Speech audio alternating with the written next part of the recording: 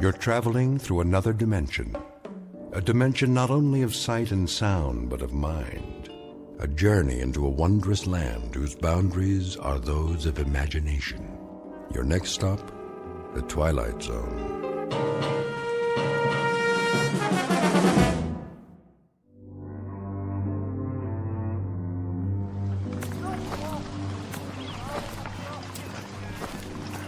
Sergeant? Yes, soldier? Can I ask you something? Go ahead, son. If it's whiskey you want, well, I don't have none. Not for days now. It's long gone. Oh, that's not it, sir. Oh, I thought maybe you wanted something for the pain. Your arm. You'd best change that bandage. I don't have anything, Sergeant, except my uniform, and there ain't much of that left. Here, take my kerchief. Oh, no, I can't. Sure you can. Come on now. Get that sling off. Make yourself a new dressing. You need it in the heat. Thank you kindly, sir. Go ahead and sit. If you like. Oh, no, I don't want to do that. I gotta keep moving. Why? There's no hurry. Not anymore. Well, if you can walk on that crutch, I figure I can as much on these 2 feet. Besides, I got a long way to go. How far, soldier? Alabama. I made it to be 600 miles. My folks will be waiting. Stop now, I might not get there at all. Now, you'll get there all right. We all will, one way or the other. Because we have to. No place else to go. Yes, sir. Going home. That's what I wanted to ask. You know the date today? I'm sorry, son. I lost track. I don't know, still April or thereabouts. Hey, Willie. That you? You know that boy? Sure I do. Sounds like Willie from Birmingham. We was together at Appomattox. You go on ahead. I gotta take it slow for a while. Much obliged. See you tonight, sir, when we make camp. Luck to you, son. God be with you.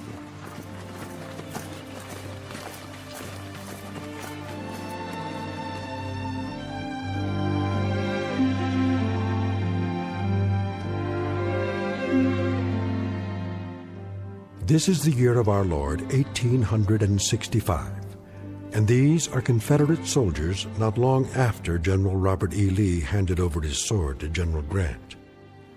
Lee's troops have been released from duty, and for most that means traveling on foot, carrying with them the last vestiges of dignity in defeat.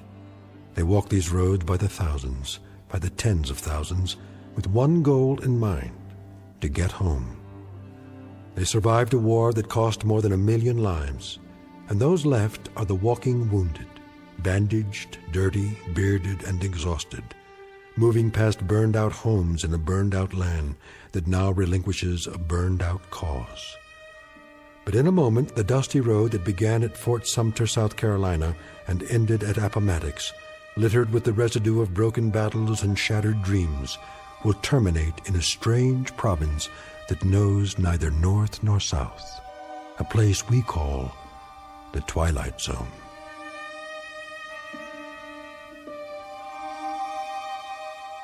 And now, back to the Twilight Zone with The Passers-By, starring Morgan Brittany, with Stacy Keach as your narrator.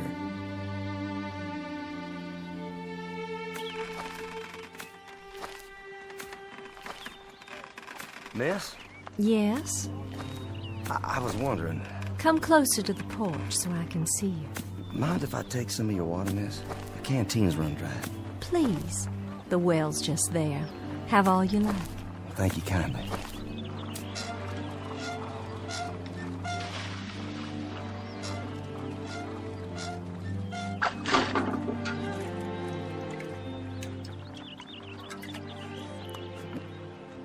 Oh, you don't know how good that tastes. I see by your uniform. Sergeant, isn't it? Well, it was. Don't know that it matters much now. Beautiful house you have here. It was. We used to call it our mansion. Beautiful tree, too. The oak here, strong. The kind that lasts. Yes, it survived.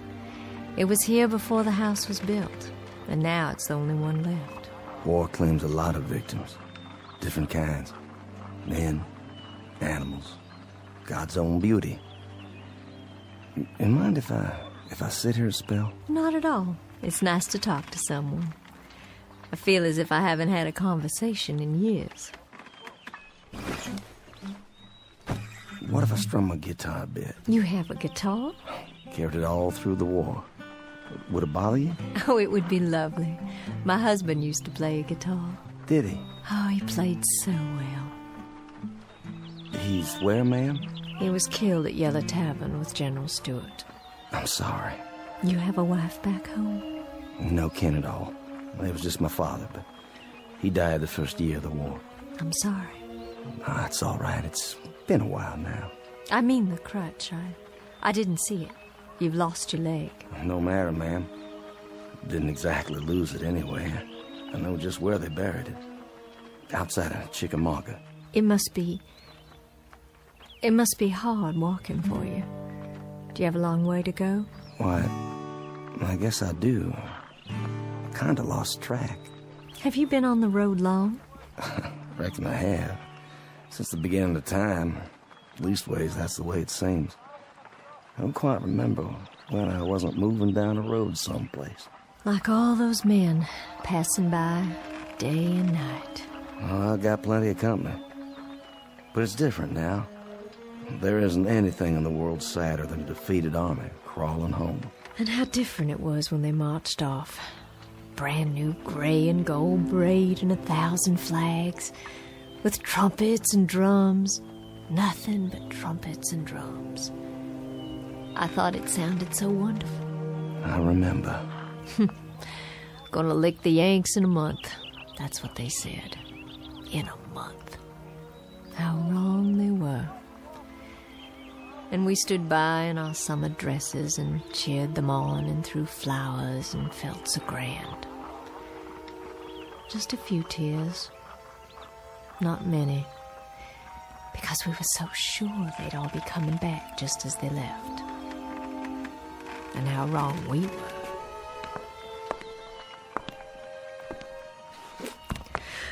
Oh, my. Anything wrong? I'm feeling a little dizzy. Ma'am, please sit down. I don't think you're well. It's the fever. But I'm on the mend now. It just left me weak, that's all. Just a little weak. And still they come. Morning and night, night and morning. The young ones and the old ones. And oh, how tired they look. How worn. Are there hundreds of them or thousands of them? More than that. And wouldn't you think that with so many might Judd? Ma'am? Sergeant, do me a favor.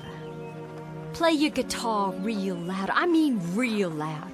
Drown me out. I'm so sick to death of hearing my own crying and the sound of footsteps on the road. Please play it loud so I can hear music. Please, Sergeant. My pleasure.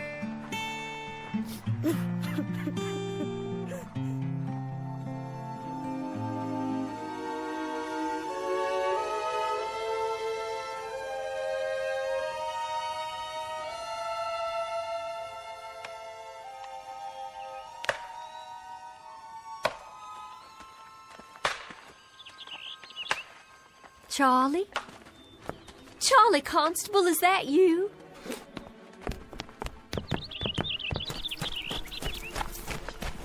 Charlie, it's Lavinia. Charlie, we thought you'd been killed. That's what everyone said. They said you'd been shot in the head at Gettysburg. Afternoon, ma'am. Sorry to disturb you, ma'am. Good day to you. It's Charlie I want to talk to. Can't you hear me? Couldn't you stop a minute, Charlie? Couldn't you stop a minute and talk? I'm so glad you're all right. I'm so glad you got back. I'm almost there, Lavinia. Almost there. I don't think I'll need all this weight. You can store my blanket roll for me, but I gotta keep moving.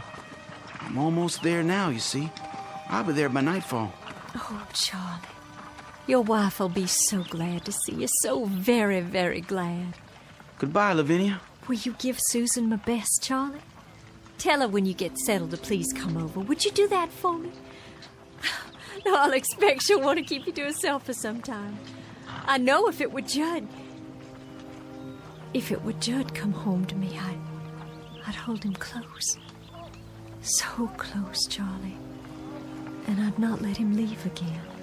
I'm sure, Lavinia. Charlie, wait. You might need some of your bedroll. The Yanks took most of the blankets. Susan might have use for yours. Well, I'll keep it for you then. Do you hear me? I'll keep it here for you. That was Charlie Constable. Was it? They said he'd been killed at Gettysburg, shot through the head, that's what they said. Oh, but thank God they made a mistake. Thank God he's all right and come home again. What's the matter, ma'am? Why are you looking at your hands like that? There's blood. Where? Why, Charlie's cap. It's tied to its bedroll and there's blood on it. There's blood on Charlie's cap.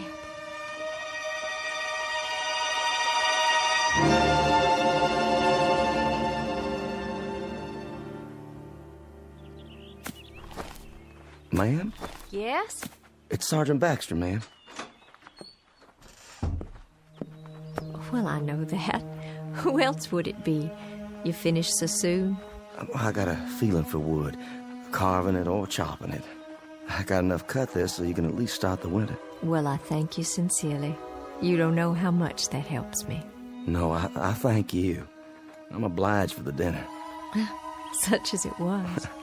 It beats salt pork and hardtack, which is what I've been used to for as long as I can remember. I was hoping you'd play your guitar one more time. Would you?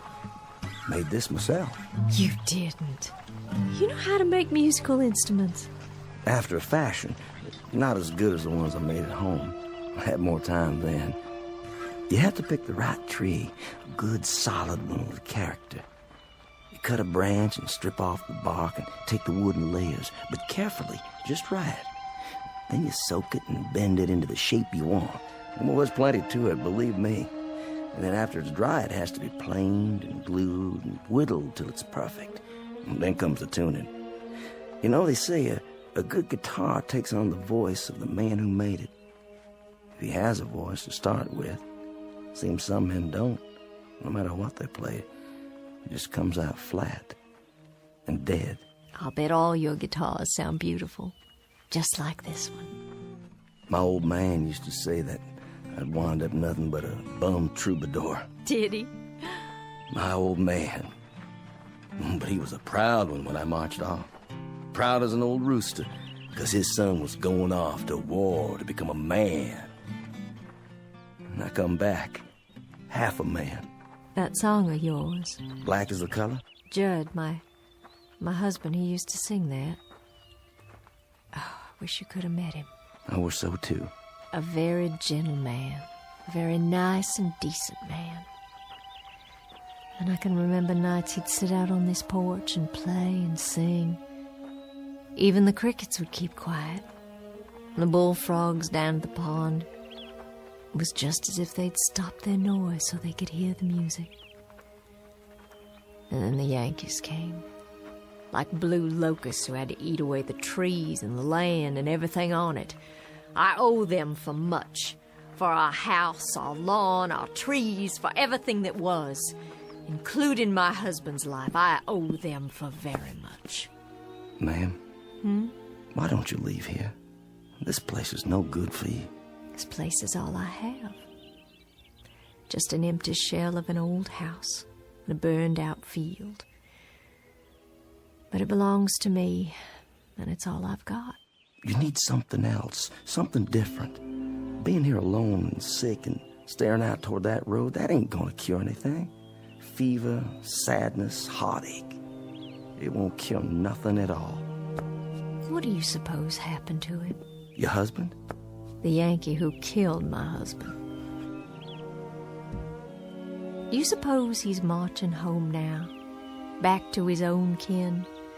Do you suppose he's laughing and singing and telling all his neighborhood about the rebels he killed? All the bullets and the heads he shot them through? I don't reckon that at all. You shouldn't either, ma'am. There's been a lifetime of suffering on both sides. I got a gun inside the house. An old shotgun. And I keep thinking about how someday, some moment, a Yankee will ride by, and I'll take out that gun, and I'll aim it at him. I'll aim it steady. But first, I'll tell him. I'll tell him that he can consider this the last shot of the Civil War. A bullet in exchange for the one my husband took. You let that kind of poison sit on your mind, you'll die from it, I swear. Who's coming? Can't see yet. It's him. What do you mean? The Yankee. Well, hold on now. It's a hot night. Hot indeed, Lieutenant. Couldn't see if anyone still lives here. They do. You traveling a long way? Oh, just up the road. But I've been on it a long time. You too, Sergeant? Long time. I've got a half-full canteen, but my horse is running dry. Well, there's water in the well. I don't think they'd mind. Much appreciated. I know you, don't I? That's possible. I mean, I've seen you before. I seem to remember. Go on. What is it you remember? You'd best heed the sergeant's answer, because it's the last thing you'll ever hear. No, ma'am. Put the gun down. You don't understand. The last thing you'll hear on this earth. This I promise you.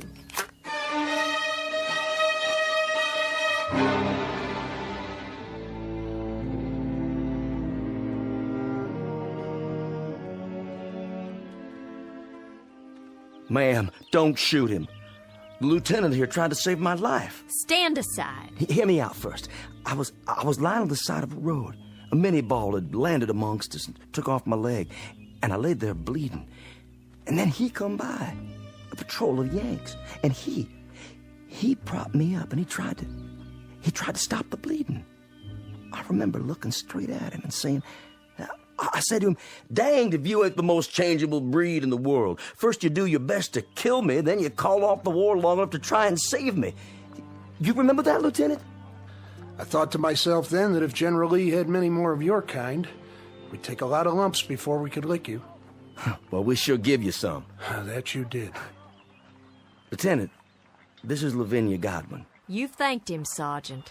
Now be so good as to step out of the way so I can thank him for a few other services. Ma'am, the lieutenant here, he stood out on the open road and tended to me while both sides were shooting up a storm over his head. And yet he stayed there, and he tried to save my life. I've got this shotgun leveled straight at his head, and my hand is steady. I've waited a long time. I aim to blow his head right off his shoulders. This your pleasure, ma'am? And duty. A little bit of both, perhaps. Well, then you'd best get on with it. Ma'am, I can't let you do that. I just can't. You can't stop me with that guitar. I've got the gun. Then I'll stop you with my hands. You'd better stand down, Sergeant. I've got my finger on the trigger. And this is for you, Yankee.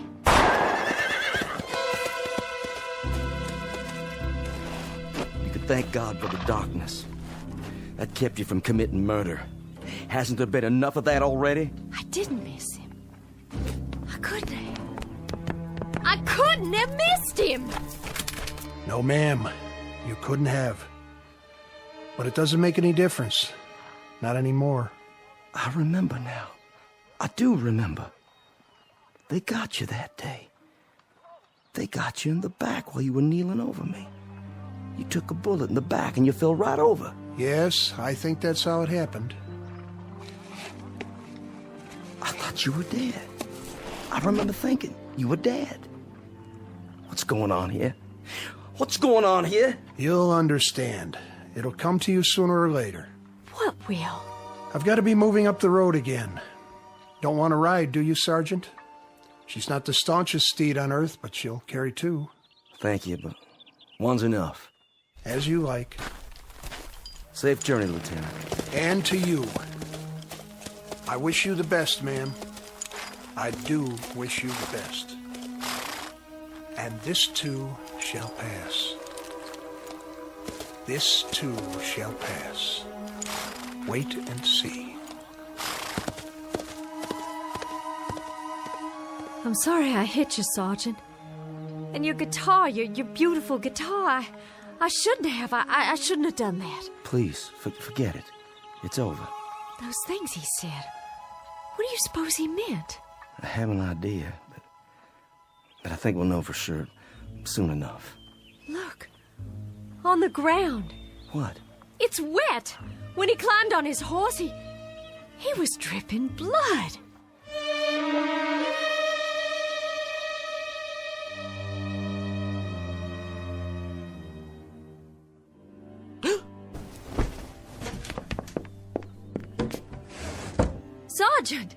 Sergeant Baxter!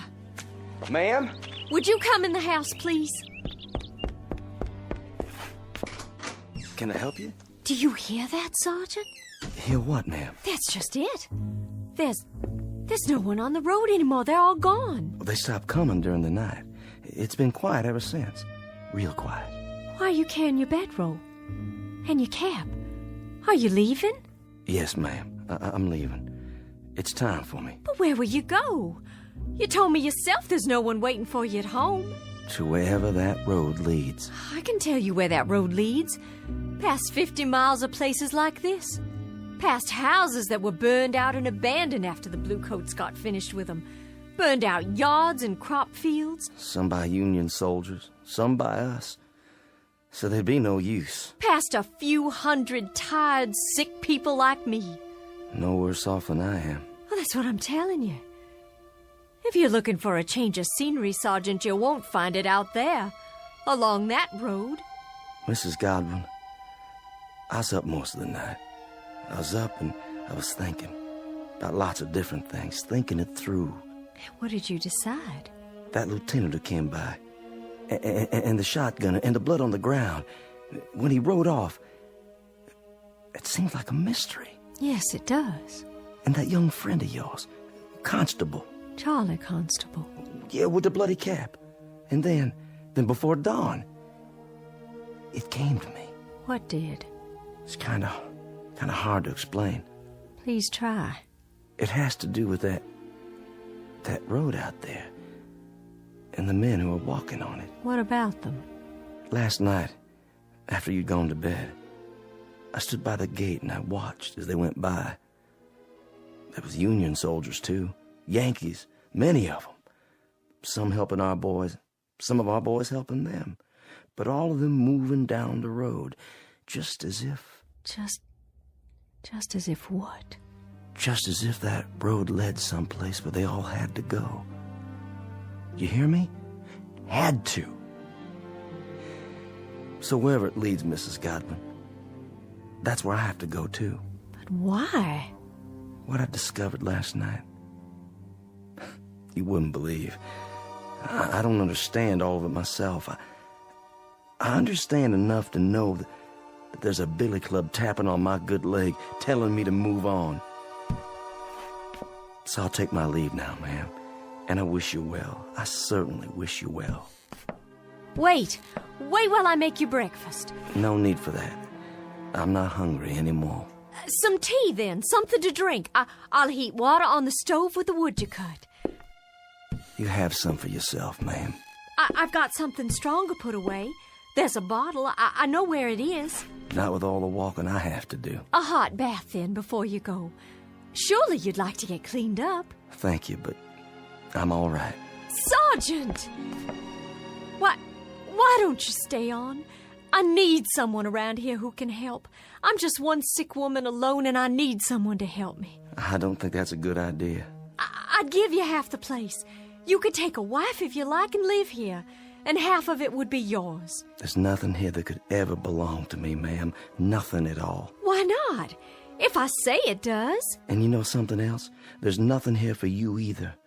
Nothing but a lot of memories, and there's a prescribed period for mourning.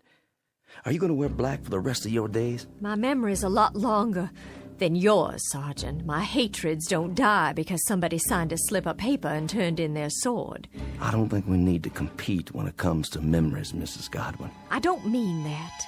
But as to hatreds, I'll concede that you carry yours for a lot longer than me, so you just stay on here and bide your time between some mourning and some hating. I've got to take a walk up that road. And while I'm doing it, I'm going to forget about all the yesterdays, and I'm going to start thinking about all the tomorrows instead. What do you think is up that road, Sergeant? A future? A new South, perhaps? Another Confederacy born out of the ashes? What do you think you'll find? I don't know. But I think every man has to find his own end of the road. It's whatever he wants for himself. And every woman, too. What's that? Sounds like my guitar. But it can't be. It's broken. There's a soldier in the yard. He doesn't mean you any harm. It's a Confederate soldier. Why, it's Judd. My Judd, he's finally come home after all.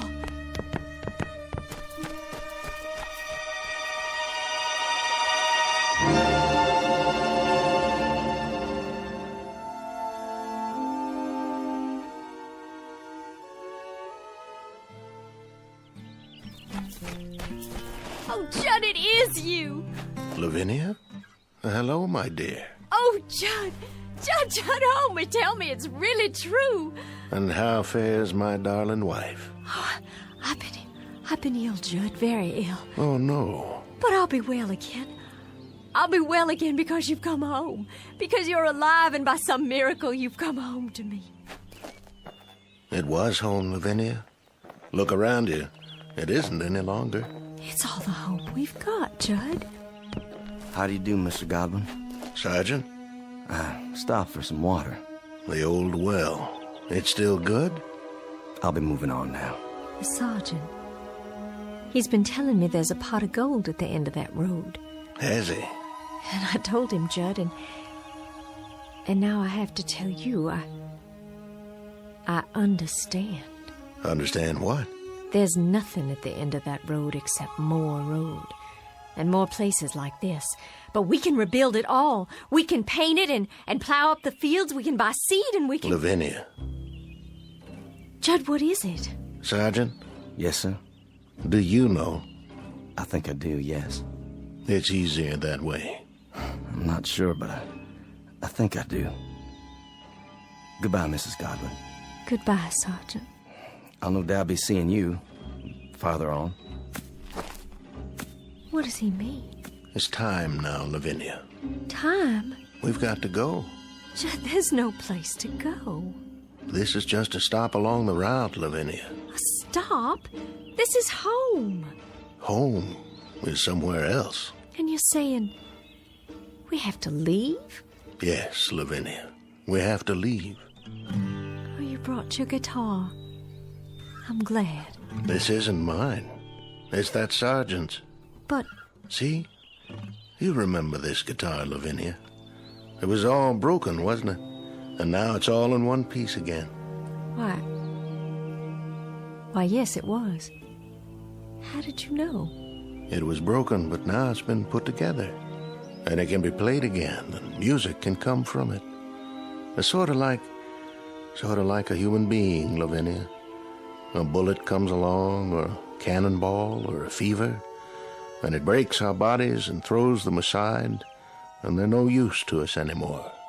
But then something else comes. What are you saying? With that comes a second chance. Judd, are we?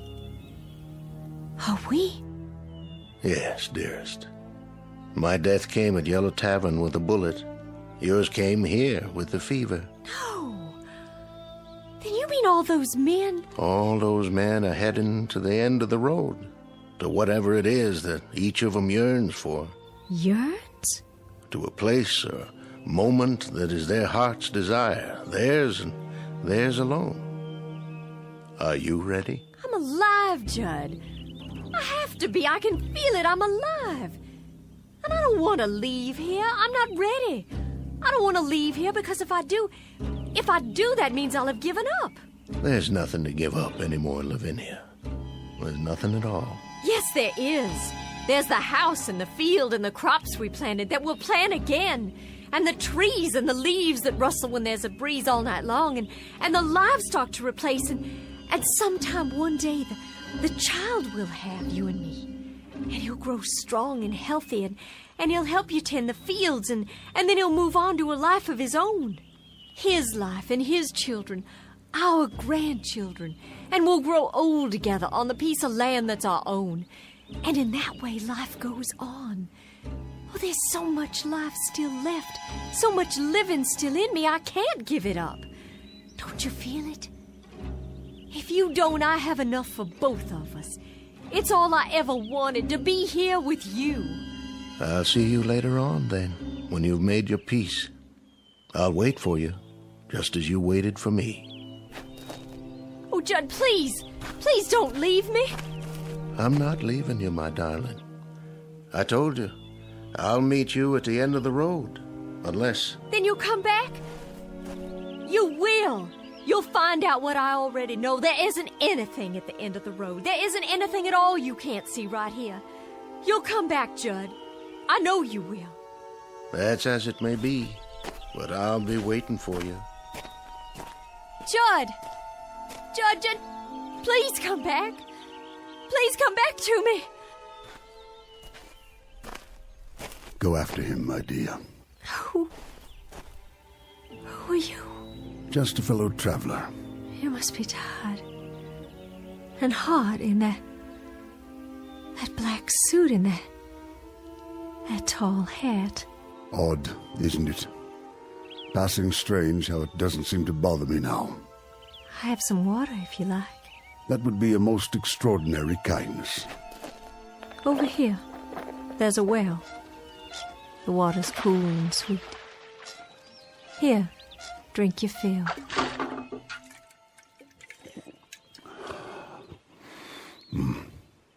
The sweetest I've ever tasted. I know you, don't I, sir? Do you? I'm sure I do. I've seen you, but not in these parts. In town? No, I don't think so.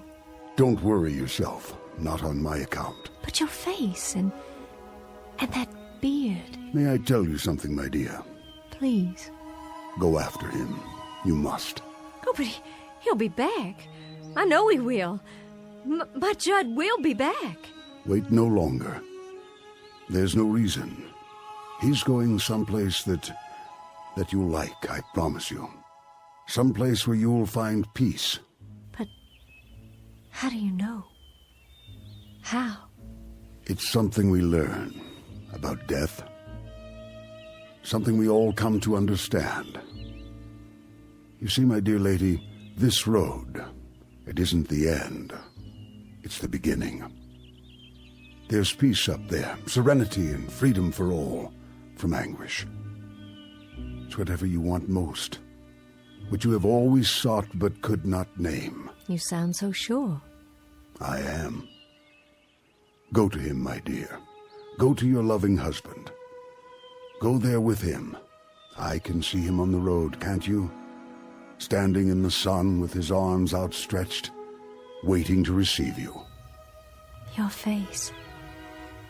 I know that face. I've seen it in the newspapers. But you were shot, sir. I read it. You were shot by an assassin at Ford's Theater in Washington. But that's so far from here. How? So far that I can hardly remember. It all falls away, like seeds in the earth. And so now, Mr. President, you're one of the... Yes, my dear. I guess you might say that I am the final casualty of the Civil War. And now I'm the last man on this road, the very last. I think it only fitting that I be the last of the passers-by.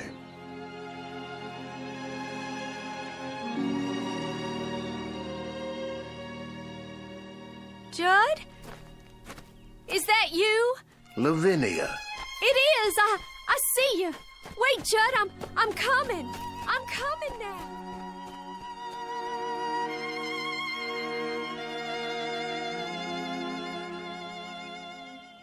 Lavinia Godwin, the mistress of a burned-out home, the image of woman in the aftermath of war, all women in all wars, suffering the final wound and the deepest, and now, at last, ready to be healed.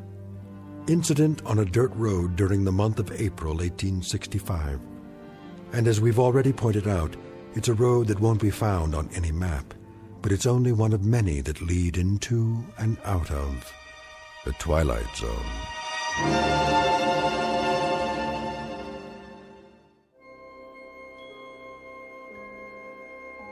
Hi, this is Carl Amari, producer of the Twilight Zone radio dramas. I'd like to take a moment to tell you about our official website at twilightzoneradio.com, where you'll get the latest news and information on these Twilight Zone radio dramas. Plus, at twilightzoneradio.com, you can digitally download 3 free episodes or any of our episodes for only $1.95 each. In this age of ever-changing technology, we've decided to make these episodes instantly available to you by making the Twilight Zone radio dramas a digital download-only series. This means that this series will no longer be offered on CD. The CD collections at our website are now being offered while supplies last at buy one, get one free. So be sure to get your favorites before they're sold out. Be sure to visit us often, and I'll see you in the zone.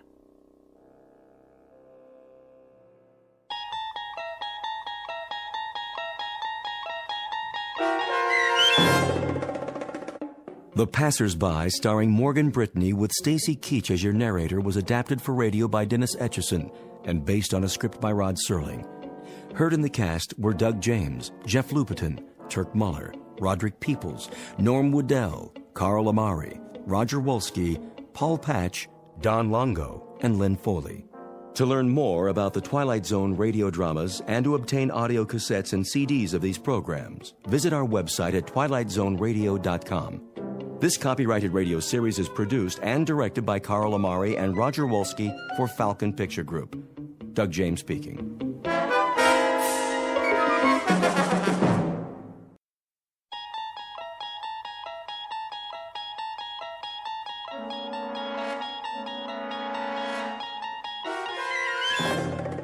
You unlock this door with the key of imagination. Beyond it is another dimension. A dimension of sound, a dimension of sight, a dimension of mind. You're moving into a land of both shadow and substance, of things and ideas. You've just crossed over into the Twilight Zone.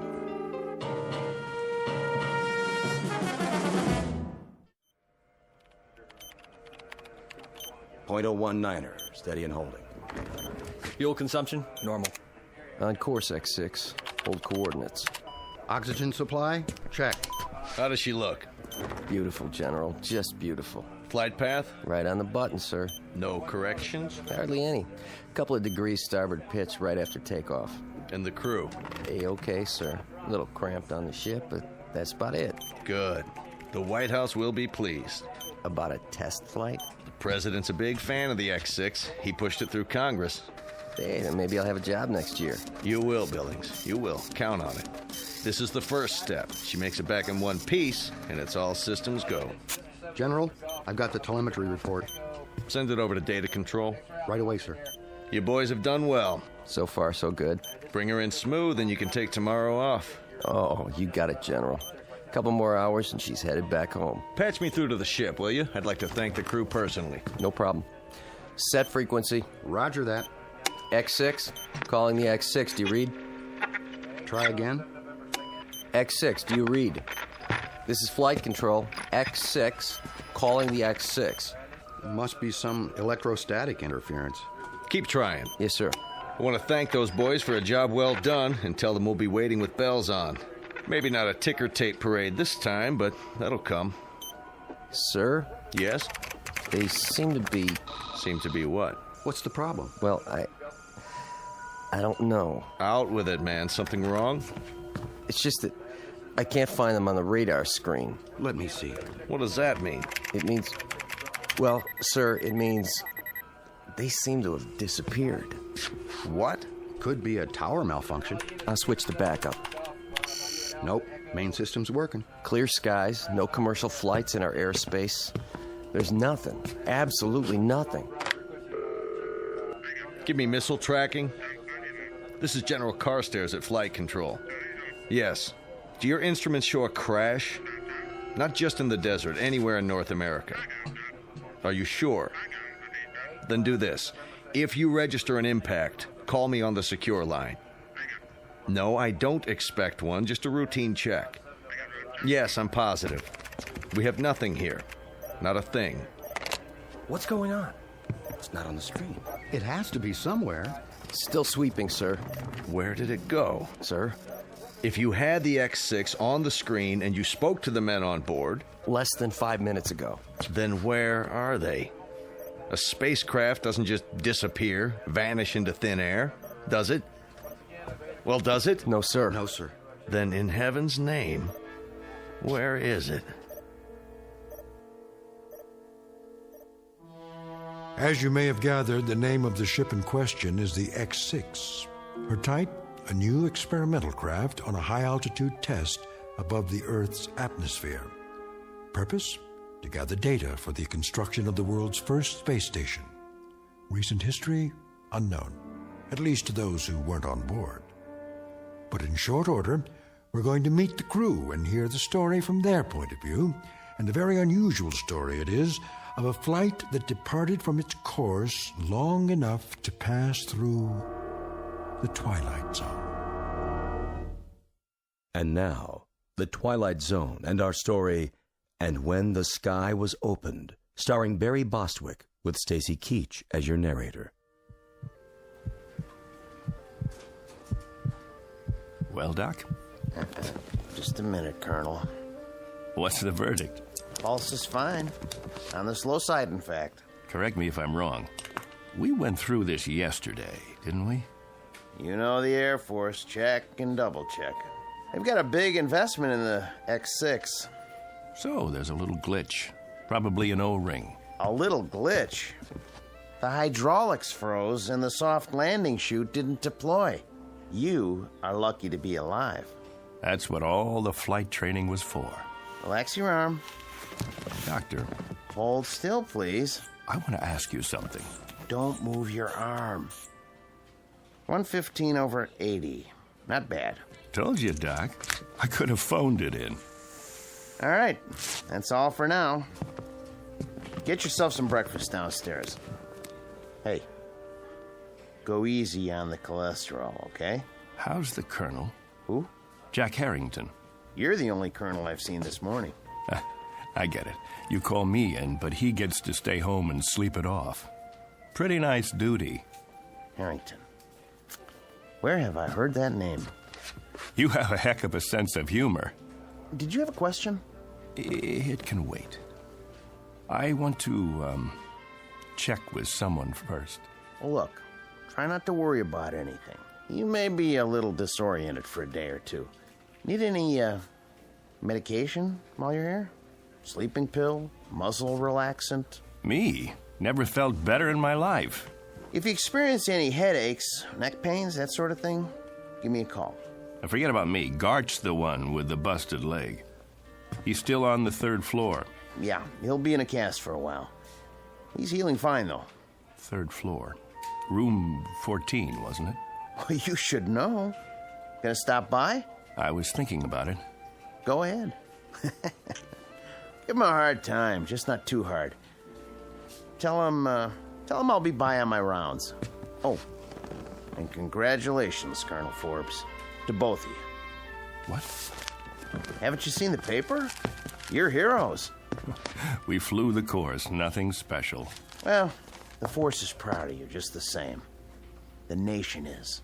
Just doing our job. Here, take this with you if you like. I've already seen it. Then give one to Major Gart. They've got copies all over the base. But they're going fast. Colonel, come here. Can I ask you something? If it's not classified? Yes? What happened up there? How do you mean? When they lost you on radar. If I could tell you, Doc, I would. You and the General and everyone else. All I know is we must have lost pressure because we blacked out. For quite a few hours. The next thing I knew, we were down and the chopper was airlifting us out of there. That's it. End of story. But you made it. That's what counts. Yes. Yes. I guess it is.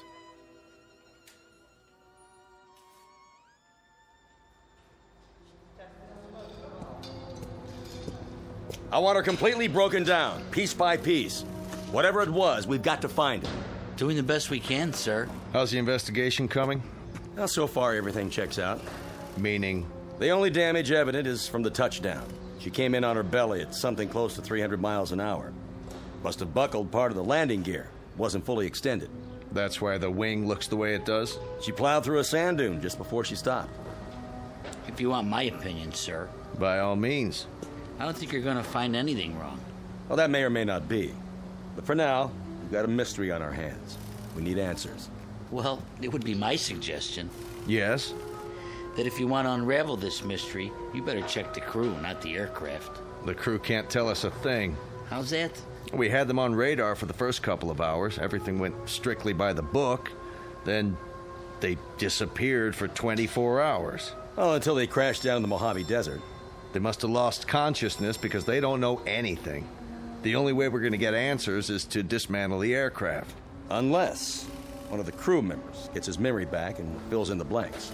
So far, they're not talking. Now, be that as it may. I want to see every nut, bolt, and screw laid out on the hangar floor in order. Every wire, every piece of insulation. If there's anything wrong with this baby, anything at all, we're going to find it. Yes, sir. On the double, sir.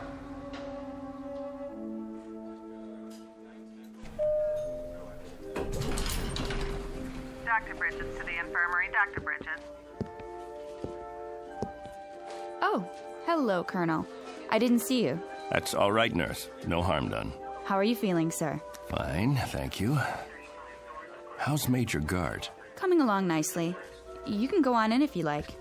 He'll be glad to see you. Thanks. I will. Is that one of the pilots? The ones who crashed? Yes. Colonel Forbes. He's cute. He is. But did you see his eyes? Blue, I think. No, that's not what I mean. I mean, they've got a kind of far look. Like his body's here, but, I don't know, his mind's somewhere else. I don't know where. I just hope he's okay.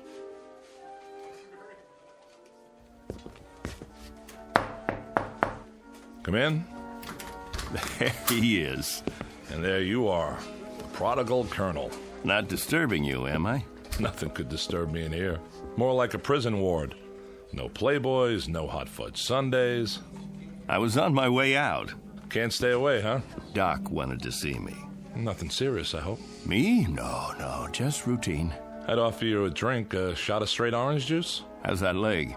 Can't feel a thing, which is good. One more thermometer, and I'm going to absent myself from this establishment without official leave. Pull a chair over here by the bed. Take a load off, Colonel.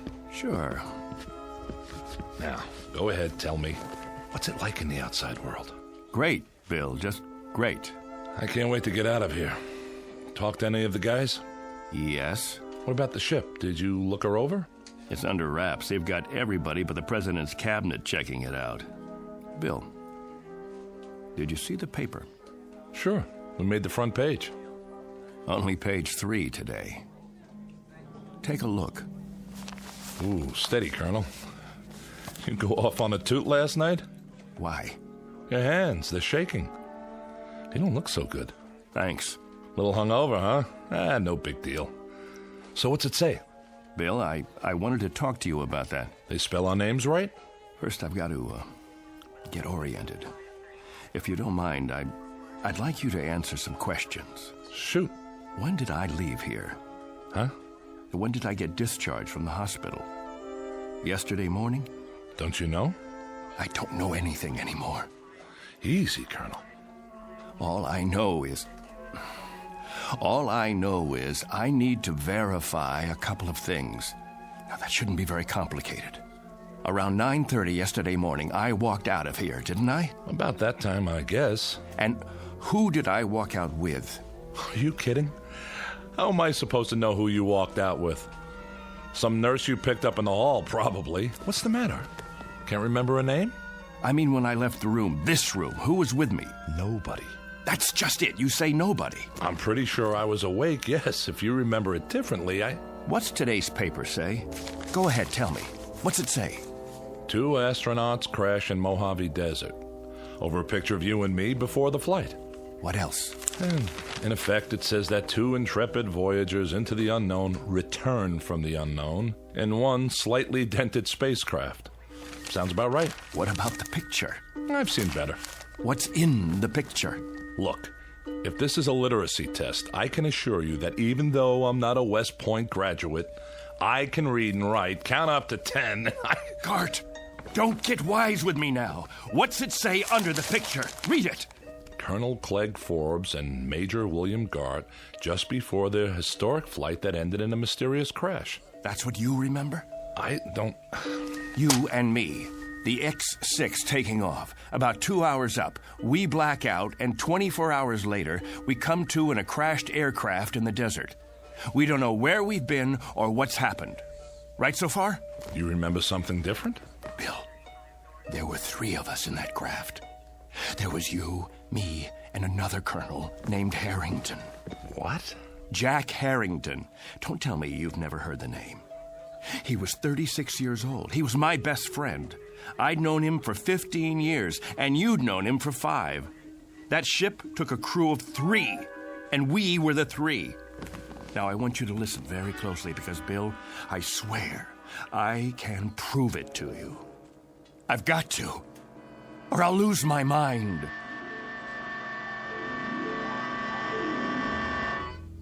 What are you talking about, a 3rd crewman? They brought 3 of us back to the hospital when they found us in the desert. You, me, and Harrington.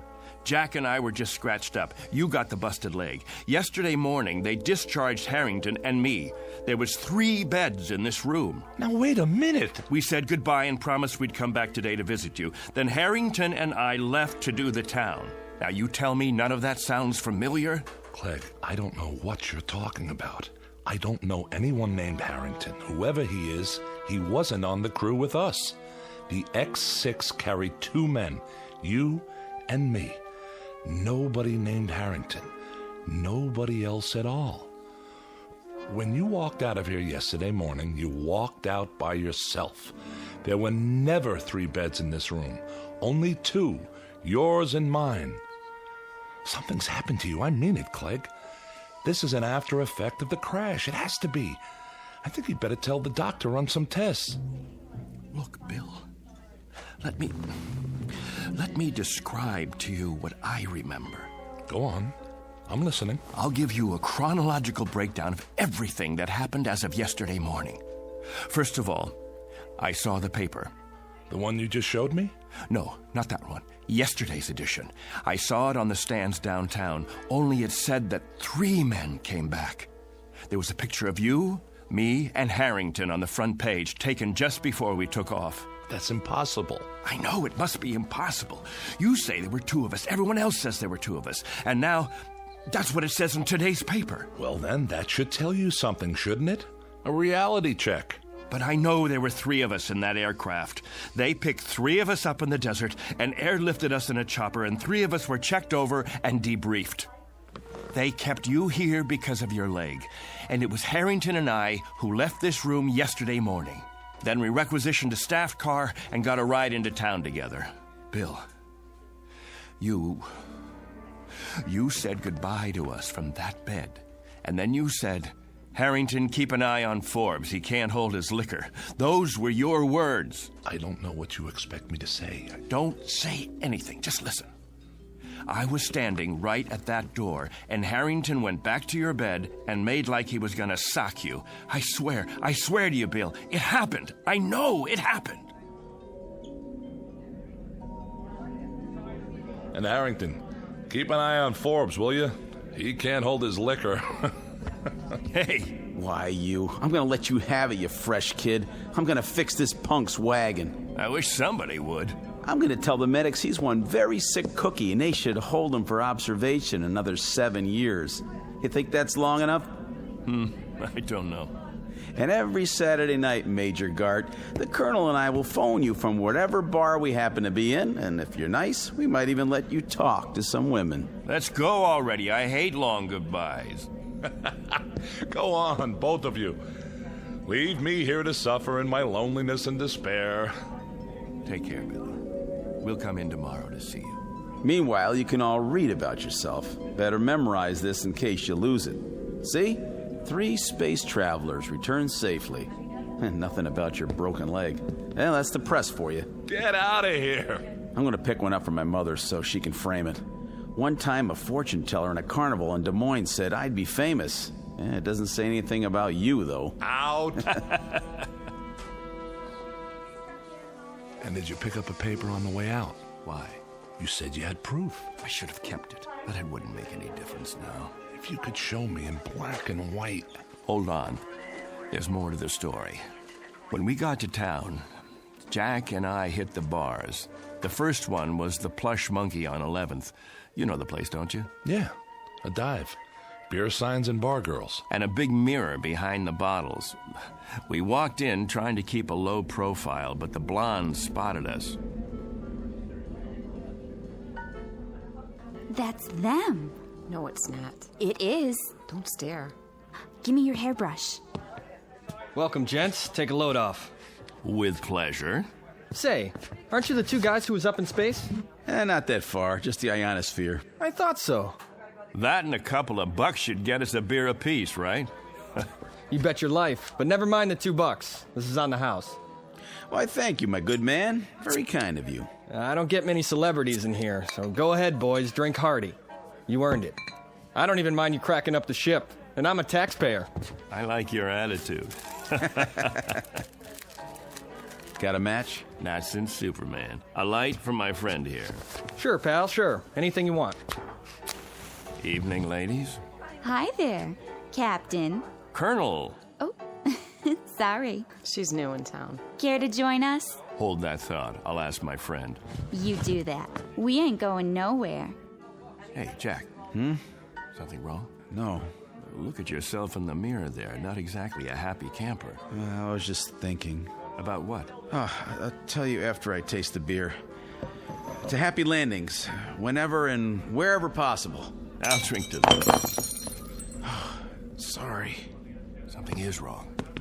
That's okay. Ain't the last glass of draft in the house, let me tell you. It just slipped out of my fingers. Don't worry, I'll clean it up. Get you another one right away, Colonel.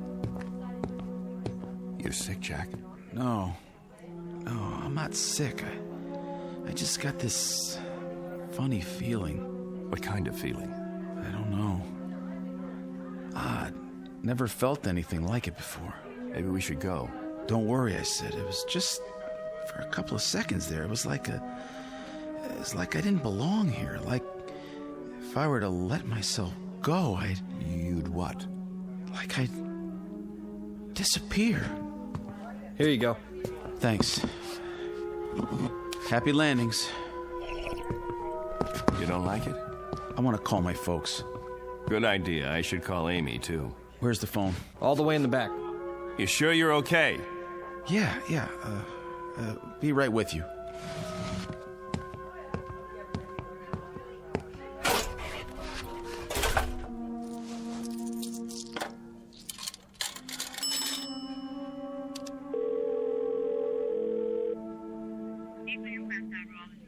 I'd like to place a call. Collect, please, to Des Moines, Iowa. The residence of Mr. James Harrington. That's right. Oh, my number, let's see, Fletcher 90632. That's what it says here. My name, it's Jack Harrington. That's right. Thank you, operator. I'll hold. I'm sorry about the broken glass. My friend's sorry, too. Forget it. I can sweep it up as soon as I get my mop. Clegg. Yeah? Come here. Will you come here quick? Coming. Please? Does he need some change? I'll see. What's up? I just called home. Called my folks. My mother answered. Yeah? How is she? I don't know. How come? I told her it was me, and she said she didn't have any son named Jack. That's what she said. Can you beat that? I asked to talk to my old man, and when he got on, he kept saying for me to hang up. He didn't want any practical jokers bothering his wife. Said he didn't have any son at all. That's weird. Clegg, what is this? What's going on? Gag, maybe, or... No gag. It's part of this feeling, Clegg.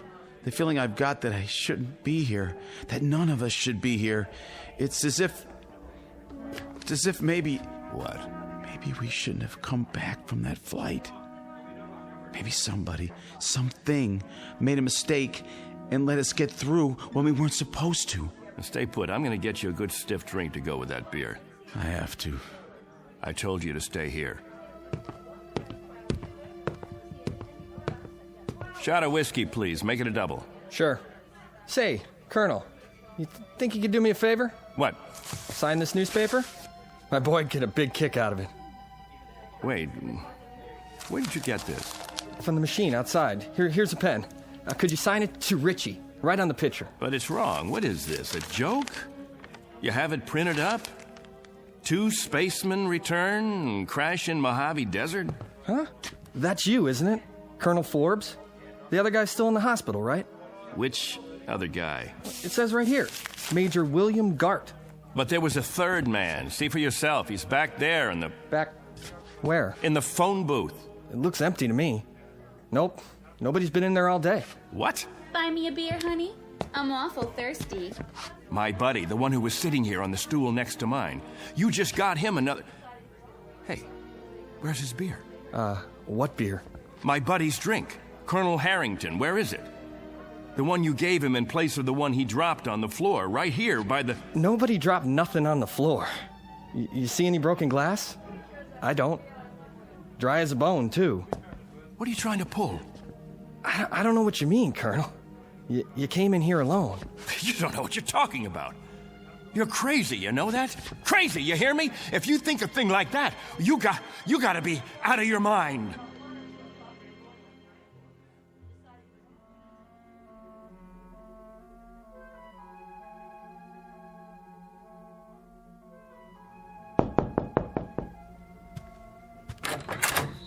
What do you want? Room 8A. Here's your pizza. Oh, yeah. How much do I owe you? Let's see. I got the bill right here. Keep the change. Thanks. Hey, say, aren't you, No.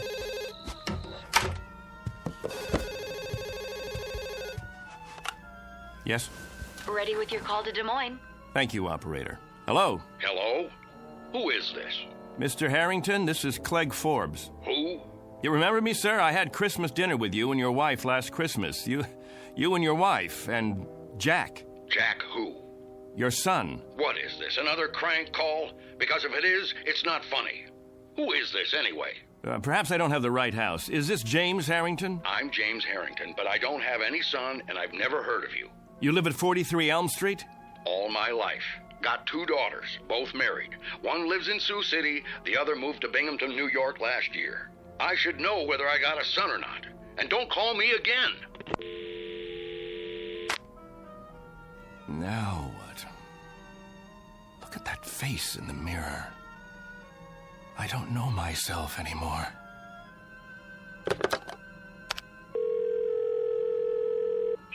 Operator, I'd like Anderson Air Force Base, please. Commanding officer's residence.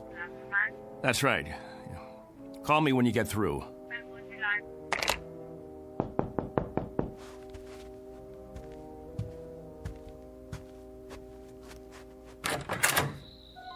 You've got some nerve. Amy, honey, am I glad to see you. Keep your hands to yourself. You, Colonel Clegg Forbes, are a devious, miserable, two-faced, two-timing... Amy, you won't understand this, but I need your help. You send me a telegram that you're getting out of the hospital in the morning and that you'll meet me at the station at 2. Well, I was at the station at 2. Amy, listen to me, please. I was also there at 3, and I was still there at 4. I could have had my pick of several Marines and an elderly gentleman who owns 25,000 shares of AT&T, but there was a missing Air Force officer named Forbes who didn't have the simple courtesy to leave a message or even a number where he could be reached. I can explain. Do you have any idea how many bars I've been to? How many hotel lobbies? Did it ever occur to you to... Amy, please! You look terrible, by the way. All right, Clegg. What kind of trouble are you in? And what are you doing in this motel? Are you hiding out? Oh, I don't even know where to begin. I sent you the wire because I did get discharged from the hospital that morning. Jack and I... The wire. It was in the telegram. What was? I told you that Jack and I were getting out. Wait. I wrote down the message when I sent the telegram. That'll prove it. I wrote it on a piece of paper. Now, where? Wrote what? Here it is. I wrote it right down here. See? It says, Dear Amy, I'm getting out at 9. No. I was sure of it. I wrote down that Jack and I were getting released from the hospital. Both of us, understand? Jack and I were... Am I missing something? Who's Jack? Don't you know? I don't know any Jack. Who is he? There were 3 of us in the ship. Gart, me, and Harrington. Jack Harrington. And I was with him, and he just disappeared. But you know him, Amy. You know him. You've met him 100 times. We've eaten dinner together. We've gone to dances together. We've double-dated. Clegg, what is happening to you? I don't know. I swear to God, I don't know, but... Yes. Put him on, please. Hello, General. This is Clegg Forbes. Yes, sir. That's right. General, about Jack Harrington. Harrington, sir. Well, you know Jack. We were in your wing at the field. We were there for your... Harrington, sir. Jack Harrington. We were on the X6 together. Jack Harrington. Stop it. Jack Harrington. Jack Harrington. You need help. If you'll tell me who to call. No, I know. I know this is a put-on. That's what it is. A big, earth-shaking, highly complicated, practical joke. He's still back at the bar. Of course he is. Amy, that's where he is. He has to be. At the bar. Clegg? Clegg?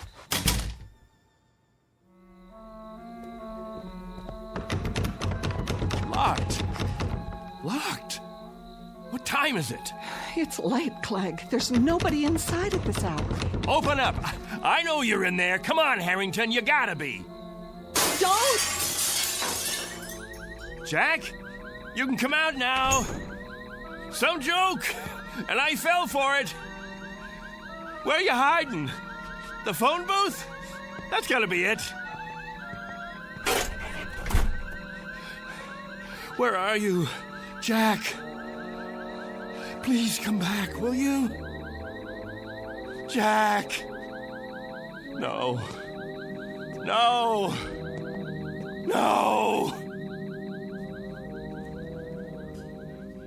That's some story. I don't know what I did then. Just ran, I guess. All the way down the street like a crazy man. I left Amy standing there. I don't even know what happened to her after that. And I don't know Jack Harrington. I never heard of him before now. He's an illusion or something. He has to be. He's not an illusion. For some reason, he's been yanked out of here, taken away. You're letting this get to you. Didn't you hear what I said? He told me he had a feeling that maybe somebody or something made a mistake and let us get through when we shouldn't have. And maybe they'd be coming back to get us now. Maybe somebody from up there. Clegg, it doesn't make sense. And now, I've got the feeling, too. I've got this idiotic, oddball feeling. I don't know how to describe it. It's weird, Bill. It's just plain weird. Like I don't belong. I don't want it to happen, you hear me? I don't want it to happen to me, too. Clegg! Oh, I gotta stop him. Somebody get him! Somebody! Hey, did you want something? Where is he? Where did he go? Who? Colonel Forbes. Colonel... I saw him run into the hall. When? Just now. I didn't see anyone. He has to be here. He can't just... What are you doing out of bed, Major? You know, you shouldn't be walking yet. If the doctor saw you... Somebody's got to help Colonel Forbes. Somebody's got to help him right away. Grab a hold of my shoulder. Now, come on. I'm talking about Forbes. You know, Colonel Forbes. He was brought in here with me. In here? That's right. In the other bed, next to mine. Look, this is a private room. What? There's no other bed but yours. No. You see? All right, now, lie down. Now, raise your cast. That's it. What do you mean there's... Oh, no. Dear God. What happened to the other bed? Okay, try to rest. I'll call the doctor. Here, would you like to look at the paper? You're a hero. Do you realize that? Spaceman completes journey. Lone traveler returns to Earth. Lands in Mojave Desert. It's a nice picture of you. Would you like a glass of water? Major William Gart. Just before his historic one-man journey into space.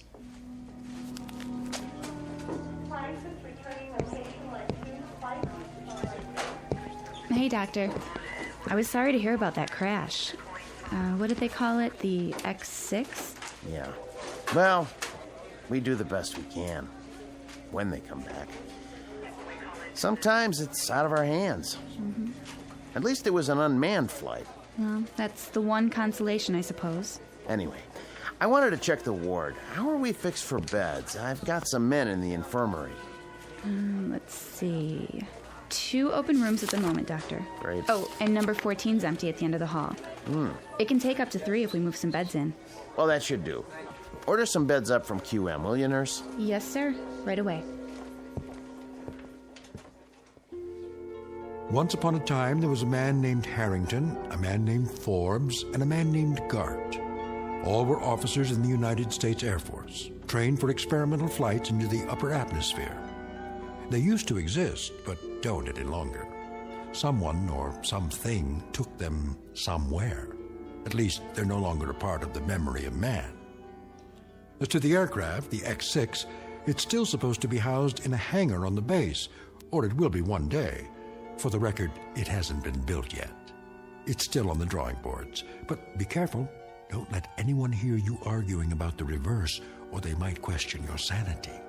If you have any questions about the aircraft or the men who flew her, be sure to speak softly and only in the Twilight Zone.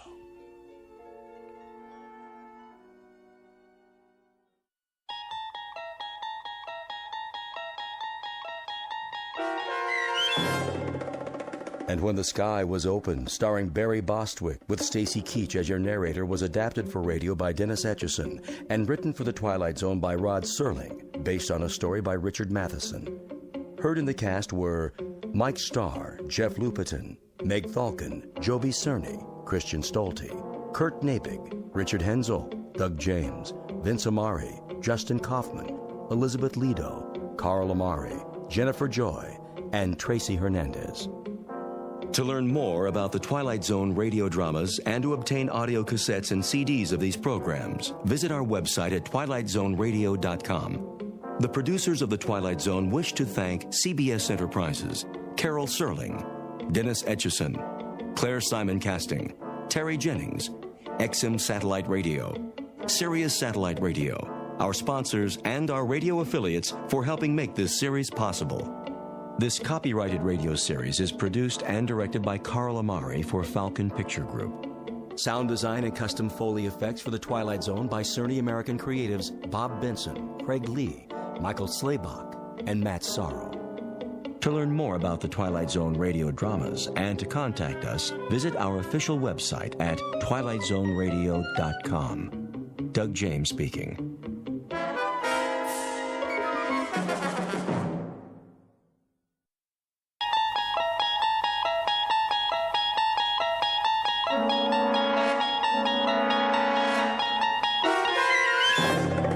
You unlock this door with the key of imagination. Beyond it is another dimension, a dimension of sound, a dimension of sight, a dimension of mind.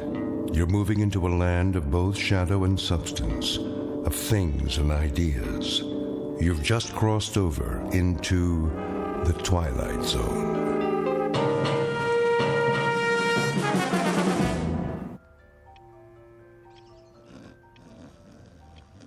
Oh, shh, I'm trying to sleep.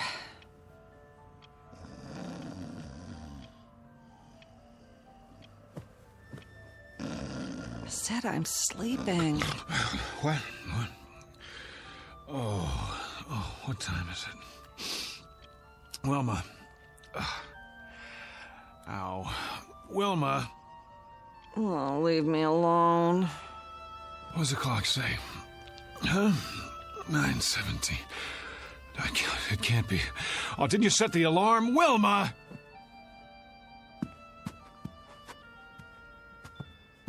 I've got to be at the bank. Do you know how late I am? Oh, great. Just great.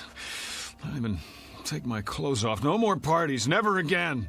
Oh, be quiet about it. Sure, go on. Get your beauty sleep. You feel lousy. Never mind how I feel. So I'm late for work. So what? No skin off your nose, right?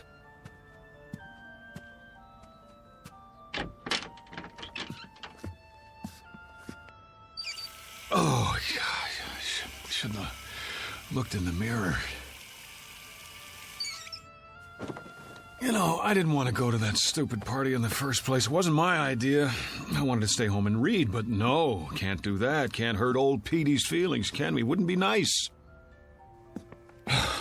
So I go to work an hour late today, and you sack out till noon. That's fair, yeah, makes sense to me. Oh, my aching feet. Could have at least taken my shoes off, but that would have been too much to ask before you passed out.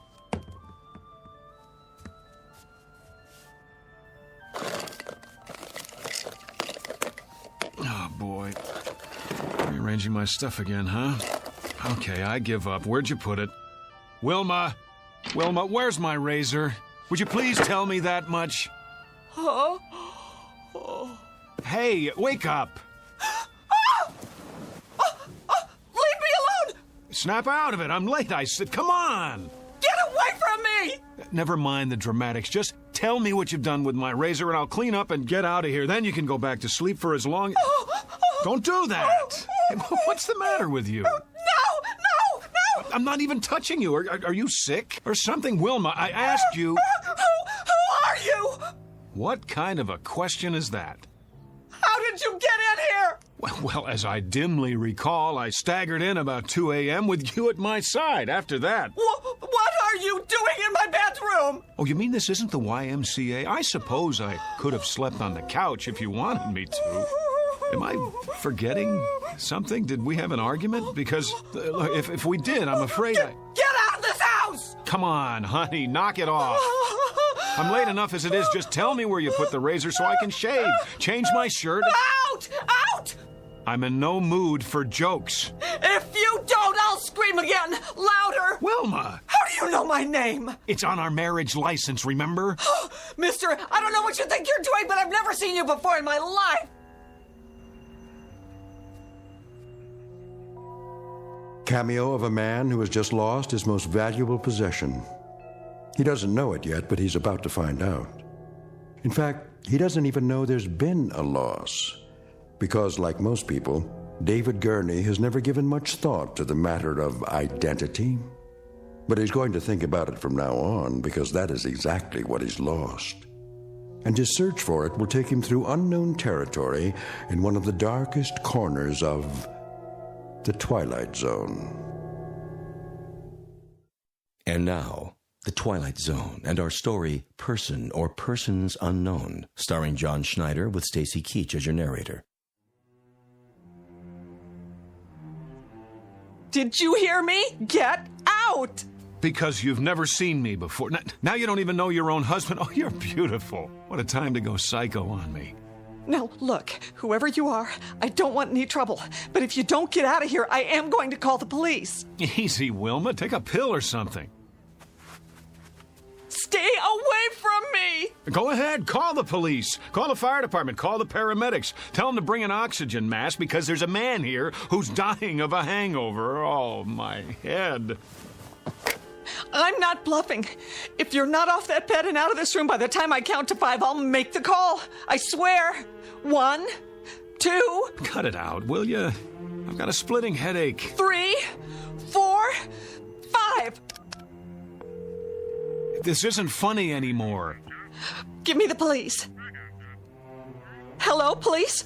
I'd like to report a guy who... Give me that. Have you gone crazy? What are you gonna do? Kill me? I'll scream until the neighbors come. All of a sudden, I'm a stranger? I suppose I didn't buy this king-size brass bed and the lamp and the carpet and the wallpaper to go with it. If I didn't, who did? Santa Claus? Oh, you're insane! Boy, this is what I call a delayed reaction. 2 martinis at midnight and she gets drunk the next morning. Go back to bed, sleep it off. You cannot tell me what to do. You got it. I won't waste my breath. Now, what are you doing? Changing my clothes. What are your panties doing in my drawer? Your drawer? Where did you put my socks? If you don't keep your filthy hands out of my things... Filthy? Yeah, well, if I had time to take a shower... What in the name of... Those are my dresses! So I see. What did you do with my clothes? Oh... The Lord is my shepherd. All right, I'll wear what I had on last night, but if anyone says something at the bank, I'll tell them whose fault it is. My darling, brain-damaged wife with her defective sense of humor. Daily bread and forgive her our trespasses as we forgive those who trespass. I'm going to work now. When I get back, you'd better have things straight again, understand? Do I make myself clear? The kingdom, and the power, and the glory, now. Goodbye. And forever. You gotta help me.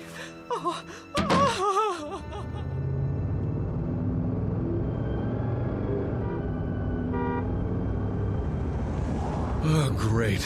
No gas, which means I get to work even later. Mr. Miller's gonna love that.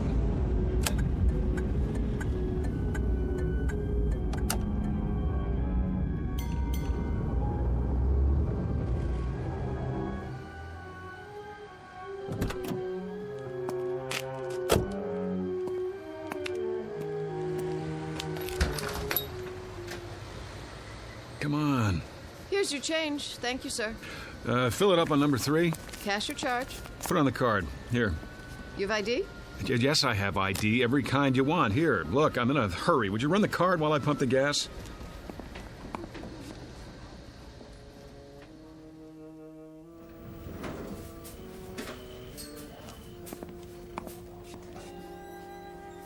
Morning, Jim. Morning, sir. Welcome to Federalist Savings and Loan.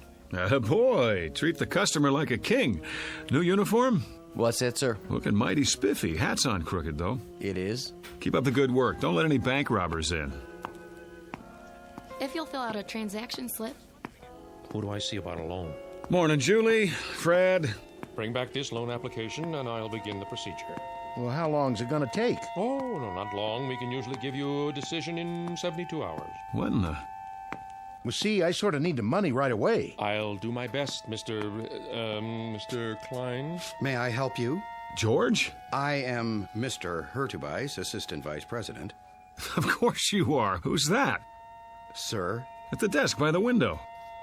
Why, that's Mr. Cooper, our Vice President. Well, would you mind telling me what Mr. Cooper is doing at my desk? Beg pardon? What is he, some trainee of all the... If you'll wait your turn, sir, Mr. Cooper's busy. Yeah, sure he is. What is this, George? April Fool's Day? I don't see why I have to fill this out. I already gave you all the information. I'm sorry, Mr. Klein, but without verifying your collateral, I'm afraid there's nothing we can do. You know how long I've had an account here? Are you giving me the runaround?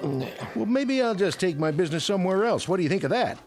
Well, thank you for stopping by, Mr. Klein. If you'd care to reconsider... Thank you for nothing. Nice. I beg your pardon? You just lost a customer. I could have processed his application in 24 hours. And you are... Who the devil are you? How's that? I said, who the devil are you, and why are you sitting at my desk? Your desk? Yes, my desk. I've had about enough of this today. Get out of that chair. I'll do nothing of the kind. Friend, you'll get out of that chair, or I'll throw you out. Yes, I need security over here. Move. No need to get upset, friend. Oh, you don't think so? After the morning I've been through? Here, take this junk with you. Your pictures, your phony nameplate. I said take it! Trouble, Mr. Cooper. Would you show this man to the door? Knock it off, pal. You're the one who's leaving. Better come with me. Back off, Jim! This joke's gone far enough. He says it's his desk.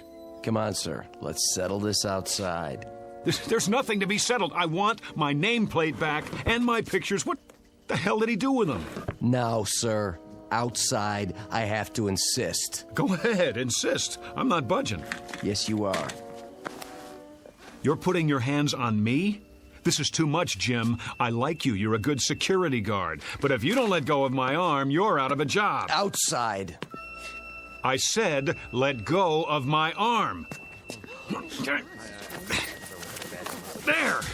Now you are fired. Put your hands up. Put your gun away and get back to work. What's the matter with you people? Has everyone gone crazy? Up over your head. I advise you to do as he says. Mr. Cooper, call the police. I already have. Well done. What? Now walk 3 paces in front of me. All the way to the door. Don't make me use this. George, what's going on? Tell me, please. Outside with him. Let's go. Sorry, everyone. Minor disturbance. Don't be alarmed.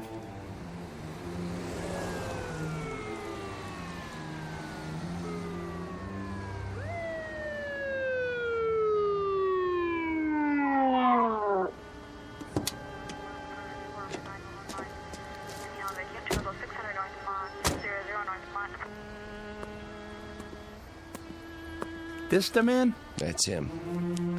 Hands behind your back. Oh, for God's sake. Hold still, fella. Ah, get in the car, nice and easy. Wilma, is that you? That the same guy? Yes. What's your name? Why don't you ask her? We did. She doesn't know. Doesn't know? After 11 years of marriage, she doesn't know. He's a complete stranger to me, officer. I can't tell you how frightened I was. Let's go. Wait, Mrs. Gurney, let me introduce myself. I'm David Gurney, your husband. Well, what's everybody staring at me for? That's who I am. Tell him, Jim. I've worked with this man for 4 years. Tell him. Never saw him before. He just walked in and started a ruckus. Slide in the back seat. Come on. Wait, you don't believe I'm David Gurney? I can prove it. Look in my wallet. Go ahead. Take it out of my back pocket. Then we'll see. No wallet? Sure there is. Check the other pocket. Nope. Nothing. But I had it. Oh, hold on. The gas station. I must have left it on the counter. Everything. Driver's license, credit cards. Watch your head.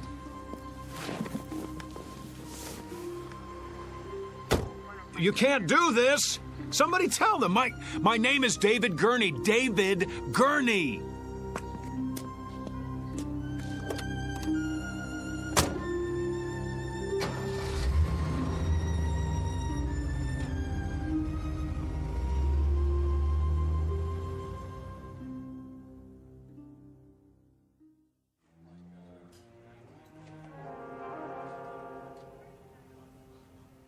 On your feet. Where's the doctor? Right here, my boy. Sorry to keep you waiting. Thank God. You don't know what it's like sitting here listening to those lunatics. Well, I think I do. If you'd like to come with me? Let's move it. I see you people have finally come to your senses. Now you can sign the papers and I can go home. You're not going anywhere. Not just yet. What is this, a jail? No. I thought you understood that. It's not part of the penal system. What would you call it then? An isolation wing at the state hospital. I thought that was explained when you were brought here. Then if it's not a jail, I'm leaving. Very probable, eventually. But for now, there's a 72-hour hold. I thought we'd talk a bit first, Mr. Gurney. David Andrew Gurney. So you've said. Well, let's go down the hall, shall we? We'll be more comfortable in my office. You heard him. You don't have to manhandle me. It's all right. He's not dangerous. If you say so. Please, follow me. Got a regular loony bin in here. Oh, let's say a few people who are confused. I think of it as a kind of hotel for the weary mind. Yeah, only they can't check out. Actually, most of them will be released. A few are violent, but you're not like those, are you? Well, I should hope not. Come in, Mr. I suppose I must call you Mr. X for now. I told the officers who I am. I've told everyone. Please have a seat. Where's the couch? I'm afraid you've seen too many movies. Of course, if the chair is not comfortable. It'll do. I just want to get this over with and go home. And where is that? I've been through this before. You still insist that you live in Miss Berenson's condominium and that you are her husband. Yet she's unmarried. We've checked. How do you account for that? I don't care what she says. I know who I am. No need to get upset. Everybody's telling me I'm not who I think I am. But what do you expect me to do? Relax? It must be a challenge to your belief system. But if I'm to help you, then you've got to come to terms with the facts. And what are the facts? Couldn't say just yet. The police are running your fingerprints, and then we'll have something to work with. But for now, this person you think you are, we know that he doesn't exist, except in your mind. Oh, we know that, do we? It seems that you've invented him, whether out of whole cloth or people you've known. You're lying. And why would I do that? I don't know, but you are. You've got to be. A man can't live for 40 years and all of a sudden... Is that how old you are, 40? Yes. And then, just because he loses his driver's license... We're checking the place where you say you left it. But it wasn't just that. Everyone at the bank agrees that... You put a lot of stock in everyone else's opinions. How about mine? Well, we must begin somewhere. Consensus matters, doesn't it? Surely you can see... I see that they're all lying. That's what I see. How can you be sure they're not telling the truth? At least as they see it. That's what I'm doing. So you believe they live in a different world, a world with different rules, a different history. I don't have any idea, but I know what I know. Ah, there's the conflict, you see. We have to resolve it somehow before you can move on. What chaos we'd have if each of us believed in a separate reality. What about my reality? Doesn't that count for anything? Epistemology rears its head. You're obviously an educated man. Perhaps if you'd provide a list of the schools you've attended, we can contact them. Unless you believe their files have all been corrupted somehow. All right, let's go over it again. I live at 2457 Lime Rock Avenue, Los Angeles, California. But we've established that Miss Berenson lives there. Her name is not Berenson, it's Gurney, and she's married to me. In fact, she is not married to anyone. Oh, that's a fact, is it? Her name is on the lease. She has ID, car registration. Let me see it. Well, that can be arranged. But for the time being, I'm afraid the burden of proof is on you. Oh, that's reasonable. How can I prove anything while I'm in here? Could you prove who you are? Could anyone? But I'm surrounded by a staff who know me. The people in those rooms down the hall, their voices in the wilderness. Eventually, they're going to have to come around, acknowledge the commonly agreed upon reality, or they'll be sent somewhere for long-term treatment. You don't want that, do you? What choice do I have? There's always a choice. It's up to you. There's a man here who says his name is Winston Churchill. I've shown him pictures of the real Churchill, but he's sticking to his story. So he won't be going home anytime soon. The same with his neighbor, Florence Nightingale, and her buddy, Jack the Ripper. He thought he was Jesus of Nazareth yesterday. Maybe he'll come around. I hope so, because the sanitariums are full of Jesus Christs. It's a real strain on the budget. So please, don't make it hard on yourself. The choice is yours. Pretty cut and dried. Either I prove who I am, or I give up my identity in order to get out of here. You don't have an identity at the moment. That's the issue in a nutshell. Let me use the phone. All right. It's about time. I'll turn on the speakerphone so we can both hear. Agreed? Agreed.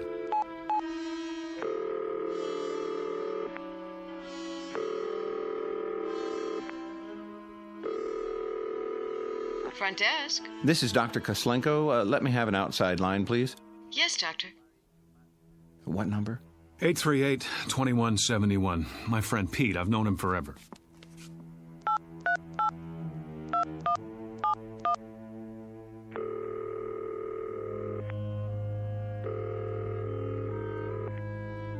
Hello? Hello, Pete. Yeah? Who's this? It's Dave. Look, you don't know how glad I am to hear your voice. Listen. Dave who? Pete, for God's sake, Dave Gurney. Wilma and I were at your place last night. Don't kid around. I think you have the wrong number, fella. But we went to school together. He's my best friend. Care to try someone else? Let's just cut through all this. Call 272-3478. Ask for Mrs. Gurney. Very well.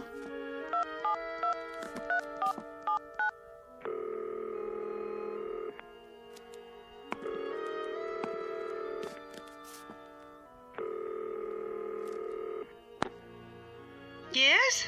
Who is it? I'd like to speak to Mrs. Gurney, please. This is Mrs. Gurney. Really?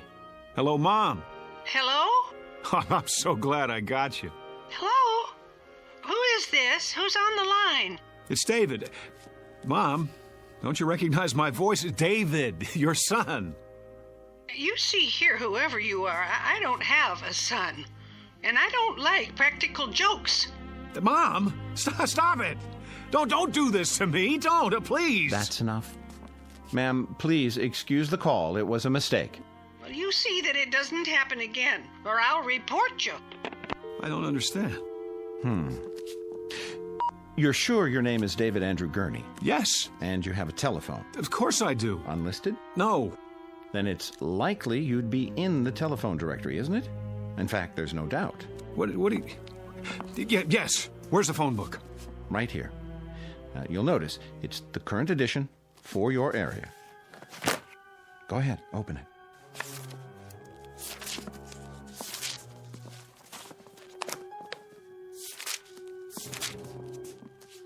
Gurney, Bertram J, 26837 Broadview, no. Elizabeth Y, 6578 Logan Street, Van Nuys. Well? It's not here. I believe that's called evidence. Now, are you ready to consider an alternative? But if I'm not David Gurney, then who am I? That's what we're going to find out. Now the real work begins. In other words, I'm crazy, just like the guy who thinks he's Jack the Ripper? That's what you're telling me? Well, let's say temporarily disoriented. It's not uncommon when one is under stress. I know it must be difficult to accept, but looking at it logically, could there be any other explanation? Sometime last night, you suffered a break, became confused, entered Miss Berenson's apartment. No, for some reason that's what you want me to believe, but it isn't true. Because in spite of everything, I know who I am. If I don't know that, I don't know anything. Oh, I was afraid of that. You know, I've been through this a great many times. Too many. And it's what I was trained to do, and I'm very good at it. Always ends up the same way. With the patient either returning to a normal, productive life or entering into a lifetime of treatment. Why? Because they won't break? Hear me out. We're not playing around in here. I can give you a prescription for drugs, set up a schedule of visits, but it's maintenance, that's all. The bottom line is it's up to you. If you behave that way, you become that sort of animal. My name is David Gurney. I live at 2457 Lime Rock Avenue. Look out the window. You see all those people on the grounds walking back and forth? Some of them look normal enough, some of them look like zombies. But all of them are here for the long haul. It's such a waste of time, money, human lives. Don't do this. You're an intelligent, educated man. The system is what it is. You can't beat it. Take my advice. Learn to play ball right now, before it's too late. Or else... Not this way. What other way is there? I have to know. Do you understand? Either I am crazy, or somebody's gone to a lot of trouble to blot me out. Use your brain. Why would anyone want to blot you out? How should I know? What, the CIA? This is not a spy novel. Whoever or whatever it is, they can rig all the phone books in the world and they can pay off everybody who ever knew me, but there's one thing they can't do. They can't get inside my mind, and they can't think of everything. What do you mean? Something even Wilma doesn't know about. I just realized there's still one way to prove who I am. Well, I'll be happy to take it under consideration. Sure you will. Stand back. I'm going to make sure I get there first. Get away from the window. No, out of my way!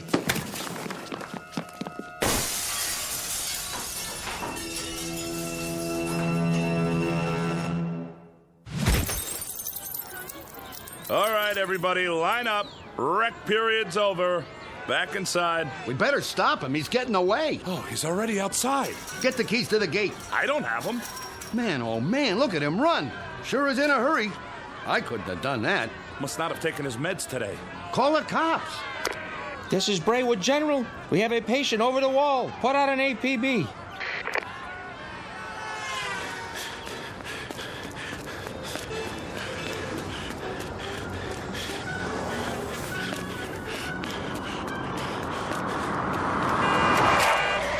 Hey, buddy, get out of the way. Give me a lift. Yeah, sure. I have to get out of here. Yeah? We'll call a cab. I don't have any money. Did you help me? Sorry, buddy. Get out. I need it. Get out. Hey, what are you doing? Then slide over. I'm in a hurry. Hey, look, man. I don't want any trouble, okay?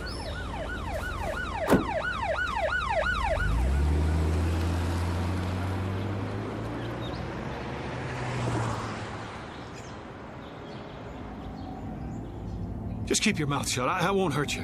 Hey, who's after you? The cops? Huh? What'd you do? Nothing. That's just it. Nothing. And what are they chasing you for? Because I don't believe their lies. Oh, I get it. You're on the run, right? Is that it? Something like that. It's okay, man. I'll play ball. Just stay calm, okay? Turn right there. There's an alley. Oh, thanks, kid. Look, where do you want to go? Downtown L.A. You know how to get there from here? Sure, but don't take the freeway. Go the back streets. I'll show you.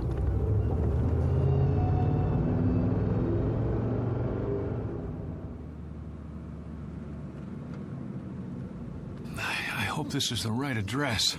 So, can I go now? Now, go on. I can handle it from here.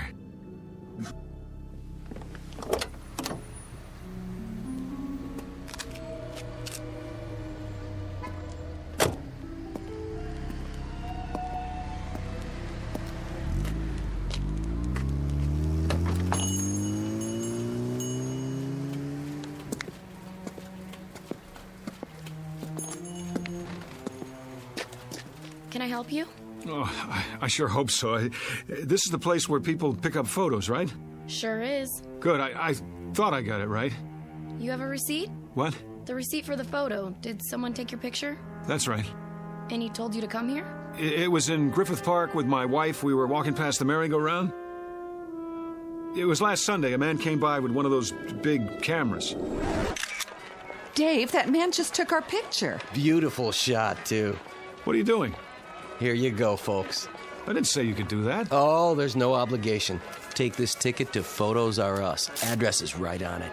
If you like the picture, it won't cost you an arm and a leg. 8x10s, wallet size, 3x5.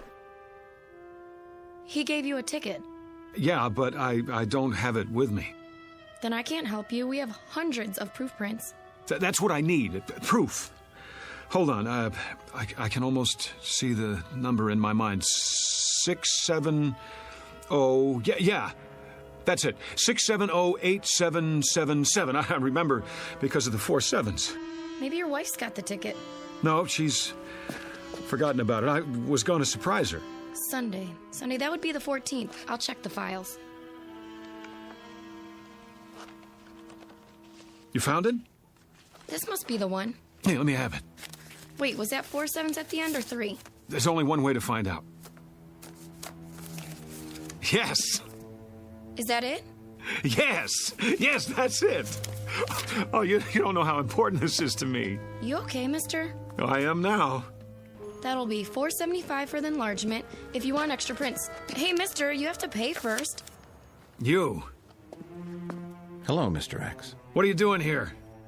I might ask you the same question.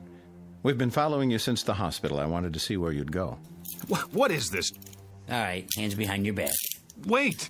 Have any knives or weapons in your pocket? I said hold on! It's all right, officers. I'll take responsibility. The guy owes me money. Oh? $4.75 to be exact, plus sales tax. And do you know what for? I'm sure you're going to tell me. Proof that I'm not crazy. Really? And what kind of proof might that be? I told you they couldn't think of everything. Well, I was right. I suppose you found a signature or some such? That wouldn't be enough, would it? I could have signed it at any time. Correct. Or if it's something else, I could have printed it up or bought it like a fake driver's license. I doubt that you've had time. What about a photograph, Doctor? A picture of me hand in hand with the woman who says she never laid eyes on me before this morning. Is there some way to explain that? What do you have there? Go on, open the envelope, take it out and look at it, and then tell me what you think. Well? And what am I supposed to see? Me, with Wilma at Griffith Park last weekend. That should establish something. I don't understand. What's to understand? You need glasses? This is a photo of you in front of a carousel, alone. Let me see that. No, it was different a minute ago. A picture of 2 people, 2. You saw her. Tell him I showed you the picture. You didn't show me nothing, mister. Just looked at it yourself, then you tried to run off without paying. But I tell you, she was there. We were there, together. Come along now. We'll go back and talk this over. No, we were there together. Together. Together. Together. We were... Dave? Together, I tell you. Dave, honey, wake up. What? Oh, where am I? In bed, you were dreaming. Oh, Wilma, it seems so real. That's why they call them nightmares. You want me to get you something? No, that's all right. What time is it? 4 in the morning. Go back to sleep. You have to be at work in a few hours. Whew, I must have had the nightmare, the granddaddy of them all. That'll teach you to mix scotch and martinis. Well, no, that'll teach me. Sorry I didn't put you in your pajamas, but I was a little out of it myself. Forgive me? Oh, sure I do. Don't blame yourself. You're in a rare mood. You don't know how happy I am just to be here. I love you, too. Oh, you better check the alarm. I'm not sure if I set it.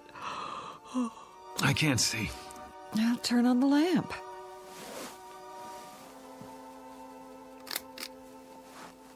Oh, it was the worst dream I've ever had. I couldn't prove who I was, and you weren't yourself either. You were someone else, or you thought that I was. No matter how hard I tried, I couldn't convince you. It was so...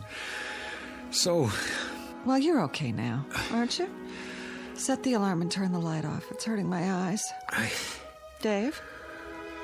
Dave, honey, is something the matter? Why are you looking at me like that? Who are you? What do you mean? It's me. Who did you think I was? Dave? Dave, darling, You get out of this bed. Go on. Get away from me.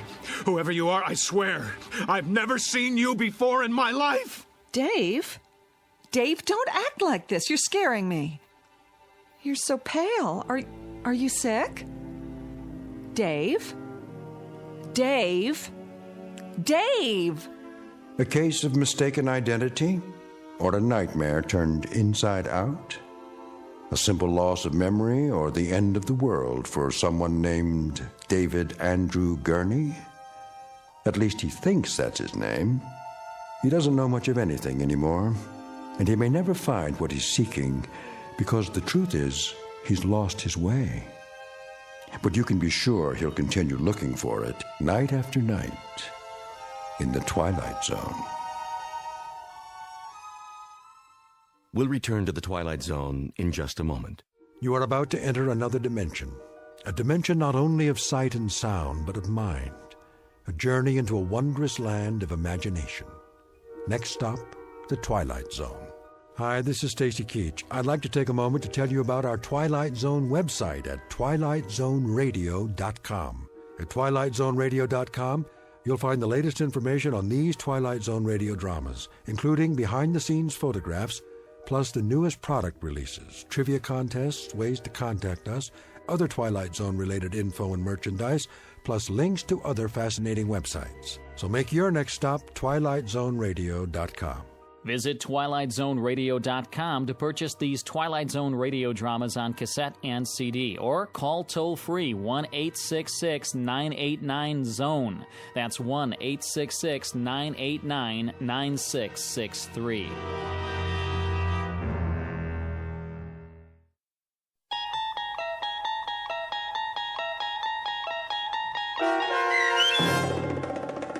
Person or Persons Unknown, starring John Schneider, with Stacy Keach as your narrator, was adapted for radio by Dennis Etchison and written for The Twilight Zone by Charles Beaumont.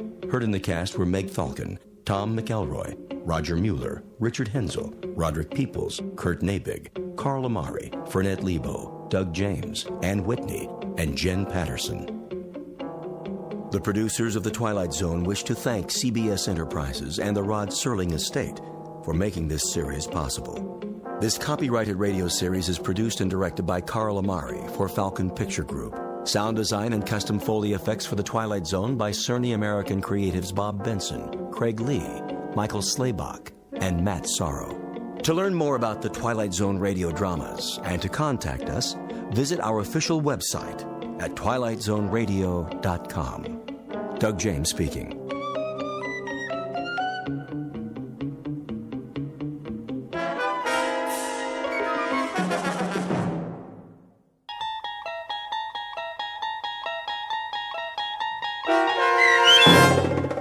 The Mind and the Matter, starring Hal Sparks, with Stacy Keach as your narrator, was adapted for radio by Dennis Etchison and written for The Twilight Zone by Rod Serling.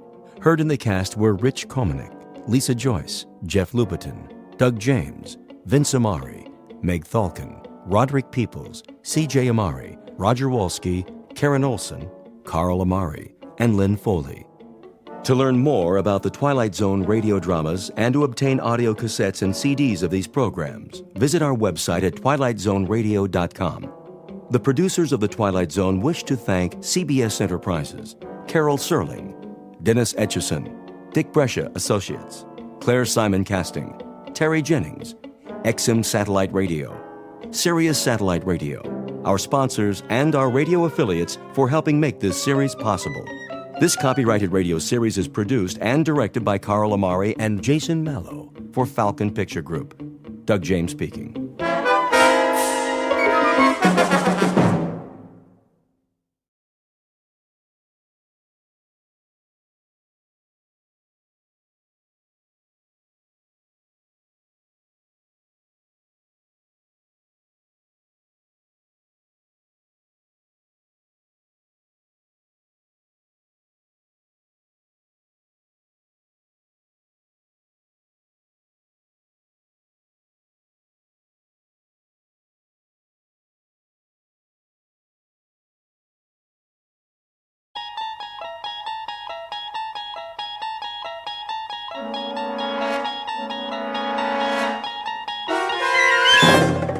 you're traveling through another dimension.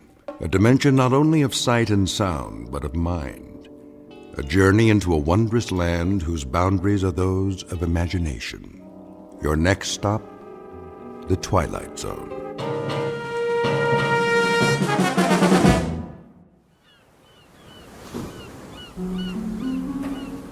My name is Archibald Beechcraft, and to coin a phrase, welcome to my world. And a wonderful world it is. You might even call it paradise. To tell you the truth, I don't remember exactly how I got here, but I assure you I have no intentions of leaving. No intentions whatsoever. Why should I? Everything I need is here. The sand, the sea, the sky, as blue as a robin's egg, gently swaying palms, and absolutely nothing on the horizon. Nothing. And no one. Do you understand? Not a soul in sight as far as the eye can see. Only the occasional bottle that washes up on the beach. Like this one. They're all the same, with a note inside, some poor soul scribbling a message for help. Whoever reads this, I am stranded on a desert island. Please send a rescue ship at once. Stranded? A rescue ship? The fool! Doesn't he know he's finally found peace? He's escaped from the crowds, the rat race, from civilization. Obviously an imbecile. Who would want to go back to that world? Cars, subways, buses, and people. Everywhere you look, yammering away, pushing and shoving till you can't breathe, can't think. No thanks. I've had my fill of people. If you don't mind, I'll live out my days like this. Alone. Quite blissfully alone. Except, of course, for Chi-Chi, the perfect companion. Never a word of disagreement. In fact, never a word of any kind, because, you see, he's a chimpanzee. And a very intelligent one. If I'm hungry, he brings me a banana. When I'm thirsty, he climbs a tree and picks a ripe coconut. Have you ever tasted fresh coconut milk? Oh, you must. It's really quite refreshing. Hold on, Chi-Chi. What's this? A footprint? Well, that means we're not alone after all. But how can that be? This is my world. Wait a minute. Whoever made this footprint, do you suppose his name might be Friday? If so, he'll speak an entirely different language. No communication whatsoever, and plenty of room for both of us. He'll have his half of the island, and I'll have mine. Unless, of course, Friday's a female. You think it's possible? Why, I don't see why not. A lovely native girl in a sarong with big brown eyes like a Walter Keane painting, and a tray of finger sandwiches, poi, that sort of thing. Maybe some Mai Tais. Who can't speak, of course. No, why should she? She'll live in her grass hut and I'll live in mine, and we'll visit from time to time. An ideal arrangement. I'll give her a lei, a flower lei, whenever the spirit moves me. And when the spirit doesn't move me... Now where's that coming from? There aren't any telephones on my island. It can't be a telephone booth on the beach. Most ridiculous thing I've ever seen. Yes? Yes, who is it? Who in the... Hello, who's there? Hello? Who? Hello? Tropical Paradise, Beechcraft speaking. Hello? Hello? Oh, the alarm clock. I must have been dreaming again. What time is it? 6:30 already? This is my world, all right. And welcome to it. A brief, if somewhat jarring, introduction to Mr. Archibald Beechcraft, a child of his time, a product of the population explosion, and an unwilling inheritor of the legacy of progress. He has just begun his daily battle for survival in a world that cares not one whit for his happiness or sanity. But very soon, our hero will begin a one-man rebellion against this impersonal age, and to do so, he will enlist the help of certain unusual aids, of the sort found only in the Twilight Zone. And now, The Twilight Zone and our story, The Mind and the Matter, starring Hal Sparks, with Stacy Keach as your narrator.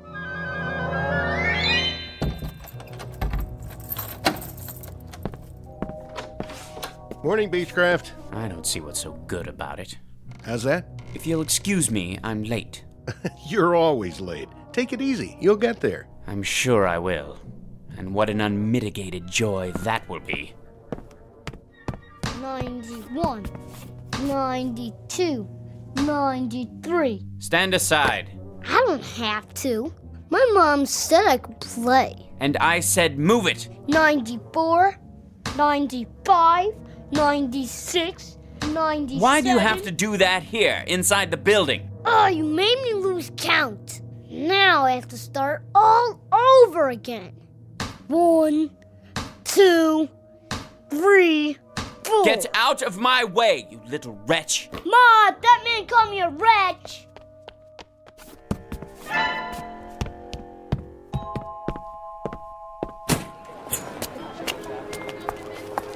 Hey, watch it, buddy. Sorry. Look where you're going. Beg your pardon. Hey, careful with the briefcase, huh?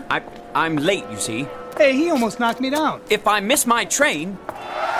Red light, mister, red light. But I can't wait for the light to change. If I do miss my train, then they'll dock my pay, meager though it may be. And if they do that, well, there's no limit to what they can do. I'm not about to jeopardize my position just because of all the rude, inconsiderate people who are ruining this city. Positively ruining it.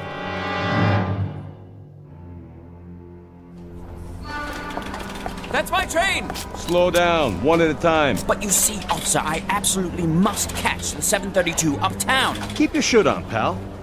Let me through, please. Watch who you're pushing. You don't understand. This is my... Hands off, buddy. One person per token. I don't have a token. Well, then you better get one at the window. But I overslept. I'm late. One at a time, folks. Let's keep moving.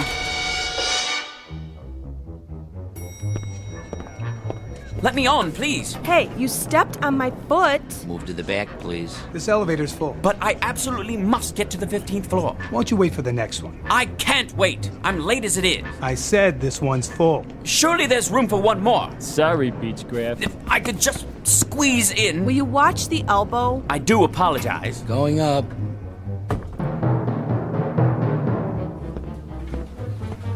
There's Mr. Beechcraft.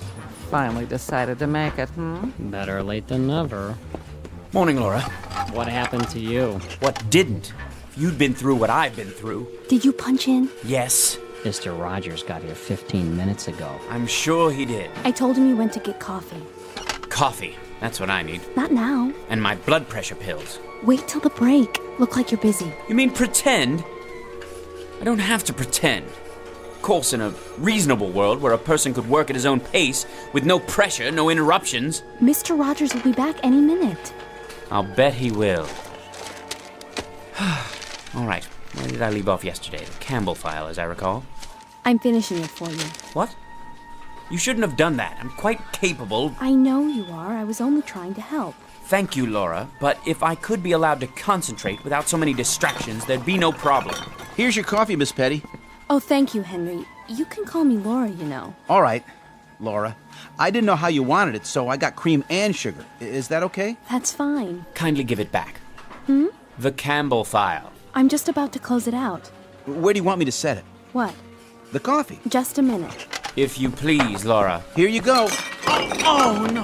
Why, you clumsy clod. Gosh, Mr. Beechcraft, I sure am sorry. You spilled it all over my jacket. I guess I didn't see you. That's precisely your problem. Try cold water before the stain sets. I'll get another cup. That's all right, Henry. No harm done. I ought to send you the cleaning bill. Is that Beechcraft? Yes, sir. Looks like he's headed for the washroom. Something the matter? Well, Mr. Rogers, you see, He's a little out of sorts this morning. Is he now?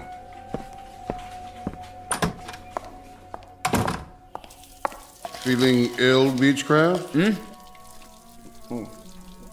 No, sir. Nothing like that. If you'll forgive an observation, you're not looking too well. I'm all right, Mr. Rogers. You look tired.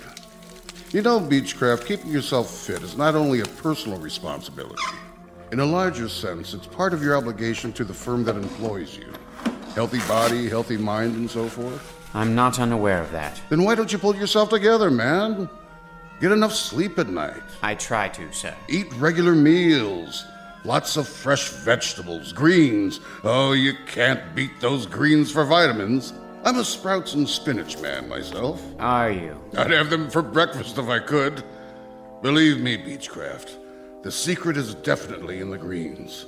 It's the color of power. I see. Not drinking, are you, Beechcraft? Touch of the old sauce? I don't drink, Mr. Rogers. Well, if you don't drink and you don't stay out late at night, you must not be watching your diet. From now on, see that you do.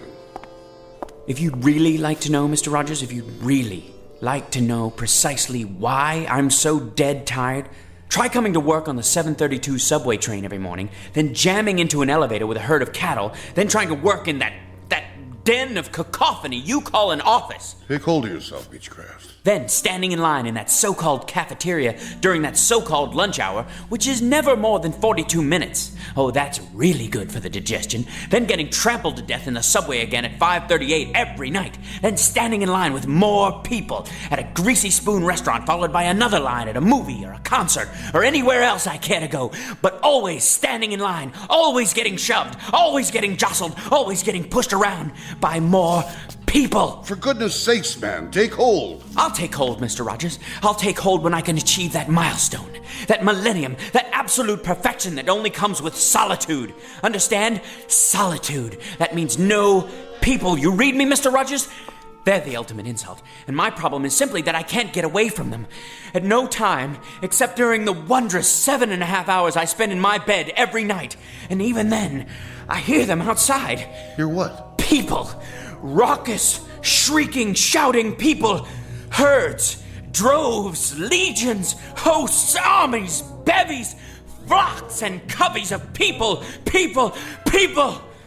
I don't like that look in your eye, Beechcraft. I don't like it one bit. If I had my way, here's how I'd fix the universe. I'd eliminate them all. I mean, cross them off. Get rid of them. Send them packing. Destroy them. And then there'd be only one man left. Me.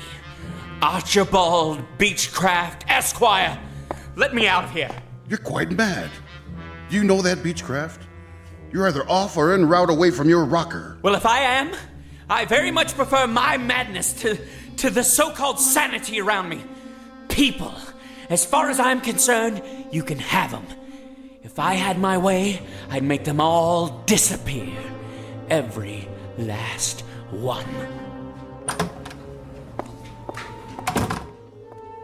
Well. Old Beechcraft's finally showing some gumption. Just the same, I'd best keep a close eye on him. A very close eye indeed.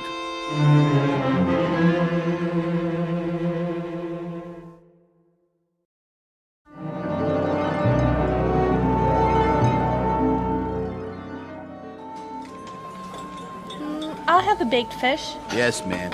Salisbury steak for me. Coming right up. Oh, and an extra roll. Vegetables with that? Broccoli. Sure thing. No mashed potatoes, no French fries. No, I'll have the succotash today. Club sandwich here. Dessert? How's the tapioca pudding? Lumpy. I need another fork. This one's dirty. You got it. One club sandwich, coleslaw, no fries, coffee black. Here you go. That's it, sir. That's right, the usual. So I see. Cash or charge? Cash. Take my wallet out of my pocket. There's hardly room to turn around. Here. Don't you have anything smaller? No, I'm afraid not. Your change. Hurry up, will you, buddy? We don't have all day. I'm doing my best. If you'd allow me to put my wallet away. Next, one double macaroni and cheese, salad with ranch. Excuse me. The seat's saved. Well, how about the one next to it? Now, he'll be right back. Of course. Of course he will. Hey, Mr. Beechcraft, over here. Thank God. I'm obliged, Henry. Think nothing of it, Mr. Beechcraft. Squeeze right in. That was my plan. Been saving it for you. I was sort of, well, I wanted to make up for this morning. This morning? When I spilled coffee on your coat. I'm really sorry about that. Say, Mr. Beechcraft? Mm-hmm. I have a friend. You don't say. Works in the used bookstore around the corner. I went there before lunch. Whatever for? Oh, I like to read. All kinds of stuff. Do tell. Horror mostly. That's my favorite. Why am I not surprised? Some of those paperbacks are pretty cool, you know? It was one about these giant worms that live in the sub-basement of an office building. And if you took the elevator down there late at night, these big white old worm things will be waiting for you. And they must have been really hungry, because... Please, Henry. I'm eating. Oh, yeah. Anyway, I went over there today, and I saw this. So I sort of got it for you. What is it? Story of a serial killer who wants to depopulate the Earth?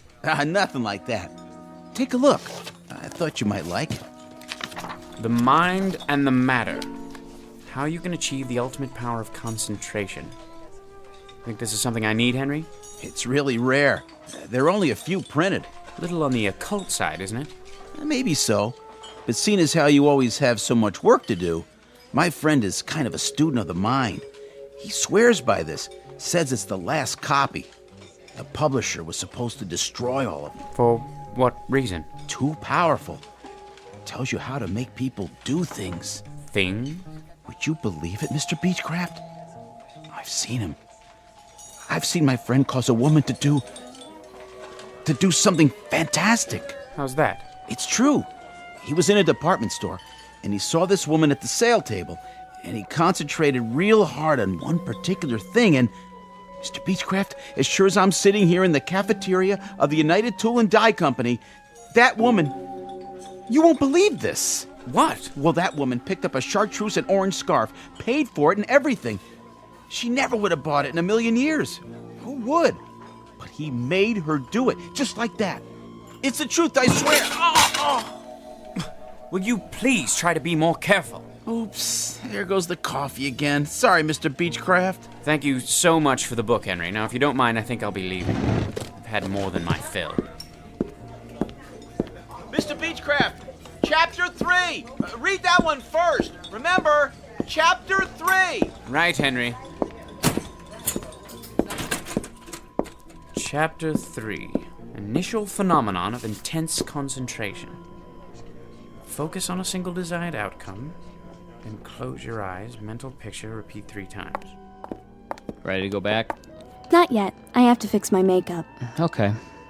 Wait, I think I'll have a soda first. Want one? Nah. Let me see. Orange, root beer, grape. Might as well give it a try. Concentrate. Tropical punch. Pick tropical punch. I just can't make up my mind. It's delicious. Try it. You'll like it. Why'd you pick that one? I don't know. I really don't. I was going to choose lemon lime, but for some reason my finger pressed tropical punch.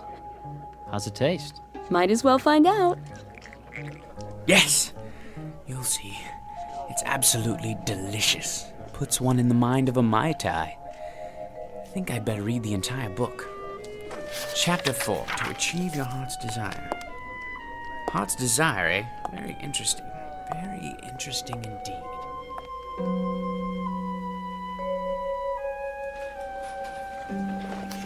The most important element is concentration. Blot out the quotidian irrelevancies that pollute your day. Quotidian? Nice vocabulary. Mr. Beechcraft? The science of the mind requires absolute adherence to the following rules. Mr. Beechcraft? What is it, Laura? Did you turn in the Campbell file? Campbell? John R. From this morning. I don't see it. I'll get to it. Now then. The following rules of mental control over the omnipresent phenomenology of the modern environment. I really need the file before Mr. Rogers comes by again. Silence! Can't you see I'm reading? Sorry I disturbed you. Oh, Laura, how was your beverage, by the way?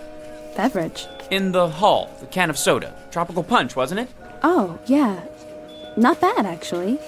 Reminded me of a pina colada. Did it now? Delicious, I bet. I'll just get back to my book. A very important book. Very, very important. Distractions which divert 98% of our brain capacity from the more highly evolved regions of the cerebral cortex.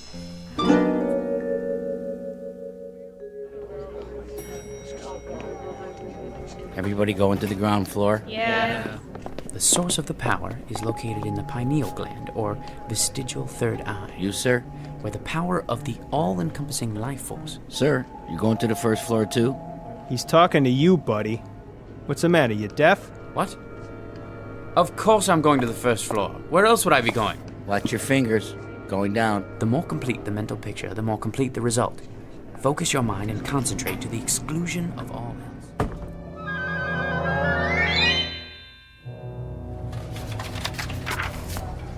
From the lower to the higher chakras, until you feel the power surging. You getting on the train or what? Oh, yes. Then move along. All aboard? Please step back. The doors are closing. Mental imaging of the desired result to the exclusion of all else.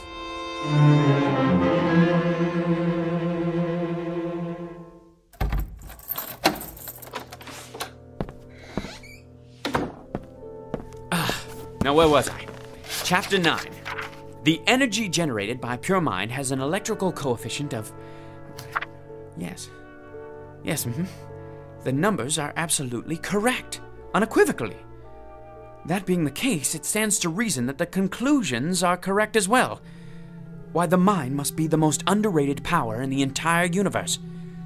Given the proper concentration, well, there's really no limit to what a man could do. No limit at all. Look at them down there. People. So many.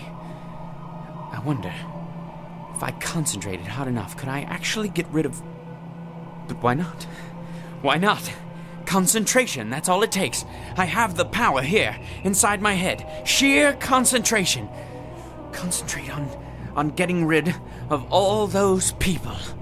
I wonder if I could do it in one fell swoop. Or knock them off one by one. Just think of it.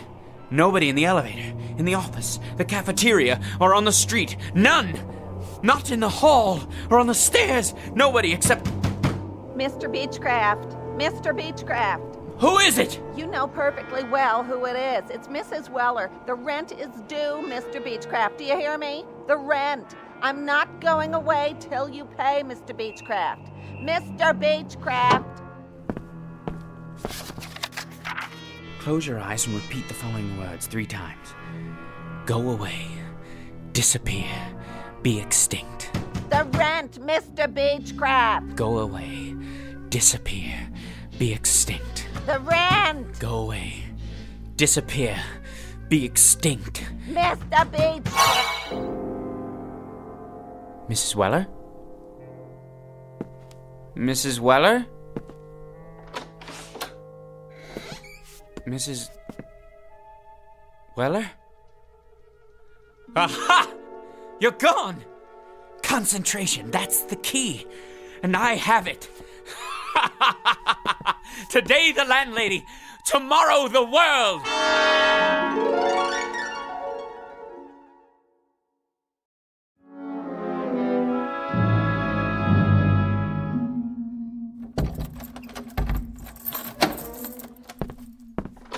Good morning, Beechcraft. Is it?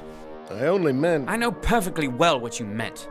Why don't you just keep to yourself and mind your own beeswax? Well, I don't know why I bother, Beechcraft. I was only trying to be a good neighbor. I've tried to be a good neighbor for years, and what good does it do me?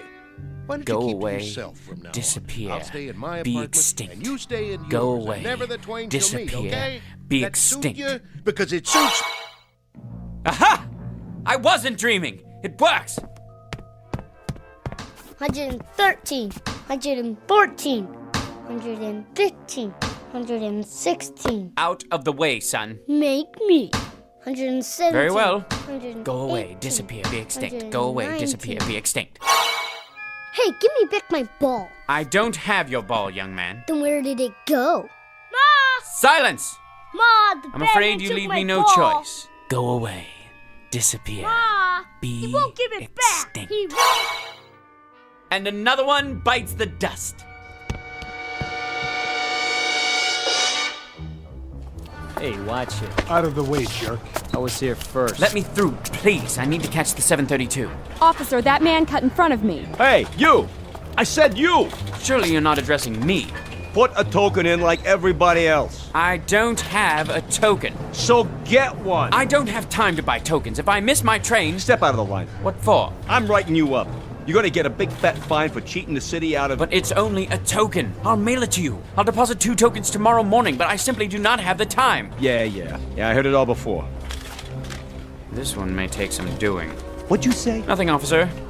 Concentrate. Go away, disappear, be extinct. Are you cursing me out? Go away, disappear, be extinct. All right, that's it. I'm taking you in for insulting a transit officer. I got a nice pair of bracelets that'll fit you just fine. Go away, disappear, be extinct. You were saying, officer? You were saying? All right, 732, let's get ready to rumble. Beechcraft is coming through.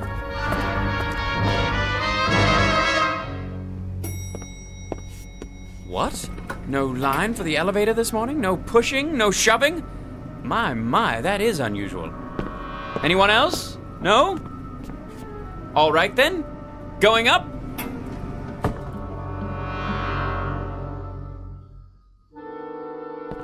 Morning, everyone. Laura?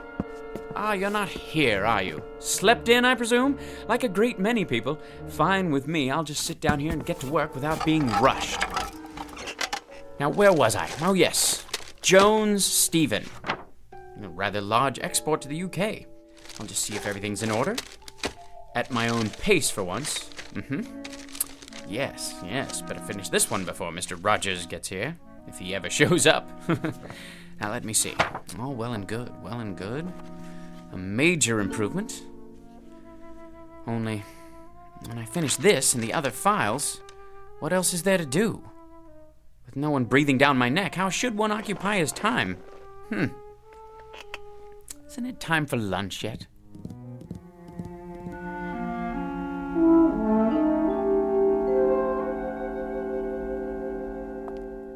I think I'll just have the salad today. Some soup to start off and crackers. No hurry, mind you. Plenty of time to digest my meal. Where to sit? Why, any table at all? The morning paper. What's new in the world today? White House. Middle East. Federal Reserve Bank. Oh, it's no use. I hate eating alone. And worse than that, I'm bored. If only I had someone to talk to. One person, that's all. Someone quiet, well-mannered, intelligent, someone like me, in other words. That's it. Concentrate, Beechcraft, concentrate. You called? It worked. Of course it worked. Don't you have any confidence in yourself? Pleased to meet you. The name's Beechcraft. I know. And your name is? Archibald. Call me Archie. You too. Call me Archie as well, if you like. I like it just fine. How's tricks, Arch, old man? Bit on the slow side this morning. Look here, Arch. This isn't working. Wouldn't you agree? Why not? Let's be frank. Too much of a good thing. Well, I wouldn't say so. But you're thinking it. Let's just say I'm temporarily accessible to suggestions about how to occupy my time. Face it, you're bored to tears. Solitude is one thing, but loneliness is quite another. Loneliness. I despise people, loathe them. And I, Archibald Beechcraft, have done away with them. For good and all, mind you, for good and all. I'm leaving. You haven't finished your lunch. I don't have much of an appetite. Thought about any alternatives? Alternatives to what? To this. It's like an empty movie set in here. I don't even want to think about what it's like outside. Look at yourself. You don't have idea one about how to fill the day. People are bad enough, but inactivity's even worse. You're talking nonsense. I'm content. I'm honestly and truly content. For the first time in my life, I have managed to rid myself of the worst scourge there is. The general populace. So what are you going to do? Splurge and buy a can of tropical fruit punch from the soft drink machine? Will that do it for you? If the truth be known, I would appreciate a little diversion of some kind. Any kind. You mean like a change in the weather? That's it. Perhaps a little unseasonal rain. Or a lot of rain. Let's make it a tropical storm with thunder and lightning. The works. That should shake things up. All I have to do is concentrate. Not that exciting, is it? Maybe we need to add something spectacular. Like an earthquake. You sure you want to do that? Why not? Here goes. You mean there it goes? I can imagine what the office looks like right now. My desk! All your files on the floor. Gonna take some sorting. Enough! No earthquake and no storm either. Forget it! So now what, Arch, old man? I've had it for the day. I'm gonna take the rest of the afternoon off. Uh-huh. And do what? Stroll down the street? Take a ride on the subway all by your lonesome? Boy, I'll bet the old apartment building's quiet as a tomb. It's starting to get to you, isn't it? The thing of it is, I don't care much for people, but it's difficult not having anyone, present company excluded. I guess it's a trade-off. That's the crux of the problem. Frankly, there isn't a breed of human being that I can stomach. Ever think of a Cocker Spaniel? I never cared much for animals either. Most of all, though, I can't stand people. Thanks. Well, except for you, naturally. But that's because you're a higher class of individual. Wait a minute. That's it! That's what? Why didn't I think of it before? People I can stand. That's what I'll do. I'll create people who are just like me. A world full of Archie Beechcrafts. Now that's a thought. You bet your sweet life it is. I'll will it. I'll concentrate, and from now on, everyone will be exactly like me. It's so simple. And when will this new era be ushered in? Tomorrow morning. I'll re-people the earth. Nothing but my kind of folks. In fact, why wait? How about right now? 15th floor, everybody off. Look at them, like sardines. Rude, thoughtless people. Worthless, every last one. Nobody has any manners nowadays. Late. Thanks to them. Listen to them. They sound just like me. You're not kidding. Take a gander at their faces. They look like us, too. A rather handsome lot, you must admit. Where are they headed? Back to work, I presume, those who chose not to dine in the cafeteria. A sight for sore eyes, eh, Archie? It certainly is. Now that I've decided to replenish the population in a kinder, gentler mold. This, I gotta see.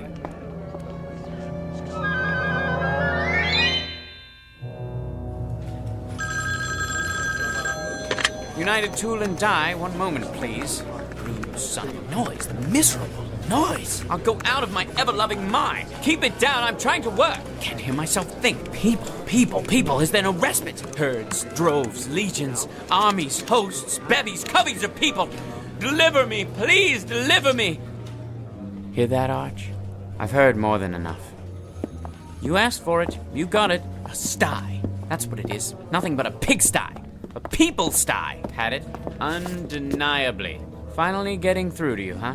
Without a doubt. A lot of me is just as bad as a lot of them. You said it. So, what's to do now? Nothing else to do but put it back the way it was. Just like that.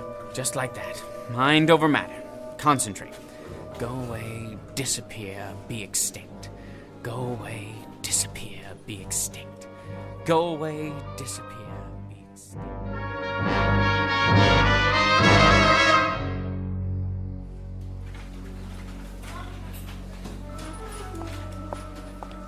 Hello, Mr. Beechcraft. Why, hello, Laura. How nice to see you. What? Oh, nothing. It's just good to have you back. I haven't been anywhere. No, of course not. Hi, Mr. Beechcraft. I got your coffee. Miss Petty, Laura. You didn't have to do that, Henry. Careful now. Oh, Mr. Beechcraft, sir. Please forgive me. You should be more. Forget it, Henry. Nothing serious. It isn't? Not at all. Just another little spill on the old sleeve. I'll take care of it with my handkerchief. Gee, thanks, Mr. Beechcraft, for being so nice about it. Tut-tut, my lad, tut-tut. Something else, Henry? I was just wondering, sir. Yes? That book I gave you? Did you get anything out of it? Not really. Why don't you take it back? You sure? Frankly, it's a lot of pap. Interesting, but totally unbelievable.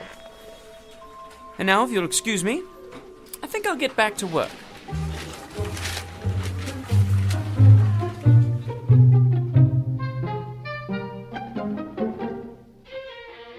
Mr. Archibald Beechcraft, a child of his time, a product of the population explosion, and an unwilling inheritor of the legacy of progress. A man who has just found out through trial and error that with all its faults, this may well be the best of all possible worlds, people notwithstanding. Tonight's case in point, in the Twilight Zone. More from the Twilight Zone after this. Hello, I'm Stacy Keach. I hope you're enjoying this edition of the Twilight Zone radio dramas. To learn more about this series, be sure to log on to our official website at twilightzoneradio.com. You'll find special discounts on our Twilight Zone audio collections, listings of our radio stations, links to other websites, and a photo gallery of our recording studio and some of our stars in action. Plus ways to contact us with questions or comments about the show. And for a limited time, when you log on to twilightzoneradio.com, you can send in for a free CD of the show. So be sure to visit us at twilightzoneradio.com.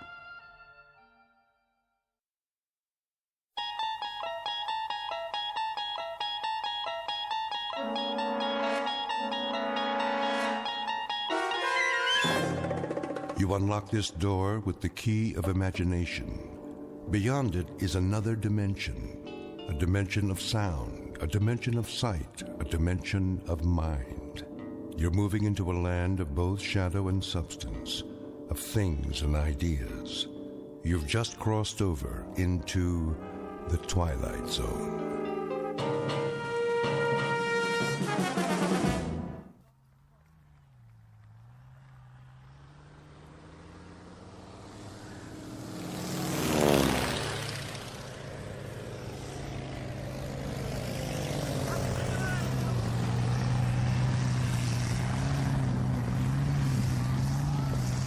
Here we are then, all in. Well done, chaps. In time for tea. Rather have a pint. Which one is this? Lieutenant Jones, sir. None the worse for wear. All back then, are they? Not quite, sir. Let me see. Campbell, McCudden, Rhys Davids. Who's still in the air? That would be Captain Mackay and... Not Mac. What about him, sir? Oh, I'm sure he'll make it.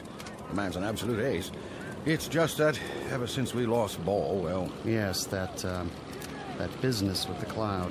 Cloud, indeed. It was the Jerrys that got him. Bloody butchers. Well, no clouds in the sky this morning, sir, and not a German plane in sight. He should be setting down any time now. Flying alone, is he? On patrol with another scout. Good plane. Decker, I believe. Ah. Seen his share of dogfights? And they both have. Where are they, then? Where?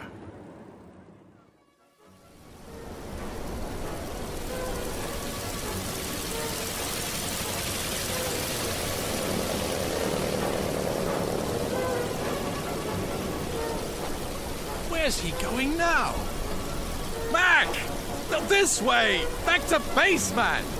No, take it down! Cherries! Where did they come from? Look up, Mac! They're above us! No, reduce altitude! Oh, he doesn't see them, poor fool.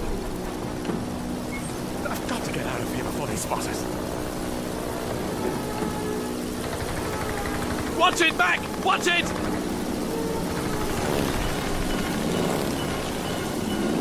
We can't fight them all. Mac! Mac, come on! Let's get out of here! We've got to lose them. We've simply got to... What's this? A cloud? I can't see a blasted thing. Where's the base? Oh, flying blind! What's happening? I can't hear anything either. Mac? Mac? Where are you? Where am I?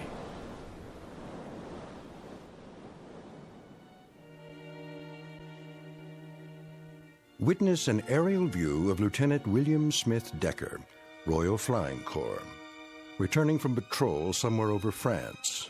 The year is 1917, and at this given moment, Lieutenant Decker has just discovered that he is lost. But less than 1 minute from now, the lieutenant will discover that there are degrees to being lost. Degrees not only to be measured in miles, but perhaps in eternities. That is, if one has flown into the Twilight Zone. And now, the Twilight Zone and our story, The Last Flight, starring Charles Shaughnessy, with Stacy Keach as your narrator.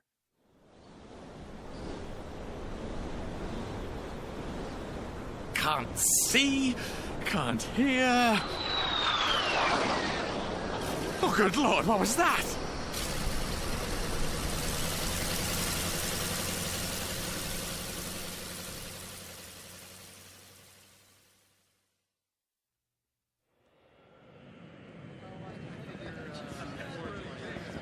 Hey, take a gander at that. What in the... Is this a joke? Who does he think he is? What are you men standing around for? Just heading into the hangar, sir. Corporal, what is that anyway? What's what? That, sir. Take a look. With 4 wings? At least something's holding it up. Up in the sky. It's a bird. It's a plane. It's super junk heap. Some antique, huh? Get off the field, all of you. Where are you going? To tell the Major. I want to know about this.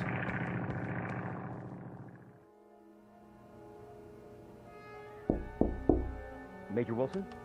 Yeah? Major, have you? Have I what, Corporal? If you don't mind, sir, I think you should take a look outside. Something wrong? I'm not sure, but I thought you should know. That sounds like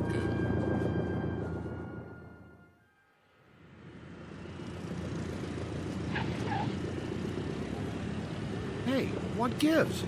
Some kind of old-timey stunt pilot. Dig those crazy goggles. So that's a biplane.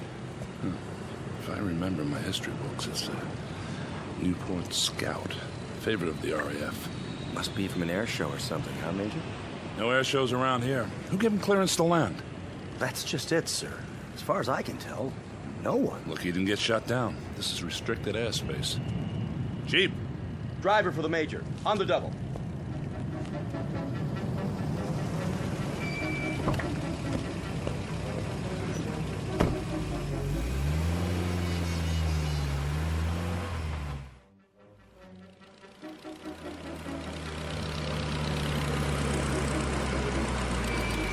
Shut it off!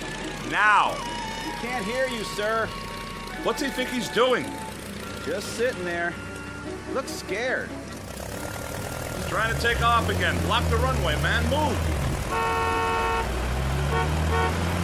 Can't roll over us. That's it. Cut him off. My best, sir. All right. I surrender. Shut off your engine and climb down. Now. Look at those boots. Leather jacket, silk scarf. Didn't I see this in some old movie? If you didn't, I did. Hands up! Stand clear of that thing. What do you mean running an antique into the path of approaching aircraft? What's the matter with you? Speak up, man! Are you French? Don't you understand what I'm saying? Parlez-vous français? Are you American? What's that supposed to mean? What do you think you are? Why, I honestly don't know. Can't you see this is an American base? But all these... All these what? Experimental aircraft. We had no idea you chaps were so advanced. Are you British? Yes. How long have you been in it? In what?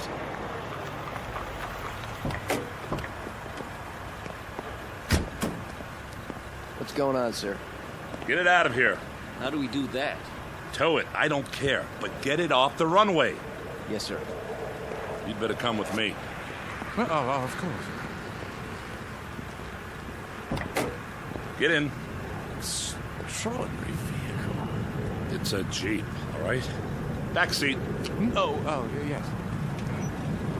Administration building. Yes, sir. Whoa! Hold on, flyboy. You'll fall out. I just can't believe it. Believe what? Well, an airstrip so close to the lines. How long? I don't follow you. What lines? How long what? Why the war? How long have you chaps been in it?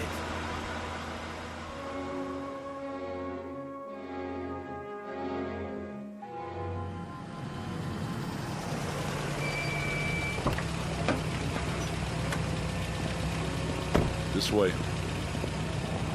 Quite impressive. I have to hand it to you, Yanks. Major? Lieutenant. I say, what's she doing in uniform? She's a WAF. How's that? Women's Air Force. I see.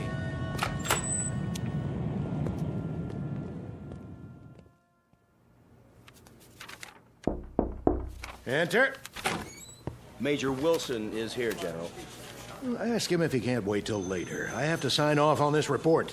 It's something kind of special, sir. Oh, all right. Show him in. Come in, Major. What is it, Wilson? I thought everything was under control. Someone to see you, sir. Who's this? Well, sir, this man, he's British apparently, landed on our airstrip a few minutes ago, delaying Captain Bradford's takeoff, I might add. The aircraft, such as it is... Who are you? William Smith Decker, sir. First Lieutenant, Royal Flying Corps. You mean Royal Air Force? No, sir. Royal Flying Corps. All right.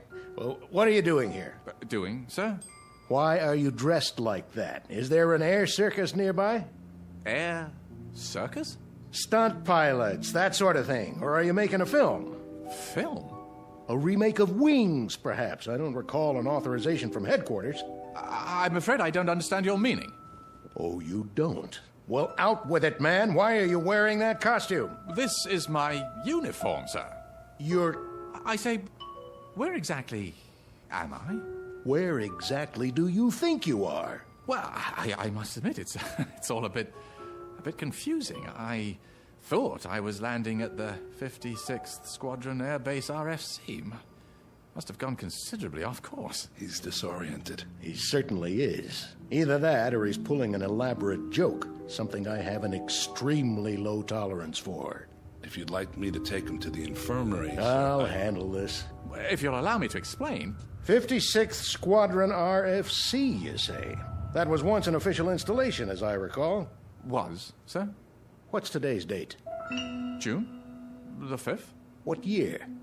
I'm afraid I'm missing the point. Just answer the question. Why? 1917. 1917.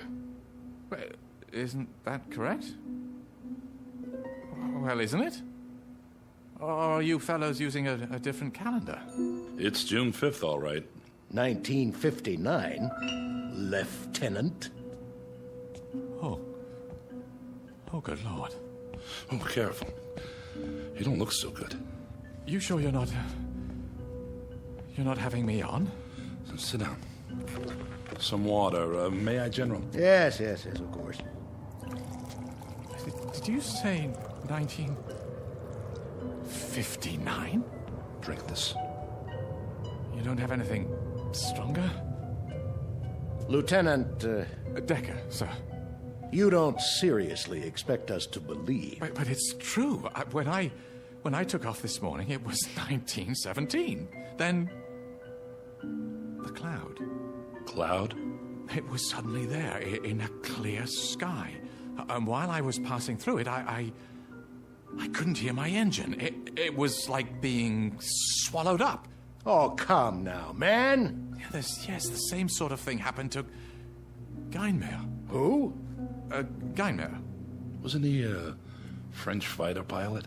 Yeah, he simply disappeared one day while flying. At the memorial service, a cardinal said, "He belonged to the skies, and the skies have taken him."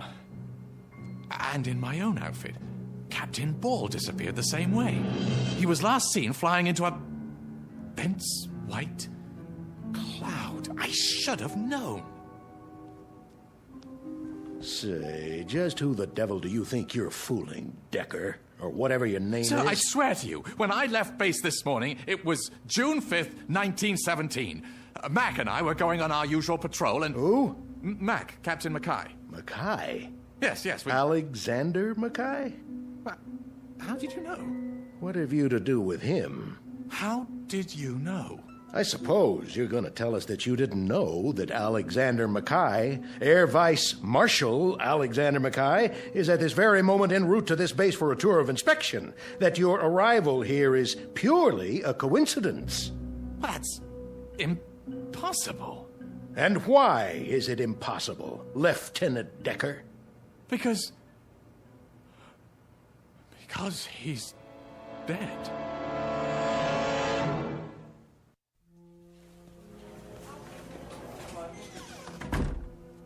Well, Major? Here. What's this? Everything British HQ has in their files. Have you looked at it? I'll let you do the honors. And what do you expect we'll find? The truth, sir. Whether he's an imposter or... Whether? How could he be anything else? You think he's a lunatic, don't you? Oh, no. Nothing like that. He's been frozen on ice for more than 40 years, hasn't aged a bit. Standard operating procedure. I don't know what to make of it, but if he's an actor, he's the best I've ever seen. Seen a lot of actors, have you? Well, what do you make of it, General? The mechanics have gone over the plane. It's a genuine Newport Scout, all right.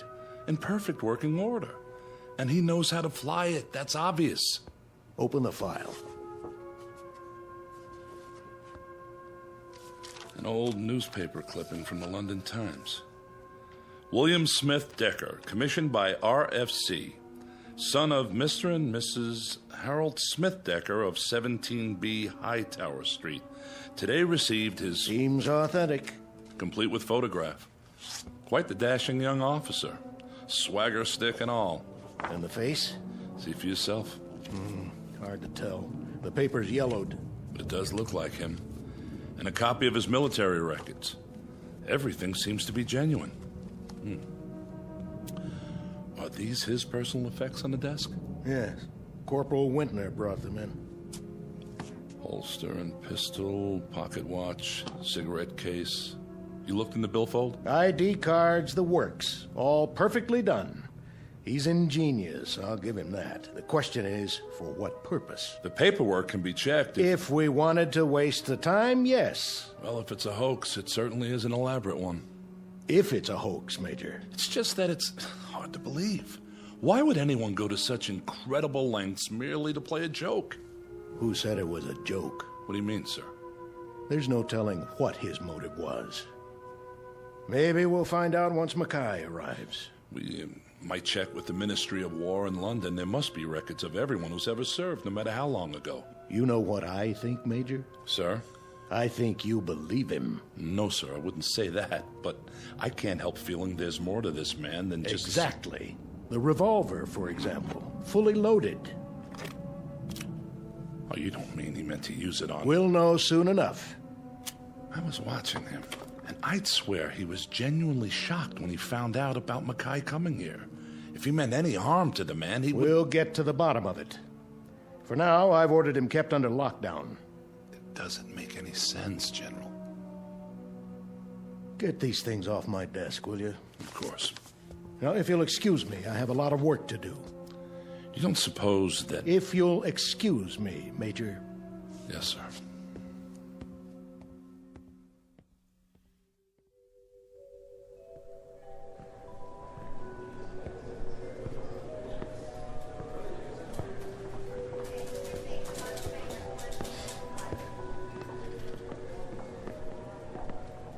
Major? Corporal Wintner? Sir? Yes? I was just wondering, what are you going to do? Do? With the airman. Decker, is that his name? So it would appear. We're checking him out. Oh. Is he a prisoner? Not officially. He's being detained. Until we question him further. What do you make of him, sir? I don't know yet. The general thinks he's out of his head. Some plane, though, huh? A regular museum piece. I saw what they took out of it. What? Well, the World War I flight map. I mean, it looks real. I wonder where he got it. That's the question. But we'll get to the bottom of it. Yes, sir. Oh, and Corporal? Sir? Don't talk to the men about this. Not till we have the whole story. I understand, sir.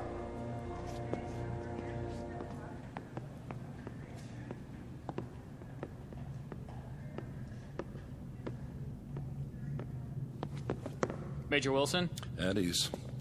How is he? He asked for tea, sir, with milk. Can you beat that? Had some brought over from the commissary. That's fine. I'll be inside with him. Yes, sir. Lieutenant? Why am I a prisoner here? That's not quite that bad. I'm being kept here, am I not? For the time being. But I'm not free to leave. I'm only following orders, Decker, until Vice Marshal Mackay arrives. What earthly good will it do for me to see him? Well, you mentioned him by name. You claim to know him. I most certainly do. Then this will give us a chance to straighten it out. There's nothing to be straightened out. Why are you so afraid of that? I'm not.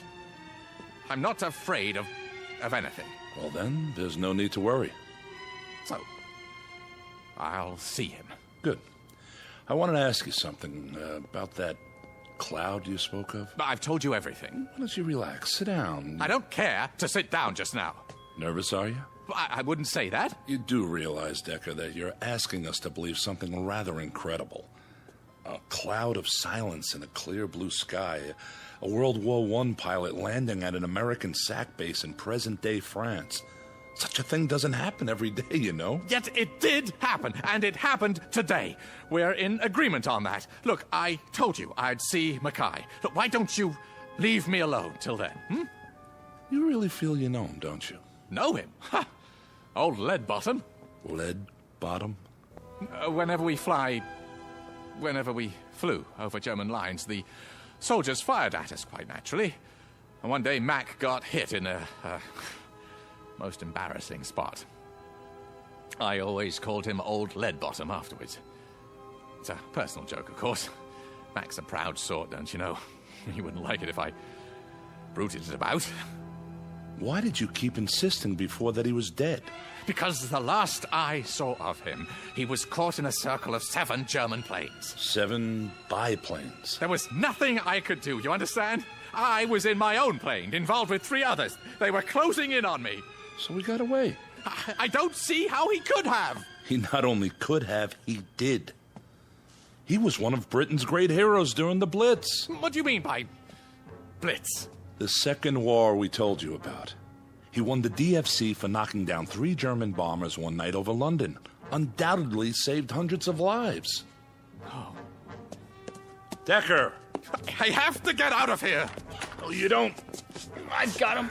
Sit down, Decker, now! Can you manage, sir? Yes. Stay outside. For the love of God! Sit down. Now you tell me, what is wrong? I must leave.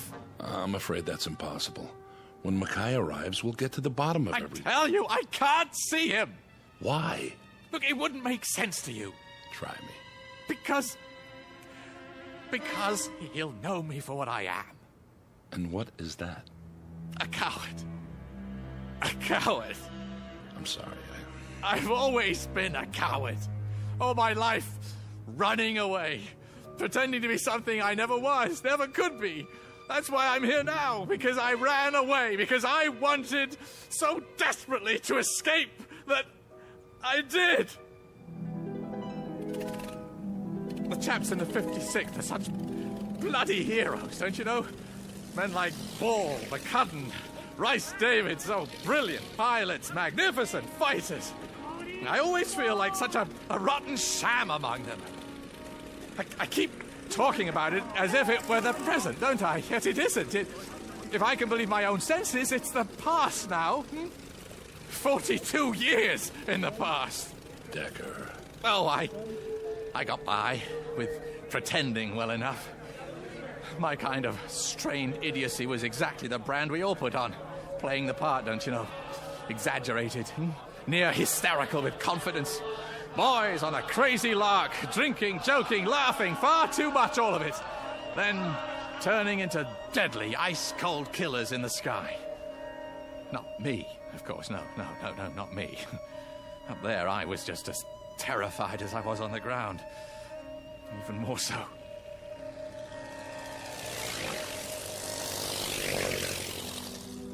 Mac and I were supposed to go on patrols together, flying back up for each other.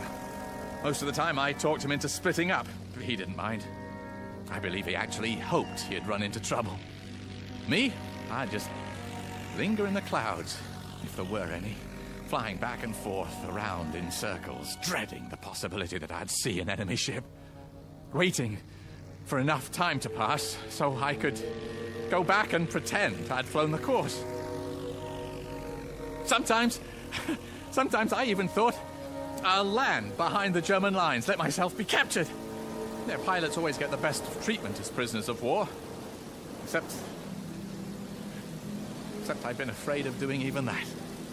Afraid that somehow the truth would come out and I'd be discovered. Discredited. I couldn't bear that. I'm such a dreadful coward that I'm even afraid to admit my own cowardice. I had to carry on the self-delusion, don't you know? I've actually fired revolver bullets through the cockpit walls just so, later on, the chaps would see them and be impressed. I told them I took enemy gunfire. God help me.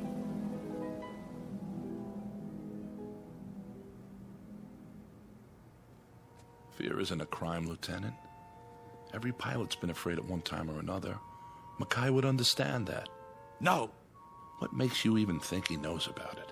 Because it was I who let the Germans trap him. You said you were fighting 3 German planes yourself. How could you possibly... I wasn't fighting anyone. I was running. Don't you understand? I was trying to get away.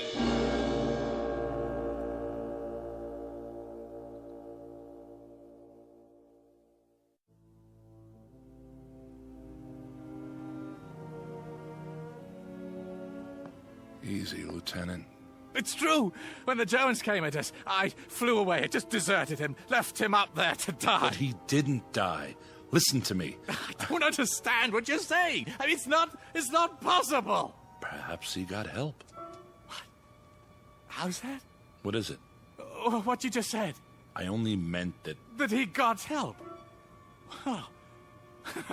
Could it be? Well, it's certainly in the realm of possibility. Then don't you see? See what? Maybe I'm the one who helped him. Maybe... Decker, when I said he got help, I was referring to other pilots in the area, other fighter planes. But there wasn't anyone within 50 kilometers who could have helped him. Decker, what do you... Well, maybe it wasn't just an accident that made me land here. Maybe I was brought here for a purpose. To find out that Max survived. To find out that time has given me a second chance. I'm not sure You've got to let me go. I can't do that. You must! Don't you see? It's the only chance I have. The only chance he has. But he's alive, Decker. He's on his way here now. How can you be sure? How do you know that if I don't get back, he may not be here? How do you know that he won't have been killed 42 years ago? There's no reason to think that this man's I'm the reason, standing right in front of you. This is insanity. It isn't. Look, I tell you, history may be changed if I don't do something. Mac will have died because he had to die. Unless I help him. Stop it.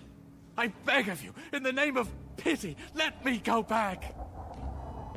I deal in human lives here, Decker. How to save them, how to protect them, and all that goes with it. My job is to issue orders, and those orders are reviewed. If they don't pass muster, someone else overrides them. You don't have to explain military procedure to me. Good, because there's more at stake here than personal opinion, no matter how strong. What goes down under my command is subject to scrutiny, very close, rational scrutiny. I follow your logic. The problem is it doesn't jibe with reality, military or otherwise. I'm talking about something much more important. Are you? Take a look out the window, Lieutenant. Those are jets out there, fueled and ready to go at a moment's notice. We're the DEW line for security in this part of the world. You won't know what I'm talking about, but there are bombs now that can destroy entire countries.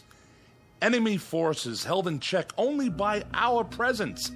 Not by feelings or emotions, but by the threat of mutual annihilation. Say I wanted to help you. Say I believed your story, no matter how outlandish it sounds. Even so, there's nothing absolutely nothing I can... Well, maybe you can't. But I still can! Where's Major Wilson? Out of my way. What are you... I said, get out of my way! Here now, you can't... Stop it! Someone, please! Where are the hangers? Help! The prisoner's escaping! For the love of God, woman, I only want to see my plane. Where? The South Field, but... Thanks. You've just changed the course of history. Cheers! Hey, stop him!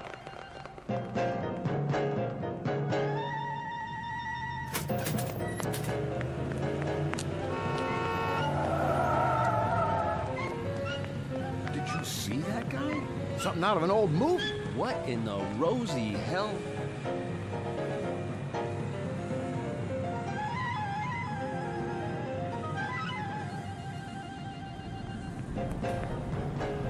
Hey, fella, where do you think you're going? The Scout. You can't come in the hangars. This is off limits. No, the plane, the Scout. Where is it? Not in here. And for God's sake, why are you dressed like that? Ah, I see it. Where'd he go, Sarge? There! Running out the other end! Stop him! Will you get a load of that? Chasing some guy in a white scarf and breeches. What is this, the Dawn Patrol?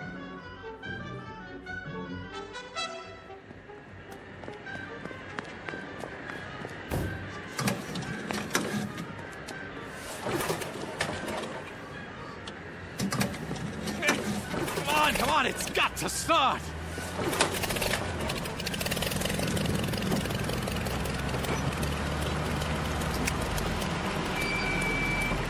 Turn it off, Decker!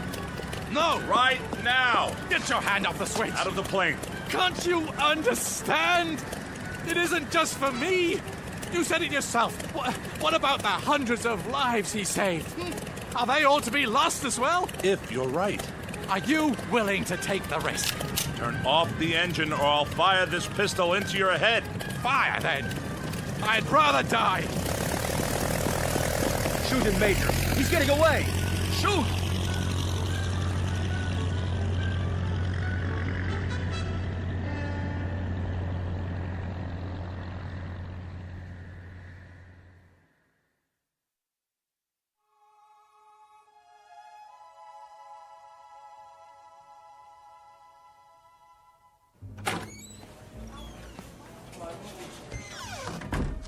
General. You're in trouble, Major. I hope you know that. I understand, sir. Well, what do you have to say for yourself? I don't know how to explain it. I just couldn't pull the trigger. Your thought processes elude me, Wilson. They positively elude me. Letting that maniac loose. Yes, sir. I'm trying to understand. You had him. How could you... Yes? Air Vice Marshal Mackay, sir. Fine. We were supposed to meet him when he landed. I know, sir. I'm sorry. Marshal Mackay. How'd you do, General? Very pleased to meet you, sir. I trust you had a comfortable flight. Oh, yes. Splendid. Good, good. This is Major Wilson. Honored, Major. The honor is mine. Now then, shall we begin the inspection? Or perhaps you'd care to have a meal first. Not really. I'm on a bit of a schedule this afternoon. Sir, may I ask you a question? Not now, Wilson. But what is it, my boy? Well, sir, do you know a man named William Smith Decker? Really, Major? Smitty? Why, yes. You do? I should know him. He saved my life. What? Then he did go back. Hmm? How, sir? If I may ask, how did he save your life? Well, we were out on patrol together. This was back in the Great War, of course. Usually we split up, covered different sectors. But that day, our planes were side by side, for a while at least, when a formation of Germans dropped down on us. You fought them off, both of you? Not at first. What do you mean? Well, for a time, I thought old Smitty was lighting out on me. Can you imagine? He flew away? So it seemed. He climbed up high, disappeared. Into a cloud? How did you know? A white cloud from nowhere. Couldn't say. I suppose it was white. And then? Well, then, from out of the cloud, it seemed, Smitty came diving down, machine gun chattering away. Guess he'd been waiting for his chance. Knocked out 3 of the bandits before they got him. Saved my life, rest his soul. I say, what's all this about? How did you know? The Germans. Didn't they usually bring back the personal belongings of pilots who were shot down? Quite often. Did they bring back his? Why, now that you mention it, no. Are you sure?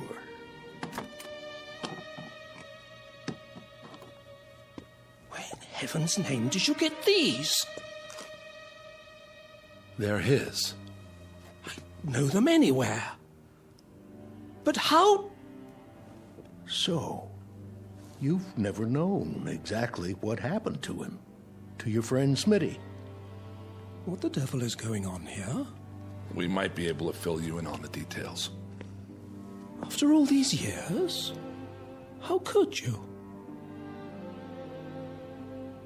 Maybe you'd better sit down, old lead bottom. What did you call me?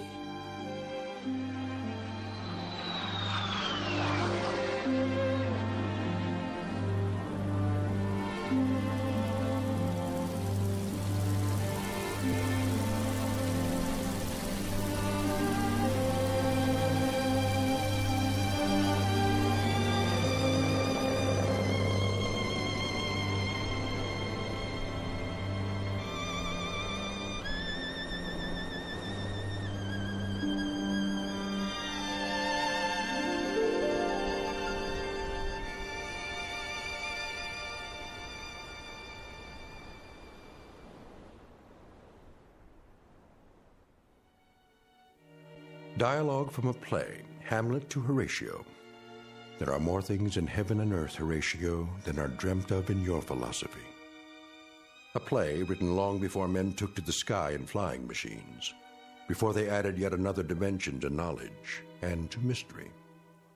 Perhaps there are more things in heaven and earth and in the sky that can be dreamt of. And somewhere between heaven, the sky, and the earth lies an even vaster dimension, known throughout history by various names. For now, we'll call it the Twilight Zone. We'll return to the Twilight Zone in just a moment. You are about to enter another dimension, a dimension not only of sight and sound, but of mind, a journey into a wondrous land of imagination. Next stop, the Twilight Zone. Hi, this is Stacy Keach. I'd like to take a moment to tell you about our Twilight Zone website at twilightzoneradio.com. At twilightzoneradio.com, you'll find the latest information on these Twilight Zone radio dramas, including behind-the-scenes photographs, plus the newest product releases, trivia contests, ways to contact us, other Twilight Zone-related info and merchandise, plus links to other fascinating websites. So make your next stop twilightzoneradio.com. Visit twilightzoneradio.com to purchase these Twilight Zone radio dramas on cassette and CD, or call toll-free 1-866-989-ZONE. That's 1-866-989-9663.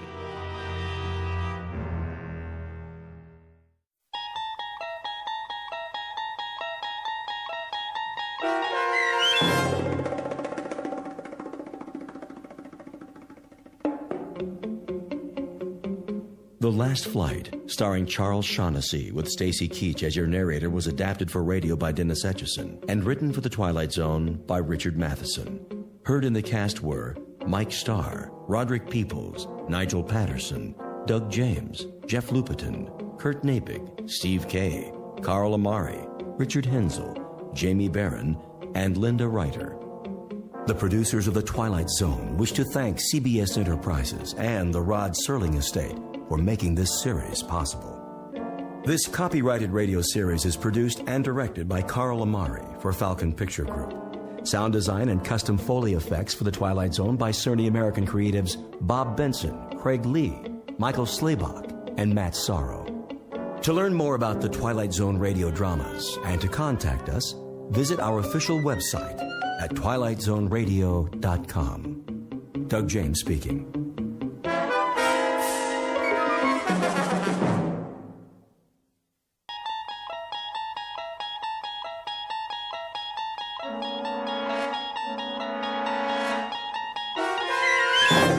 You're traveling through another dimension. A dimension not only of sight and sound, but of mind. A journey into a wondrous land whose boundaries are those of imagination. Your next stop, the Twilight Zone.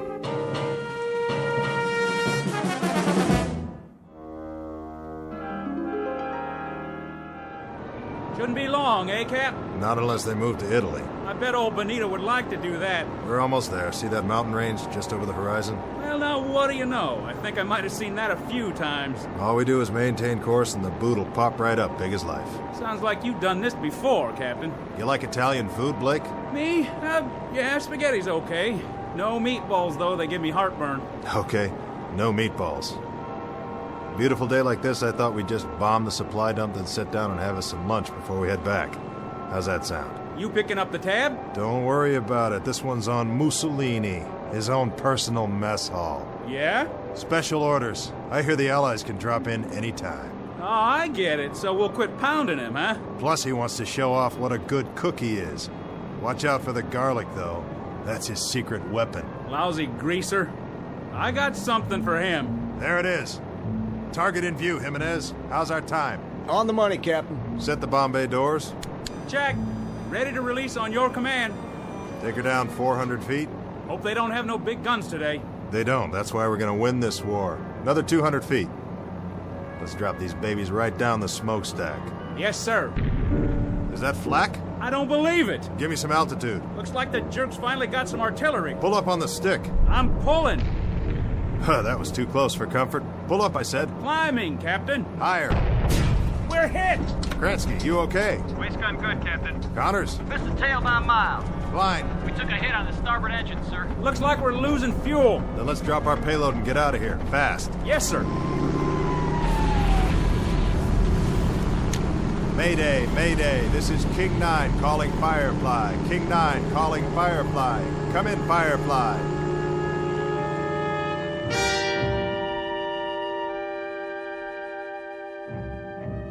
This is the war in Europe, 1943. The air spits out violence and destruction, and the sandy graveyard of North Africa swallows it up. Her name is King 9, a B-25 medium-range bomber, 12th Air Force, USAAF. On this hot, still morning, she took off to bomb the southern tip of Italy, manned by a crew who knew the risks when they signed on. Between them, they have several thousand hours of flight time, much of it in combat. They have followed these coordinates before, armed with a deadly payload for the enemy. A fairly routine run, certainly not her first, but unfortunately, it may be her last. Because this time she's taken a hit that's forced her off course and into a region not listed on any map. She won't return to home base on this day or any other. But as Captain Robert Embry is about to find out, like a resilient human being, she dies hard.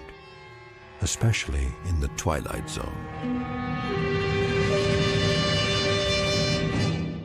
And now, the Twilight Zone and our story, King 9 Will Not Return, starring Adam Baldwin with Stacy Keach as your narrator.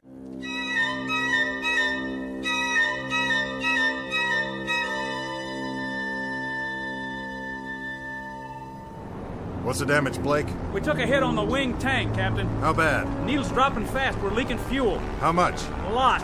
Jimenez, what's our position? 10 degrees off course, Captain. Airspeed's dropping. Losing altitude. How far from base? Too far. We'll never make it. We may have to ditch. Down there, oh, mamma mia. Take a look around. See anything? Nothing but sand, sand, and more sand. Looks like one great big beach and no ocean. Then get ready for some belly surfing. Landing gear? Leave it up. Won't do any good. The sand's too soft. Connors, Klein, all crew, strap it in. We're gonna attempt an emergency landing. Flaps down. Level her out! She won't hold. Pull up! Get over that dune! There goes the other engine. Hang on! She's holding. We're gonna belly in like a glider, nice and easy. Piece of cake, Captain, piece of cake.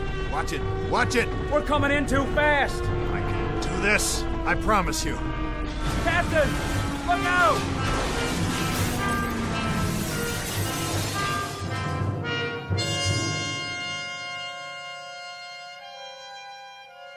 I remember now. More and more, one piece at a time. First the wing tank was hit by flak. Then we lost fuel. Fell behind, veered off course. Not the moment of impact, though. The crash, that's still pretty much a blur. But I remember holding the wheel, trying to hold it. The way she bellied in and then yawed at the last second. That brought the nose down into a dune, and all of a sudden it was over. When I couldn't hold her straight, she yawed and skidded through the sand. That must have been the way it happened. It must have been... I honestly don't know how long I was out. It might have been minutes or hours. Hey, guys! Guys! We made it! Hey! Where are you? Where is everybody? We're alive, you hear me? We're still alive! The crew.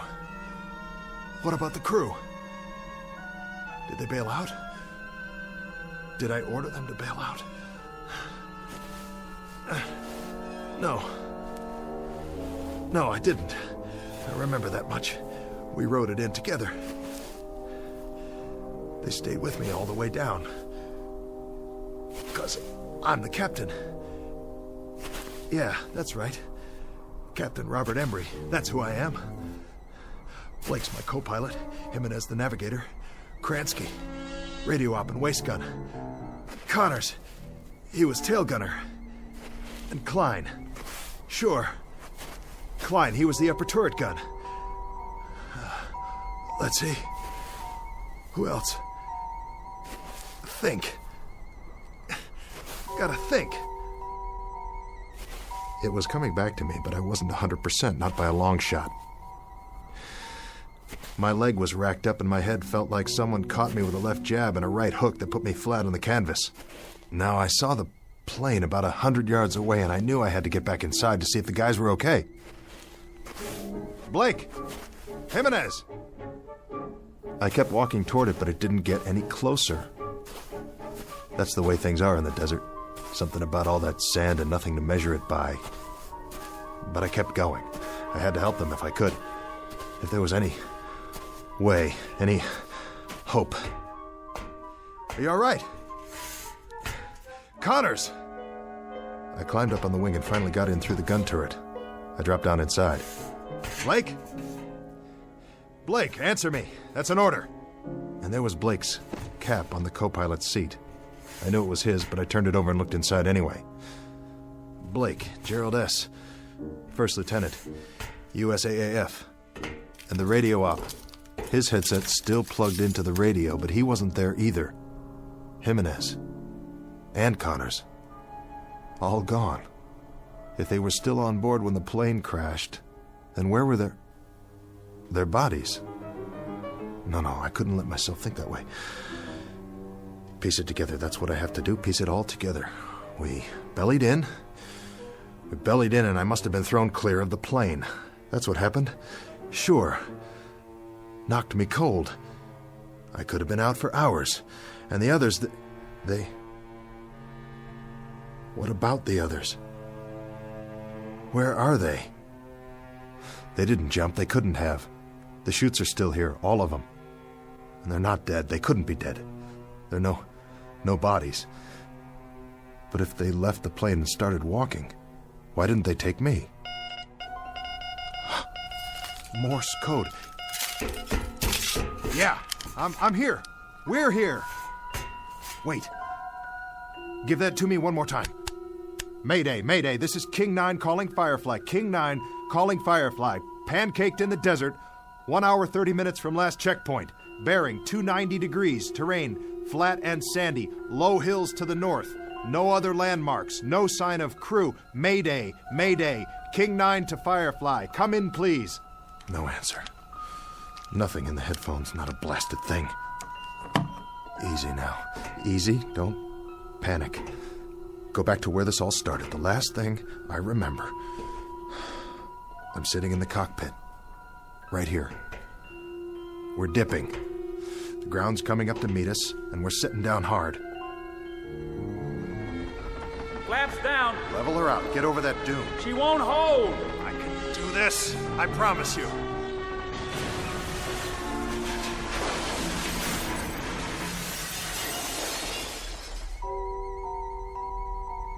The crew. The whole crew was in the plane, and now they're gone, all of them. And I'm here with a king-size headache. So what? I got off easy. Nothing to worry about. But the main thing is not to forget. I'm responsible for this crew. I'm in charge. As far as it's within my power, I've got to keep them alive.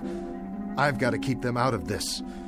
Every last man. I command this aircraft, and I'm responsible. I'm in charge. Nobody else. I'm responsible for all of them. Klein, Jimenez, Connors, Blake, Kransky, every last man. Who's out there? Blake?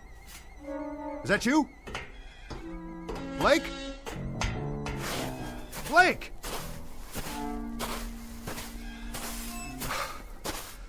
No.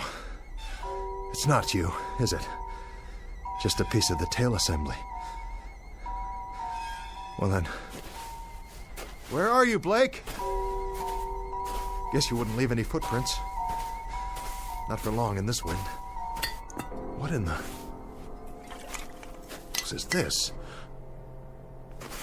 Klein, William F., Tech Sergeant, USAAF. Klein? Sergeant Klein, you incredibly stupid jerk. You dropped your canteen. You dumb Bronx cowboy, you idiot. You're gonna need water out here. Don't you know that? Don't you know anything? I still got a nursemaid, you, huh? Is that it? This is some crew I got here. Some crew, all right. Run around dropping canteens full of water. You couldn't find your way off a golf course without a map. And I gotta stick around and wipe your noses and comb your hair and see that you wash behind your ears because you're the worst bunch of survivors I ever... Wait. That's the plane. Somebody's trying to start her up. But... who? Hey! Hold up! That's my plane! But... who's in the cockpit?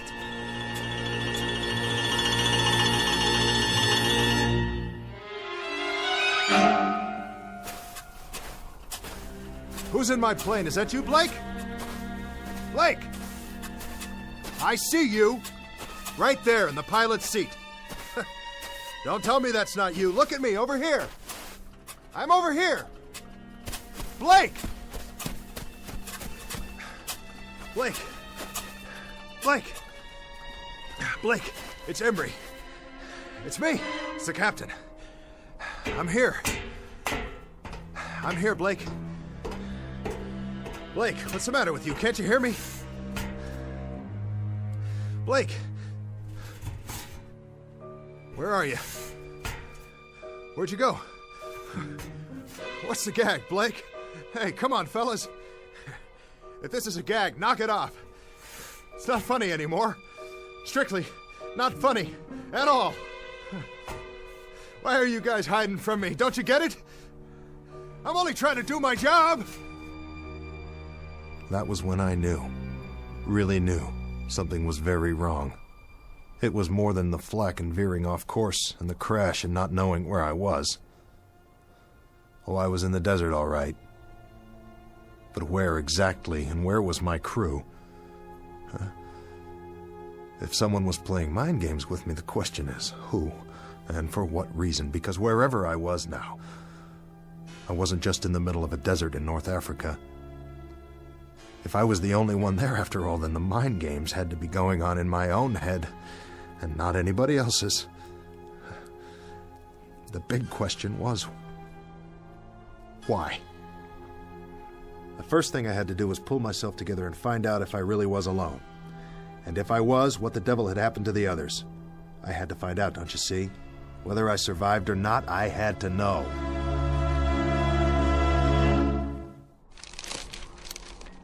Gonna be a long night. Get a campfire going, then they'll see where I am. Hey! You out there, guys? Sure you are.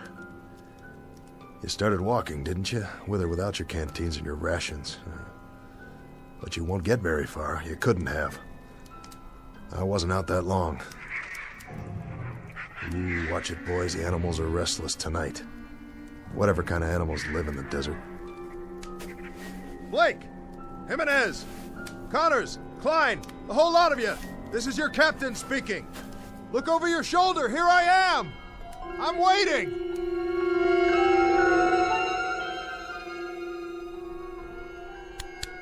This is King 9. King 9 calling Firefly. Come in, Firefly.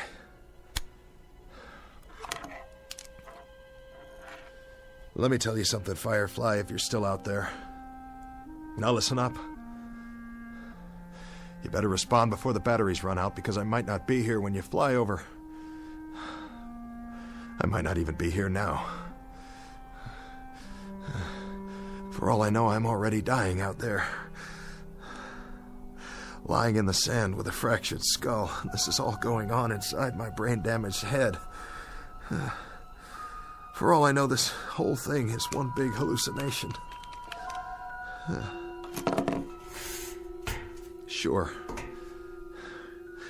Think about it. If I see something, or if I only think I see something, how can I tell the difference? How could I be sure? Could you? You ever have a nightmare, Firefly? Huh? Really bad nightmare? Well, you were scared, weren't you? Just the same as if it really happened. Sure you were. Yeah. Your eyes moved around and you were breathing fast and your heart was beating a mile a minute. So what's the difference? I mean, really, what's the answer? The only way you ever found out was when you woke up. This whole time, I could be sleeping, having a dream. Maybe I'll wake up and I'll be back at the base, or I tied one on and I'm in a booth right now with a girl I met in a bar someplace. Oh, wouldn't that tear it? Wouldn't that really, truly tear it? When the medics get a hold of me, they'll never let loose. They'll put me in a straitjacket and send me on tour like a freak. If they ever let me out of the loony bin, that is. But for now, I think I'll just take that chair Jimenez was sitting in and carry it outside and keep the fire burning. Because that's the only thing I can do till wake up.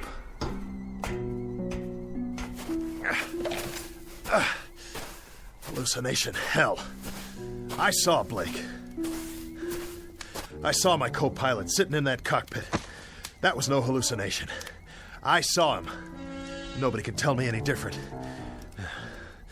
Maybe I'm a little woozy, but I'm not that far gone yet. Concentrate. Gotta keep my head clear. Piece it together. I'm Robert Embry, captain. I fly a B-25 bomber. It's called King 9. It crash-landed in the desert. This desert right here. Because I ran out of fuel. Yes, I did. I did that. And now I gotta keep the fire going. So they'll see. And come back. You're responsible for the ship and the men. You, mister.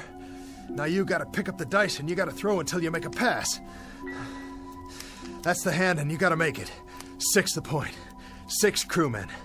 They're in your hands.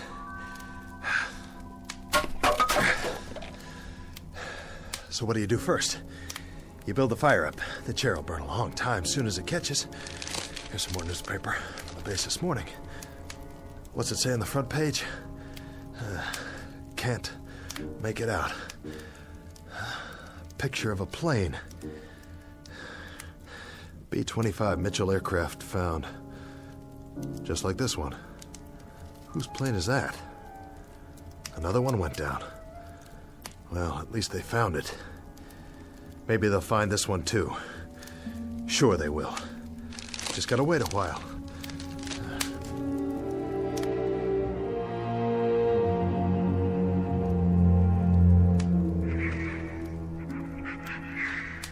Embry, Robert, 24 years old.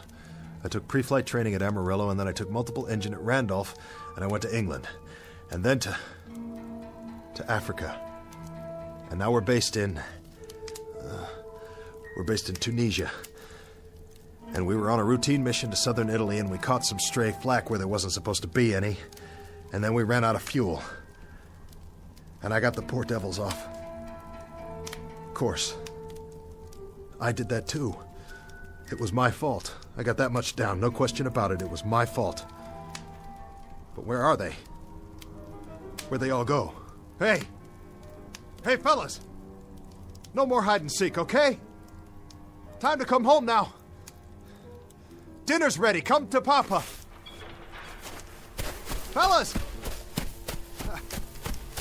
Fellas! What's this? A cross? Made out of metal? From the plane. And a flak helmet hanging down. But who?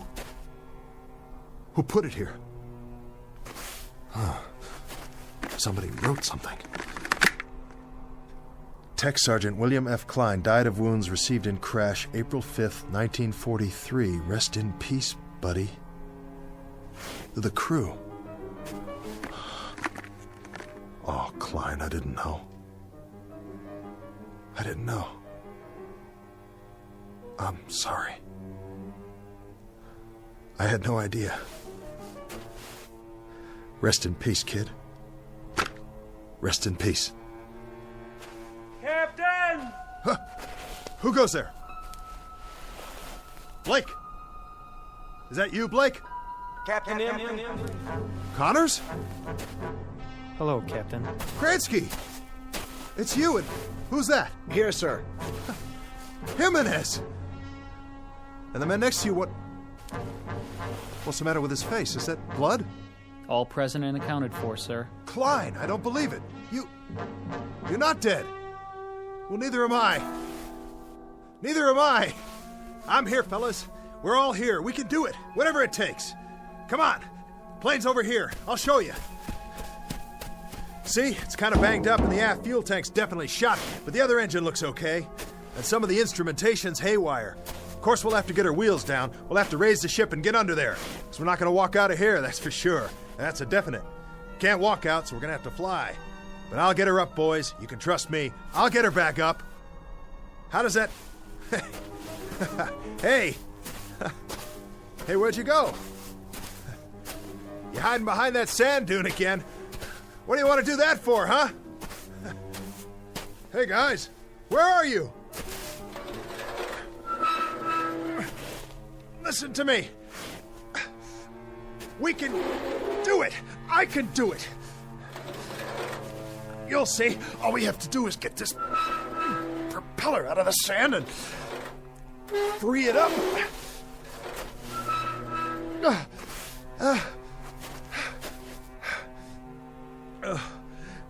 Hey, team. You can talk, you know. Talk to me. Yell at me if you want. Tell me off. But say something.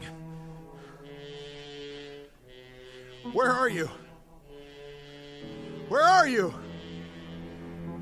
Where are you? It doesn't matter. You were never here. You were never here. You're illusions. Mirages. That's all you are. You don't even exist. But there are no mirages at night. Only during the day, when the heat waves come off the sand. So either I'm dead, or out of my mind, or I'm off in limbo someplace. I'm unconscious. I'm sick. That's it. I'm cracked up in an army ward, or I'm down in the drink somewhere, drowning. Or I don't even exist any more than you do. There isn't a thing here, not a single thing that's real. Oh, God. Oh, God, you gotta tell me what's happening here. You gotta tell me. Please. You gotta give me a sign. What? What is that? Aircraft. I can see their lights. Yes! But they're moving too fast.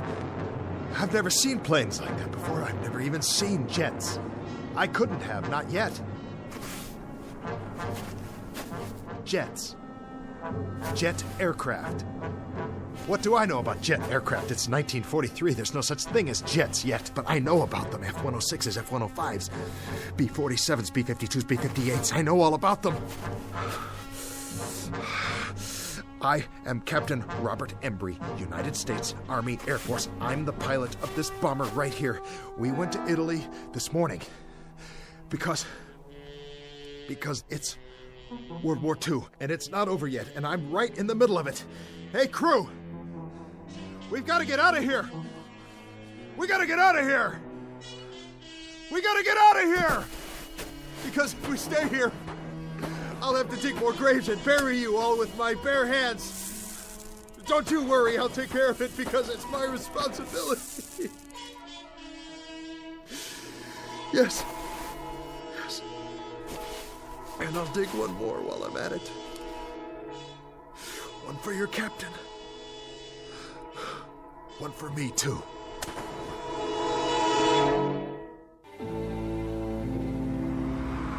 It's your Tribune here. All the news. Latest on the Kennedys. Big changes in Cuba. Mystery plane found in the desert. Read all about it. I'll take one. 10 cents.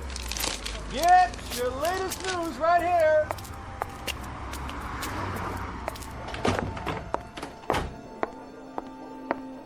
Paging Dr. Benway. Dr. Benway, please go to ICU. VA Hospital, please hold. Where's Dr. Martin's office? 3rd floor to your right. Thank you. Veterans Administration, how may I direct your call?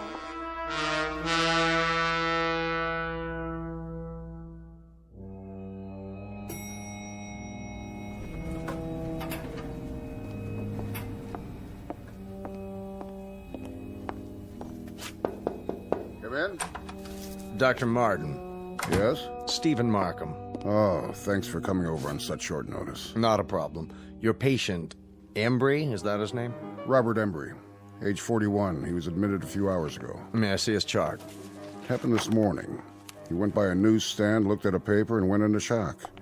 When the ambulance got there, he was almost catatonic. This newspaper? Yes, that's the one. And that's what set him off, the front page? That's why I thought we should have a psychiatrist in on it. Odd. I thought so, too. So after he came around and told me the story, I spent the day digging into the fellow's background. I checked with the Pentagon in Washington. It's all confirmed. The information's in the file. He was a captain in the Air Force. Flew a B-25, Africa and Italy. 37 missions. Discharged in August 1943. Recurrent fevers. Any trouble since? Nothing. But if you look back at his original record, there is some suggestion of a psychological disturbance early on. He was discharged before they could find out much about it. It was all brought out in a Squadron MO's report just before his discharge. And this was his plane? That's the one. B-25 Mitchell bomber found. World War II bomber found intact in the desert. Lies 17 years in sand. Remains of crew not yet located. Hard to believe, isn't it? His plane and his crew, the King of Hearts. They took off for Italy on what was supposed to be a routine bombing mission. They'd done it many times before. But Embry never went on that last mission. He reported to sickbay that morning, and someone else flew the plane for him, his co-pilot, Blake. It never returned. And for 17 years, he's known that and carried it around with him buried deep in his gut. Not deep enough. When he saw the picture of his plane on the front page, he wasn't able to keep himself from letting out one scream, and then going into shock. The mind is a very delicate thing. Sometimes there's an infinitely fragile balance. We never know how fragile until something sets it off and tips the balance one way or the other. Something like this, completely out of left field. How's he doing? I was just going to check on him again. Why don't you come along?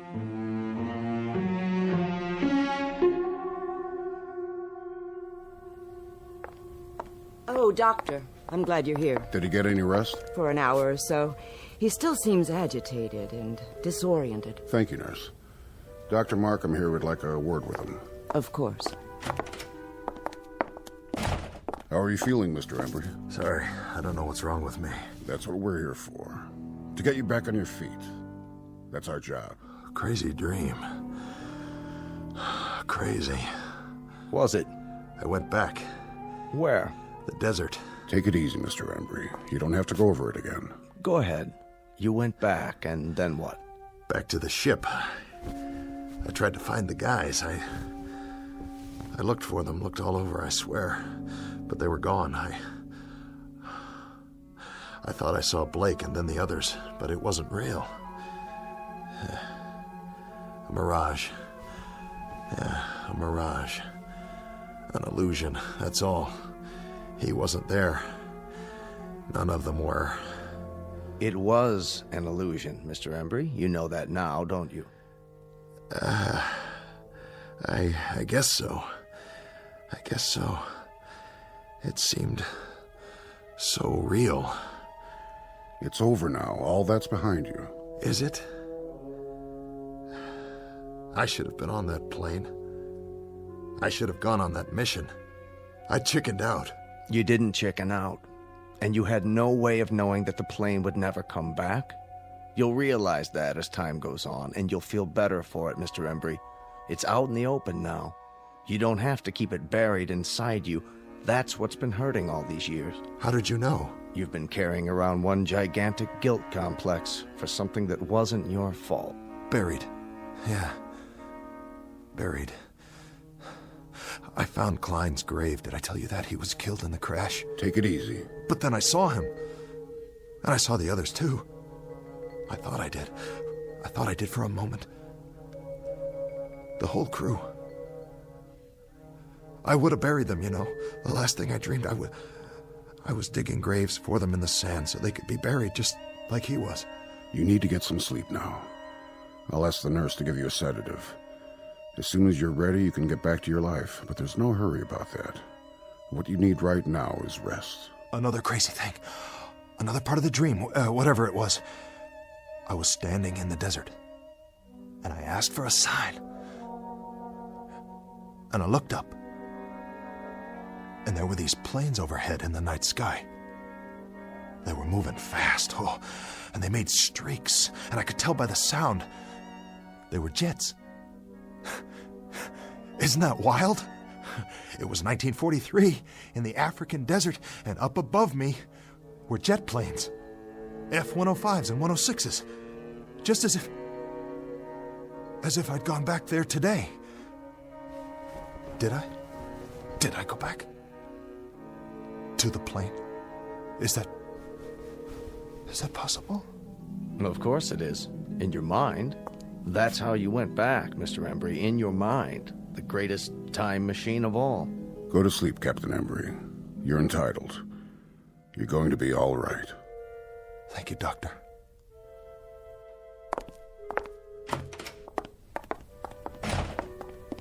So, what do you think? I'd like to talk to him again in a couple of days, start a treatment plan on a regular basis. I can set that up for you. But I think the worst part of it's already over. The guilt's out in the open, and he knows what it is. And the dream? The delusion? Right now, it's still so fresh, it feels very real to him. In a few days, in a week or two, it'll lose its reality. You sure? Nothing's guaranteed, and that's why I want the follow-up. But in a case like this... Actually, I've never seen a case quite like this one. So much information coming back to him in a rush and generating a new set of memories he'd never had before. It's going to be one for the case books. Absolutely fascinating. He seems like a decent man. Yes, he does. And that's exactly what got him into this state. His fundamental decency. He has a conscience. If he weren't a good man, he wouldn't be vulnerable. And would have one less patient. I'd have a whole lot fewer. Is that Mr. Embry's room, Doctor? That's right. His clothes are in this bag. It was left in the examination room. You can give it to me, nurse. I'm going back in. Thank you, Doctor. What's that? I really don't know. Looks like sand. Yes, it does. Sand? Now, where in the world did that come from? I wish I knew. It was in one of his shoes. Could be from the seashore, Jones Beach. Or... where else could it be from? It could come from a desert. Really, now? I read the article in the paper. It said there were no bodies found in the area, not a single one. Well, the sand would have covered them over. The sand didn't cover the plane. It was sitting there, perfectly preserved.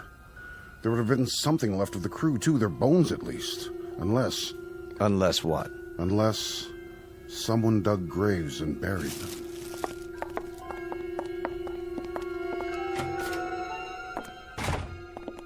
Mr. Embry. Looks like he finally dozed off. Good. Good for him. I'll just leave his things. Shirt, trousers, jacket, and shoes. Complete with several ounces of white sand. Where do you suppose it's from? Maybe a fishing trip he took recently? Very recently. Or from a plane. From a B-25 called the King of Hearts. Wherever it's from. Rest easy, Mr. Embry. You've had a long journey back. Very long. Now you can rest. Meanwhile, I'll leave your shoes by the bed. You'll need them when you're back on your feet, which will be soon. Very soon indeed. Captain Embry. Godspeed.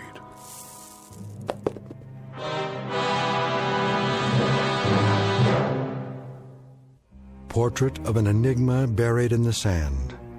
A question mark with broken wings that lies in silent grace. A marker in a distant desert shrine. Odd how the real consorts with the shadows. How the present fuses with the past. How could it happen? The question is on file in a barren desert. And the answer? The answer is waiting for us in the Twilight Zone.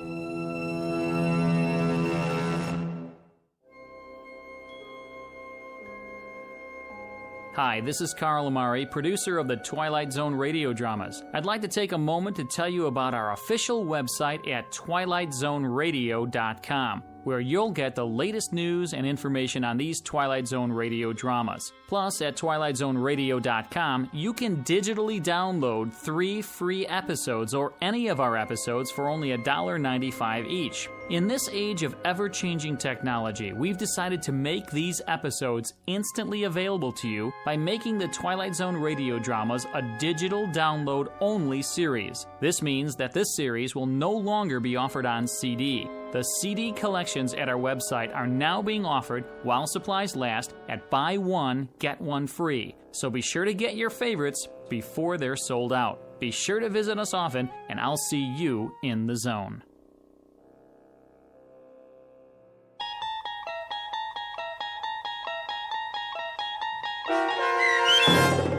King 9 Will Not Return, starring Adam Baldwin with Stacy Keach as your narrator, was adapted for radio by Dennis Etchison and based on a script by Rod Serling.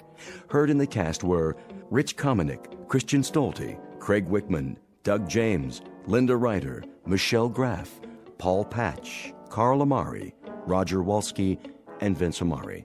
To learn more about the Twilight Zone radio dramas and to obtain audio cassettes and CDs of these programs, visit our website at twilightzoneradio.com. This copyrighted radio series is produced and directed by Carl Amari and Roger Wolski for Falcon Picture Group. Doug James speaking.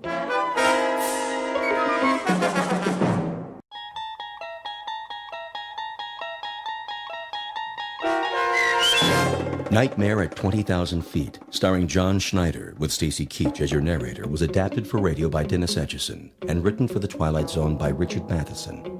Heard in the cast were Frenette Lebo, Ann Whitney, Richard Hensel, Meg Falcon, Amber Lake, Roderick Peoples, Roger Mueller, Doug James, Tom McElroy, Jen Patterson, Kurt Nabig, and Carl Amari. To learn more about the Twilight Zone radio dramas and to obtain audio cassettes and CDs of these programs, visit our website at twilightzoneradio.com. The producers of The Twilight Zone wish to thank CBS Enterprises, Carol Serling, Dennis Etchison, Dick Brescia Associates, Claire Simon Casting, Terry Jennings, XM Satellite Radio, Sirius Satellite Radio, our sponsors, and our radio affiliates for helping make this series possible. This copyrighted radio series is produced and directed by Carl Amari for Falcon Picture Group.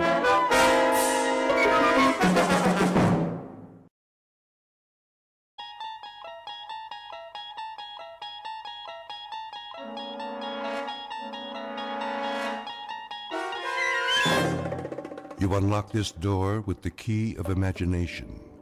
Beyond it is another dimension, a dimension of sound, a dimension of sight, a dimension of mind. You're moving into a land of both shadow and substance, of things and ideas. You've just crossed over into the Twilight Zone.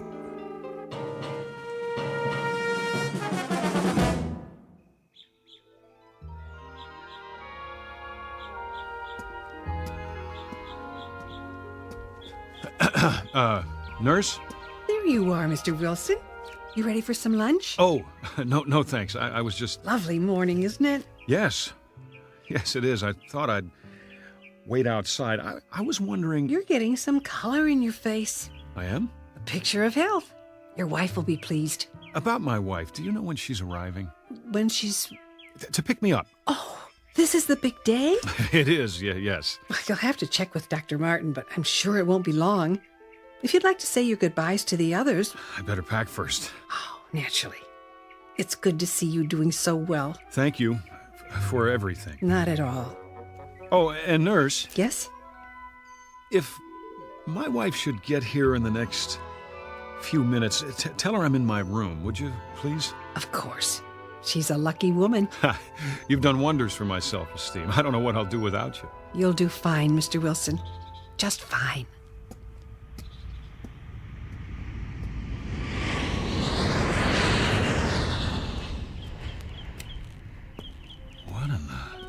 Ah, Wilson.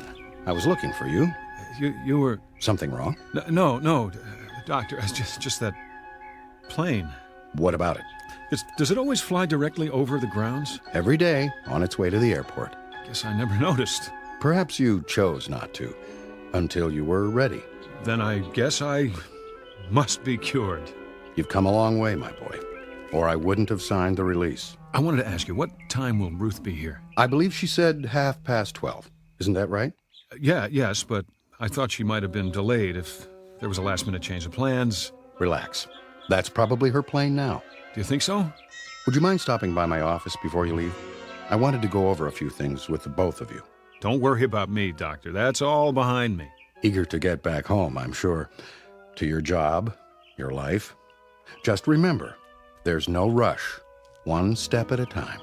You know, it's strange, but I actually feel better now than before it happened. Not strange in the least. I prefer to think of it as a kind of timeout. Something most people could use. Most people don't have nervous breakdowns. Only the best people. Oh, come on, Doctor. That's very nice of you, but... I'm serious. Like a piece of fine china. The better the quality, the more likely it is to crack under stress. Oh, human beings aren't china plates, of course. Considerably more complicated. But when a bone fractures, it heals and grows back even stronger. I believe it's that way with the mind. Now that is the finest pep talk I've ever heard. I wish everyone would stop worrying about me. I never felt better in my life.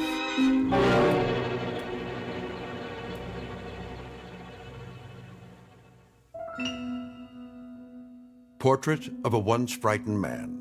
Mr. Robert Wilson, 37, husband, father, and salesman. Now on the road to recovery. Mr. Wilson is ready for discharge from a sanitarium where he has spent the last 6 months of his life. This is the result of a nervous breakdown, the onset of which took place on a day not dissimilar to this, and on an airliner very much like the one in which Mr. Wilson is about to fly home. The difference being that on that day, half a year ago, Mr. Wilson's flight was interrupted by the onslaught of mental illness, Tonight, however, he will make it all the way to his appointed destination, which, contrary to the flight plan, happens to be a landing strip in the Twilight Zone. And now, The Twilight Zone and our story, Nightmare at 20,000 Feet, starring John Schneider, with Stacy Keach as your narrator. Flight 713 now boarding at gate 12. All passengers for Flight 713, please have your boarding passes ready. That's us. Is it? I have the tickets right here. We're already checked in. All we have to do is get on the plane. Good. That's good. Do you suppose... What, darling? Do I have time for a drink of water? Of course. It's just down the hall. Are you feeling all right? I'm fine. I'm just thirsty. Why, you're perspiring. It's warm in here. Aren't you warm? Bob, take it easy. Remember what the doctor said, one step at a time. I know. You've been on plenty of planes in your life. Well, haven't you? This one's no different. I take your arm and we walk on together. When we get to our seats, you'll take a nap, and when you wake up... I'm perfectly fine, really. I've got your pills. Good. They should help you sleep. Shall we?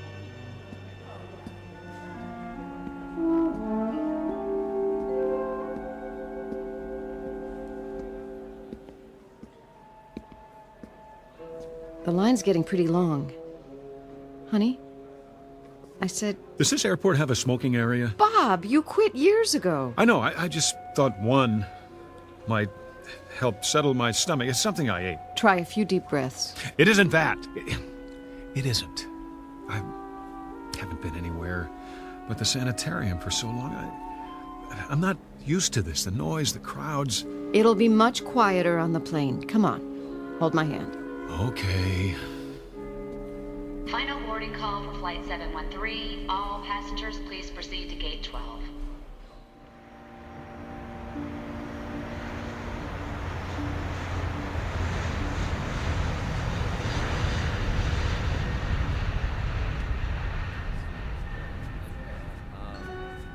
Please keep the aisles clear. Stow all the carry-on luggage overhead or under the seat in front of you.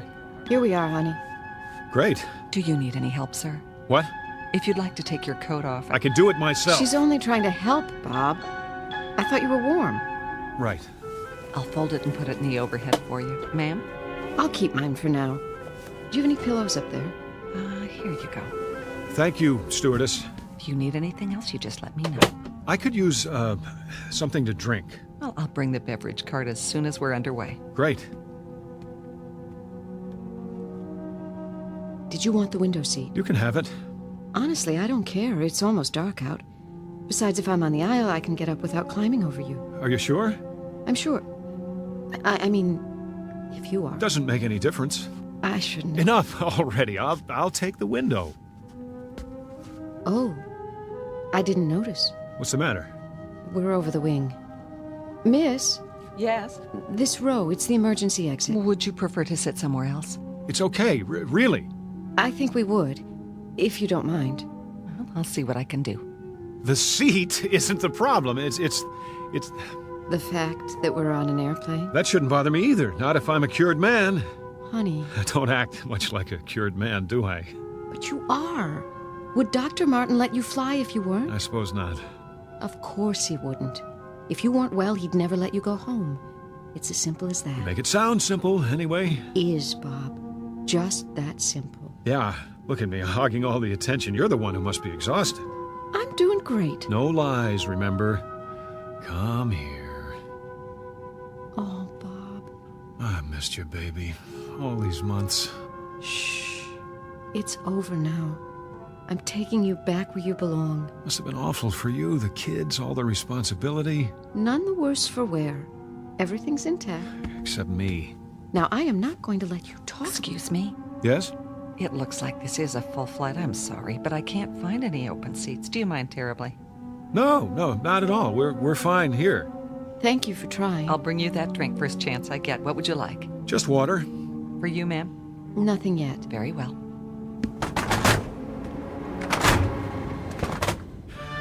What was that?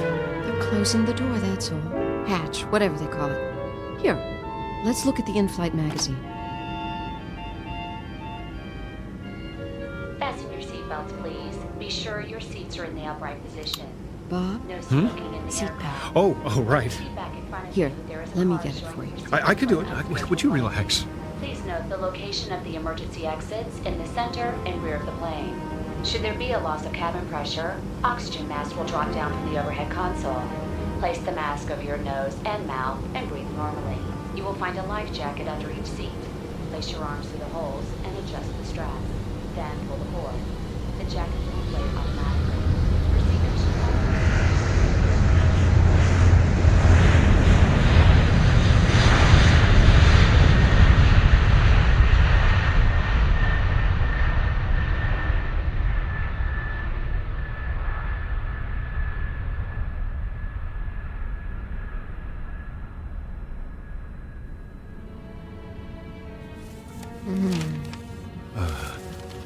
Go back to sleep. Bob, what are you doing? I'm sorry, honey. I found a newspaper under the seat. The light must be bothering you. Oh, I should stay awake. No, I don't want you to, sweetheart. Go to sleep now. Can't you sleep? I will. Promise. You worry too much. I can't help it. You shouldn't. Not anymore. Bob, do you... Do I what?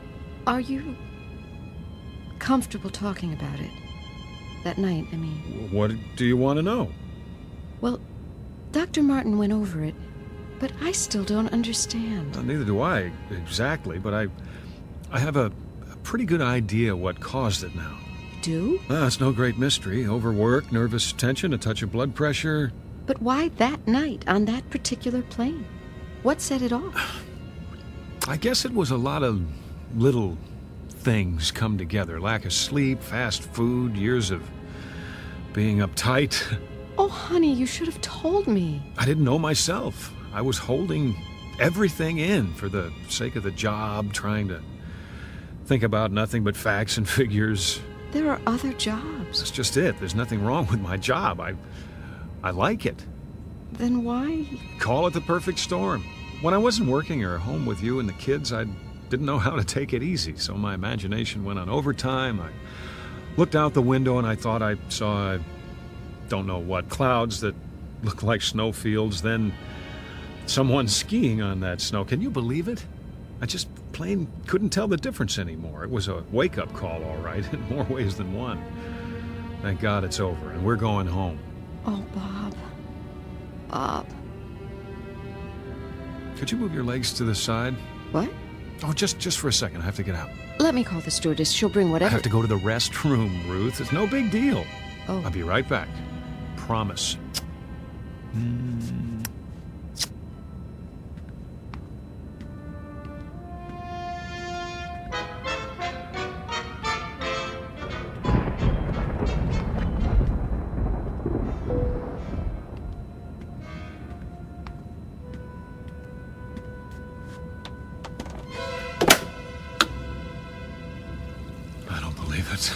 It's a storm. Sir? Yes? Would you return to your seat, please? We've hit some turbulence. Just a moment. Wouldn't you know it? Okay, let's see how bad it is.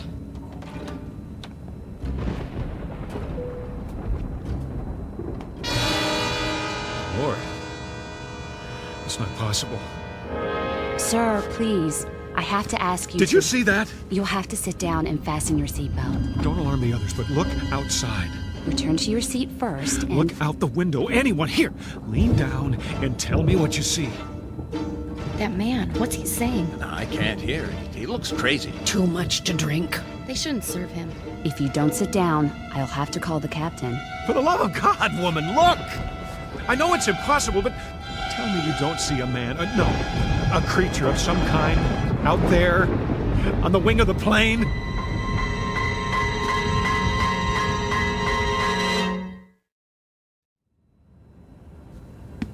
You saw what? Out there, on the wing.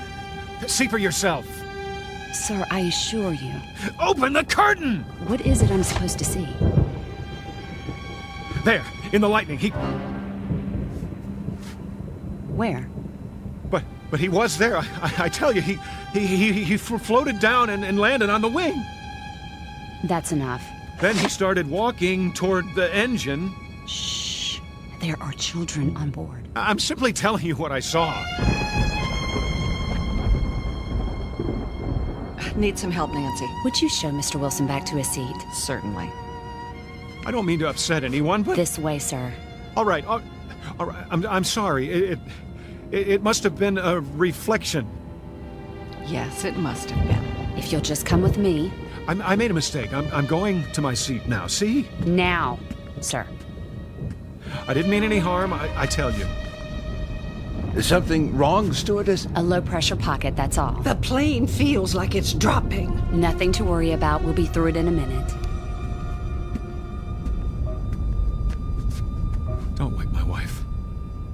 You can move around the cabin again as soon as the overhead light goes off. Yes, of course. For now, I suggest you get some rest and stay in your seat. I understand.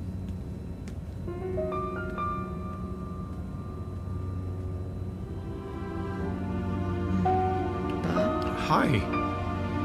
What is it? Would you like another pillow, Mrs. Wilson?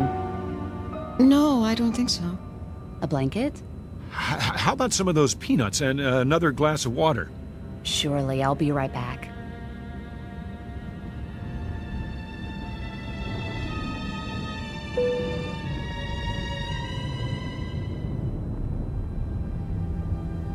Did something happen? Started to rain. Is that what it was? I just saw something, that's all. Everybody has to stay in their seats for a while. What did you see? Nothing. You must have seen something. I happened to look outside just as the lightning flashed, and for a second I thought I saw something. Like what? Shadow. A shadow? In the shape of a man. Where? On the wing. Not a man exactly. What are you saying?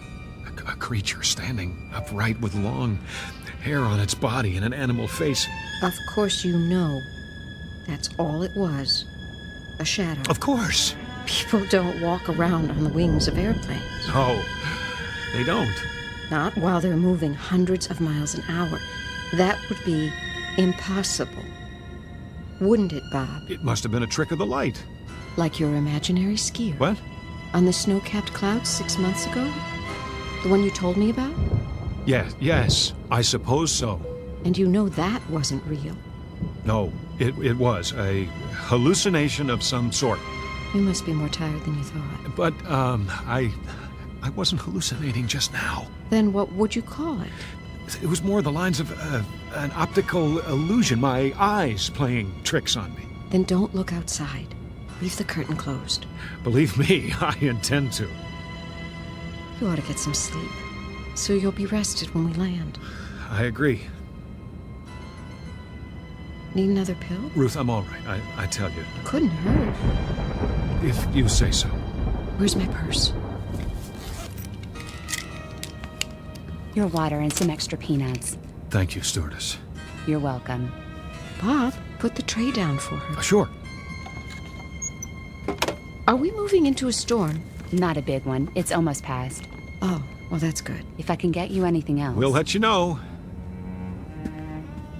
Here's your pill. Thanks. Sit. No, thank you. I'm not thirsty. I'm sorry I woke you. Don't be silly. You can go back to sleep now if you like. If you do. Give me a minute. You're not worried about anything, are you? Not in the least. Then put your seat back. In a sec. Just let me collect my thoughts. Well, don't overthink it. That never did any good. No, it didn't. You're here with me, and we're going home together. That's the most fantastic part of all. Well, you'd better get used to the idea. All better now? Yes. Nudge me if you need me. And whenever you do, don't open the curtain.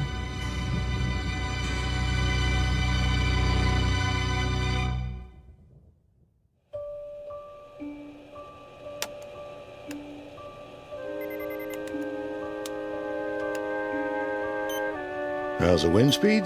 Easing off, Captain. Good. Fuel consumption right on target. Storm's moving starboard. We should miss the worst of it.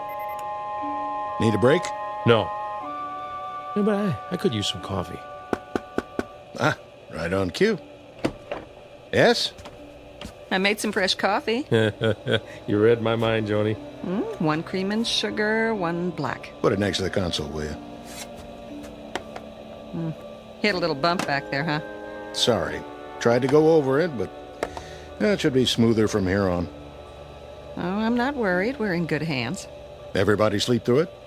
Almost everybody. 1 crying kid and 1 slightly uptight passenger. Ah, the old lady, huh? Oh, no. Mr. Wilson, 13A. What? What did he do? Didn't want to come out of the bathroom. Said he saw something. Where? Outside the plane when the lightning flashed. The old wings moving routine. Tell him it's supposed to move. If it doesn't, it'll snap off. Oh, you're going to love this. He said he saw a man on it. Don't tell me an alien, big head, round eyes, that thing.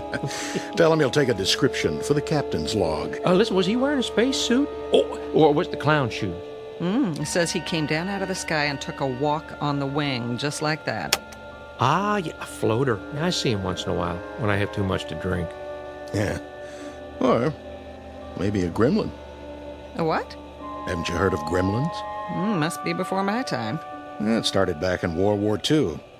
Whenever something went wrong, the mechanics would chalk it up to gremlins. Better than admitting they made a mistake. Well, Mr. Wilson's okay now, but you should have seen his eyes. He looks scared out of his mind. For a minute there, I thought we had a nutcase on our hands. Well, cut off his drinks. Well, that's just it. He hasn't had a drop. Where's in-flight security? 32B. Tell him to keep an eye open. I like to run a tight ship. Yes, sir. But I don't think it'll be necessary. The wife gave him a sleeping pill. Thank heaven for pharmaceuticals. You fellas want some chow? We've got filet mignon in first class. No, thanks. You and Nancy relax for a while. Aye, aye, Captain. Listen, I can take over if you want to stretch your legs. You sure? Yeah, storm's thinning out, just some more rain clouds. Well, maybe for a minute.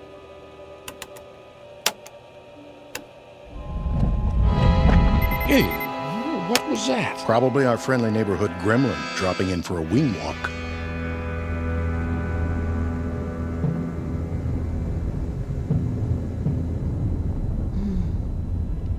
Bob? Well, there you are. Go to sleep, darling. Right. I want to sleep, but I can't. She doesn't believe me. None of them believe me. I'm not even sure I believe it myself. Why should I? It's impossible. Yet I'm not dreaming. I'm wide awake and I'm cured. The doctor said so. No more panic attacks. But I saw it, didn't I? I was out there on the wing walking toward the engine. But why? There it is now. I can hear it. What's it doing? It wants to destroy this plane, bring us all down. Because of me. Because I've seen it before. Or maybe it is all in my mind. How can I be sure? There's only one way. God, help me. I've got to look. I've got to. Time to be brave. Face it down. And if there's nothing out there, then that's that. This is the only way. Here goes. It's simple. I put my hand out. I pull the curtain aside, and I'll know. He'll either be there on the other side of the window looking in, or there'll be nothing but the darkness. One way or the other, I'll know. And put my hand out. Do it. Do it.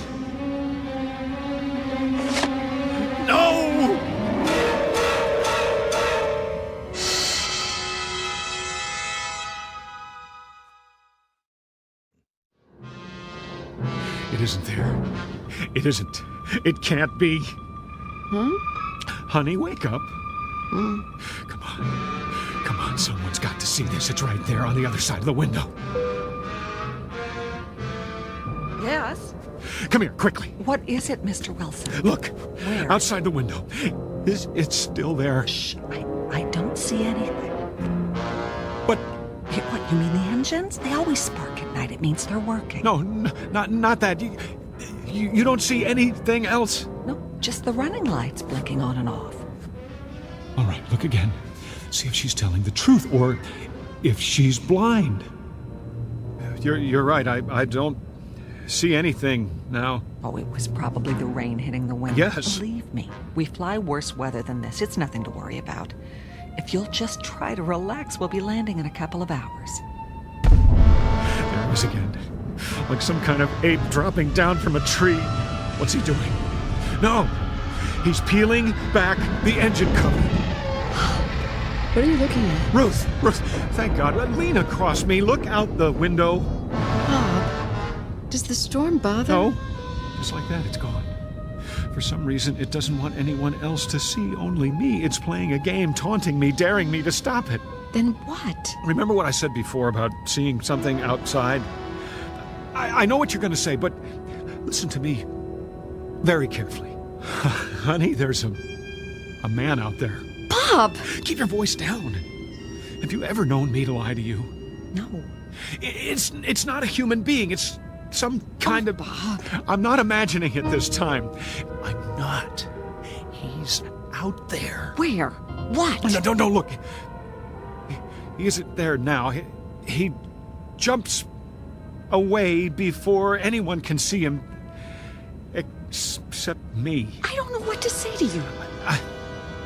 I realize what this sounds like, but give me the benefit of the doubt. Do I look insane to you? I didn't say that, but Bob... I know I had a breakdown, and I know how it looks to you now, as if the same thing's happening again, but it isn't. Bob. I didn't want to upset you. No, I want you to tell me. I didn't tell you before because I wasn't sure if it was real. Well, I'm sure now. There is a man out there, or a creature of some kind. If I describe him to you, oh, you'd really think I was gone. Honey, no. No, it's all right. It's all right, sweetie. Don't stroke my hand like a child. I know your intentions are good. I know you love me, but don't patronize me, Ruth. I'm not insane. Did I say... Does it have to be said? For the last time, that creature's out there. And the reason I'm telling you now is that he's starting to tamper with one of the engines. It's not just my life at stake. It's everyone on this plane. Shh. Think anything you want. Think that I belong in a straitjacket if it makes you feel any better. If it makes me feel better. I'm sorry. What I mean is, whatever you think about me, that I've lost my mind, all I'm asking you to do is tell someone. Talk to the pilot now. He's back there with the stewardess. Tell him to check the wing. If they don't see anything, fine. I'll commit myself. But if they do, there's still time. They can make a forced landing before something terrible happens. Won't you even allow the possibility? All right. I'll tell them. I know it seems a lot to ask. It's as if you're announcing that you're married to a lunatic, but... I said I'll tell them. If that's what you want, stay here. She doesn't believe me. But that doesn't matter. If she can get them to see it, then I'm not too late. There he is. Hurry! Hurry, Ruth! Hurry!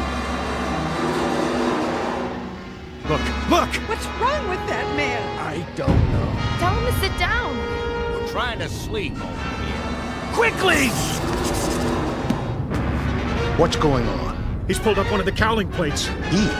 Didn't my wife... Take your seat, please. There's a man outside. He just... Mr. Wilson, keep your voice down.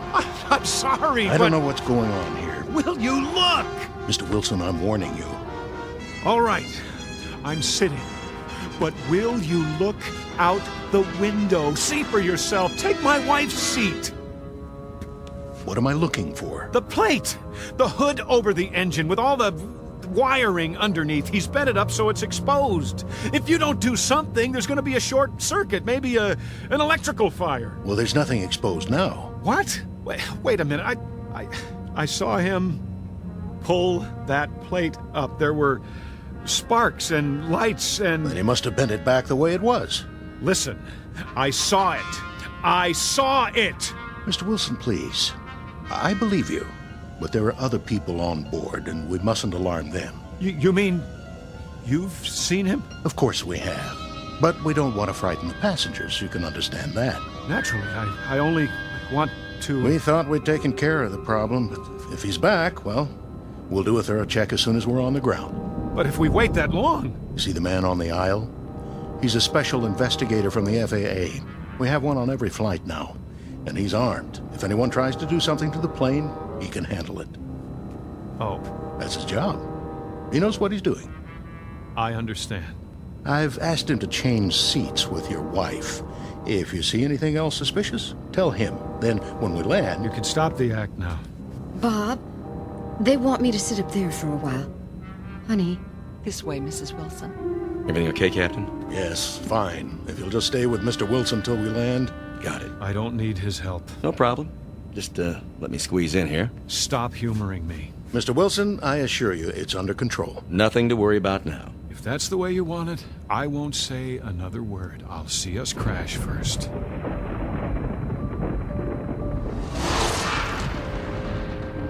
He's at it again. Feeling back the plane, putting his horrible, misshapen fingers into the wires. Did you feel that? Feel what? Nothing. No, go ahead. I'll put it in my report. I just thought we changed altitude for a moment. Pilot must have made an adjustment. Meant to stay above the storm. Yes, that must be it. I wonder if I can get some information from you. About what? May I see your ID? You have your wallet, don't you? Of course I do. Why wouldn't I? Here. Robert Jeffrey Wilson. Ever been arrested? Never. Why do you ask? Oh, just for the record. I'm a law-abiding citizen. I'm sure you are. What kind of gun do you carry? Pardon? The pilot said you were armed. Oh, standard issue 38. Never had to use it, though. Strictly a last resort. I thought guns weren't allowed on board. Well, they're not for the passengers. But with security so tight now, we don't like to advertise it. Then you should keep your coat buttoned. I can see the holster. Bob, how are you feeling? Great. How about you?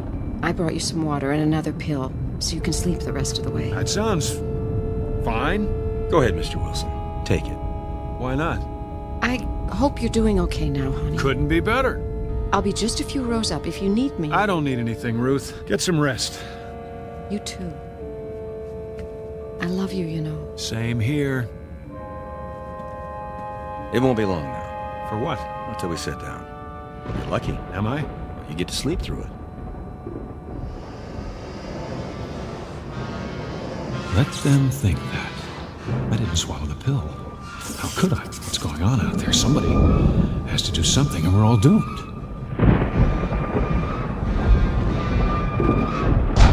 Another minute and he'll have the entire engine exposed. All I can see is the glow of the engine and that creature. I have to act now.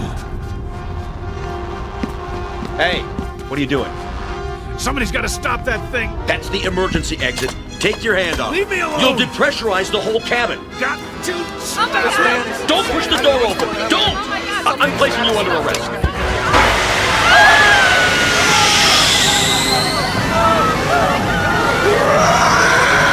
You out there! Get away from the engine. I can't hold him. You demon! I told you to get off the wing. Somebody grab his leg while I get the door closed. I'm trying. Give me your gun. Let go of it! You can't! You bet I can! Get away from this plane or I'll shoot!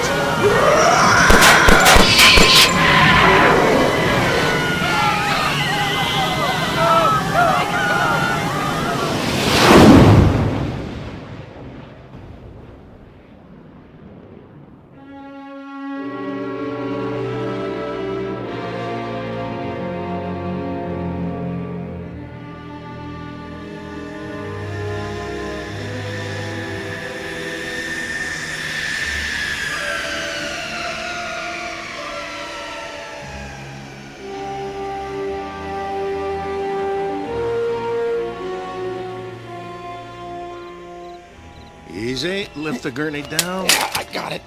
Here come the paramedics. Oh, good.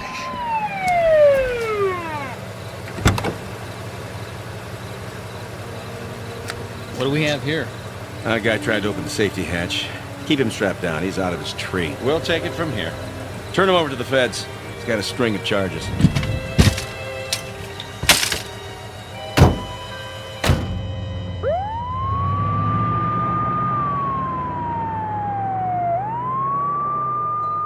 Bob, everything's going to be fine. Everything's gonna be fine. I know. But right now, I'm the only one who does.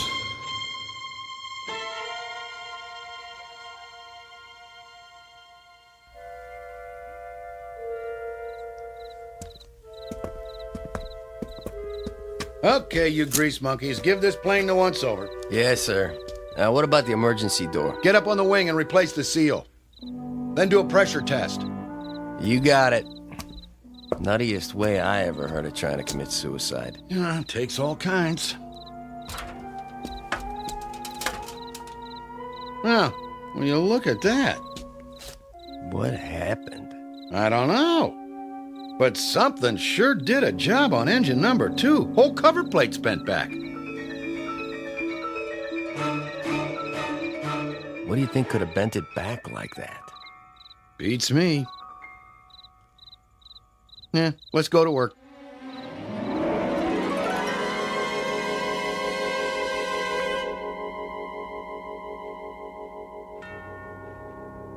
The flight of Mr. Robert Wilson is over now.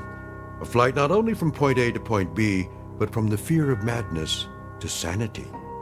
Mr. Wilson has that fear no longer, though for the moment he may be quite alone in his conviction. Happily, that conviction will not remain private much longer. For this time, tangible evidence has been left behind, even from so intangible a region as the Twilight Zone.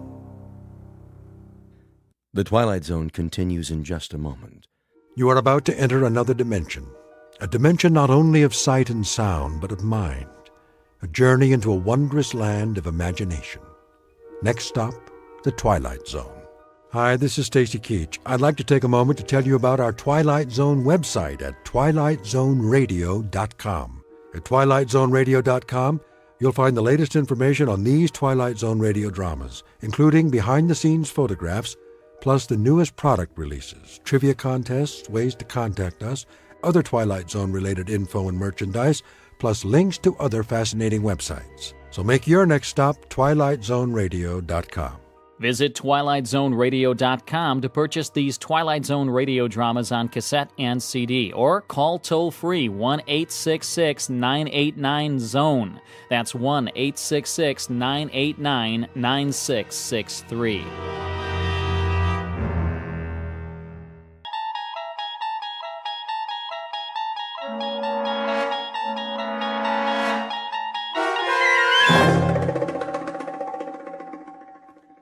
The Gift, starring Danny Goldring with Stacy Keach as your narrator, was adapted for radio by Dennis Etchison and written for The Twilight Zone by Rod Serling. Heard in the cast were Jonathan Rodriguez, Sandra Marquez, Tony Castillo, Gustavo Malado, Dale Rivera, Ivan Vega, Joseph Minoso, Joe Caballero, Eddie Martinez, and Javier Salas. To learn more about the Twilight Zone radio dramas and to obtain audio cassettes and CDs of these programs, visit our website at twilightzoneradio.com. The producers of The Twilight Zone wish to thank CBS Enterprises, Carol Serling, Dennis Etchison, Dick Brescia Associates, Claire Simon Casting, Terry Jennings, XM Satellite Radio, Sirius Satellite Radio, our sponsors, and our radio affiliates for helping make this series possible.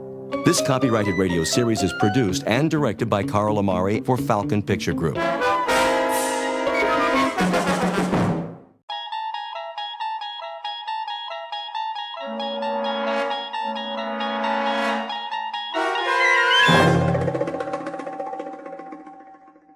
You're traveling through another dimension, a dimension not only of sight and sound, but of mind.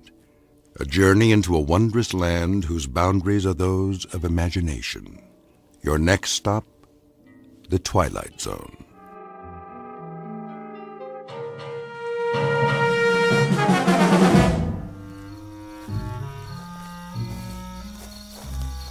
How much more, Chief? Not so far. Only to the end of the road in the arroyo. Why must we do this? There is nothing but the night and the stars. It's our duty to keep the village safe. But it is already safe. I was born in this village. As was I. And I know these paths as I know my hand. There is nothing that is not here by day. Listen to the crickets. When their song is clear and strong, the valley is at peace. Is it? Once, when I was a deputy, I made my rounds, as we are doing tonight. I was tired, so I turned back to the cantina. In the morning, Captain Munoz found the body of an Americana. No. Yes, Salvador. She was strangled. By one of our own? By men from across the river. If I had gone to the arroyo, I might have stopped it. Were they caught? In Texas. But if she had been one of ours, with no clues, who can say? All right, Sanchez. All right. We go to the arroyo. But you will see, the moon is full and there are no campfires. The village is secure for another night.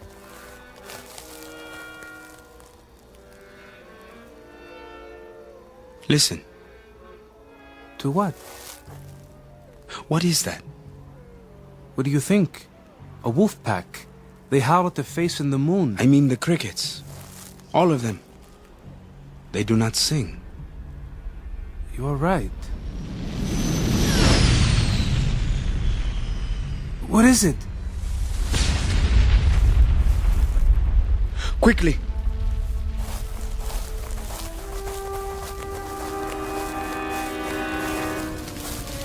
Is it a plane? I can't see. They fire. Stay back. If someone's alive! Wait!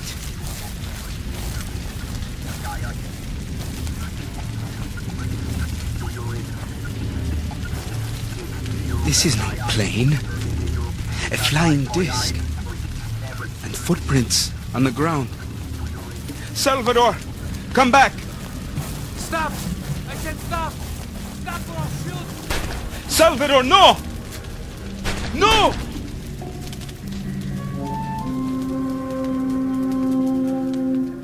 The place is Malero, Mexico, just across the Texas border. A mountain village held back in time by its remoteness and unprepared for the sudden intrusion of visitors from another place.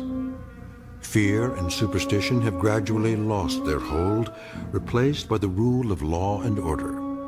But what law can protect against unscheduled crash landings? Police Chief Sanchez and his deputy have a job to keep the area safe from outsiders and troublemakers. But does that include aliens who are truly undocumented, whose mode of transport, whose very purpose are completely unknown? In a moment, you will meet the people of this peaceful village and one 12-year-old named Pedro, who is about to make the acquaintance of a most unusual traveler. We are at present very near the Rio Grande, and yet, as you might have guessed, somewhere deep within the borders of the Twilight Zone. And now, The Twilight Zone and our story, The Gift, starring Danny Goldring, with Stacy Keach as your narrator.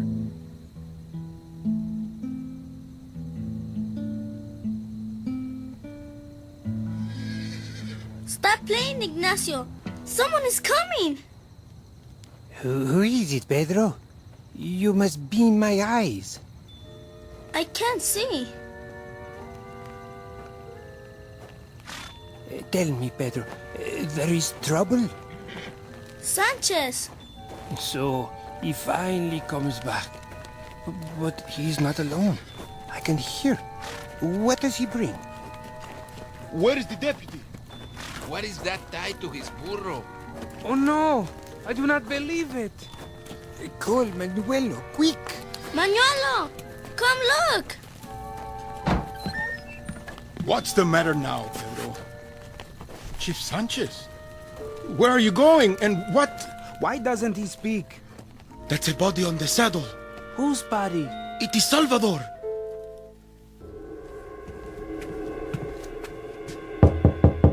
Come back later, it is after hours.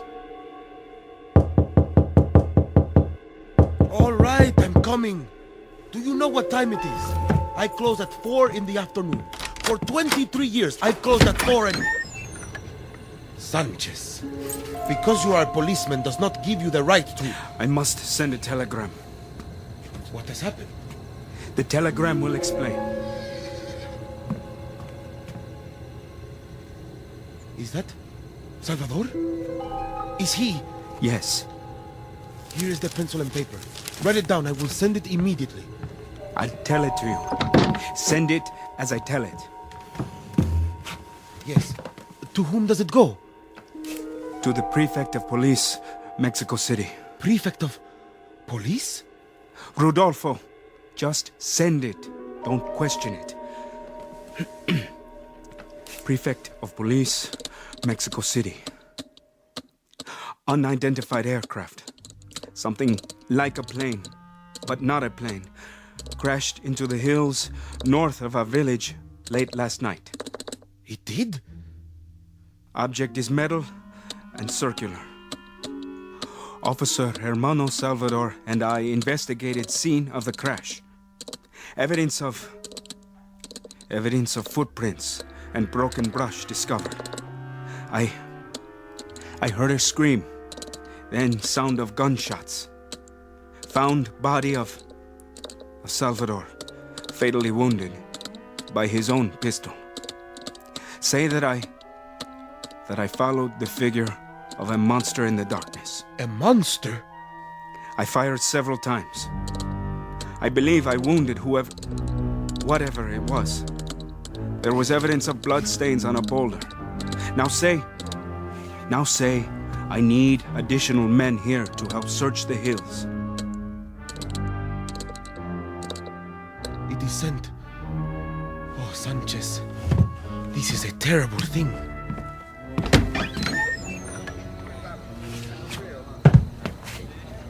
He's shot through the heart. Who did this, Sanchez? I do not know, Doctor. Some giant thing who escaped in the darkness. I fired at it. Later, I saw blood on the rocks. Then the killer is still out there. I have sent a telegram. They are sending some army men from Mexico City. They will take over with the search. You say some giant thing. Not the darkness or perhaps your fear. You doubt me, Doctor? You are the law and order of the village. Now you must be the sanity as well. The story you tell frightens the people. Be certain that the fear is not an illusion. And the body? Is this an illusion? Go back to your homes and lock your doors. I want no one on the streets tonight. Doctor, stay with me. Why? Salvador does not need me. Now, he needs a priest.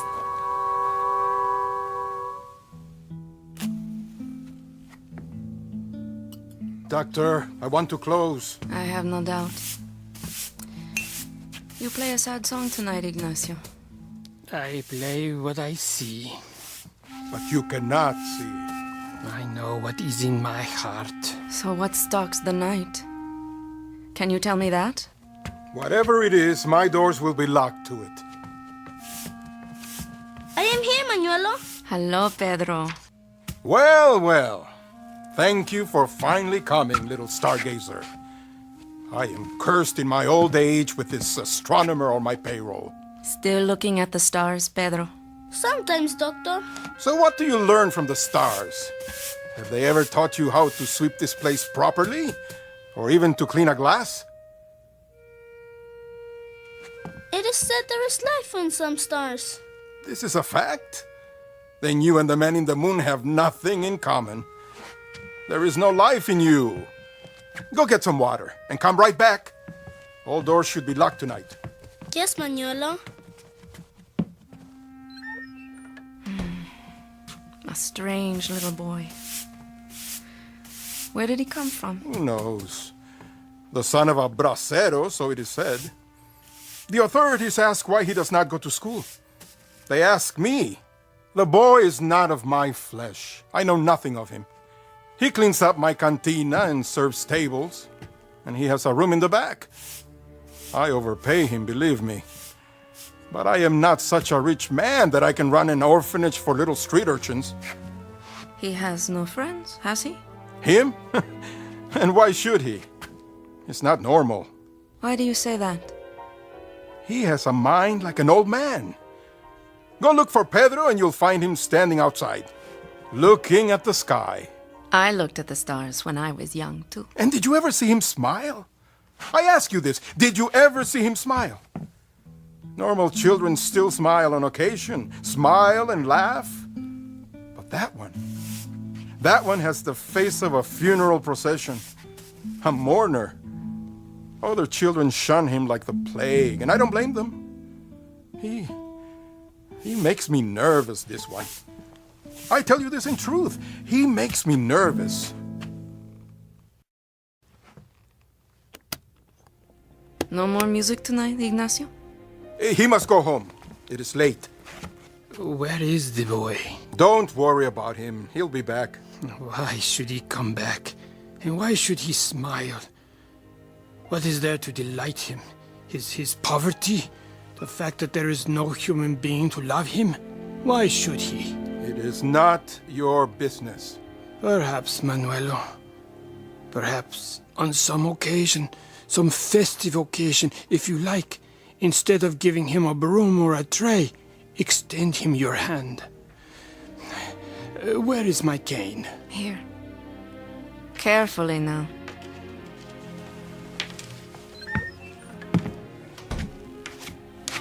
Here's the water, Manuelo. Over here. Shall I see you home, Ignacio?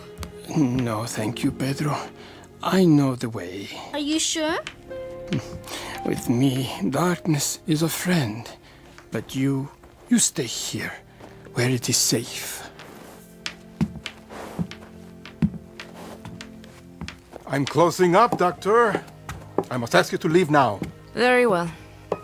So, Manuelo, wear a smile, my friend. You will doubtless live to see the morning. Good night. I'll lock the door behind you. What is that? Where? Someone is coming. Who? I can't see. Walking in the street, you know him? It is too dark.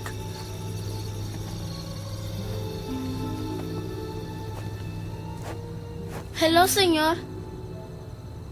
¿Cómo está? Bien.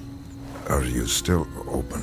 Well, I thought perhaps I could sit down and have some wine. Come inside, sir. Pedro, I don't think... I will get you wine. I'm sorry, senor. The place is closed. No, it's not. At this hour? I deeply regret, but we are no longer serving. There is a curfew in effect. A curfew? Is this not so, Doctor? Is there not a curfew? Well, yes, but he does not look well. Perhaps this man needs to sit for a moment.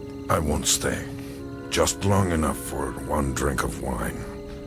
I promise you, I won't stay. Well, perhaps one drink.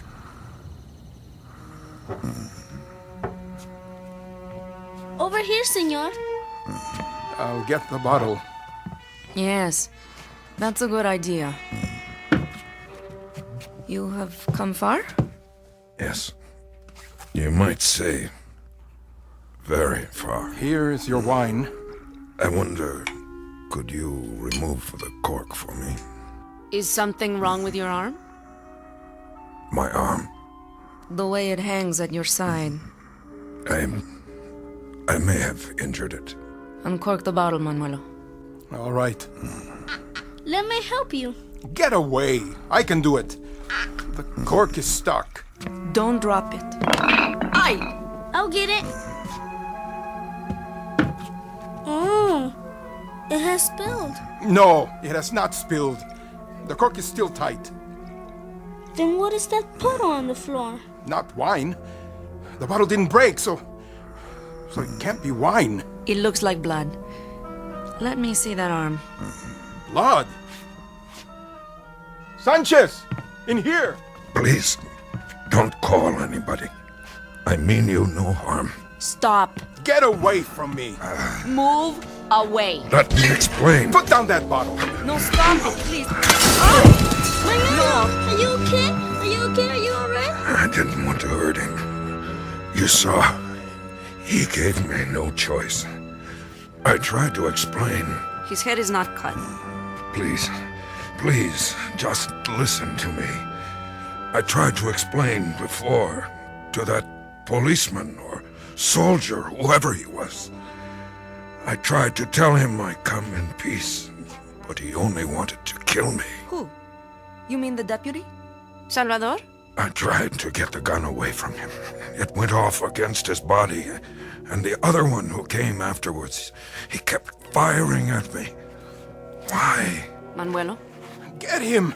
You'll be all right, Manuelo. If you'd only listen, all of you, please, just listen to what I have to tell you. He's bleeding. Manuelo, stay back. He has a wound on his arm. A deep one. His clothing, he is soaked with blood. Is he dead? No, but he has lost so much blood that he should be. I don't understand how he could walk or stand. What can we do, Doctor? Pedro, get a basin full of boiling water from the stove and as many clean towels as you can find. Bring them to your room. Quickly, now, before it's too late. Yes, Doctor.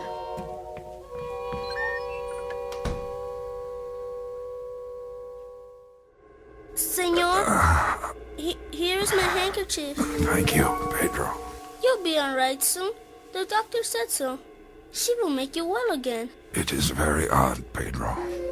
Very odd indeed. What is? That all of these people, out of all of them, there is only one who feels neither fear nor anger. A boy. It is because we are alike. How so? Well, you are a stranger, and I am a stranger here too. They are fighting of you because you are different, and to them, I am different. Pedro, hold out your hand. I have something to give you. Yes? Inside my jacket. Where? Here. In the pocket. Get it. A letter? No, Pedro.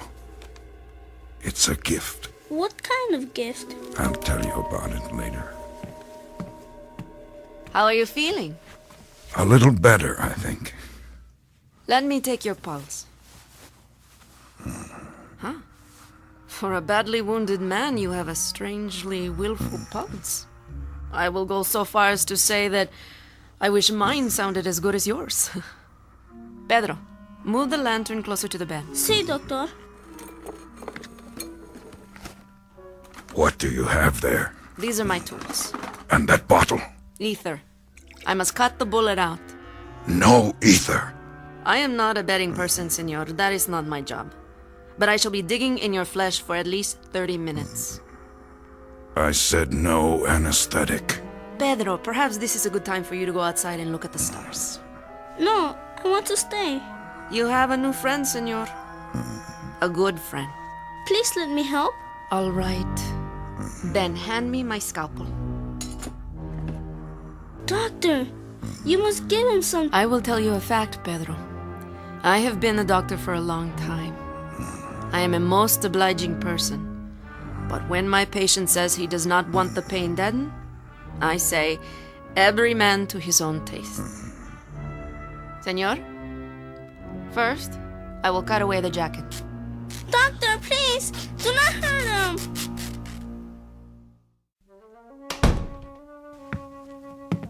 He lives? He lives. I need whiskey now, Manuelo. If not the best, make it the strongest. Yes, doctor. How is your head? Only a bruise. Good. I am too tough for the stranger. Too tough to kill. He didn't want to kill you. Only to stop you. Who is this man? I don't know very much. He travels light. Only the clothes on his back. And these 2 bits of lead. 2 bullets from Salvador's gun. Perhaps. And you help him? I must. I am a doctor. I will have a drink now, too. For Salvador. Salud. He was very brave, Doctor. Not a cry from him. Not so much as a sound. All the time. Very brave. And what do you know of him, Pedro? I know nothing else. Except... Except what? Except that he is my friend. I know that he is a good man and that he has never done anything wrong. Don't be fooled. Whether he is good or bad, that still doesn't explain it. For example, it doesn't explain how a man can carry 2 bullets inside his body and have them cut out without so much as a whimper. It doesn't explain how his pulse can be just as strong and steady as if there weren't anything wrong with him but a cold. And it doesn't explain why this man should remain alive when by rights he should be dead. Perhaps he's not like us. Perhaps he is... We got to him in time, Doctor. Didn't we? I'd say we got to him about 3 hours too late. We got to him at a moment when, by the loss of every book and common sense, he should have bled to death. But he didn't. Because he is not a man. What do you mean, Manuelo? Enough for now. Stay by your friend Pedro and look after him. If he bleeds again, tell me. Sí, doctor. Manuelo. What? While I was back there, I heard something. I heard the door unlocked from inside. So? That is my business. Why? Did you go out? Yes, I went out. And where did you go? Where do you think? To tell Sanchez that when the army comes, they do not have to search the hills. They only have to come here to find what they want. Manuelo. At least I have done the right thing. Were you baptized as a child? Of course I was. At the church on the hill. Then at your baptism, they forgot to give you your proper name. Oh? And what is that? I'm afraid, Manuelo, that would be Judas.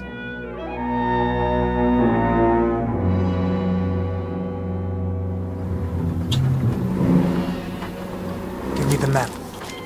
Yes, Captain. How much farther? There's a fork in the road soon. One way goes to the river. The other goes south again, into the countryside.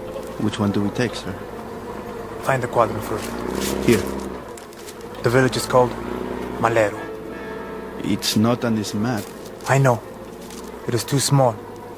But the general gave me the coordinates. Here are the numbers. I will try. The men are wondering, sir.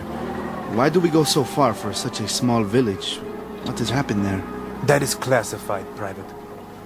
It is a matter of security. The Americans are ready to join us if we need them. They are, sir? But why? For now, tell the men only that it is a matter of national defense. Tell them to load their weapons. Yes, sir.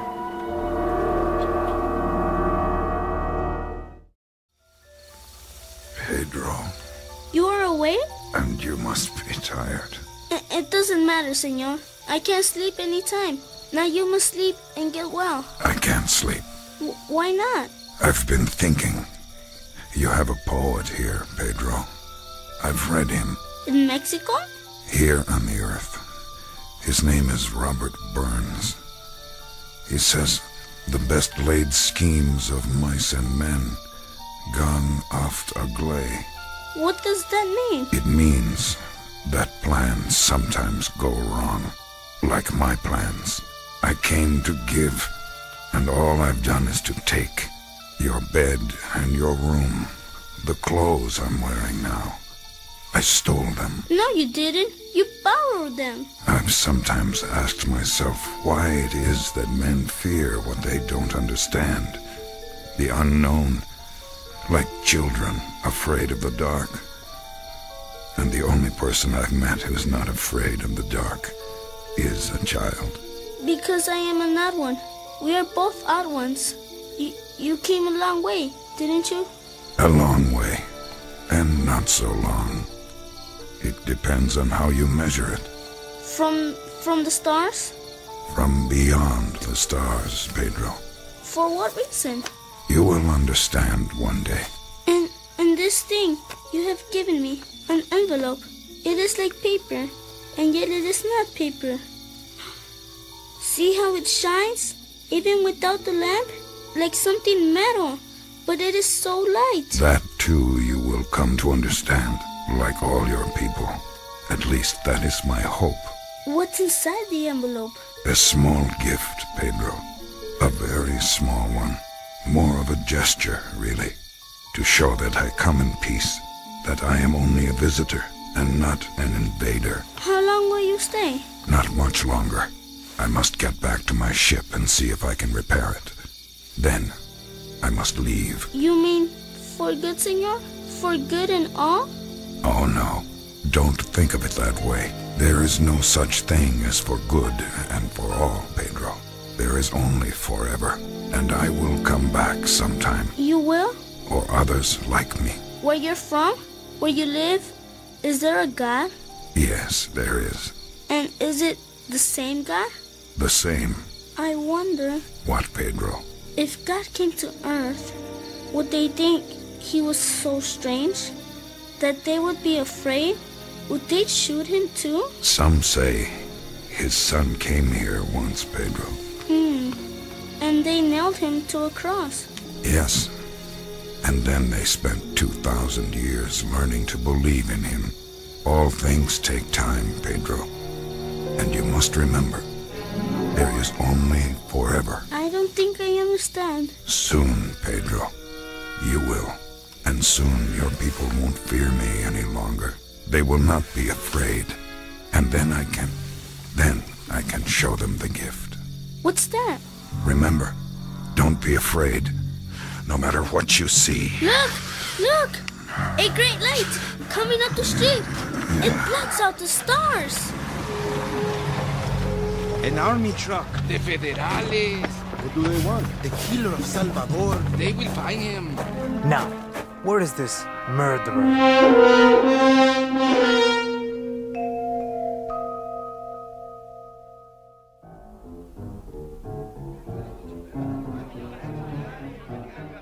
Who's your policeman here? I am Sanchez, sir. I am the local chief of police. And you called for help? Yes, sir. Thank you for coming. I must speak with you in private. Where is this flying craft? The disc? It crashed in the mountains, some miles from here. Good. I will call the other truck so you can lead us there. Of course, sir. But please, do not tell the townspeople. It would only frighten them further. I will tell them nothing. This is now a security matter. What of the fugitive? Oh, yes. The killer of police. Where did you see him? You do not have to search. I know where he is. And where is that? Inside the cantina. Not in the jail? Well, we don't have a proper jail. But you have caught him. It was I myself who shot him and brought him down. Now he lies on a bed inside, too weak to move. You are a brave man, Chief Sanchez. Thank you, sir. But please, explain to me. Anything. If he is wounded and too weak to move... Yes? Why did you need us to help you? You do not understand, sir. What is to understand? This is not a man. This is a creature. Oh, what kind of creature? I'm not sure. Only God knows what are his powers. He has powers, too? He came from the flying disc. And does he wear a spacesuit? Well, no. What then? I don't know. It was too dark. But you captured him. You, yourself. Oh, yes, Captain. He is very dangerous, this creature? Very. He killed my deputy. And how did he kill him? With a pistol. Oh. He carries a sidearm? Well, no. It was Salvador's gun. I see. Never mind. We will take over now. Sergeant! Yes, Captain. Come with me. Yes, sir. How many men? Tell them to wait by the truck, with rifles at the ready, just in case. Men, prepare arms. Now, where is this cantina?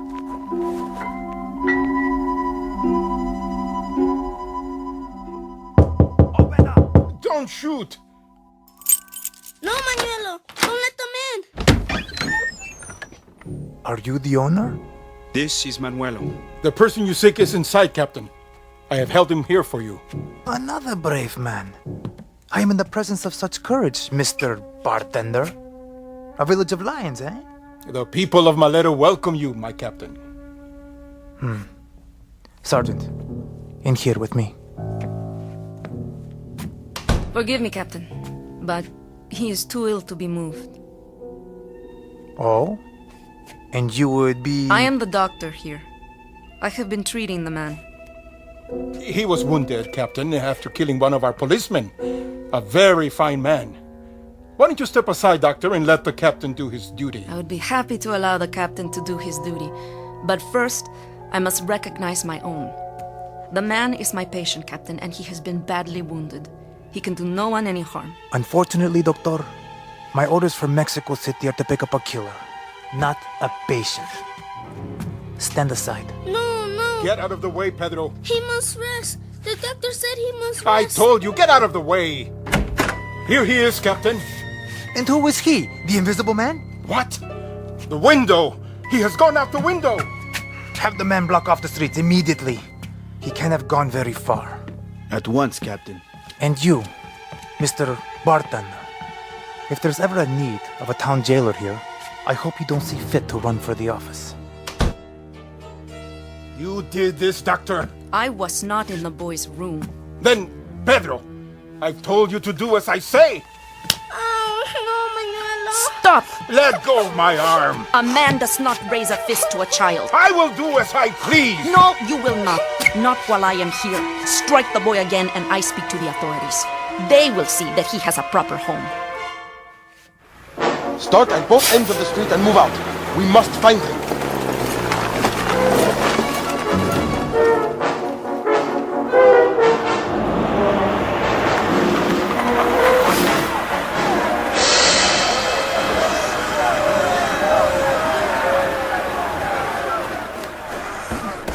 Why do they pursue me? I mean them no harm. There he is. He's in here. He's in the alley. Go on, run! Run so I can shoot you! I can't run anymore. There, in the alley. Get him! He killed Salvador. Stop him! You are under arrest, senor. What is the charge? Murder. I come in peace. The death, that was an accident. You will have a trial. But first, put up your hands and walk towards me. Slowly. All right. You don't need that gun. Careful. He's not a man. He is a monster. Wait! Don't hurt him. He is my friend. Pedro, the gift. Remember, show them the gift. Give it to the doctor. She will explain it to them. Here. See? This is the gift. Give me that. What manner of thing is this? It shines like silver, yet it has no weight. Destroy it. It is the devil's work. Hurry, quickly. Burn it. Give me that torch. Wait! Don't burn it! Put it out!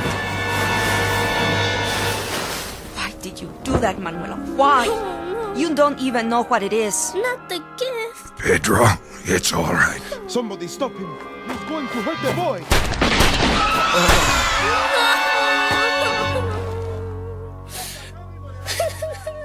Pedro, come away. It's too late. He was my friend. All right. That's the end of it. Everybody back to your homes. Clear the streets. Sergeant, reassemble the men. Have them bring the truck around. I want a detail to pick up the body. Yes, Captain. What was it, Doctor? What? The paper. In the strange envelope. There's very little left of it now. Only a fragment. All that remains is part of the first page. What was written on it? Here, I'll read it to you. A greeting to the people of Earth. We come as friends in peace and bring you this small gift as a token of our goodwill. We hope it will help you.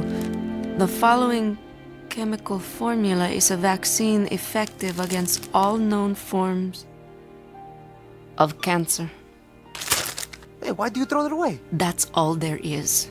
The rest has been burned, so the lions devour the lambs. It is ever thus. Come, Pedro. Not yet. What has happened here? The stranger is dead. It is over.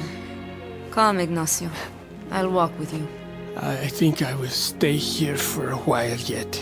Why? Someone must mourn the dead. Can you play a dirge, Ignacio? Yes. Yes, I can.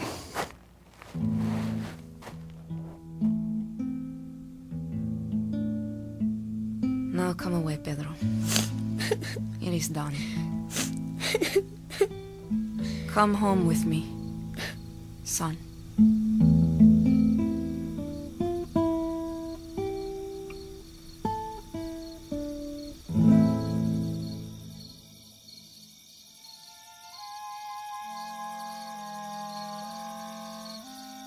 A small village in Malero, Mexico, not on any map. Time, the present. The subject, fear, an example of its nature and the extreme damage it can do. The cure, perhaps a little more faith among men, administered slowly and steadily with the greatest of loving care. Prognosis, that's hard to predict, because these things can take time. But when the disease is contagious, time must be measured in careful doses before it too runs out. An off-the-shelf remedy offered free of charge in a place called the Twilight Zone.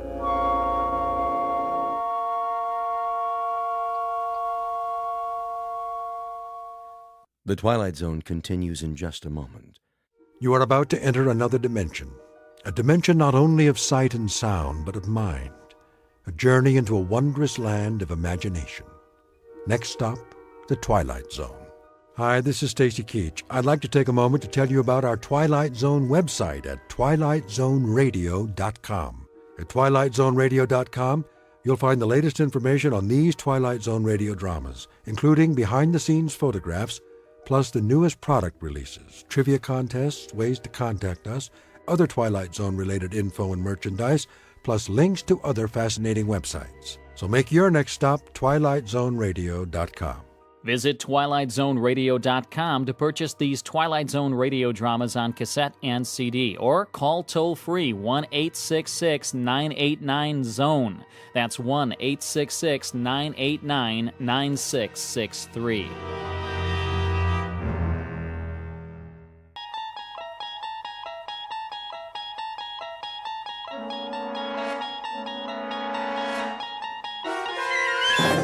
There is a fifth dimension beyond that which is known to man.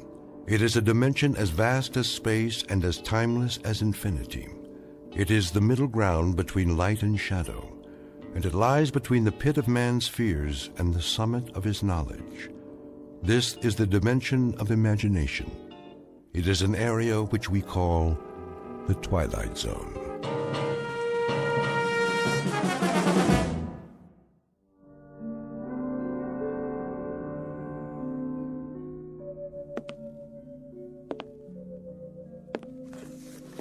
Entry. 14th day, 6th month, year 4, I think. Kind of runs together after a while. Got up this morning, same as always. Big deal, huh? I even made my bed. See, it's strictly the honor system up here. Well, one more day scratched off the old calendar. First thing I did was, let's see, I made a pot of coffee. That's what they call this stuff. Next, some breakfast. Fake bacon and eggs. Hear that? Mm-hmm. Kind of makes your mouth water, doesn't it? Gotta watch the calories, though. Putting on some pounds around the middle. That's bad for the ticker. Wouldn't want to check out before my time. I make it 46 more years, give or take a few. Anyway, welcome to my world. At least I'll have something to play back later. Otherwise, I wouldn't have anybody to listen to. Because this way I know I'm dealing with a higher class individual. Corey, you did it again. My compliments to the chef. Now let's go outside and take a look around. Don't mind if I do. This is my backyard. And my front yard. It's all my yard now. No footprints in the sand except mine. I never even locked the door. Why should I? Nobody comes calling. Not even a lizard. Just miles and miles of nothing. Anyway, be back in a while. Time to go to work. I got a 1947 pickup truck out there. Been restoring it for years. Gives me something to do, like a hobby, you know? Alan B., he brings me parts a little bit at a time. Wonder how he's gonna get the long block here. Now that's gotta weigh more than a few pounds. Bye for now. This is Corey, signing off.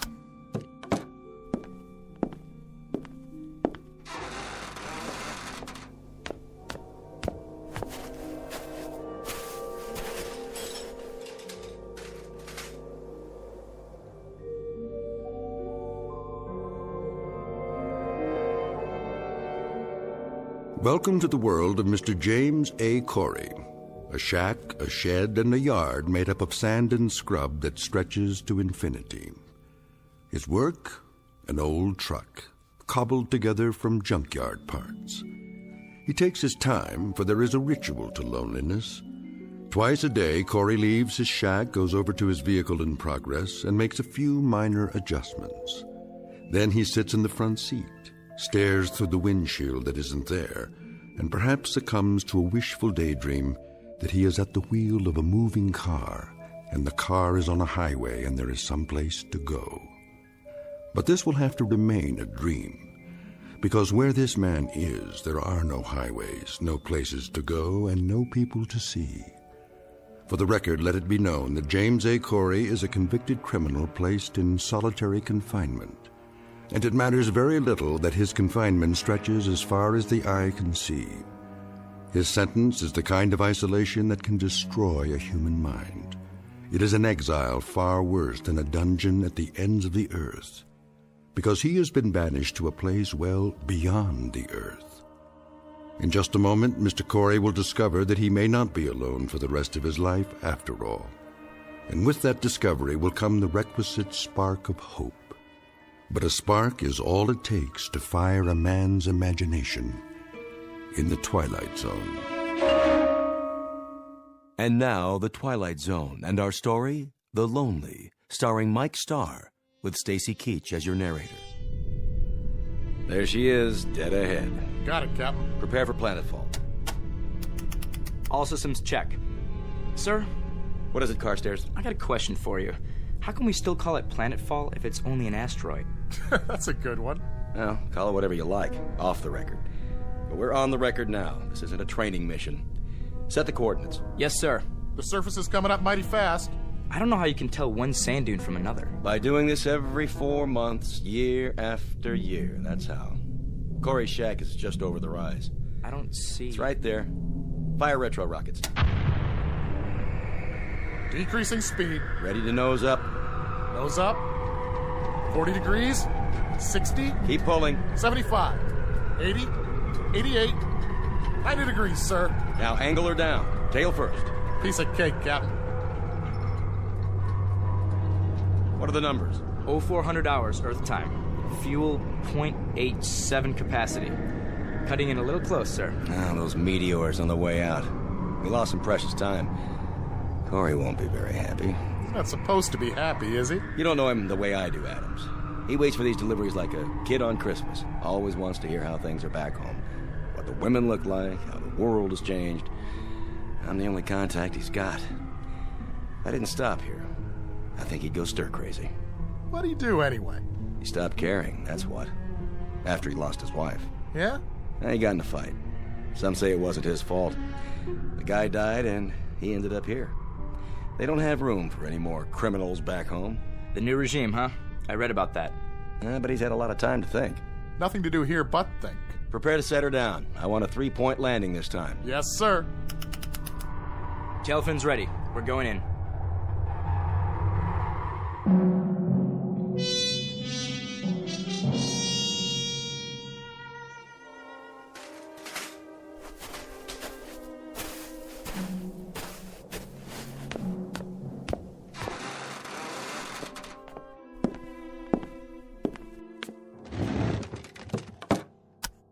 Entry.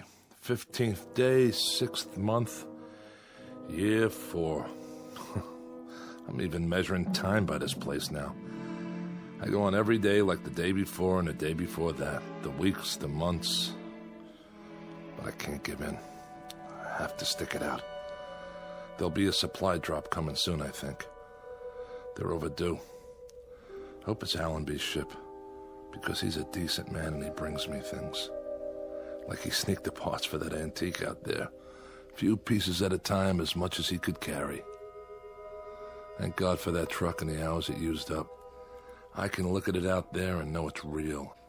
And reality is what I need. Because what else is left that I can believe in? The desert? The wind? Myself? Here's a thought. Maybe I'll end up like that truck. Inanimate. Nothing but an object sitting in the sand. Wonder if I'd still feel the loneliness. Would I feel anything? Hey! That's it. The ship. Hear that, diary? Now I don't have to talk to you. I've got somebody else. Besides myself. Be back later.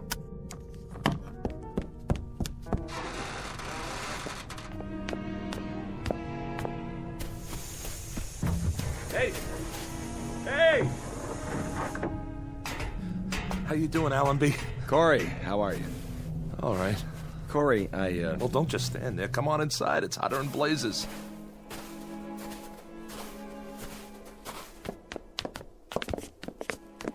What a place you got here. Glad you like it. I didn't say I liked it. I think it stinks. And I guess you think I don't? I don't know what you think. Hey, take it easy, Adams. Well, you don't have to live here now, do you? No, but I've got to come back here 4 times a year. And that's 8 months out of 12, Corey, away from Earth. Sometimes my kids don't even recognize me when I get home. I'm sorry. I'll bet you are. Come on, fellas. Have some coffee. I got some clean cups. That's all right. Corey. Wait, what am I thinking? Let me pour you a real drink. Thanks, Corey. It's real nice of you. Not right now, Carstairs. If you say so, Captain. Hey, this isn't so bad, huh? I like the way you set it up in here. Sure. I have what I need. Most of it anyway. Thanks to the captain there. Yep, you got it made. This is Corey's kingdom, and it never changes. Sit down, everybody. How about a little poker? 4-handed draw, jacks to open. Who's in? We don't have much of a layover this time. All right, no openers. Joke is wild. There was some trouble on the way, and we lost time. Deuce is wild. How's that? Or blackjack? Anybody want to play blackjack? You can count to 21, can't you, Adams? Listen to this guy. Look, we've only got 15 minutes, guys. So what? Nobody's checking your schedule out here. What's the big deal? I'm sorry, Corey. This isn't an arbitrary decision. If we delay our departure by more than 15 minutes, that places us in a different orbital position. We'd never make it back to Earth on the fuel we've got. We'd have to stay at least 14 days before we're in position again. So? Why not hang out here? I've got some beer put away. I can turn up the generator and get it cold. We'll sit around, talk. It's just not possible. It's a few lousy days. A few hours, even. A couple of card games, at least. How about you guys? What's the matter? Think I'll murder you or something over a bad hand? Not this time, Corey. All right. 3 or 4 minutes gone already. Better get going. I wouldn't want to foul up your schedule. Not for a lousy game of cards or a few bottles of crummy beer. How's your water supply? Don't worry about it. I got plenty. Well, I'll have a cupful then, if you can spare it. Sure. We've got some fresh on board. I'll have the men bring it over. You do that. Brought you a few more things, too. I thought you could use them. Thanks. Any news? Not yet. But I told you last time, there's been some pressure back home about this kind of punishment. A lot of people think it's unnecessarily cruel. Well, who knows what'll happen the next couple of years. Well, they may change their minds, rewrite the law, bring you back to a prison on Earth like the old days. Allenby, I have to tell you something. Every morning when I get up, I tell myself that this is the last time. That I won't be able to live another day alone, not another day. And by noon, when I can't keep still anymore and the inside of my mouth feels like gunpowder and burnt copper and deep down in my gut, I've got an ache that won't go away and it starts to spread through my body, tearing little chunks out of me. Then I think that I've got to hold out for one more day, just one more day. But I can't keep doing that forever. You hear me? Or I swear I'll lose my mind. You're breaking my heart. What do you know about it? That's enough. Let him go. Why should I? What do I have to lose? I said... Take your hands off me, you nutcase. Watch your mouth. Corey.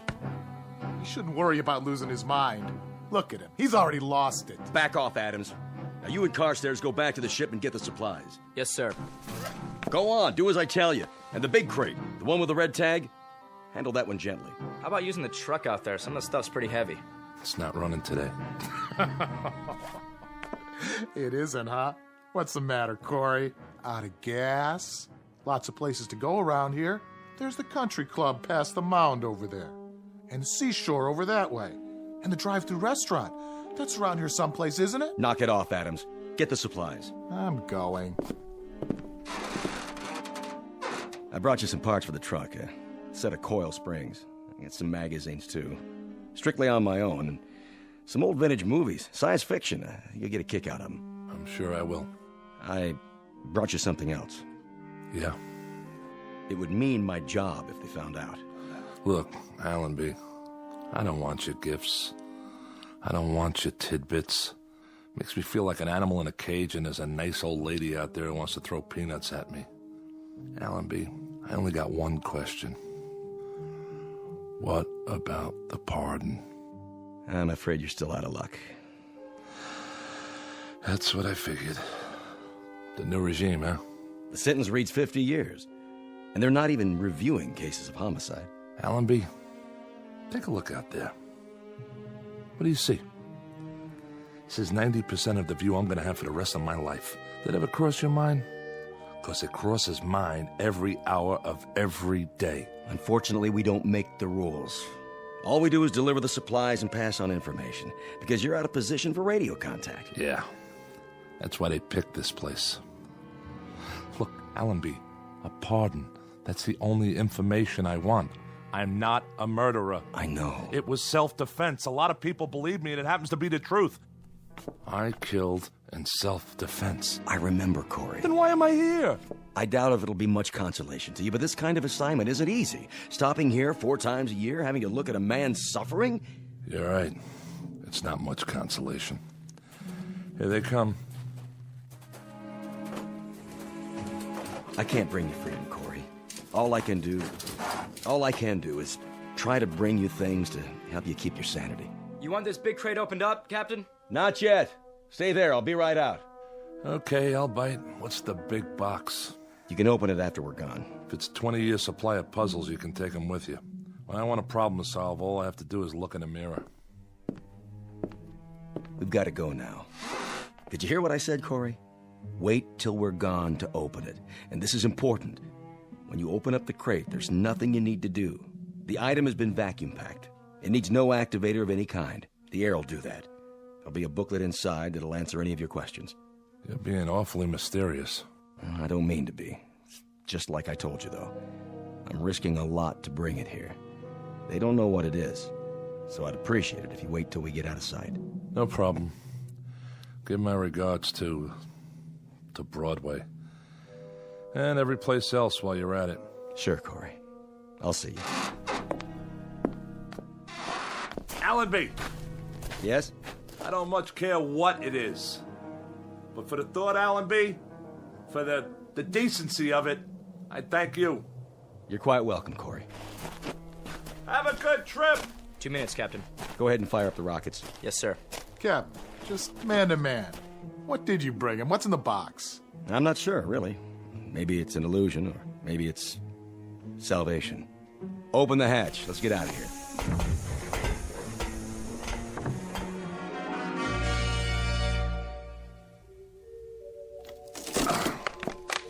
What?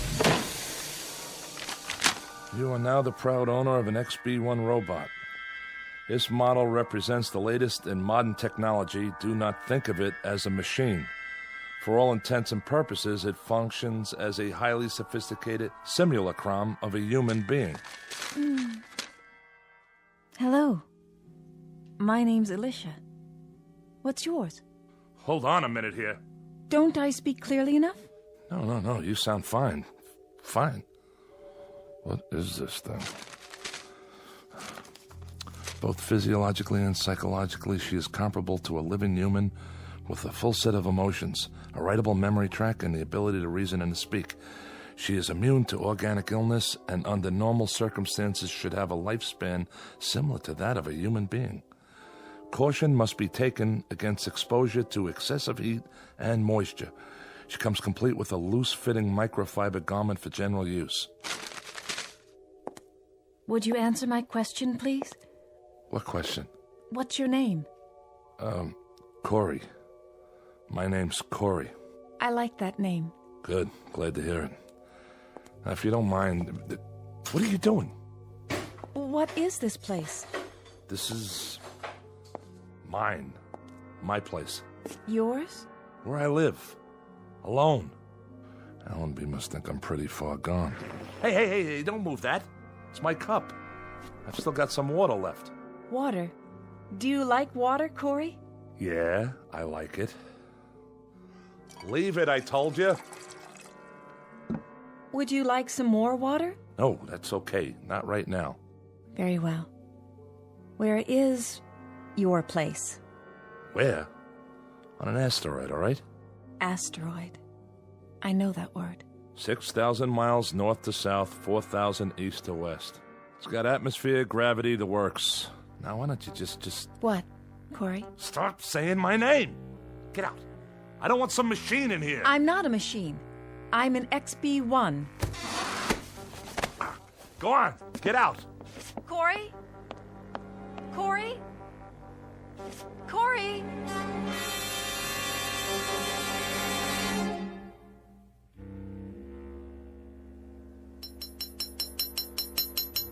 Ow! Blasted coil springs. What's wrong, Corey? Nothing, all right? I brought you some water. Where shall I put it? Just leave it. But it will get warm on the sand. It won't taste as good. You know that, huh? What it tastes like? I can feel thirst. Yeah? What else can you feel? I don't understand. Can you feel heat and cold? The wind? Yes. How about pain? Can you feel pain?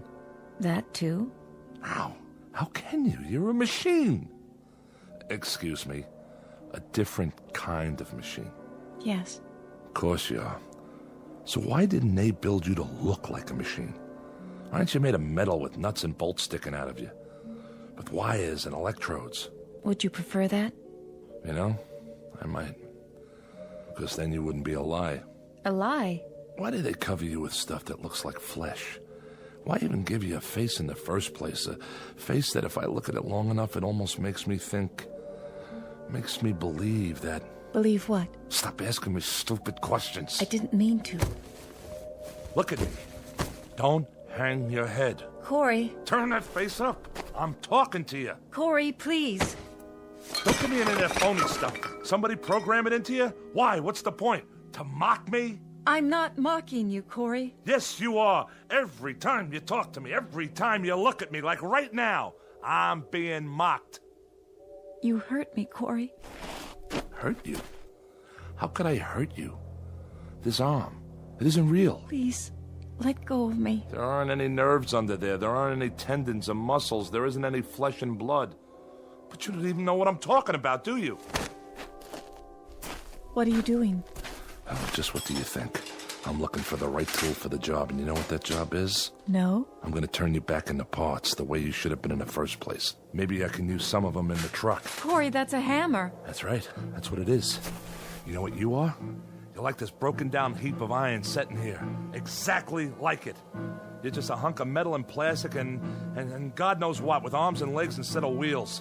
That heap doesn't mock me the way you do. Doesn't look at me with make-believe eyes and talk to me with a make-believe voice. No. Well, listen, you machine. I'm sick of being mocked by some kind of ghost, by the memory of what a woman looks like. Well, I don't need it.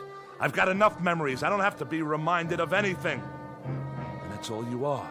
Nothing but a reminder that I'm so lonely I'm about to lose my mind. That's right. Close your eyes if you want. I don't care. Corey. What are you... Oh, Corey. Are those tears? Yes. You can cry, too? When I have reason. I can't stand to see that. But why? What are you crying for? I'm frightened. Frightened of me? You can feel fear? Yes. The book said with a full set of emotions. What else can you feel? Sadness. You can? And happiness, joy, mystery, wonder, and other things. Such as? Loneliness. I don't believe it. Don't you? There you go again. Listen, it's hot out here. Yes, that's not good for me. We'll go back inside. All right. Yeah, better? Much better. In a little while, maybe we'll have some dinner or something, okay? That would be nice. And we can talk. If you wish. You like to talk, don't you? I mean, sit around, have conversations? Yes, Corey. What would you like to talk about? Anything. Tell me everything you know. Everything? I don't know very many things yet. You'll learn, Alicia. You'll learn.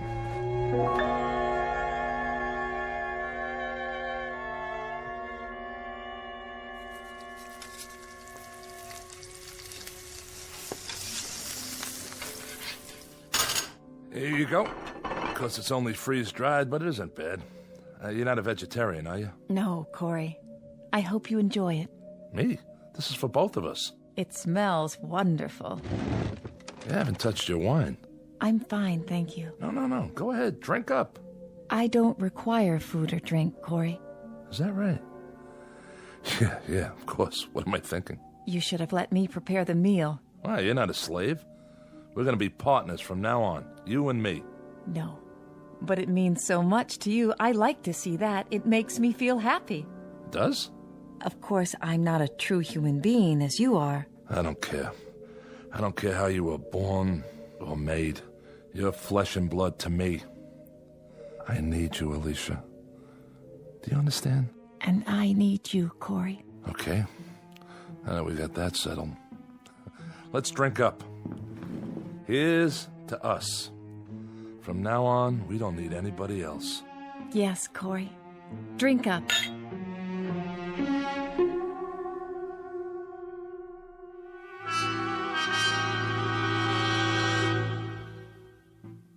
Alicia has been with me for 11 months now. Twice when Allenby brought the ship in with supplies, I've hidden her so the others wouldn't see. But each time, I've seen the question in Allenby's eyes. It's a question I have myself. And I don't have the answer. It's difficult to explain the sum total of this relationship. It's strange, all right. Man and machine. But it's also man and woman. There are times when even I know that Alicia is simply an extension of me, a mirror of my needs. I hear my own words coming from her. The things she's learned to love are the things I love. Where do you want to store the magazines and books, Corey? Anywhere, Alicia. Anywhere you'd like. I think I've reached the point now where I won't analyze her any longer. I accept her as a part of my life, an integral part. I don't know how I ever got along without her. Because I'm not lonely anymore. Each day is something I can live with, something new. It's a gift. Nothing else matters. Because I love her. I've been trying to get up the courage to tell her. That's all for now. Alicia? Yes? I think I'll go outside and work on the truck for a while. Shall I go with you? That's all right. No, wait. Why not? You can see how it's coming. Just don't stay in the sun too long. I won't. I haven't done much work on it lately, but it's gonna get finished. And it'll be great, I promise. I believe you. Go on, get in the front seat. If you like. Right next to the driver. Are we going somewhere? We sure are. Let's see, how about burgers and a movie? But we have the movies Allenby brought us. Haven't you ever been on a date? First, I pick you up. Then we go to the movies, a drive-in. How about that? You don't even have to get out of your car. Then we go to a drive-in restaurant on the way home. We still don't have to get out of the car. Isn't that something? We order burgers and fries, maybe a chocolate shake. Then we drive home real slow. Home? You know, where we live. Where we really live. Where we belong. Sounds wonderful. Sure it does. There's lots of places we could go. Take a drive out to the beach or a cruise so I can show off my girl. Would you show me off, Corey? You're darn right I would. Because you're beautiful. Alicia, something I've been wanting to tell you. Corey? Yeah, What star is that? you can't see stars in the daytime. I was going to tell you. But maybe it's a ship. The ship's not due for another month. There! See it flash? It looks like silver. Wait a minute. It must be Allenby's. That's the only one that ever comes this close. Corey, what does it mean? I'll find out. You wait here. Just wait, all right? If you say so.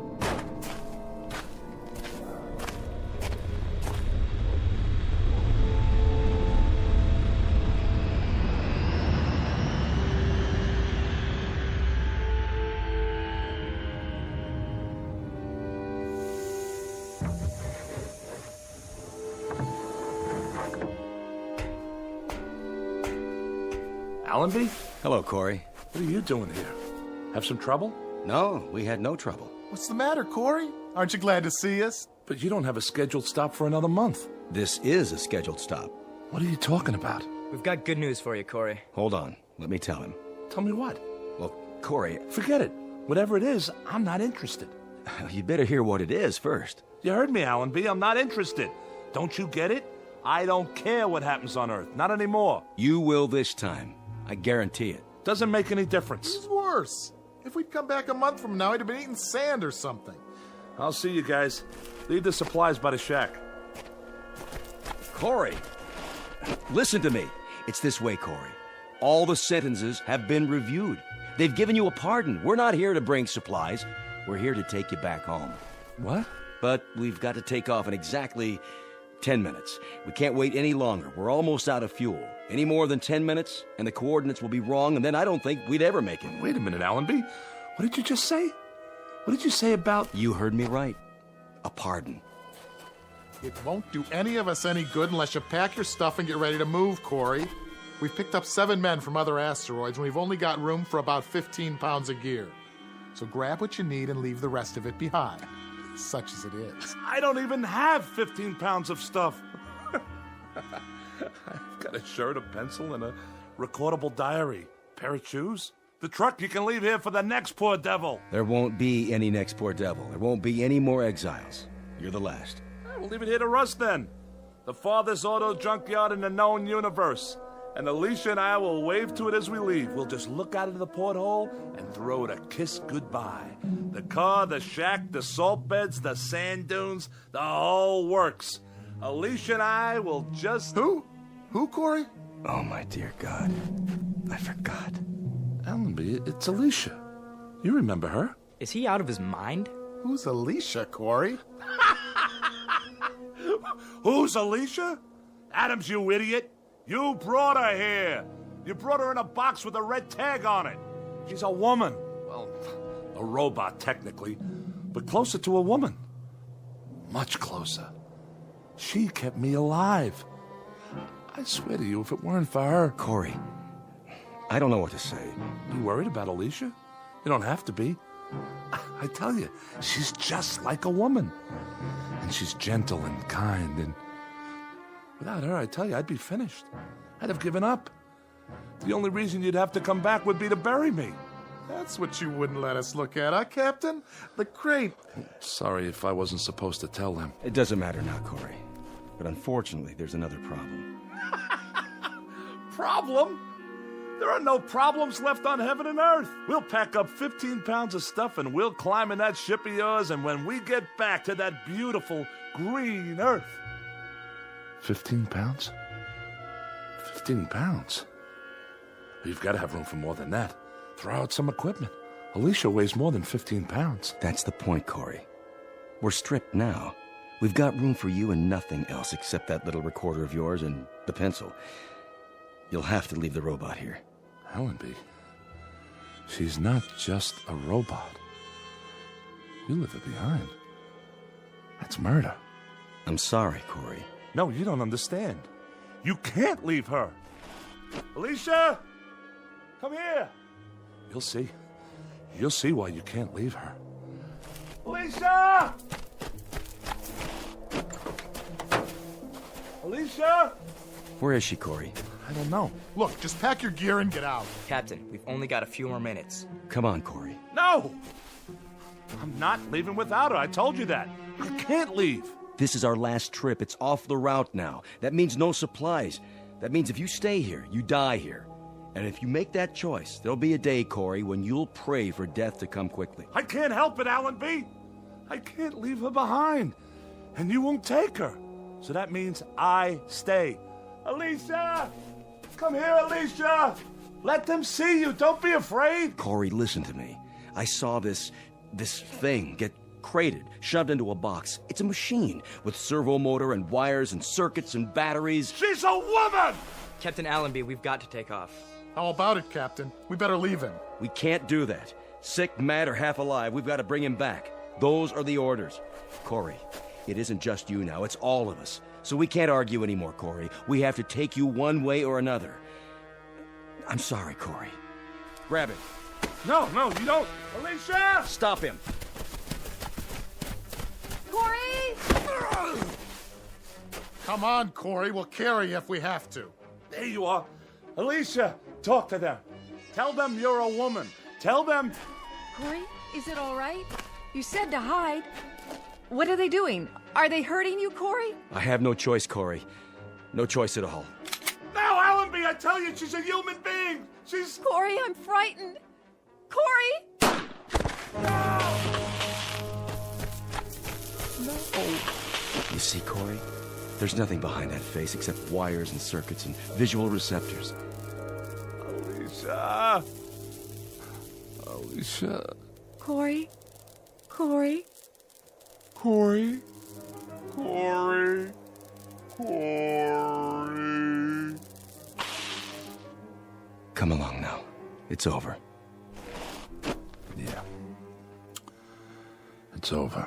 It's gotta be now, Captain. Put it behind you, Corey, like a bad dream. When you wake up, you'll be on Earth. You'll be home. Home? That's right. All you're leaving behind is loneliness. I'll have to remember. Remember to keep that in mind. Let's go, Corey. Let's go home.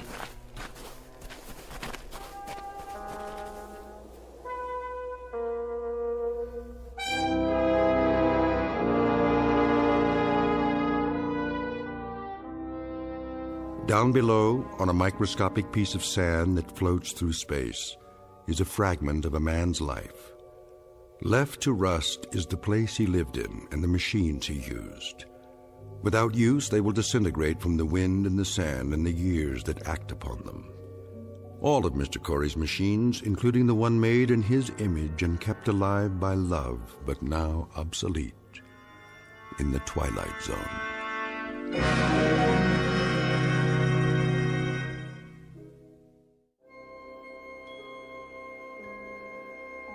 Hi, this is Carl Amari, producer of the Twilight Zone radio dramas. I'd like to take a moment to tell you about our official website at twilightzoneradio.com, where you'll get the latest news and information on these Twilight Zone radio dramas. Plus, at twilightzoneradio.com, you can digitally download 3 free episodes or any of our episodes for only $1.95 each. In this age of ever-changing technology, we've decided to make these episodes instantly available to you by making the Twilight Zone radio dramas a digital download-only series. This means that this series will no longer be offered on CD. The CD collections at our website are now being offered while supplies last at buy one, get one free. So be sure to get your favorites before they're sold out. Be sure to visit us often, and I'll see you in the zone.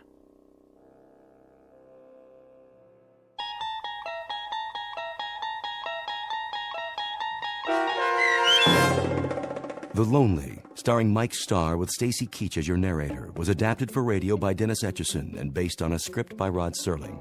Heard in the cast were Taylor Miller, Doug James, Carl Van Sickle, and Adam Blaine. To learn more about the Twilight Zone radio dramas and to obtain audio cassettes and CDs of these programs, visit our website at twilightzoneradio.com. This copyrighted radio series is produced and directed by Carl Amari and Roger Wolski for Falcon Picture Group. Doug James speaking.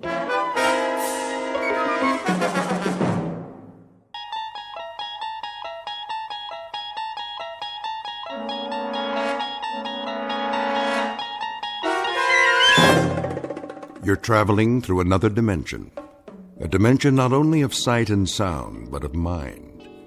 A journey into a wondrous land whose boundaries are those of imagination. Your next stop, the Twilight Zone.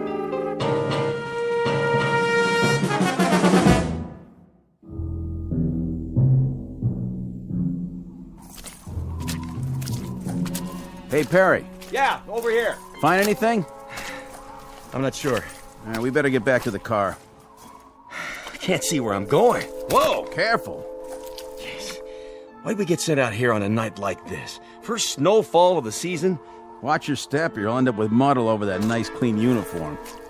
I could sure go for some coffee right now. Well, there's a diner over on the road by the edge of the woods. Is it still open? Let's find out as soon as we call in. So, what did you see out there? Hard to say. Tops of some trees have been knocked off. Sure looks like something hit the pond, all right. Something like what? Maybe a plane. There are no flights in the area. I checked. No, could have been a private aircraft. Possible, I guess. Easy to get off course in this weather. Well, we're not going to find it with the water freezing over. Whatever it is, it's going to stay under that ice till next spring. You think it could have been a meteor? Maybe. Well, we better call in a report. Tell them there's nothing here. Lady who saw it wants to alert the National Guard. That's all we need. This is 1183A. 1183A reporting in.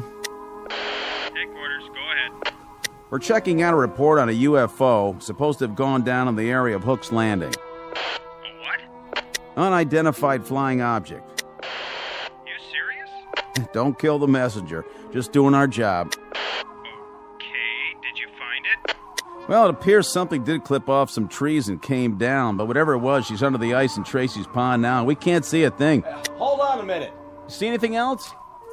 Nothing but a sea of snow. But there's something. This is Paget again. We can't get a look around till morning. We're gonna head back in and then, Hey, Bill! Yeah? Looks like some footprints over here. What kind? It's hard to say. Maybe an animal? Maybe? They lead up out of the pond. What's going on out there? There appears to be some evidence that, Say again? Those have got to be fresh prints with all the new snow. So if something did crash land, I'd say at least one person got out alive. They made it up to the woods and over to the highway. Right. Just swam up out of the ice and then started walking. What are you talking about? We'll have to call you back. Come on, is this a gag? You guys are at the donut shop, right? We may have a situation up here. What kind? I don't know yet. We'll report back in a little bit. All right, Paget. Listen, there's talk about a bridge going out. Enough ice jammed against it to cool the Congo, so as soon as you can, better make sure it's posted and blocked off. Otherwise, you'll really have a situation. Got it. Roger and out. My flashlight's going out. Yeah, it's the cold. Mine's still good. Let's have a look at those prints. See? They came out over here. What did? Well, whatever survived. Something left that pond. Came out here and went that way across the highway. Toward the diner. Makes sense. Cup of hot coffee to take the chill off. Looks like a bus parked in front. Don't suppose it came out of the pond too, do you? These aren't wheel tracks. They're footprints. All right, then. Let's follow them and make sure that's where they lead. Say they do. Then what? Then I guess we go inside and check everybody's green card. And if we don't find any little aliens with 3 eyes, we call it a night. That okay with you? Let's do it.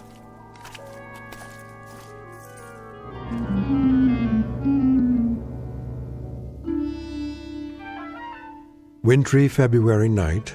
Order of events: 2 state troopers take a report from a frightened woman and note the arrival of an unidentified flying object. Then the checkout you've just heard, as the troopers verify the event but find nothing more enlightening to add, beyond evidence of some strange lights and tracks leading across the highway to a diner. You've heard of trying to find a needle in a haystack? Well, stay with us and you'll be part of an investigating team whose mission is not to find that proverbial needle. No, their task is even harder. They've got to find a Martian in a roadside diner. And you'll search with them, because you've just landed in the middle of the Twilight Zone. And now, The Twilight Zone and our story, Will the Real Martian Please Stand Up? Starring Richard Kind, with Stacy Keach as your narrator.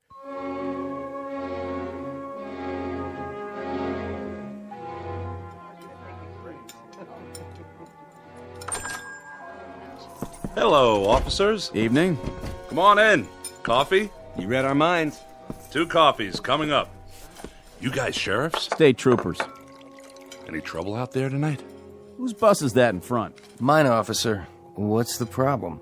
Bridge up ahead. It's been declared impassable. Oh, no kidding. The county engineer just put out a warning. Ice flow stacked up against it. Another pound of weight, it'll be driftwood. That's gonna be tough. Really tough. All right, so it looks like you're gonna have to turn around and go back. Spend the night at the last town. No can do, boys. There was a slide up at the turnoff soon as we went through. Blocked the whole road. Looks like you're kind of marooned. Oh, no. I can't believe this. What are we gonna do? We can't just wait here. Till morning, anyway. Till morning? No, that's quite impossible. No, I've got to be in Boston at 9 a.m. Then you better start walking, mister. That bus is going to stay parked out there till they fix the bridge. Either that, or hope they drop you some snowshoes. I tell you, it's out of the question. I absolutely must be in Boston. I'll pay extra. Name your price, bus driver. No way. I'm not risking my life or the lives of any of these folks, not to mention that bus out there, property of the Cayuga Bus Company. Then I'll hire a cab. Where's the telephone? Right there on the wall. But don't waste your dime. Nobody'll drive out here on a night like this, with the snow and all. This is outrageous. Do you know how much money is at risk? Take it easy, mister. That goes for everybody. Better make yourselves comfortable and get some hot food in you. No problem. I can cook up any kind of grub you want. Cheeseburgers, bowl of chili, clam chowder. I even got some nice T-bones in the cold case. Anybody for steak and fries? You the owner? That's me. Haley's Diner. And I'm Haley. At least I was last time I looked. There a motel around here? Not for the next 35 miles. How about a boarding house? Anything? Nope. This is it. What are we gonna do, George? Will the bridge be open by the morning? I can't guarantee it. Afraid you'll just have to take your chances. Oh, that's just great. That's really swell. You get comfortable, eat some grub. That's precious little consolation for my meeting in Boston. Calm down. We're all in this together. Why don't you just have a seat like everyone else? Oh, this is quite a bus line you work for. They don't care much about keeping a schedule, do they? I wouldn't be too hard on them, mister. They don't control the snowfall, and the bridges, and the avalanches, and the sides of hills that decide to come down. That's pretty much out of their hands. They try, but sometimes Mother Nature, she just doesn't listen. Need I remind you they nonetheless have a responsibility to their passengers. A legally binding contract. What do you think? They're all off the bus, aren't they? Are they? Well, I don't see any little green men, do you? Ready for a refill? Not just yet. Let me ask you a question. Shoot. All these people from the bus? Well, now I guess they are. Where else would they be from? Well, that's what we were wondering.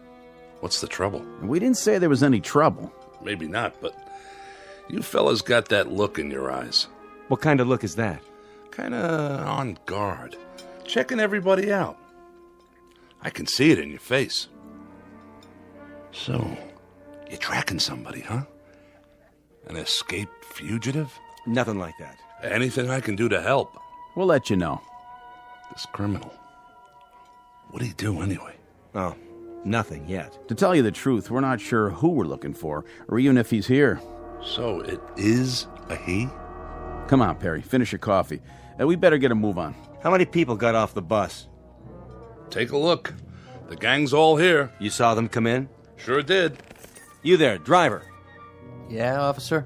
You have a passenger manifest? A passenger manifest? Well, what do you think I got parked out there, a 707? Just answer the question. Mister, that's a 14-year-old bus, and business is lousy. Personally, I think my boss would run rum across the border if there was enough money in it. Me, I wouldn't do that, of course, because it's against the law. Besides, I'd get caught.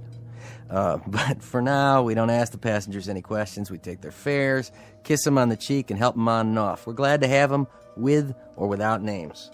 You know how many you had, though? Yes, sir, that I do know. How many? 6, unless one of them fell out a window when we hit a bump. I picked up 6, and I'm supposed to deliver 6. That's what they pay me for. And you don't have any kind of list. In that case, we might have a little bit of a problem. What's that? I count 7, besides Haley and the driver. Me too. So if nobody fell out, somebody must have jumped in. Wait a minute. The young couple in the booth, Those two retired folks, the lady at the table with the fake fur coat. This isn't fake, honey. It costs plenty. Sorry, miss. Then there's Mr. Boston, Big Shot, and the old guy at the counter. 7. You're right. It's funny. I know I only had 6. Anybody in here before the bus stopped? Nope. I haven't served anybody since 11 this morning. What a day, huh? Then the bus pulls up and these folks get off. You saw that? Yep. I saw them walk in, all together. Where else would they come from? Say, is this a trick question? They did.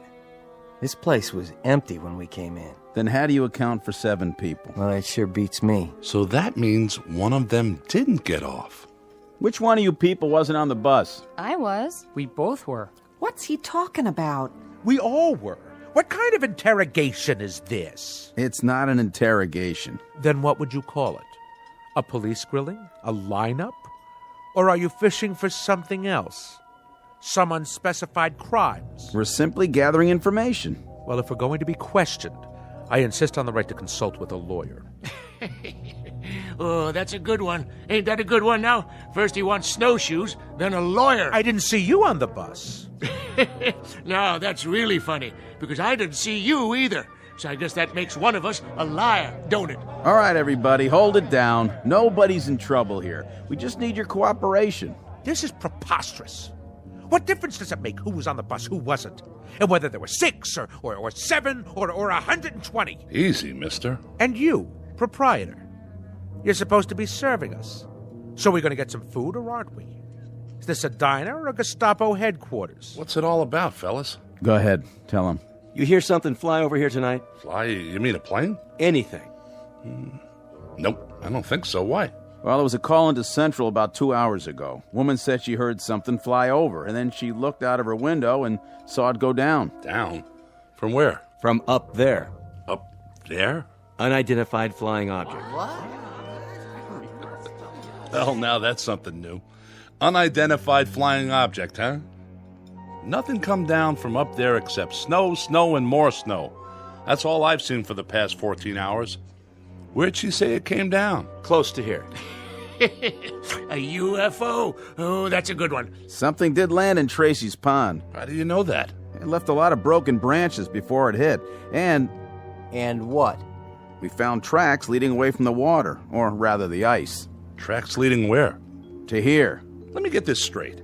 You mean somebody landed or crashed or whatever they did in Tracy's pond and then came here right into my diner? Oh, that's crazy. Nothing came in here since this morning. Nothing except... Except me and my busload. My 6 fares. I only had 6. But there's 7 in this room. That means one of these people. I don't like this. How do we even know you're state troopers? Easy, honey. They got uniforms. See their badges? I don't like this one bit. We're going away to get married, and now this thing happens. Sit down, Connie. It's gonna be all right, I promise. How can you, George? How can you promise? Relax, miss. There's no need for... I'm trying to understand what you're saying, officer, but I'm not sure I... Let the man talk. You're trying to tell us that there's one among us?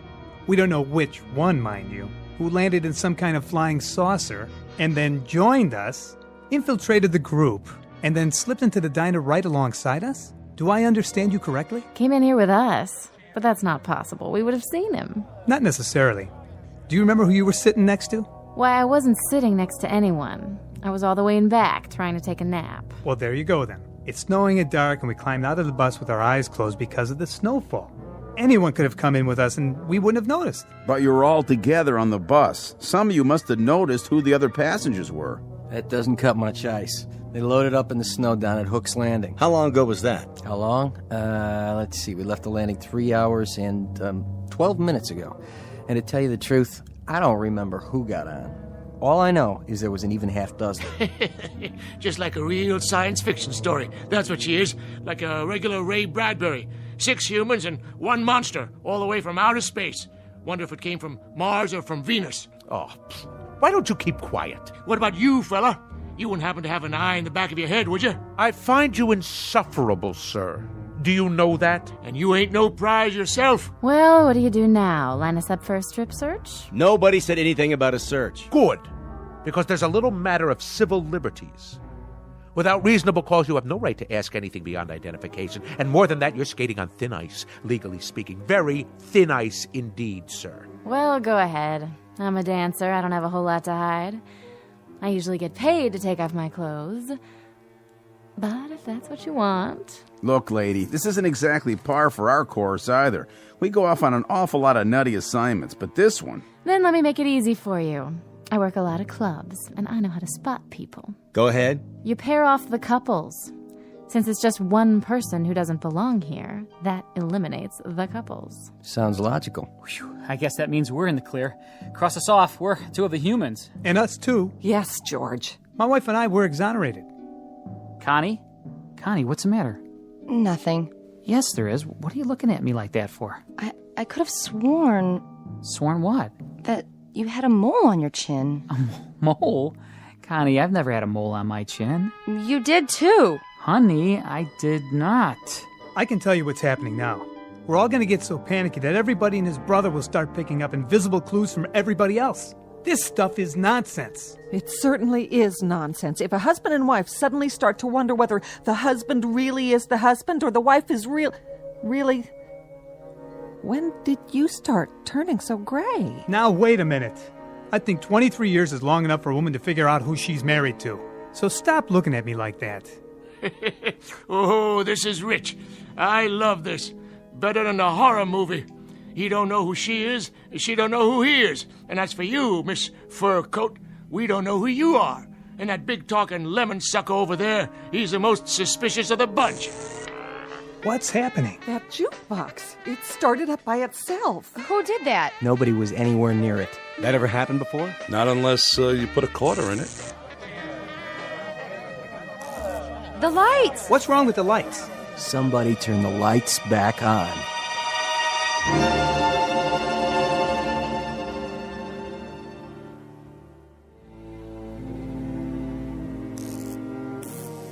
There's your lights again.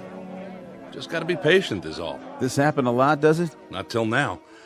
Must have been the storm. Could have tripped a circuit breaker, I guess. Or a power outage, a line down somewhere. Only what? Why did it last a couple of seconds and then come back on? Unless... What are you thinking? Unless someone caused it to happen. Where's your circuit box? In back. You want my flashlight? Everybody stay where you are. Leave your gun in your holster, Perry. I'm going to get to the bottom of this. We'll question each one of you one at a time. Now see here. One at a time. Stay seated, everybody. You got a back door to this place? Sure do. How does it lock? Night latch and key, why? Where's the key? Right here on my belt. Go back there and lock it. It's always locked. But if that certain somebody is really from outer space, they'll just go through the wall anyway, won't they? Check 'em for wings. Check 'em all for wings. Look under their coats. Might as well start with you, Grandpa. You got identification? I left it down there by the pond in my spaceship. Who won the National League pennant last year? What is this anyway? Some practical joke? If so, well, you've prolonged it beyond the point of human endurance. Yeah, human. Just answer the question. I understand. I get it. So keep your britches on. Pittsburgh Pirates won it, officer. And then they took 4 out of 7 from the Yankees. That's right. Sharp boys, those two. Real sharp. Didn't figure a Martian would know anything about the great American pastime, did you? You got identification, miss? No, I don't. As a matter of fact, I left my wallet.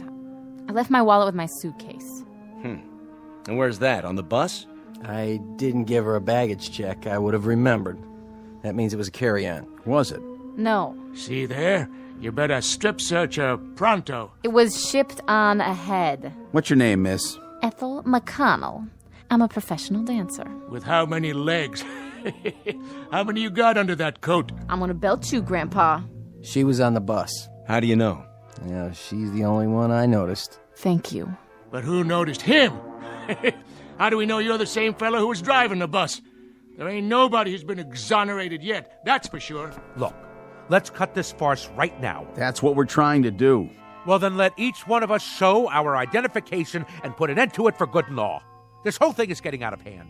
Then how do you explain the extra person in here? Very simply. The driver is mistaken. 7 people got on the bus, and he thought there were only 6. Is that possible? Not a chance in the world. I counted 6 heads before we took off, like always. There were 6 passengers. And what's your name? Olmsted. That's O-L-M. Hey! Who's doing that? Never happened before, I swear. Oh, I can't stand this. Connie, please, sit down. I mean it. I can't. Getting upset isn't going to help matters. What if it were invisible? Sit down, please. What if there were something in here from that pond? Oh, Connie. What if there were, but we couldn't see it? I said, sit down. Hey, I'll see to her, officer. Honey, calm down. Why is he taking his gun out? Easy, Perry. I think it's time for a look around. All right, folks. We may have a good laugh about all this in the morning, but for the time being, do the smart thing. Everybody just stay where you are. My partner's going to check the grounds. And please, nobody do anything foolish, like trying to leave. I'll be right outside the door.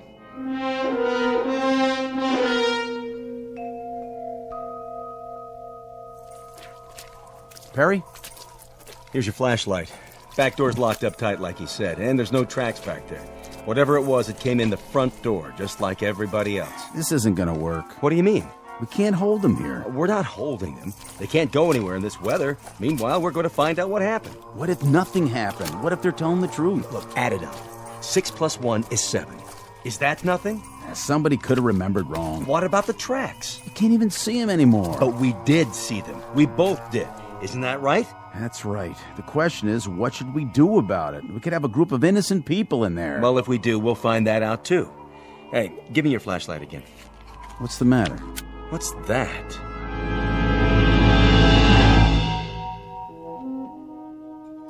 Here you go, miss. 1 New York steak. Medium rare, just like you ordered. How much do I owe you? Put it on my bill, Haley. Sure, you say so.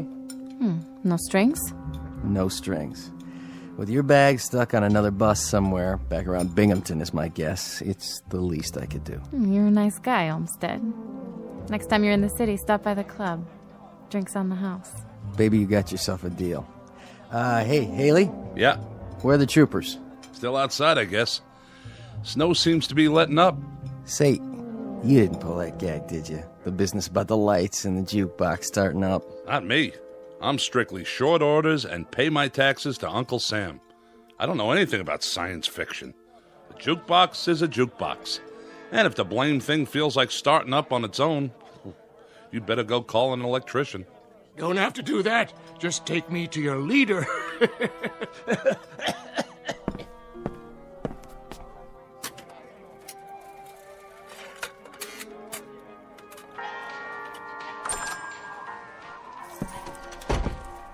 Snow's letting up, is it? Quite a bit. You can see the bridge now. And? Well, she seems to be holding up pretty well. I know that bridge. And what's more, I don't trust it. Well, then thank goodness it's not your judgment we have to concern ourselves with. Because if that bridge gets a clean bill of health, you're going to drive the bus across it. Mister, you may be a hotshot in Boston, Mass., but when it comes to bridges and buses, I got seniority. And I tell you, that bridge is so old that... There it goes again. Almost like a strobe light.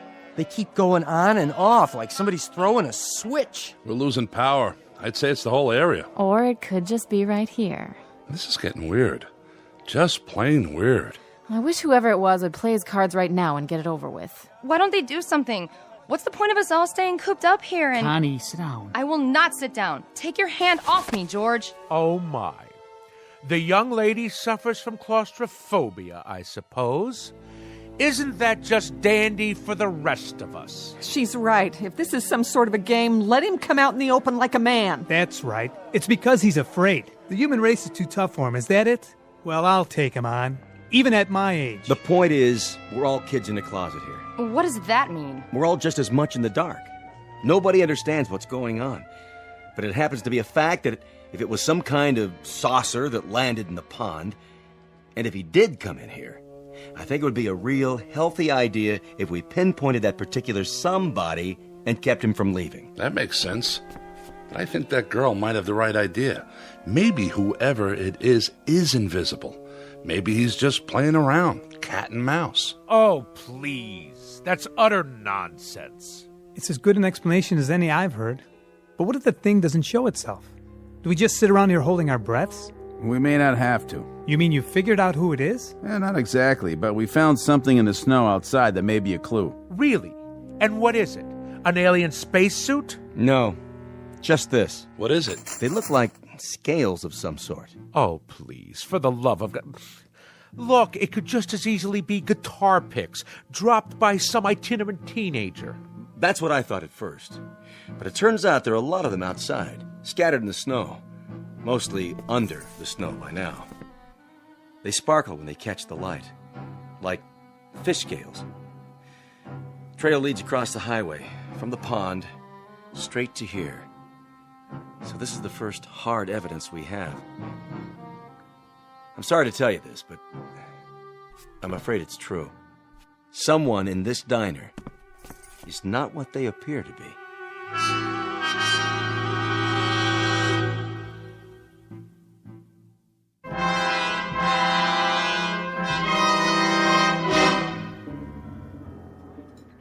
By golly, I knew it. It's the creature from the Black Lagoon. Flew down here from some water world, and now he shed his skin like a snake.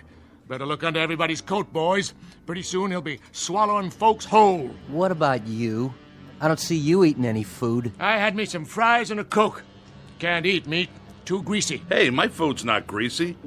Of course, it is ground-up cow. Now, if you ask me... Nobody asked you, and nobody will. Why don't you leave the old man alone? And who invited you to speak your piece? Oh, I didn't realize we were waiting for invitations. I've seen your type, fella. You got a thing about bossing everyone around. Those scale things, they couldn't be from Mars. No water up there. Has to be Venus. Now, Martians, they hide in the sand till something comes by and zap, get them with their tongues, like one of them lizards out in the desert. Or is it the other way around? Look, it's bad enough having to sit here without listening to all this petty arguing. I told you it would come to this, and I was right. Come off that high horse of yours. Everybody sit down, now. We're not playing around here. What was that? The sugar bowls. They all cracked, just like they exploded. Well, now I gotta go and buy new ones. You all right, Miss McConnell? I think so. Now, who'd be calling here this time of night? I told headquarters where we were. I'll take it. Be my guest. Yeah. Yes, sir. It's Perry here. What's that? Mm-hmm. It's definite? Yes, sir. That's fine. Right. Thank you. Well? The bridge is okay. Well, it's about time. Are you sure? County engineers just checked it out. The load of snow just broke away, and, well, with no more snowfall, they say it's safe. Shall we go? Well, if that was a county, I reckon it's okay. I'm gonna take it real slow, though. What about it? We can't hold them. You're making a big mistake, officer. A big mistake. You're letting a monster out. Well, that might be, Pop. That may well be. But I can't hold people on suspicion of being not human. You can move them out anytime. Okay, folks, let's go. You're sure about the bridge, officer? I never liked that sucker. She swings in the wind, and she's not a suspension. You can follow us. We'll take the car across first, just to be sure. You can pay your checks over here, ladies and gentlemen. It's been a real pleasure serving you. Safe trip and Godspeed. You all come back and see us real soon now. Except for one of you, that is.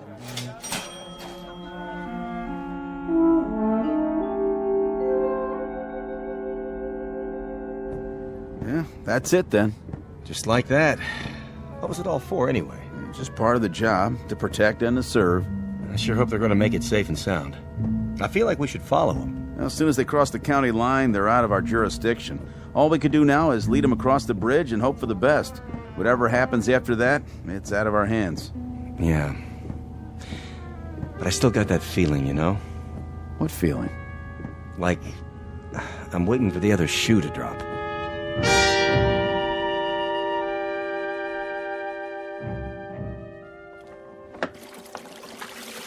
No tips. Not a one.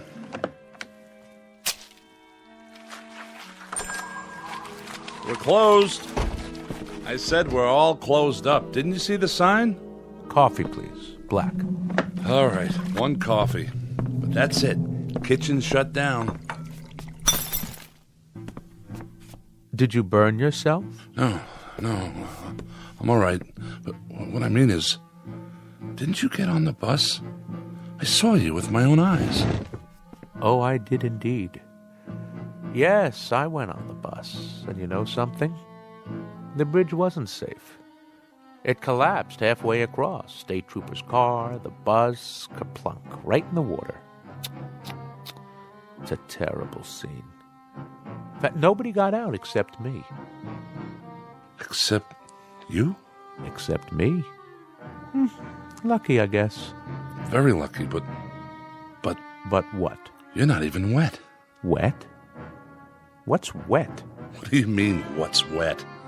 You landed in the river, but your clothes are all dry. An illusion is all. Just an illusion. Like that thing playing. That's an illusion. Say, how'd you do that? Or the telephone ringing. Hello? Hello? Nobody there. You see, just an illusion. A parlor trick is all. What's going on? What are you, some kind of magician? Me? Hardly. See? Nothing up my sleeves. I'll take my gloves off so you can be quite sure. Do you have a match by any chance? Your hands, you've got scales all over your skin. Well, what do you know? Before you faint dead away, I might as well tell you. The name really isn't Ross, and I wasn't really going to Boston. Actually, I've been sent down as an advance scout. You know, these, what do you call these cigarettes? Oh, they taste wonderful. We don't have a thing like this on Mars. No kidding. That, incidentally, is where I'm from. We're beginning to colonize, and my friends, who will be arriving shortly, I think they're going to like it here. It's a lovely area, so homey, so off the beaten track. Just the place to start a colony. Don't you agree, Mr. Haley? I don't mind. I have a little waiting to do myself. You see, Mr. Ross... excuse me.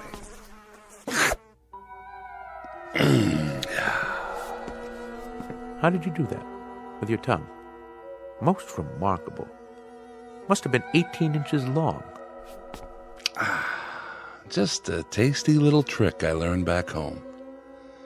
It makes it unnecessary for me to eat the local fauna, which is, let's face it, pretty disgusting. Cows and all that. Anyway, the name isn't Haley, and I agree that this is an exceptional place to colonize. We folks from Venus had the same idea, only we got it several years ago. I think I ought to tell you now that your friends aren't coming. They've been intercepted. There is a colony arriving, but it's from Venus. If you're still alive when they get here, you'll see how much they differ. What do you mean by that? If I'm still alive? Not much silicon-based protein here, and I've always heard about Martians. An intergalactic treat. Supposed to be a real delicacy. Don't look at me like that. You stay away now. I'm just going over to the jukebox. For the time being. I agree about what they call music. It helps to pass the time. Why don't you play some while we wait? All right. If you insist.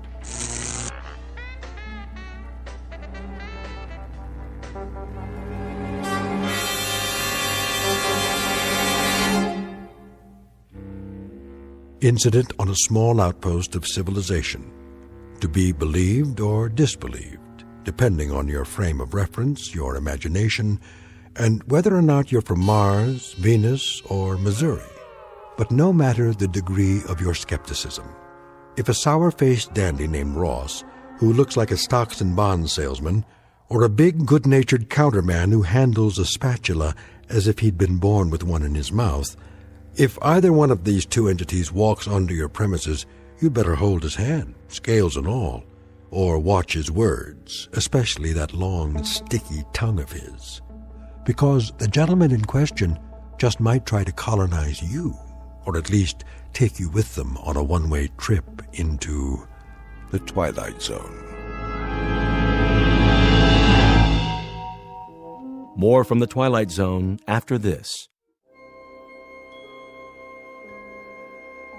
Hi, this is Carl Amari, producer of the Twilight Zone radio dramas. I'd like to take a moment to tell you about our official website at twilightzoneradio.com, where you'll get the latest news and information on these Twilight Zone radio dramas. Plus, at twilightzoneradio.com, you can digitally download 3 free episodes or any of our episodes for only $1.95 each. In this age of ever-changing technology, we've decided to make these episodes instantly available to you by making the Twilight Zone radio dramas a digital download-only series. This means that this series will no longer be offered on CD. The CD collections at our website are now being offered while supplies last at buy one, get one free. So be sure to get your favorites before they're sold out. Be sure to visit us often, and I'll see you in the zone.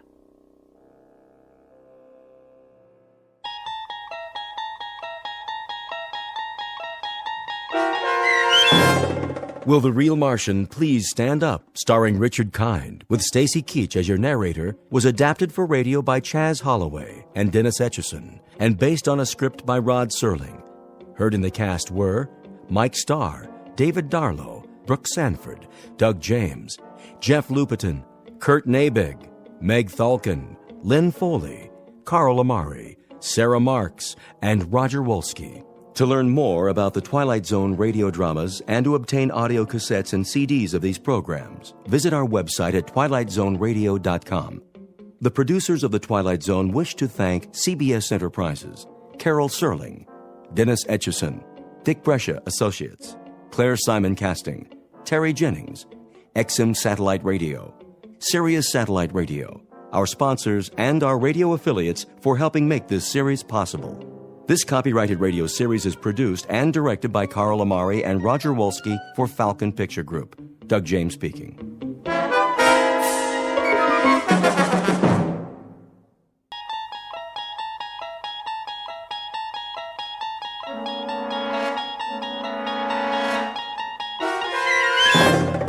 You unlock this door with the key of imagination. Beyond it is another dimension, a dimension of sound, a dimension of sight, a dimension of mind. You're moving into a land of both shadow and substance, of things and ideas. You've just crossed over into the Twilight Zone.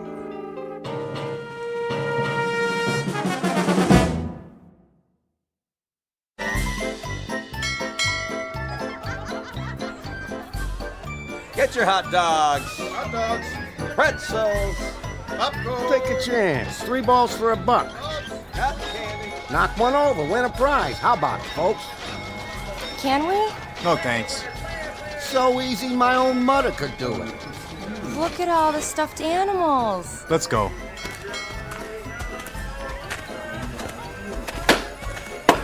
Throw a dart, break a balloon. Not this one. Aw, you're no fun. There's better places. Hey, Win, this is your lucky night. Where's Freddy? Taking a break. You wouldn't want to play, would you? What do we have to do? Shoot at the bullseye. Think you can handle it, soldier? He was in the infantry. Yeah? What do we win? Take your pick. Plastic Cupid dolls, pandas from China. I want the pink one. You got some taste. How much? How much you want to spend? Sign says $1. Ask for kids' prizes. Wax lips, pencil on a string. You have to work your way up. Freddy gives me 3 games for 2. Yeah, 50 BBs each. Never knock out the bullseye that way. How much for a full load? Say 3. Forget it. 2. We're leaving. All right. 100 shots for, let me see, a penny apiece. I get to pick my own machine gun. Man knows what he's doing. Ready? Hey, how about a side bet? 5 will get you 10. You hustling me? Come on, show your girl what you're made of. She already knows. Can't blame a guy for trying. Watch this.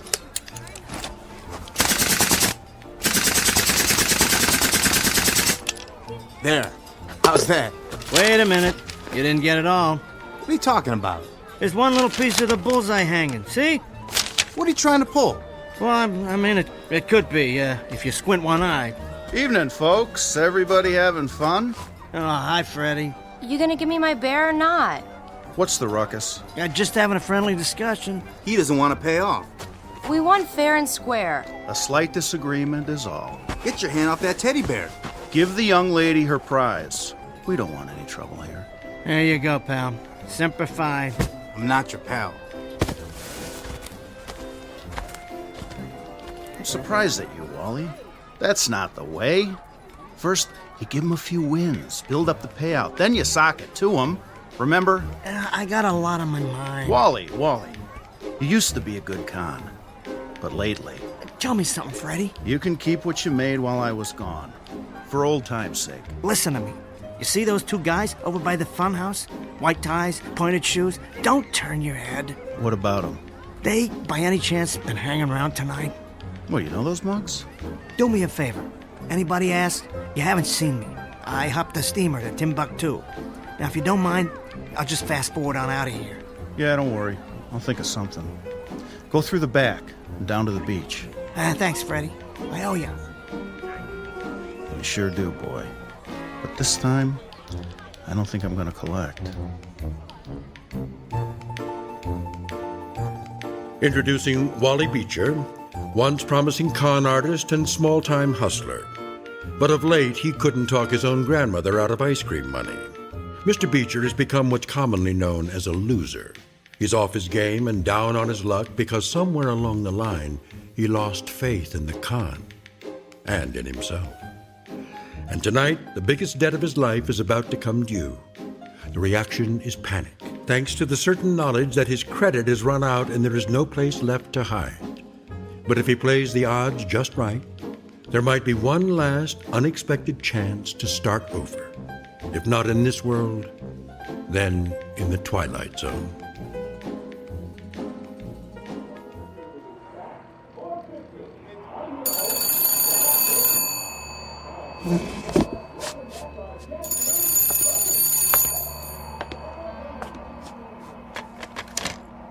Carlton Motel.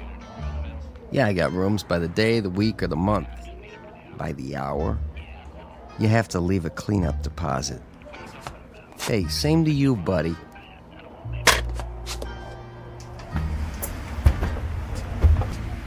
Hey, Mr. B. Any calls tonight? Nope. Not even my brother? Nah, been quiet as a tomb. Oh, don't say that. Here's your mail. Maybe that check you've been waiting on? No such luck. Anybody ask for me? Afraid not. Good, that's good. Jack, I want you to listen real close. It's important. Yeah? If somebody wants to know where I'm at, I already checked out. Anything you say, Mr. B.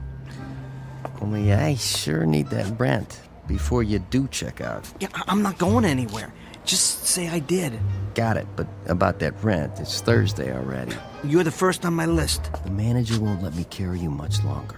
I got some deals going. One of them's bound to come in. Just remember what I told you, especially if they're wearing alligator shoes. You call my room with a heads up, okay? Sure thing, Mr. B.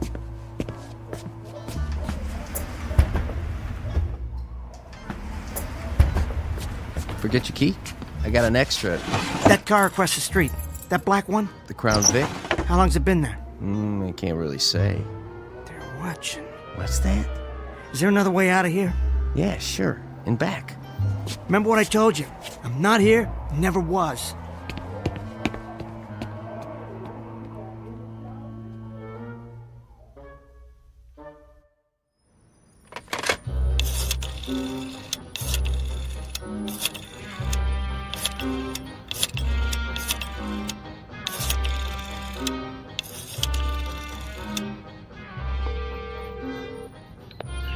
Raj, it's me, Wally.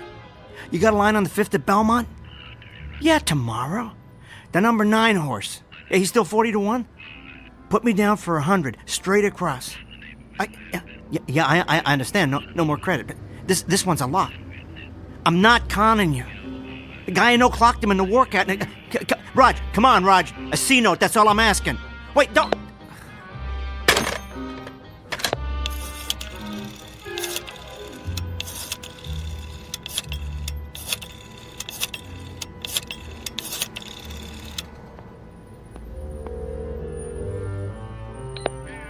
Rosie? You bet it is. How's your kid? Good. Hey, listen, Rosie, remember that business opportunity I told you about? Yeah, that's the one. The Feedbag drive-thru. World's best deep-fried burgers. Well, they're getting ready to open their first store. Me, I got my personal life savings riding on it. So if you want to get in on the ground floor... he is? Oh, jeez, that's terrible. Yeah, I could let you post-date a check if you... Your life insurance policy, too? Yeah, I understand. Hey, hold on, Rosie. I got another call. Great talking to you, hon.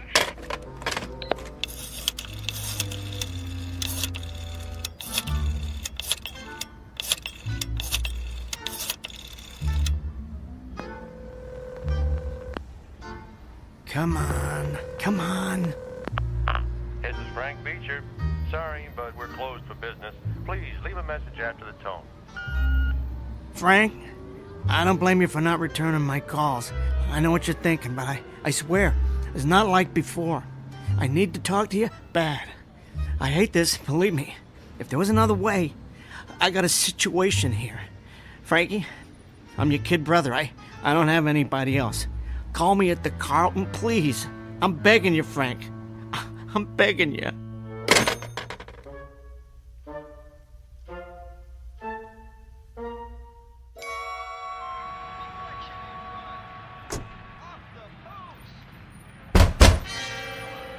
Who is it? Yeah, I'm in here. So what? I don't care anymore. Bring it on. Just bring it. Huh? Wally. Frank?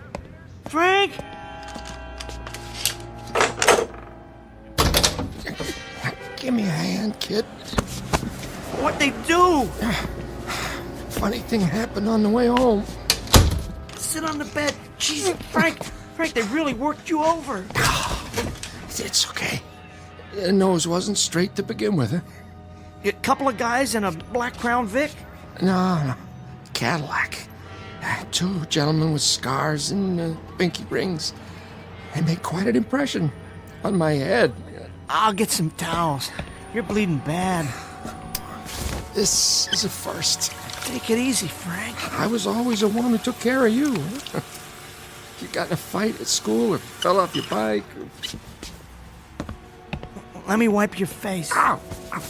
I'll do it. You order a steak from room service. Blood rare.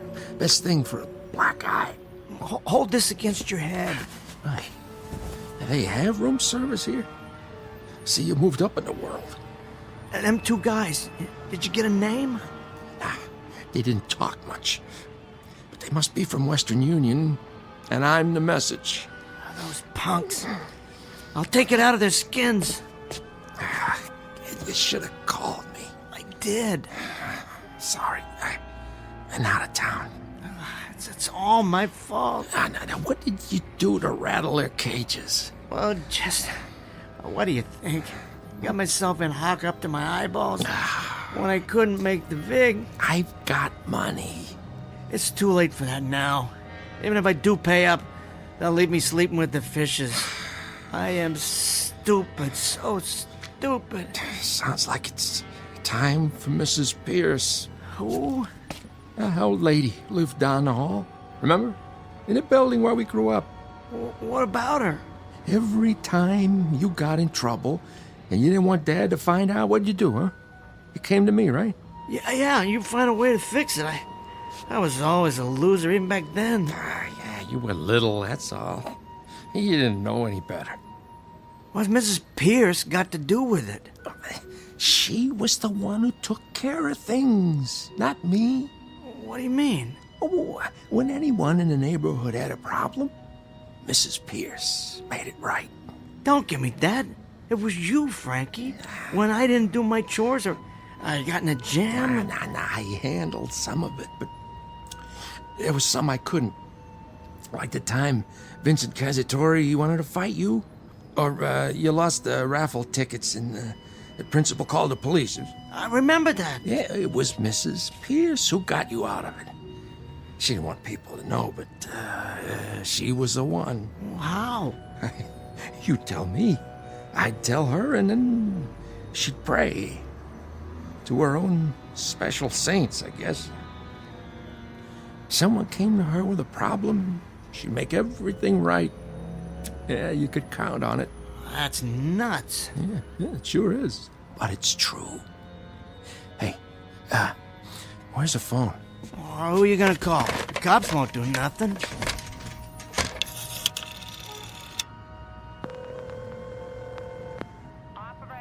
Yeah, hello, information.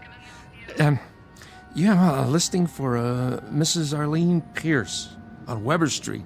She probably is dead by now. Yeah, hold on. Where's pencil? Here. Yeah. Okay. Thank you, operator. It's too late, I tell ya. She moved, but I got it. All right. What have I got to lose? 10 to 1, she won't even remember me. Come on, let me. Not this time. Give me the phone, Frank. And I'm afraid it don't work that way. Why not?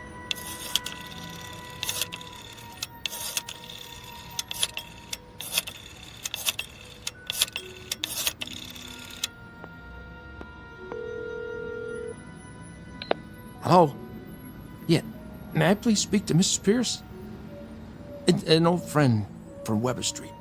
My name's Frank Beecher. It's been years, but... Oh, hello, Milo. Of course. Oh, she is? Oh, I'm sorry. I didn't know. Look, I hope she feels better soon. No message. Just that her friends wish her the best. I'm really sorry to bother you. Sick, huh? She had a stroke. She'd been in a coma since last week. Well, that was a stupid idea anyway. Hey, easy, Frank. Get me the sink, kid. Can you stand up? Here, let me help you. It was the pointed shoes that did it. Frank, you're coughing up blood. It feels like something's broken inside. I gotta get you to emergency. Quick. Not now. Those goons who sent the candygram, they'll want to know if you got the message. Oh, I got it. And I got a message for them. They want to clean my clock? Let them. I'm not gonna let you die here. Come on. You better lay low, kid. They're gone. I heard them drive off. I got my car in the alley. For once in my stupid life, I'm gonna do something for you.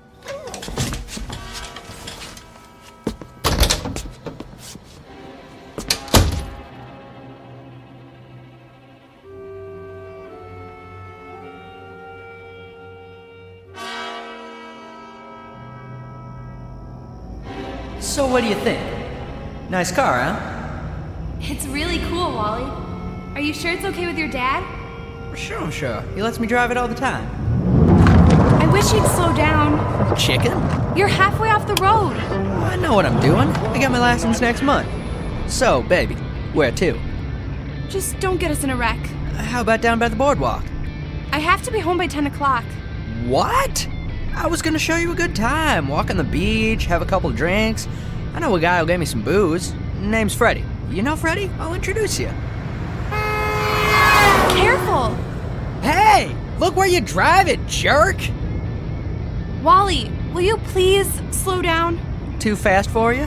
That cop wants you to pull over. He don't mean me. Stop! What for? Let me out. At this time of night? I mean it. Now. Oh, okay, dollface. If that's the way you want it.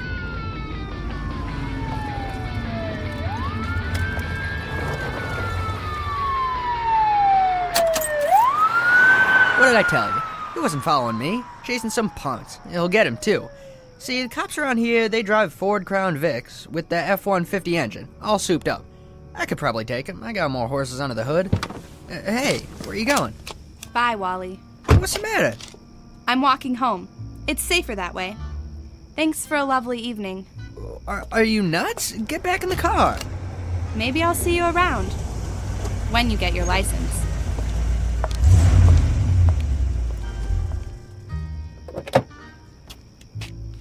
Oh, man, what are you doing here? You shouldn't have taken the car. Mind your own business, Frank. Dad won't like it. So? I'll bring it back before he gets home. He'll find out. What's he gonna do? Take it out of my hide? I'm too old. He can't hurt me anymore. Maybe not, but it'll hurt him. Big deal. Move over. What for? I'm driving. What about your car? I'll come back for it. And how are you gonna do that? Walk if I have to. Now move. Go chase yourself. What did you say to me? Let go of the door. Give me the keys. No way. I said give me the keys. Back off, Frank. I'm warning you. What'd you do that for? Slide over.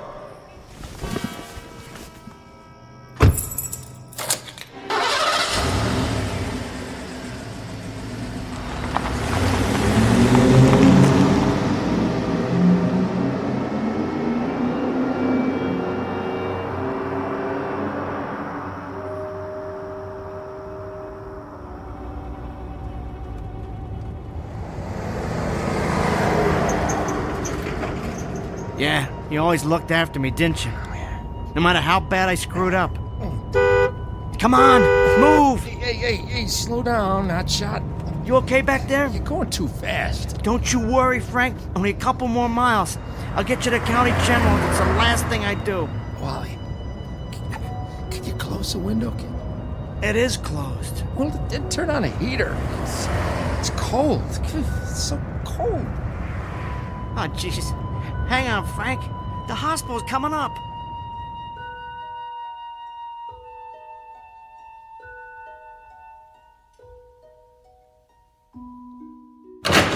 All patients in need of emergency care, please sign in. You will be treated in order of arrival. I told you we'd make it. My legs, they won't work right. It's all right. I got you. Please have ID, proof of insurance, or payment in form of cash or credit card. Get me to the counter. I'll take care of it. Can I get some help here? You have to wait your turn. I can't wait. My brother needs a doctor. Fast.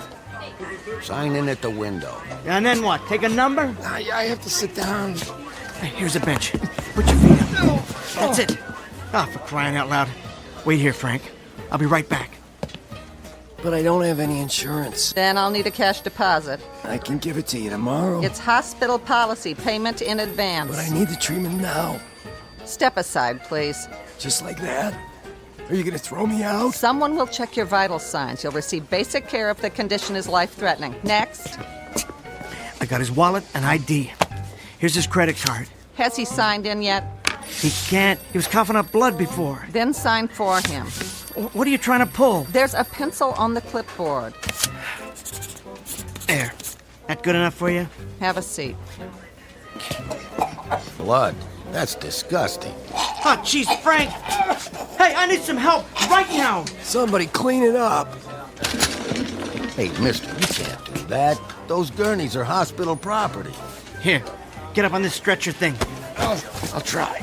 You have to wait your turn. Back off. Sir, you can't go in the main hospital. Out of my way. I need cleanup, quickly. What's this? Something's broke inside. He's all messed up. Massive internal hemorrhaging. I'll take him. You gotta do something fast. You just gotta. Where's the chart? There isn't any. Who are you? His brother. Wait outside. Oh, no. Someone see this man out? There's a waiting area at the end of the hall. We'll let you know. Frank. Frank. Cleanup in emergency, interns to receiving.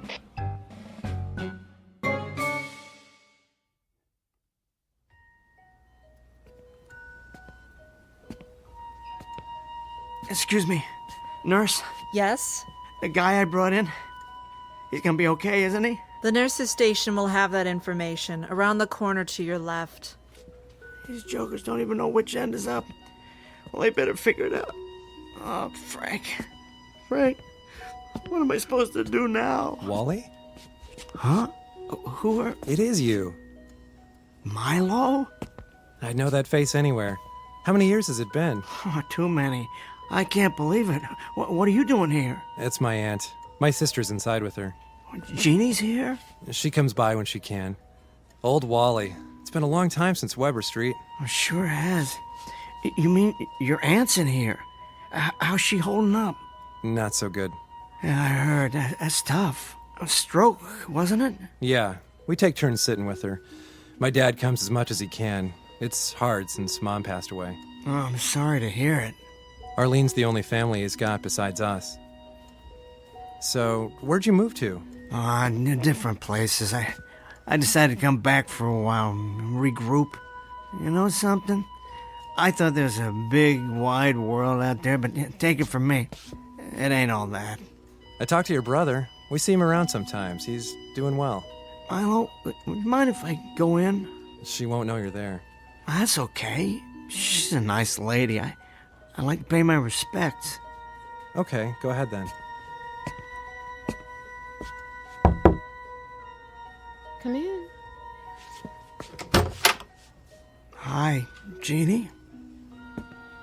Wally?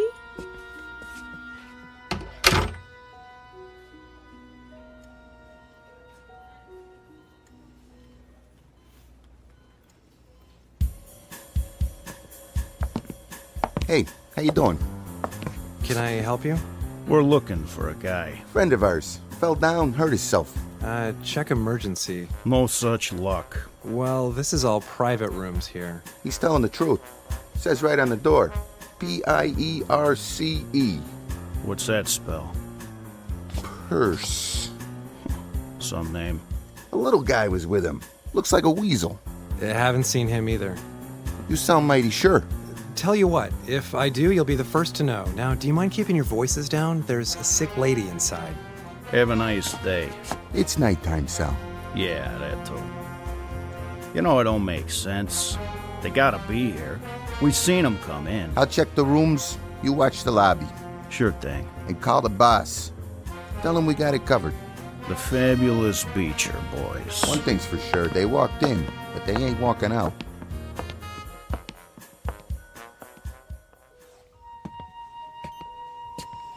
I don't believe it.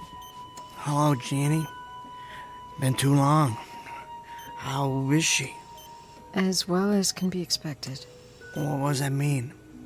There isn't a lot of hope. They asked us if we want to pull the plug. Oh, don't do it. That's what Dad says. I mean, you never know. Things can change. I suppose so. But you're looking awful nice. Wally, don't start. Listen, Jeannie, can I talk to her? Why? She can't hear you. Just the same, I wanted to thank her for being so nice. You barely knew her. Yes, I did. In a way. Well, okay. For a minute. I was going to take a break anyway. Well, thanks, Jenny. Wally? Yeah? It was nice of you to come by. Oh, no problem. And don't forget to take care of yourself. You can go home and get some sleep. Let Milo cover for you. Maybe I'll do that. Bye. Goodbye, Jenny.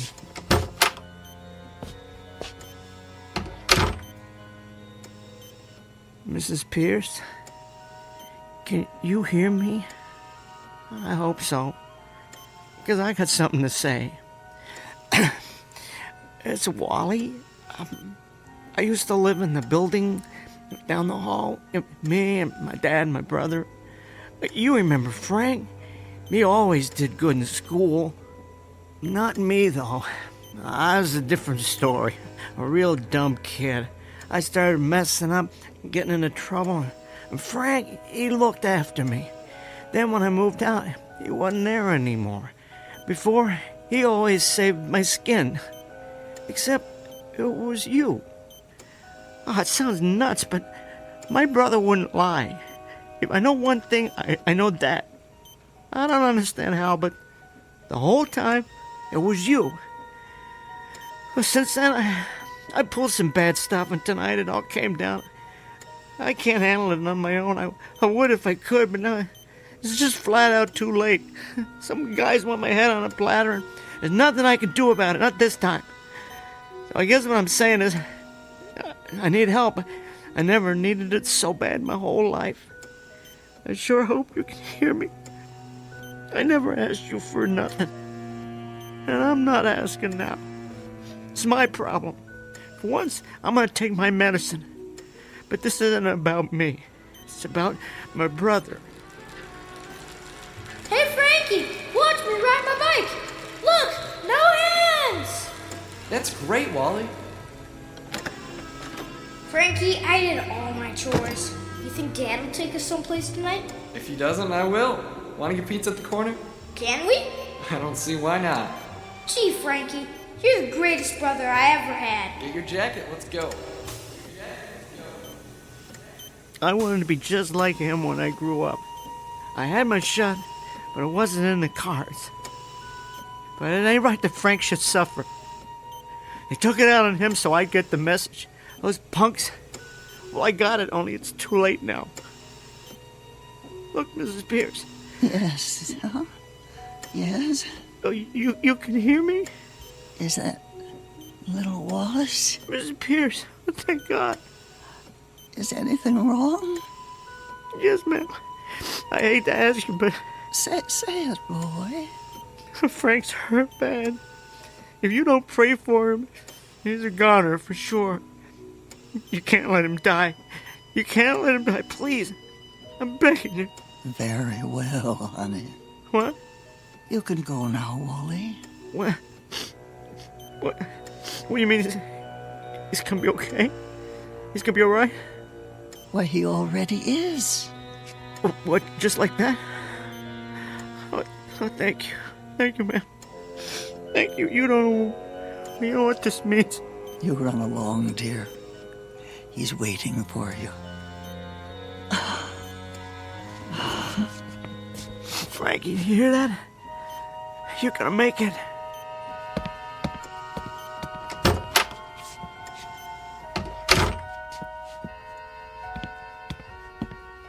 Nurse, where's Frank Beecher? Beecher. Oh, yeah. He was just released from IC. They're moving him to 1101. Oh, thanks, dollface.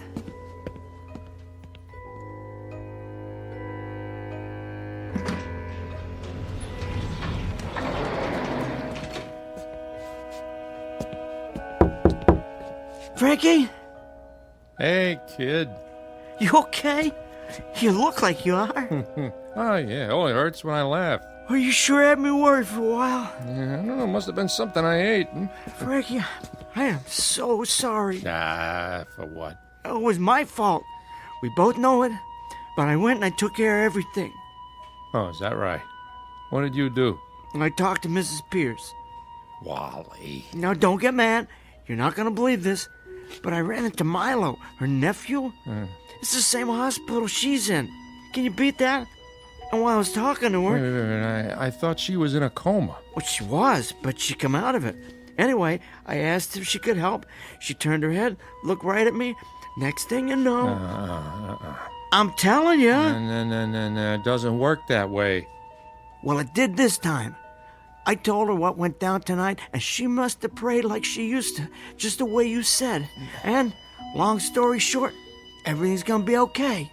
That's impossible. Well, look at you. It's like I said. Wally, you can't ask for yourself. You have to ask for someone else. That's the secret. Otherwise, it doesn't work. That's why I went to her when you were a kid. But Frank, I didn't ask for myself. I asked her to let you live. You couldn't have known that. I didn't teach you. You taught me good, Frank. Only, I'm kind of slow. It took me all of this time, but I finally got it. And now, it's over. No, not for you.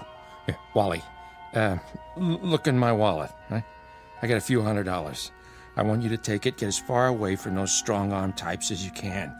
Then call me, and I'll try to figure something. Maybe I can help you cut a deal. Maybe nothing. You don't have to do a thing. Tonight's the last time I'm running out. Whatever they want to do, let them. The slate will be wiped clean. They'll never bother you again. Wally, and listen good. Those guys in the Cadillac are bad news. I'll try to buy you some time, long enough to talk to the DA, and we can Forget it. This time I'm standing up for myself. Oh, don't be a fool. I'm not. I used to be, but not anymore. I'm ready. It's been a long time coming. And Frank, yeah. If I don't see you again, thanks. Thanks for everything. I hope I paid you back a little. Kid. Don't worry about me. I'll be better off. Just think, I won't ever have to run scared again.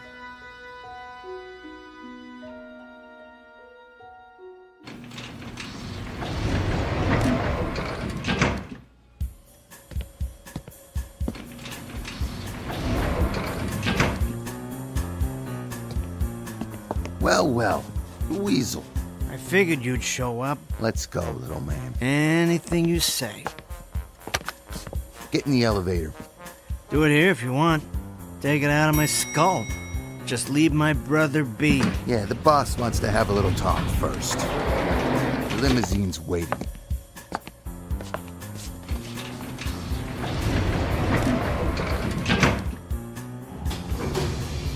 Which floor, mister? The parking lot. I'll get the button for you. Hey, what'd you pull the alarm for? You're not going to parking. Say, what's the ruckus? Federal agent, hands out of your pockets. Mr. Beecher, step over here next to me. Glad to. You got the wrong guy. Don't move. You're under arrest. What's the charge? You take your pick. Racketeering, extortion. You know who I work for? We have Mr. Sacchetti in custody. You're making a king-size mistake. Pull that button, we go down to the lobby. The door's open and a friend of mine's gonna be standing there. And he don't like feds. Some friends of mine already picked up your partner. For what? Kicking a coffee machine. I saw you in front of the motel, right? You've been under surveillance. Sure. The V8 F-150.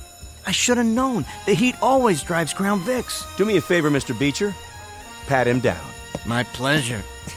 Ooh, a 38 Smith & Wesson. Awful heavy. It could wreck that suit of yours. Get your hands off the merchandise. Hey! Freeze! You, G-Men, drop your piece, or Sonny Boy here gets it. Don't listen to him. You'll never get out of the building. There's a police line outside. Where did they see my little insurance policy? Push the button, now. You won't make it. Throw your piece on the floor. Now push P level, or the Weasel's a dead man. What else is new, big boy? How'd you like that, huh? This one's for my brother. And this one, and so's this one. And this one too, you dirty... That's enough. Stop. You won. It's over. You won.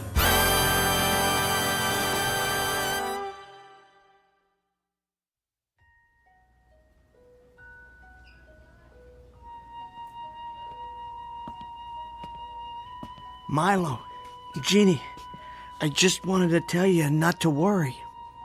Oh, Wally. What are you crying for? She's gonna be all right now. He doesn't know. Know what? She's got a new lease on life, and she's not the only one. Come on, Milo. We have to sign the papers. Well, I could tell by the way she looked at me. Who are you talking about? Your aunt. I knew she was gonna make it. That's not very funny. What's not? I'm telling you, she said everything was gonna be all right. She knew. That's because she was praying the way she used to. Wally, please. She couldn't have. She never came out of it. What? The doctor said there were no brainwaves for days. Not at all. But... One thing was strange, though. When she passed, she had a really unusual expression on her face. It was peaceful, almost happy. Like, what's the saying? God's in his heaven and all's right with the world.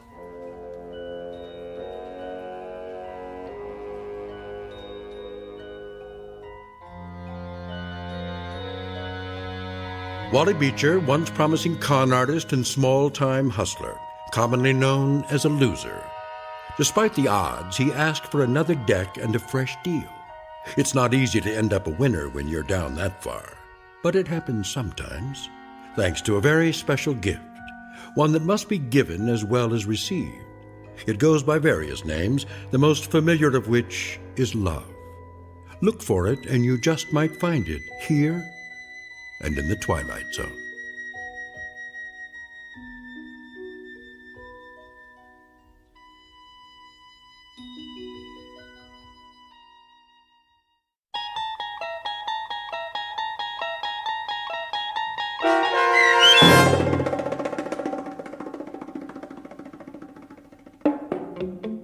Mrs. Pierce is Praying for Me, starring Tim Kazurinsky with Stacy Keach as your narrator, was written for The Twilight Zone by Dennis Etchison and based on a story by Robert Patterson. Heard in the cast were Roger Mueller, Fernette Lebo, Sandy Marshall, Roy Anderson, Richard Hinzel, Kurt Nabig, Rick Vargas, Sarah Court, Meg Thalken, Kate James, Justin Kaufman, Peter DeFaria, Doug James, Fern Persons, Zoe Rand, Patrick Francis Cerny, Quinn Wormeling, Evan Armacost, and Samuel Corbett. The producers of The Twilight Zone wish to thank CBS Enterprises and the Rod Serling estate for making this series possible. This copyrighted radio series is produced by Carl Amari and directed by Joby Cerny for Falcon Picture Group. Sound design, custom Foley effects, recording, and editing are produced in the Cerny American Sound to Picture Theater by sound designers Craig Lee, Bob Benson, Todd Beyer, and Tim Cerny. Music for The Twilight Zone is provided by CBS and American Music Company Incorporated, New York. To learn more about the Twilight Zone radio dramas and to download episodes, including 6 free episodes on our homepage, visit our official website at twilightzoneradio.com. Doug James speaking.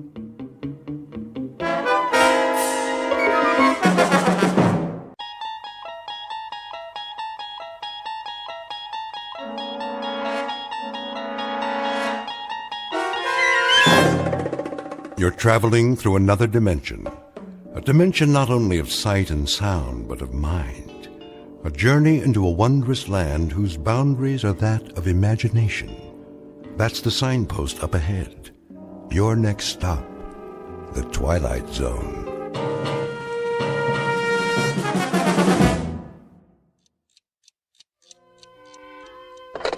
Front desk? This is room 14, yeah. Jackie Rhodes. Listen, I was just wondering... What? No, I already paid you for the week. Sure I did. Didn't I? Well, I thought I did. No problem. I'll drop it off downstairs first thing in the morning. That's right. Cash, same as always. Yeah. You know I always pay my rent. One thing about me, I ain't no welcher. I got a big payday coming tonight. Anyway, the reason I called... Can I ask you a question?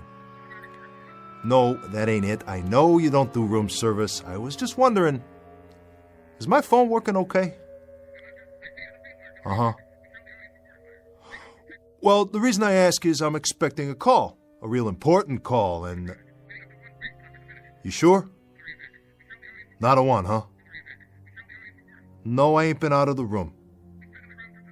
See, I've been waiting right here for this very important call, and... You would have put it through to me, wouldn't you? Sure. Okay. Oh, one more thing. Am I ever going to get my air conditioner fixed? Well, when the super shows up tomorrow, ask him again. Leave him a note or something. It must be 100 degrees in here. Yeah. Thanks. Come on, George. Come on. You said you was going to call. Oh. What a night. Can't even go out for a cup of coffee.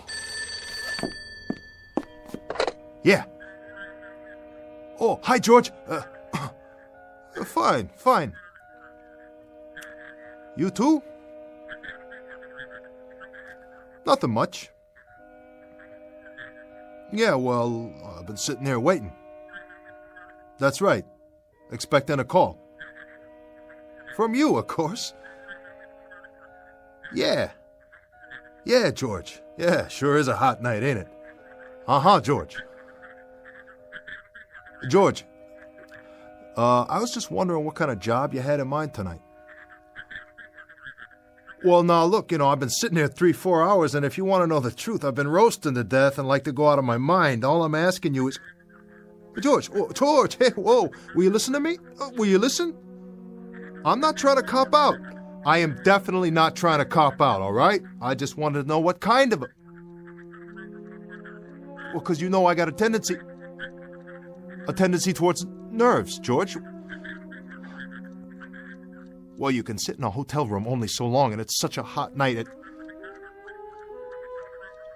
George, I ain't complaining. Whatever the job is, I'm up for it. Sure. You got a number one boy here is what you got. You know that. and I'm gonna do the job for sure. George? George? Must have got cut off. Oh. Man, oh man, I better be ready. Comb my hair and everything. Oh. Looking pretty good in the mirror there, Jackie boy. Yeah. Real sharp.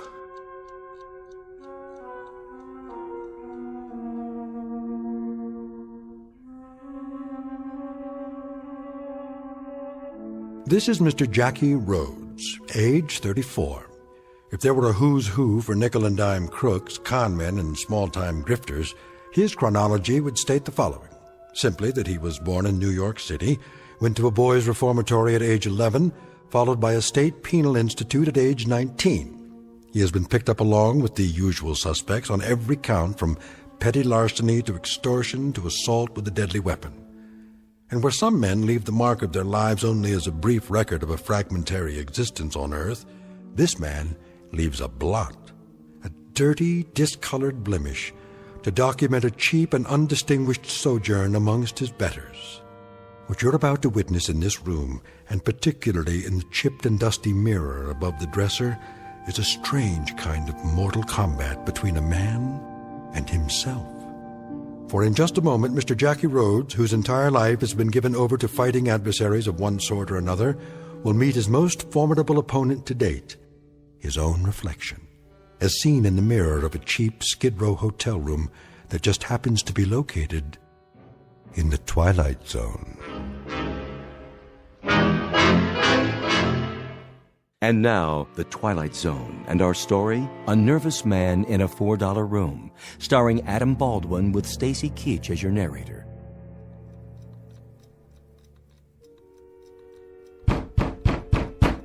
Yeah! Yeah.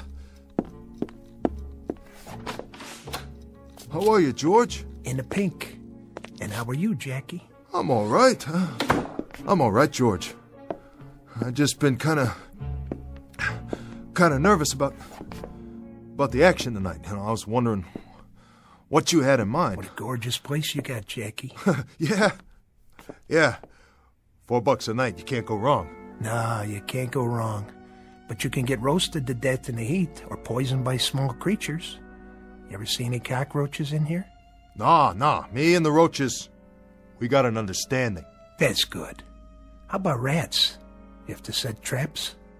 No rats. That's good. Real good. Personally, I hate rats. Know what I mean? Oh, yeah. I know what you mean. Say, listen, George, what about tonight? What's the job, anyway? Does it make any difference? Difference? No, don't make a difference. I was just wondering. Just wondering what you had in mind. What would you like to do, Jackie? What's your heart's desire? Are you kidding me, George? You're pulling my leg, ain't you? No, I asked you a question. Simple as that. Well, if it was up to me, I'd like something with some decent odds for a change. What's that? Well, it's just that I'm all the time getting the hard stuff, George. Last 2 times I almost got picked up waiting out front in the car. Remember the heist? I remember. That stuff ain't for me, George. No? Because if they pick me up one more time, that's 3 strikes and out. I'm long gone and for good. Oh, it's so hot in here, George. Ain't it? Ain't it hot? Anybody ever tell you what you look like? How do you mean? No? Well, I'll tell you. Like a man trying to catch a subway at 5 o'clock at night. You always look like somebody squeezing you through a door just before the train pulls out. Let me go. What do you do to sleep at night, Jackie? Curl up in a locked closet? Well, now look, George, I ain't knocking you. I don't know why you all the time gotta knock me. All I want from you is...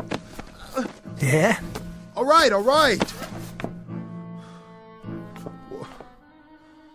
What's the job I gotta do? Well, I'll tell you what, Jackie. Tonight I'm gonna let you be a man. I'm gonna let you show some muscles for a change. No shakedowns, no deliveries to a fence, nothing little. Tonight, Jackie, you're getting up in the world. So I got a little present for you. Whoa. What's that? What do you think it is? 22 special. I don't want it. Oh, careful, it's loaded. What do I need a gun for? Well, I'll tell you.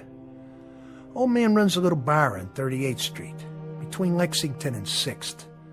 Feisty old bum, always giving us trouble. Don't like to pay off for the jukebox we got him. Don't like to pay off for the protection. We lecture him all the time and he spits in our eye. How do you like that for gratitude? Well, you don't keep this kind of stuff a secret for long. Lots of people hear about it. We go to another place and we say, "Here you are, pal, here's your bill for the jukebox." And you know what, Jackie? They want to spit in our eye, too. They hear there's an old gleep on 38th Street who don't pay, so why should they pay? Till tomorrow morning, when they find the old gleep sprawled out over his bar. And you know what?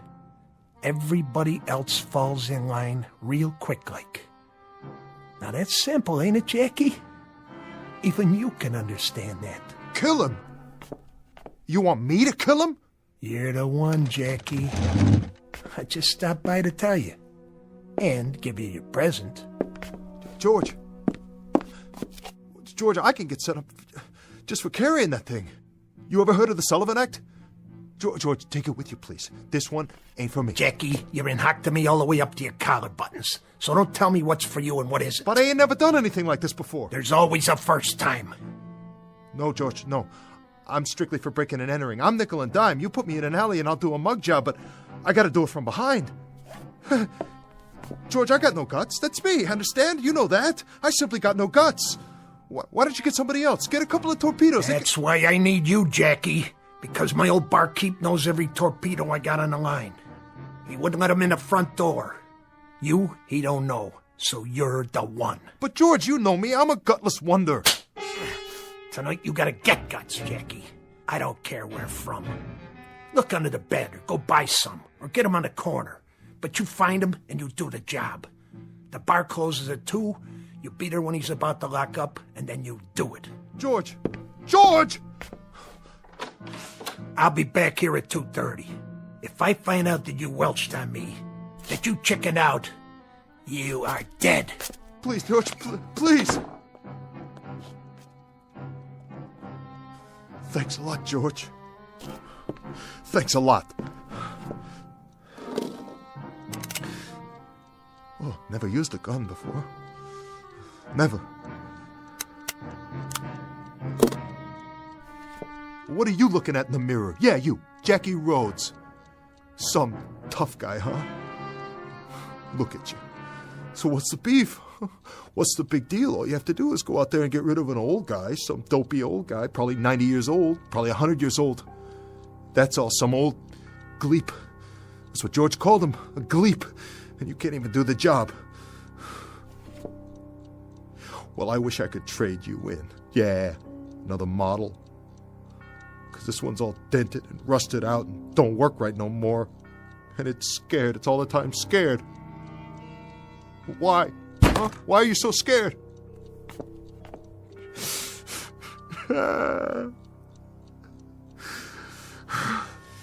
Man, it all comes down to this. Took you a long time to get here. Real long.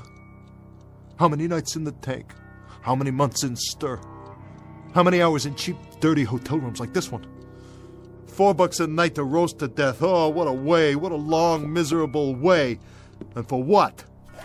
What do I got to show? A $4 hotel room and lots of security. Oh yeah, just like a floating crap game.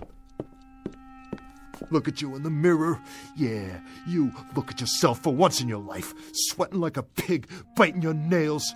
And those eyes, those beady, scared little eyes. George better stick with apples and oranges. He better start squeezing cantaloupes for a living, because he ain't no judge of people. Not this one.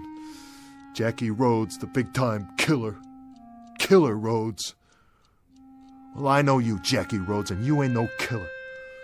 You're a softy is what you are, a great big soft bowl of oatmeal. You got no bones in your body. When the good Lord passed out spines, you must have gone for a beer and missed out. Oh, I wish I could trade you in on a new model. I swear to heaven, I wish I could trade you in right now. No matches. Great. A cigarette and no more matches. That is me all over. That's my little Jackie, halfway. Always halfway. Story of my life. A left-handed guy in the cafeteria line, a one-armed paper hanger, an icebox salesman at the North Pole. Need a match? Huh? Go on. Light yours off mine if you want. Who are you? Well, who do you think? The name's Rhodes. Pleased to meet you, Jackie. What do you say? Oh! Take it easy, Jackie. Come on back over here. Let's you and me have a talk. Yeah. Oh, you and me, we'll have a talk. Real heart to heart. Me in the mirror. We'll have a big, long talk, just the two of us. The two of us. So this is the way it happens, huh? I've had it. All my marbles gone. Finally. This is the way, right? Right here in this room. No, that's not the way it happens. You're all right. Pinch yourself. You didn't flip out. You're rational. You're sane. No, you got a different kind of problem, Jackie, my man. Very different. I'd say we've got different kinds of problems. And you're telling me that you're... I happen to be you, Jack, and you happen to be me. Say that again? Nice arrangement. Keeps it simple, don't you think? Let me get this straight. You're me, and I'm you? Oh, man, this is crazy. Really crazy. This is nuts. Look at it this way, Jackie. I'm part of you. Another part. An alter ego, that sort of thing. You get the drift? I'm the Jackie Rhodes who might have been. Oh, come on. I think he would have been called John Rhodes. A long time ago, Jackie, a very long time ago, you were up for grabs, you might say. You could have gone one way or the other. You could have turned out my way or your way. Take your pick. Well, you did. And it turned out your way. Your way, Jackie. This way. You understand what that means? No. No, I don't understand. What do you mean, my way? Your way's cheap, weak, scared, half vulture and all mouse. That's what you are, Jackie. So knock me. Go ahead and knock me. I'm this and I'm that. So what? Whatever I am, buddy, I got flesh, I got bones, and I breathe. And in just a couple hours from now, I'm going to put the finger on somebody and I'm going to cash in. So what do you do for a living? Haunt people in mirrors?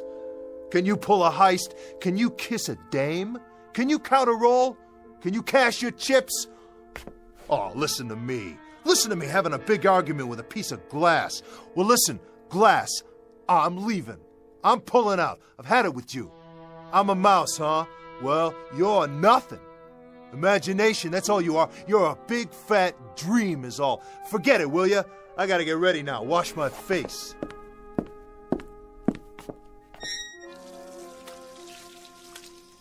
Whoa, some dream. I must have been asleep for a minute. Jackie. Whoa, what are you doing in here? How can you be in this mirror too? Go ahead, Jackie. Finish washing up. It's a big night. You leave me be. I know what I'm doing. You ain't even real. Stay calm. Get away. I'll shoot you if I have to. I mean it. Then where'll you be? In a million pieces, that's where. You can't kill me, Jackie, because I'm not out here. I'm in you. No matter where you go, I'll be right there. In a store window, in a shiny car, the water in the gutter, I'll be there. I'll always be there. You get away! You get away from me! Oh, don't fold up on me now, just between you and me, old friend. There's a lot that's got to get settled tonight. A whole lot. That's right, Jackie. You got a big night ahead of you. We both do.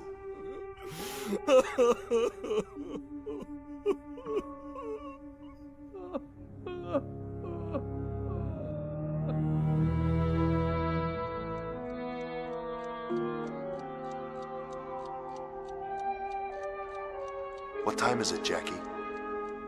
Leave me alone. I thought you were going someplace. Yeah, I'm going someplace. What's it to you? What's it to me? Everything. It's everything to me. Whatever you do is everything to me. Get it? Yeah, I get it. I get it. Your watch stopped, Jackie? What? Check the clock by the bed. It's getting late. Later than you think. Get off my case, will you? Oh, this is rich. Nutso, that's what it is. Really wild. I'm talking to myself in the mirror and I'm hearing answers. I'm really off my rocker. I must be... Of course you're talking to yourself. That's what I am. A part of yourself. A part deep down inside that never came out before, so you couldn't see it. You never let it come out. Never let me come out. But there were moments, weren't there? Remember? What are you yapping about? Moments. When I still had a chance. Do you remember any of the moments, Jackie? The first one, for example. The very first moment. The first decision. What moment? What decision? We were 8 years old. I was never 8 years old. Oh, yes, you were. We were. If I can remember it, you can. In grade school. The teacher, Miss Sanders. Remember how nice she was? Always had a smile, and she wore a little locket around her neck. It was the class picnic. She was walking along in the park, pointing out the birds and the trees. We never knew there were so many different kinds of trees. Nobody ever took me to the park before. And the clasp on the locket broke, and she took the gold chain off and put it away. And a couple of the boys dared you to steal it. You didn't want to, but you did steal it. Right out of her purse when she wasn't looking. Why, Jackie? Why did you do it? I didn't want to steal it, okay? But they dared me. What was I going to do? I had to. I was a crummy little runt, and they dared me, said I was chicken. And then, when was it? A year later? They dared you again? Yeah, they wouldn't leave me alone. They dared you to go with them and break into a grocery store. What did you steal in the store? I don't know. Something, anything, it doesn't matter. But you remember the dare. Of course I remember the dare. But you don't even know what you took. Look, wise guy, whoever you are, whatever you are, if you know so much, how come you don't know the most important thing? The important thing? And what's that? I already told you I was a runt, you dummy. I was a pasty-faced, skinny little nobody, and when you want to be in a street gang, you gotta go along with them, whatever they say. You back off, they give you the business. They call you chicken, yella. They know you don't got what it takes. So you went along, Jackie, and you made me go along too. And you got caught. Not the other boys, you. And you spent 11 months in a reformatory. What did you prove for all that trouble? Oh, what do you care? Tell me why you're saying all this to me, or shut up! Just shut up! Oh, knock it off! I'm trying to sleep in here! Keep your voice down, Jackie. Why should I? Because you're not the only person in the world. You can't just think about yourself all the time. There are others. Look, I want you to level with me now. What are you? No more fancy talk. What's all this alter ego stuff? You read that in a book somewhere? I think you know what I'm talking about. All right, you're part of me. I give you that. I ain't dumb, you know. No, you're not. You're inside my gut someplace. Well, what are you, a conscience? Is that what you are? You tell me. All right, you're a conscience. So what do you got to say about anything? What gave you the right? I haven't had anything to say about it until now. You never let me out before. But now I've got something to say about it. Oh, boy, do I. I've been waiting a long time. I never let you out. Oh, that's rich. Well, look, buddy, you ain't got no invitation now. I never asked you to show up, did I? So you can crawl back inside and hole up on your own as far as I'm concerned. Who needs you? You need me. I don't need anyone. You've always needed me. Yeah, sure. When you got out of the reformatory, there was a parole officer. Remember him? What parole officer? A very decent guy. His name was Moriarty. Oh, yeah. He liked kids. Had a bunch of his own. You always got the feeling that when he tried to do things for you and straighten you out, it was because he had kids of his own. And but for the grace of God, you might be one of his. Jaw. No wonder I kept you locked up inside. You really know how to talk my ear off. You're walking on your lower lip all the time. Well, I still say, who needs you? I'm asking you, what do you want from me? Don't you know? No, I don't. I'll tell you what I do know. I gotta go out and do a job. I gotta go knock off some old gleep in a bar on 38th Street, and if I don't do it by 2 a.m., you're gonna be able to take what's left of me and scrape me off of the wall with a spoon and dump me in a cup. I gotta get going. I ain't got much time left. Correct. You don't have much time at all. I'm telling you, you better get out of my face or I'll smash up this mirror and you'll be all over the floor. I'll do it, too. What's the matter? Don't you think I can? You're not listening to me. You've never had much time. Moriarty tried to help you when you got out of the reform school, but you didn't have time then either. Get off my back! You had a moment when you could have listened to him and paid attention in that moment, or you could have done what you did. Join another gang. It was your choice. It was always your choice. And 6 months later, you were in jail again, only this time it was for real, and Moriarty couldn't help you any more than that girl Janie Reardon could. Janie Reardon? I remember Janie. She was a nice kid. She was more than that.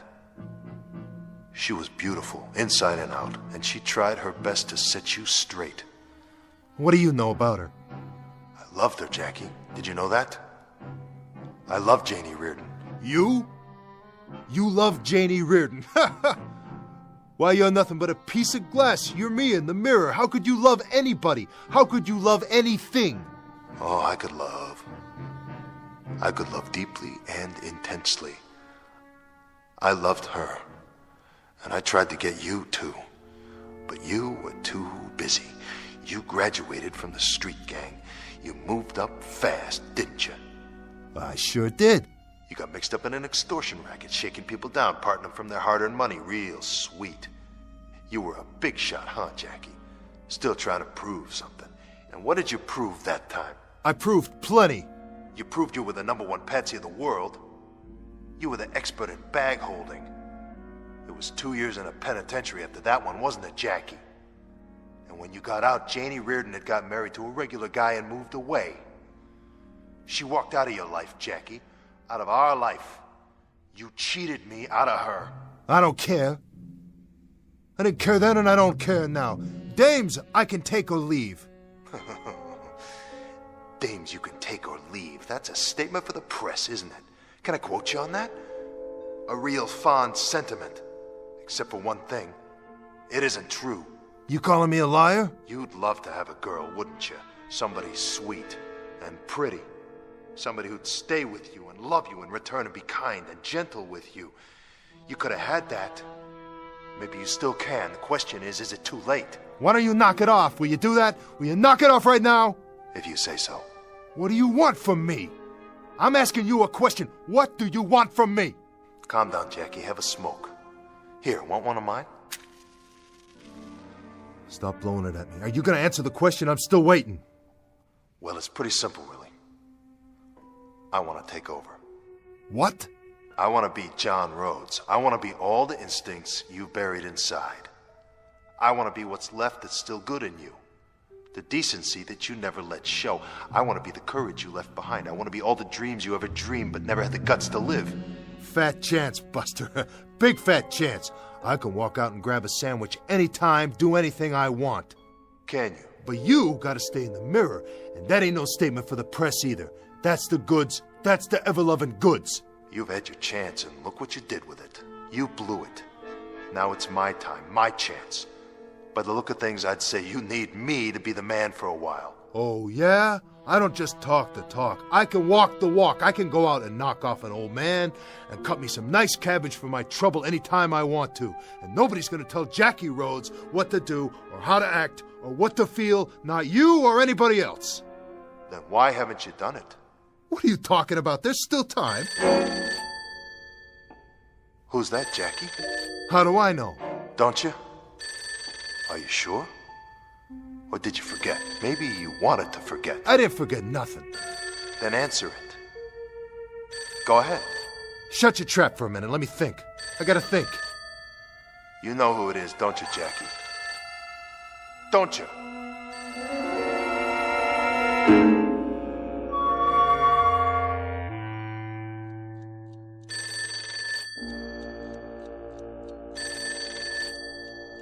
Go ahead, answer it. Okay. Yeah, George. Yeah, you just called me on the way out. I was just leaving. Yeah, George. Sure. Honest, I'm on my way out. Sure, George, I know what time it is. I'll see you right here at 2:30. Sure. Sure, George. Yeah, I got it. See you then.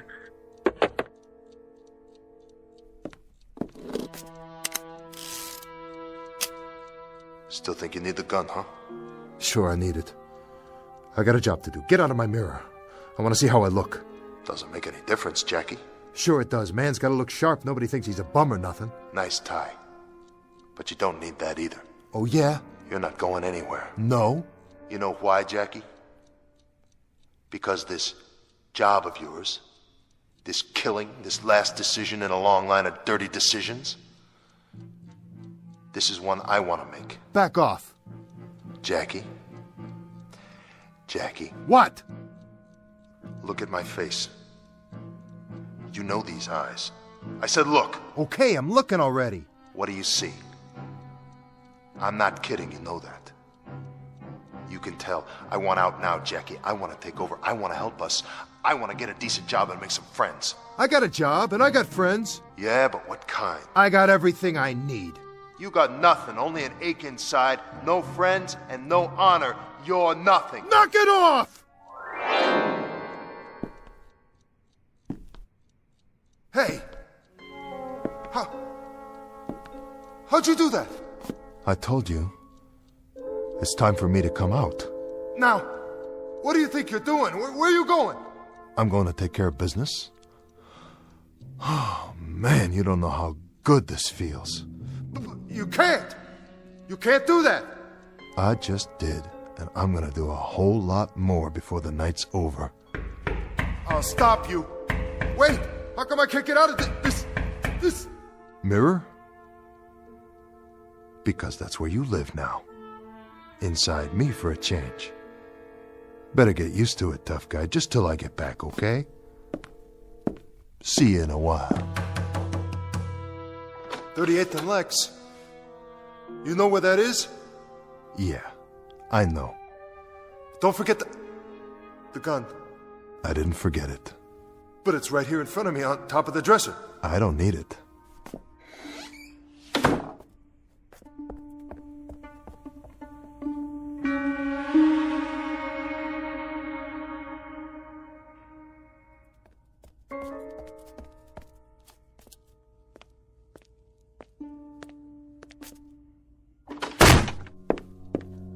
Get up, little man. I said get up. Hi, George. I'm gonna take your skin off, foot by foot. You are. Nobody went to the old man's bar tonight, Jackie. Nobody at all. That right. That's right. At last report, he was extremely healthy. Thanks to you. Thanks to you, you raunchy little welcher. Easy, George. Don't get your blood pressure up. I don't like your attitude. After all I've done for you. Given you another chance, and another, and another. And what do I get in return? No gratitude. Well, you just ran out of chances, buddy boy. Your extra time's all used up. Now I'm gonna take it out of your hide. What do you think of that? I don't think anything. You know, Jackie, it's nothing personal. It's just business. I like you. I always liked you. That's why I tried to cut you a break. But now, you think that if you keep your trap shut, I'll forget about it and it'll go away. Is that what you think? No. Speak up. I can't hear you. What do you got to say for yourself, crumb? Huh? What? What have I got to say for myself, George? That's right. And make it good. Very little. I have very, very little to say for myself. Not much at all. Just one sentence. 2 words, really. I resign. That's it, George. I resign. What? You what? I said I resign. You know what that means, don't you, George? It means quit. Walk out. You're not walking anywhere. When I get through with you... Throw in the towel. Toss in your cards. Retire. I like the sound of that one. Well, that's me. I'm retired as of, let's see, 2:42 a.m. Why, you... Oh, you can have your gun back, too. It's right there where you left it on the dresser. I never figured you to be that much of a sucker, Jackie. Now that I've got my gun back, what do you think I'm going to do with it? Or did you even think that far? Yeah, I thought about it. And? And I figured you'd try to make me eat lead. Well, you got that much right. Of course, I took the liberty of removing the bullets first. Guess you want them back now, huh? Well, they're right here in the wastebasket. Here, let me give them to you. Oh. Good, kid. I didn't think you had it in you. Neither did I. Come on, Jackie. Let's see what you got. Why not? I already know what you got, and it's not much. I've seen your kind before, on the playground, in dark alleys, in the joint. You're a bully, George. The kind who pushes little kids around and rolls drunks and knocks over mom-and-pop stores when they're too old and weak to stand up to you. But as soon as somebody does just once, you turn tail and run, don't you? Sure you do, 'cause you're chicken, George. You're the real chicken, otherwise you wouldn't worry about keeping everybody down in case they're stronger than you. You couldn't stand that. You can dish it up, but you sure can't take it. What are you gonna do now, Jackie? Be the big man on the street? Go ahead. Let's see how long you last. Oh, I'll last, George. Longer than you, a lot longer. I'll still be alive. I'll be walking around in the park feeding the squirrels while you're doing 25 to life in Sing Sing. That's gonna be tough, George. Real tough for a punk like you. Now get out and don't let me see your sorry face again. Give the desk man what I owe him on your way out, for the time I spent waiting for you in here. See you in hell, Jackie. Wrong, my name's not Jackie, it's John. That's Mr. Rhodes to you. And don't forget it. I'm the one who just changed your life permanently for the worse.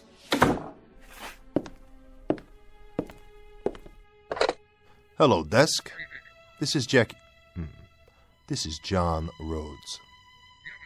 That's right, room 14. I'm checking out. No, for good. I'm not coming back. No, as a matter of fact, nothing is all right. The room is too hot, too small, and too dirty. It's just a thing for bums, but not for me. Hey, Jackie. John. We're John now. That was really slick. You liked it? I saw the whole thing from the mirror. It felt great. It did, didn't it? Well, let's hope we don't ever have to do it again. So, what do we do now? Now? We go look for a real job. We get it together. We stop biting our nails and we start living a life. Oh, and you can come out of there now. Thanks. Ready? I guess so. Then, let's get gone.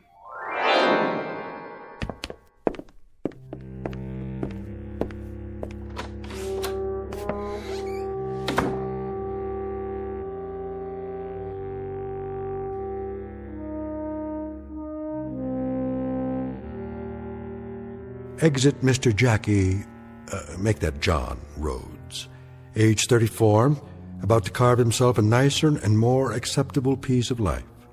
And while we do not offer this story as the norm or the rule, there is a school of thought that says there really are two people in each one of us. And so, for the gentlemen out there, a word to the wise, mind who you're shaving tomorrow morning. If you nick yourself and the mirror yells, ouch, you may have just checked into the Twilight Zone.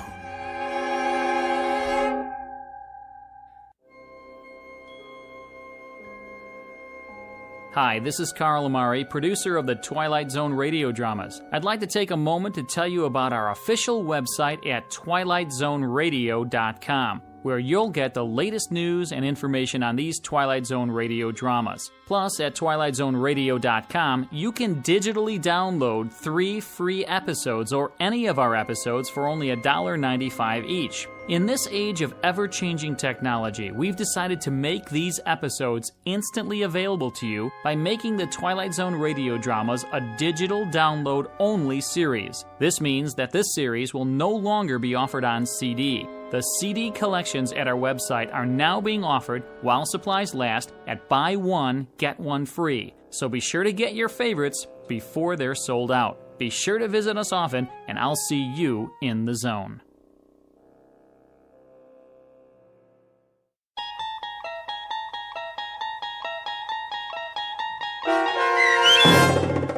A Nervous Man in a $4 Room, starring Adam Baldwin with Stacy Keach as your narrator, was adapted for radio by Dennis Etchison and based on a script by Rod Serling. Heard in the cast were Turk Muller and Carl Amari. To learn more about the Twilight Zone radio dramas and to obtain audio cassettes and CDs of these programs, visit our website at twilightzoneradio.com. The producers of The Twilight Zone wish to thank CBS Enterprises, Carol Serling, Dennis Etchison, Dick Brescia Associates, Claire Simon Casting, Terry Jennings, Don Longo, the American Forces Radio and Television Service, our sponsors, and our radio affiliates for helping make this series possible. This copyrighted radio series is produced and directed by Carl Amari and Roger Wolski for Falcon Picture Group. Doug James speaking.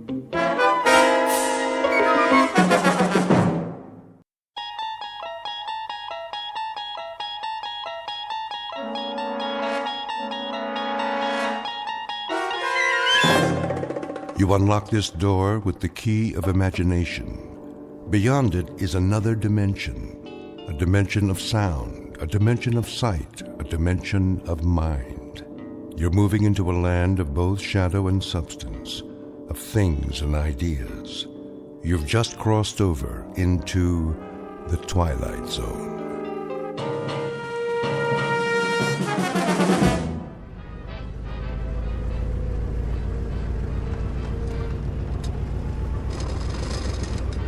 That looks like a good one.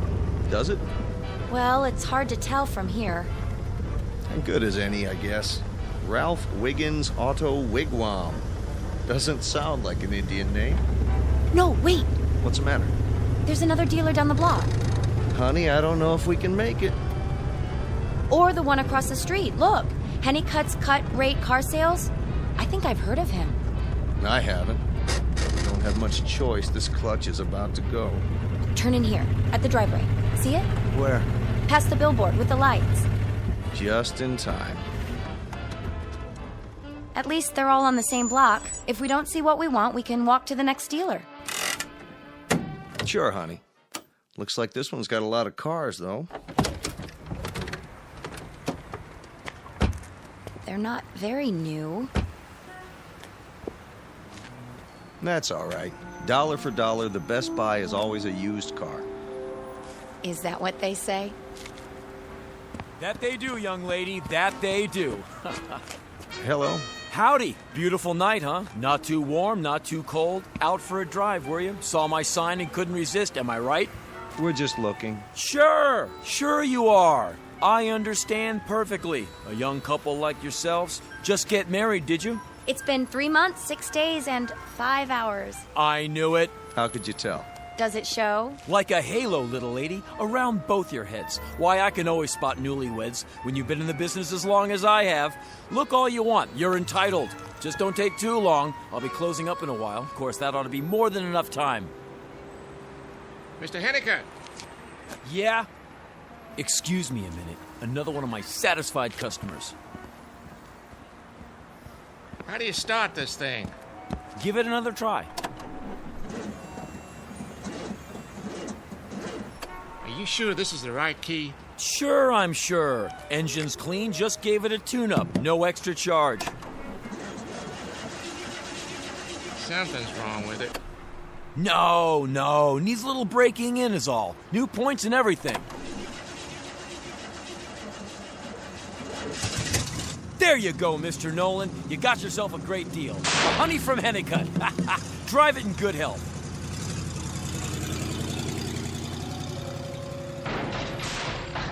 Whoa, too much power for him. Now, where was I? Oh, yeah. See anything you like, folks?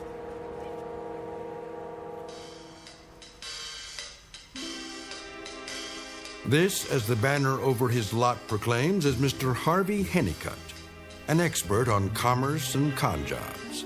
A brash, bright, and larceny-loaded wheeler-dealer who, when the good Lord passed out consciences, must have gone for a beer and missed his. And there are a couple of other important characters in our story beyond the young couple you've just met.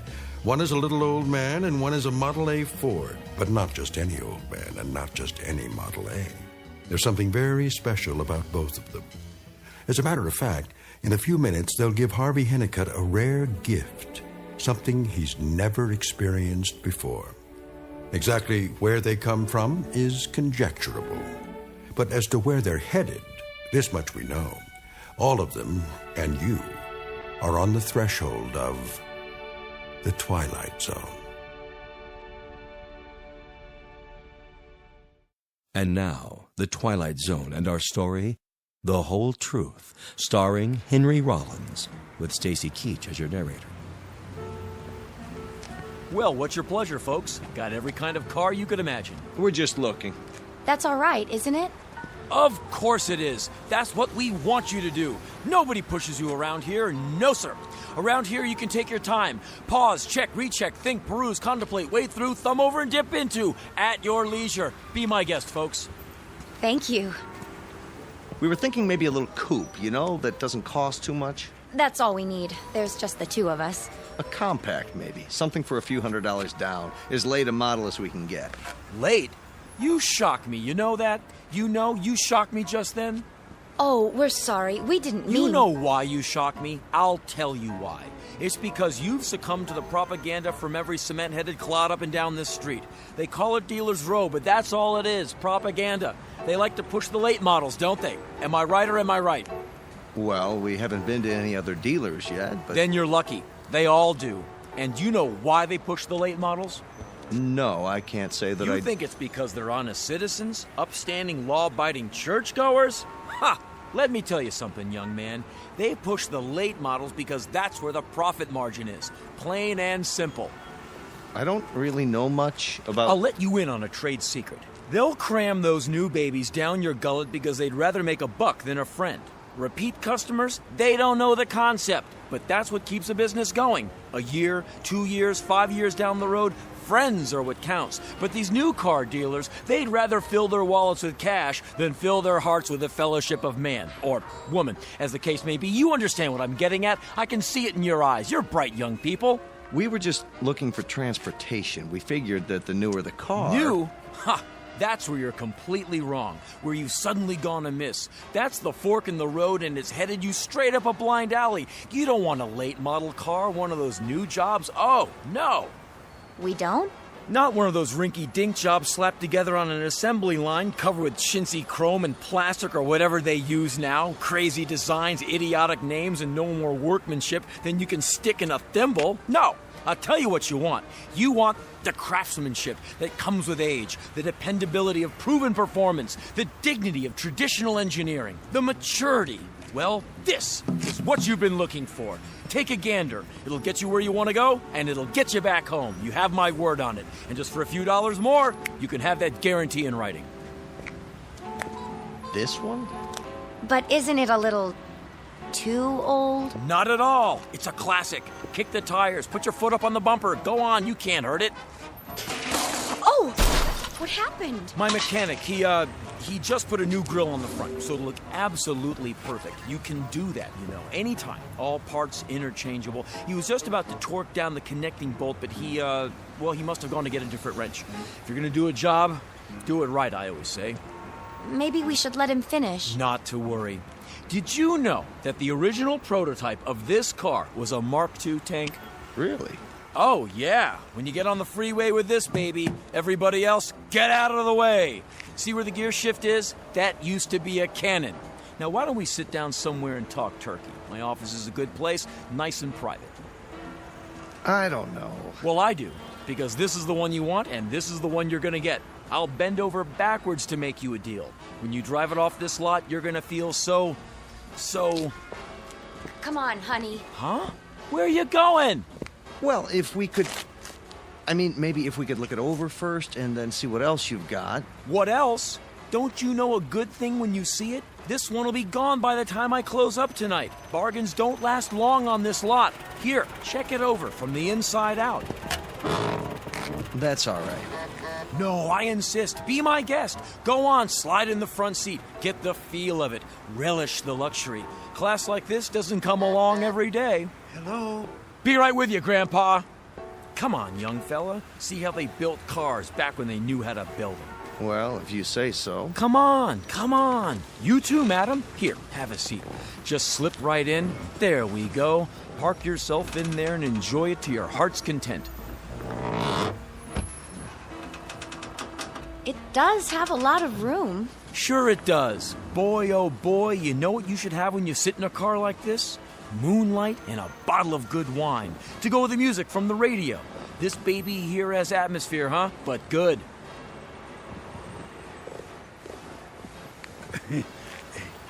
Are you Mr. Hennicutt? Yeah! Relax a minute. Feel the magic. I'll be right back. How do you do? Well, that depends, Gramps. What do you have in mind? I wanted to bring you my car. So I see. Where'd you get it? Out of a museum? It's a genuine Model A, original factory stock. If you came here to park it, I'll charge you a nominal rate, but if you're here to sell it, you'll have to give me a minute so I can have a little laugh. Ha ha ha! There, I got that out of my system. I'll give you $50 for it. Any junk man, he'll give you 45 tops just to haul it away. The Smithsonian might beat that by $1 or $2, but don't hold your breath. The parts alone are worth more than that. It's a collector's item. Well, then you better take it to a swap meet. I only deal in cars I can move. If you're thinking about a trade-in, forget it. This here's what you call a white elephant. No, I wasn't thinking of buying another car. I thought you might need it. For what? It's a wonderful old car. Been in my family for years. They built them better in those days, I think.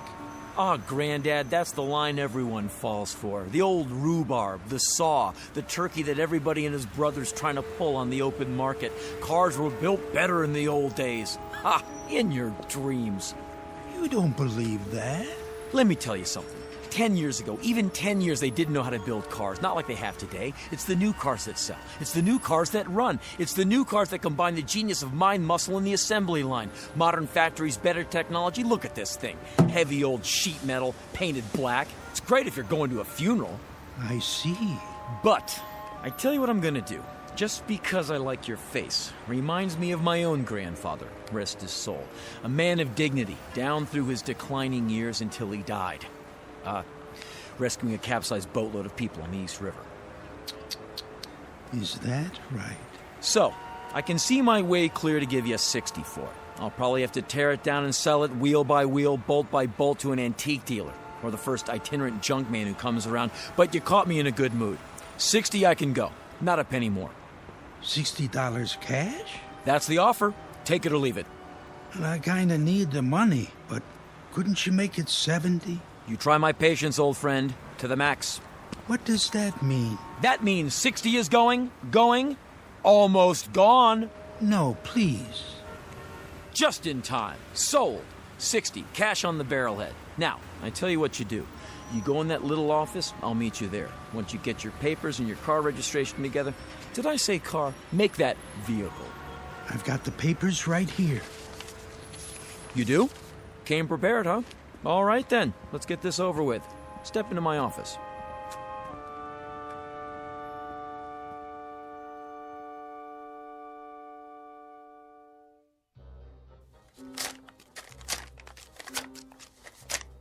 $50, $55, $60. There. Did you sign the bill of sale? At the bottom of the page. Good. And the pink slip? On the back. Perfect. Signed, sealed, and delivered. Mr. Hennicutt. Mr. Hennicutt, of course. Here are the keys. Thank you. Oh, by the way, Mr. Hennicutt. Yes? There is one other small item I ought to mention, in the interests of full disclosure. Go ahead. It's haunted. Haunted? You don't say. Oh, yes. Without a doubt. The car is quite haunted. It's been haunted ever since it came off the assembly line, and every single one of its owners can attest to that fact. Well, now, I don't suppose you'd mind telling me how it's haunted. Oh, you'll find out soon enough. I will, huh? Did you sign the back of this form? Yes? Right. Or how can I unhaunt it? Wouldn't want to miss a thing like that. There's only one way. And that is? You have to sell the car. Oh, sure. I think I can remember that. Well, Mr. Hannicut, it's been a real pleasure doing business with you. Likewise. Watch your step going out. I think you may find that you have actually gotten the best of the bargain at that. My aged friend, you do me an incredible injustice. Our little transaction, haunted or otherwise, was my charity case for the day. You dwell on that, will you? Dwell on it. No, Mr. Hannicut. You dwell on it. And I rather think you will.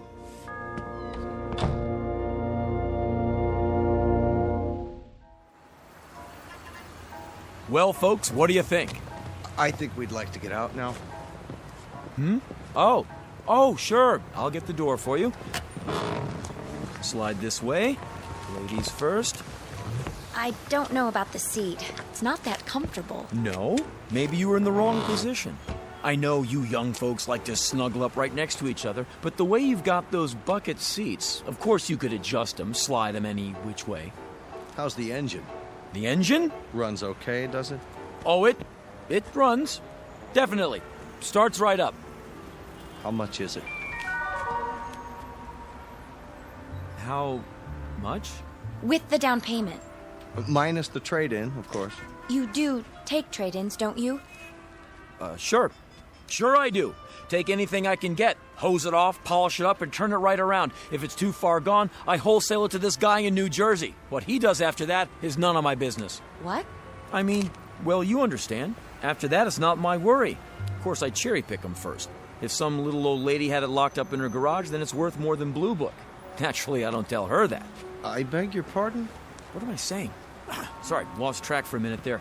You got a trade-in, do you? Oh, yes. Over there, when we drove in, remember? Sure, I remember. Anybody get hurt in that accident? What?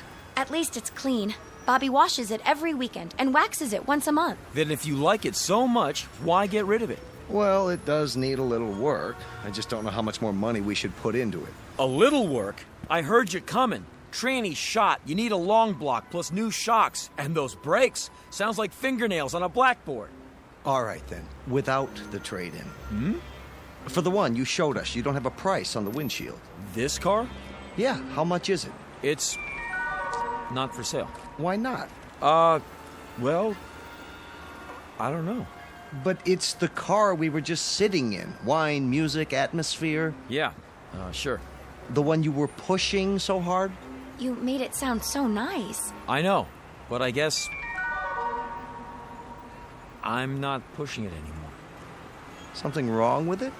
Are you kidding? It's a wreck, a rum-dum. But a minute ago you said... I know what I said, but it hasn't got any points. It hasn't got any rings. It hasn't got any plugs. It eats gas like it owns every oil well in Texas. Just joking, folks.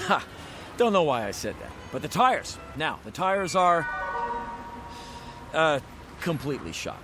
Re-grooved and painted black to look new. Plus the chassis bent. Got rolled so bad we had to weld the frame together from 3 junkers. So, could that cause a problem? I'll handle this, honey. All we want is something to get us around. Oh, it'll get you around. It'll get you around half a block and then it'll stop cold. You'll have to tow it in and the repairs will cost you double what you paid for it. It'll get to be a regular habit, every 3rd Thursday of the month. Well, in that case, what else have you got? What else? Oh, well... You must have something in our price range. Well, to tell you the truth, I haven't got anything worth the time it would take to show you. Say, what kind of place is this? Just what it looks like. Everything in this lot should be condemned.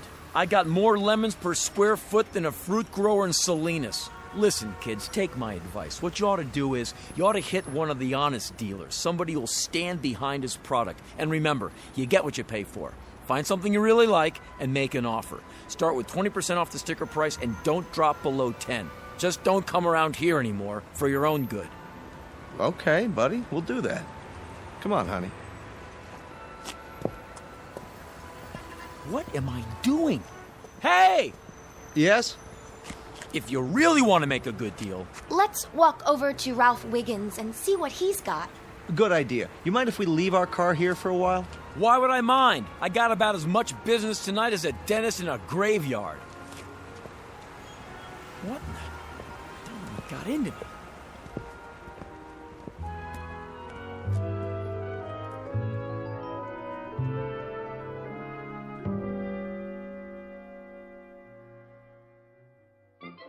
And if I can't meet or beat any deal, I'll put a weasel in my pants. What do you think of that? And now back to our feature, Wagons Ho, starring Fess Parker, Dan Blocker, Jonathan Harker, Chris Marker, and Iron Eyes Cody. Hey, boss. Huh? Oh, hi, Irv. What's up? Nothing. Just taking a break. Yeah, sorry I'm late. I was out at the junkyard trying to find a hubcap for that Chevy. I got two while I was at it. Good, good. So how's the action tonight? Everything's pretty quiet around here. Hey, Irv. Yeah? You wouldn't believe what I... Believe what? Nothing. Go on, I can take it. Ah, what's the point? You won't believe me. Oh, that bad, huh? Live and learn, right, boss? Well, what do you want me to do tonight? Stand on the corner and wave him in? Hey, I could put on that monkey suit again. Nah, it's too late. How about trying to move that old Essex? Move it is right. It's not going anywhere on its own. Knock it down 100. Tell everyone it's the last of its kind. Well, isn't it? That's right. It is, so you don't have to lie. That'll be a first. But listen, you gotta keep that hood closed. When they can't see the engine for the rust, you gotta play a little hide and seek. What we got is a car that could have carried the French soldiers to the first battle of the Marne. Nice. I like that. Just don't go advertising the fact. And Irv, I want you to do something else. I want you to put a sign on the car that says it's for sale as is, no guarantees. You're joking. And while you're at it, open up both sides of the hood so they can get a look at what they're buying. You're not joking. Just do it. Yeah, sure. One question, though. Yeah? You want to sell it or keep it around for an heirloom? You're right, Irv. Why am I shooting my mouth off like this? Don't know what got into me. Very funny. I knew you were pulling my leg. Irv, do I look all right to you? What did you have for dinner? Oh, this is nuts. The power of suggestion or something. What is? Some old gleep that sold me the Model A out there. Oh, yeah, I was wondering where that came from. What should we do, sell it off for parts? You know, there's a car club meets every month. He was real nutsy. Comes in here with a song and dance about a haunted car. Uh-huh. Did you get what I said? Haunted. Yeah, that's a new one. And I was stupid enough to stand there and listen to him. What I should have done was call up the booby hatch and reserve a rubber room for him. I get it. You had a little drinky, didn't you? Just a little one, right? No, Irv, not a drop. I'm as sober as a judge. Then maybe that's the trouble. There's a bottle around here somewhere, boss. Later. Go on out in case anybody shows up. I gotta make a call. Sure, boss.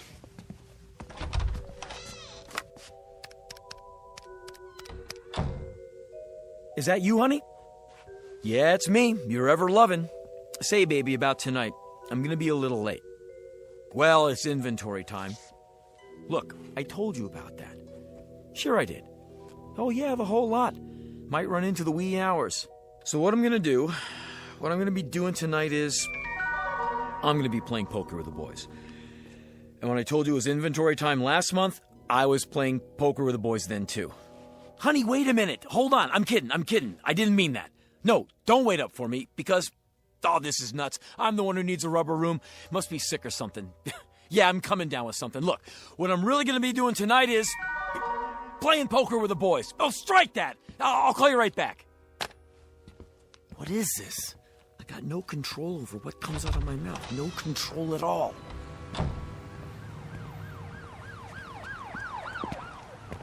I was just gonna lock up the side gate. Good. You do that, Irv. Hey, boss, what's the matter? I mean, you don't look so good. Irv, I'm in the midst of a calamity. The old gleep I was telling you about, the one who said the Model A was haunted? Yeah? He was right. Whoever owns that car has to tell the truth. Irv, you dig what I'm saying? You ever hear of anything more ghastly? Me, Harvey Hennicutt. From now on, as long as I own that car, I don't have a choice. I have to tell the truth, the whole truth, and nothing but.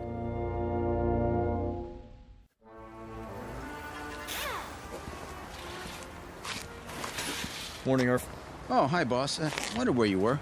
So I went ahead and opened up. Thanks. thought I'd put that hubcap on the Chevy. It's not a perfect fit, though. Rim must be bent. Hey, I gotta jack it up and take the weight off. Be my guest. Something wrong? I gotta clean up.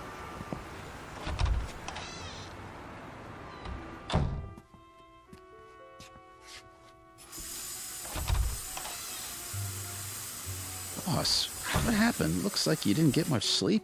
She wouldn't let me in the house. Had to sleep in my car. No kidding. Gee, that's rough. Just let me make some coffee and change my shirt. I got major aches and pains. You ever sleep in the back seat of a Buick? No, I can't say that I have. Oh, boss, you got a message. Tell her I'm moving in with a friend for a while. That'll teach her. Sure, anything you say, only that's not it. Some politician called. He's coming by to look at a car. Said he'd be here around noon. What politician? I wrote it down. Here, Grimmy or Grimby or something. Grimbley? Yeah, that's it. He's coming here to get a car from me? Yeah, pretty neat, huh? Play your cards right and you can make a bundle. Oh, boy. Tell me which ones and I'll polish them up. Now, that's what I call bad timing. Why? We got a couple of hours. Sure we do. Something tells me this is going to be the hardest sale I ever made.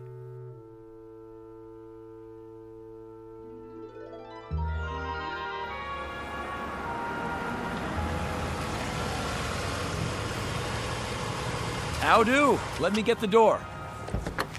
Luther Grimbley. I know, sir. I recognize your face. You do, huh?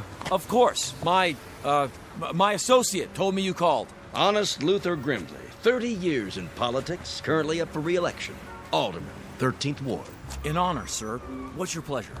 Something special for the St. Patrick's Day parade. I understand perfectly. Something out of the ordinary, like a nice classic Model A, for instance. Look at those lines. Beautiful, isn't it? Well, that depends.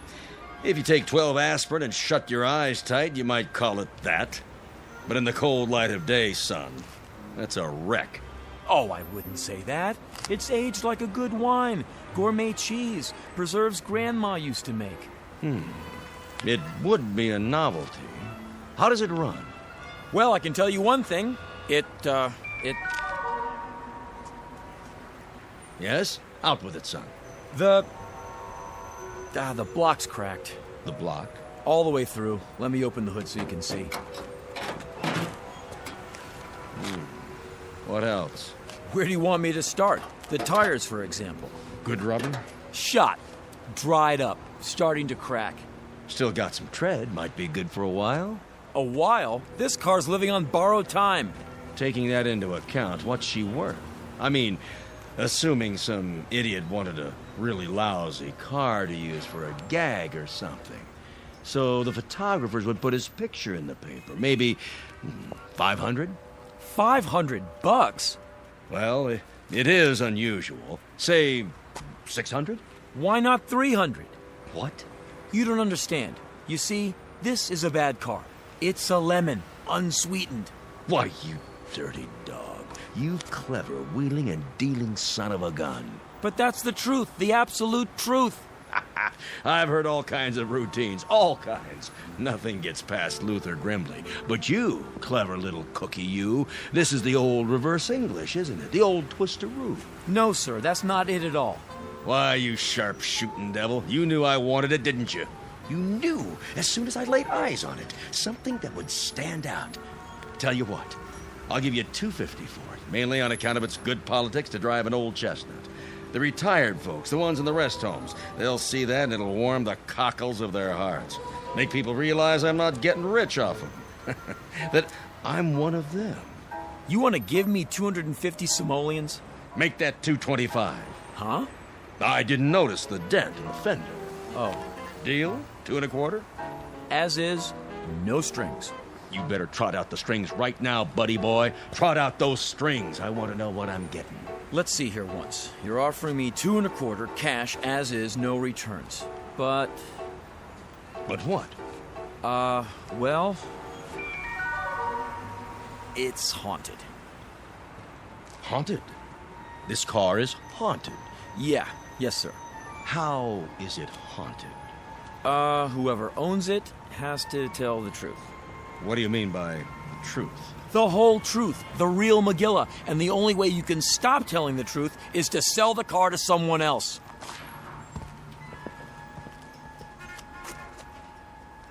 How about this baby over here? That's no baby, it's a great-grandfather. Hasn't got any transmission, no differential, no rear end at all. It's shot by a firing squad. By golly, that's the goods, isn't it? You really do have to tell the truth. So that's it. That's the reason for the backwards pitch. You don't have a choice. You have to tell it like it is. So what about the Model A? What about it? Well, in spite of the fact that it's haunted, it's still a swell conversation piece. For some people, maybe, but not for honest Luther Brimley. Buddy boy, I'm in politics. That's the trough I feed from. And when you tell me I gotta start telling the truth all the time, holy Hannah, don't you get it? Well, I couldn't make another speech. I couldn't run for dog catcher. Why don't you sell it to Boss Ryan over at the 12th Ward? I'd love to hear him lay it on the line one time, just once. Or the mayor. Why not the mayor? Why don't you sell it to City Hall? If he comes by, maybe I will. I guess that would really shake things up. You don't have to wait for the mayor. There's bigger fish in the sea. In fact, here comes one right now. Where? The stretch limo. Got his whole entourage with him. Wants to see how we do things over here. Been following me on my rounds all morning. Who is he? The Emir of Ugusistan. Most powerful potentate in his corner of the world. Give him a deal. Get you more publicity than money can buy. If you catch my drift.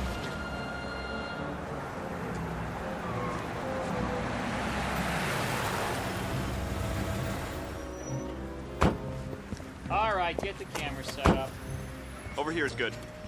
What's all the equipment for? We're Eyeball News Team. Give me a sound level. Where's the mic? Use the clip-on. Hey, what do you fellas think you're doing? It's all right, Irv. It's for TV. TV? Yeah, 6 o'clock news. Are you the manager? No, I am. Harvey Hennicutt's Cut Rate Auto Sales, where the deals just keep on coming. So long, Amir. I gotta get back to work. You know how it is. Keeping democracy running. The Emir is grateful for your hospitality. Anytime. That's the American way, huh, boy? You better believe it.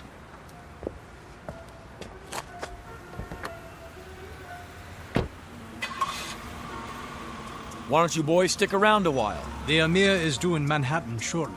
Stand back, please. May we have a few words? No interviews. If you can, roll down the back window. We can get a shot. Will you ask him? Alas, I am only the translator. Now he must go over his speech. Say, is anybody hungry? I could order out. What does he like on his pizza? Mr. Hennicutt? That's me, Harvey Hennicutt. Hennicutt's Cut Rate Auto Sales, at your service. The Emir expresses interest in one of your automobiles. Oh, he does, huh? Well, why don't you step into my office so we can, discuss it in private. Here, I'll get the door for you.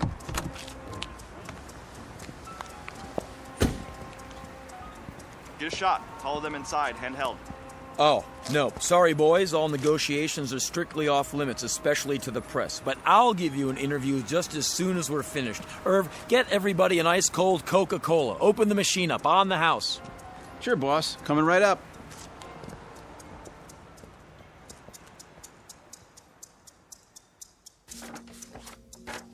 All he has to do is sign right here. You can take it out to the car if he doesn't want to come in. Everything seems to be in order. Go ahead, then. I'll get the keys. Do you need a pen? Mr. Hennicutt. Yes? It's your motives I'm concerned about. Don't worry about my motives. I'm not trying to cheat you. Of course. But it is an example of Mr. Henry Ford's great contribution to your country, the production line. Quite brilliant, really. That is why the Emir desires it for his collection. And yet, your price seems overly modest. Look, I bought the car for $60. I'm selling it for $60. That's all. I don't want to make any profit. It wouldn't seem right for such a special car and a special buyer. Take your time. Talk it over with your boss. That is not necessary. I am authorized to accept your terms, Mr. Hennicutt. The Emir is addressing the United Nations in a mere 3 hours. Then we've got a deal? Cash is acceptable? in American currency? Is it? I've got the papers right here. Now, this is the bill of sale, this is the transfer of title, and this is the registration. Have your boss sign all three of them on the dotted line. I'm empowered to sign for him. Oh, no. The boss has to sign. You dig what I'm saying? Only the boss himself can sign. It's the way we do things in the US of A. Ah, a memento, is that it? You are a autograph collector? Yeah, something like that. In that case, I'll take the papers to him. You do that, and tell him he's one lucky dog. What? I mean, you got $1 million worth of propaganda. You know that? All you have to do is tell your people back home that this is the kind of car the average American drives. Nothing too rich. We believe in equality. And truth. Most of all, the truth. Anything else doesn't go here. You tell your boss that. He keeps one copy, you bring the rest back to me, and that'll do it. Your boss will be the new owner of the car. In a minute, he can drive it right off if he wants. Drive it right off. I will tell him.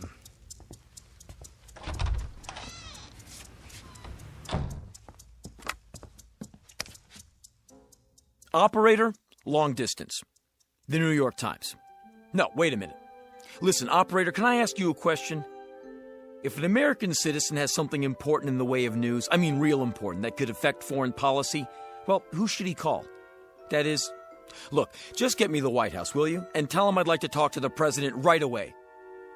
I guarantee he'll want to hear this. It's important.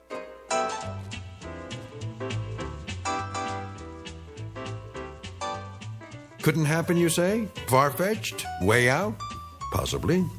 But the next time you buy an automobile, remember this. If it looks as though it went through the Battle of the Marne, and the seller is willing to throw in an arm, not to mention one of his legs, be cautious. And once you sign the bill of sale, be particularly careful about telling your boss that you've missed work because of your grandmother's funeral, when you were actually at a baseball game, watching a doubleheader with the Dodgers.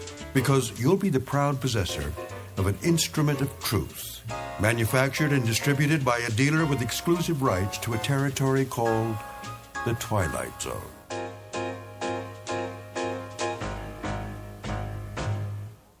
We'll return to the Twilight Zone in just a moment. You are about to enter another dimension, a dimension not only of sight and sound, but of mind, a journey into a wondrous land of imagination. Next stop, the Twilight Zone. Hi, this is Stacy Keach. I'd like to take a moment to tell you about our Twilight Zone website at twilightzoneradio.com. At twilightzoneradio.com, you'll find the latest information on these Twilight Zone radio dramas, including behind-the-scenes photographs, plus the newest product releases, trivia contests, ways to contact us, other Twilight Zone-related info and merchandise, plus links to other fascinating websites. So make your next stop twilightzoneradio.com. Visit twilightzoneradio.com to purchase these Twilight Zone radio dramas on cassette and CD, or call toll-free 1-866-989-ZONE. That's 1-866-989-9663.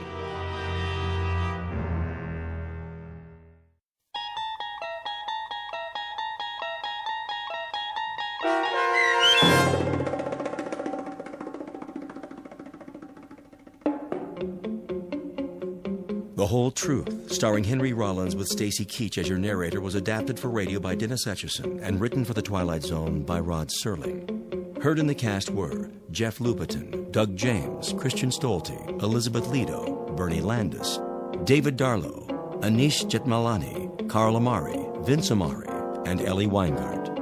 To learn more about the Twilight Zone radio dramas and to obtain audio cassettes and CDs of these programs, visit our website at twilightzoneradio.com.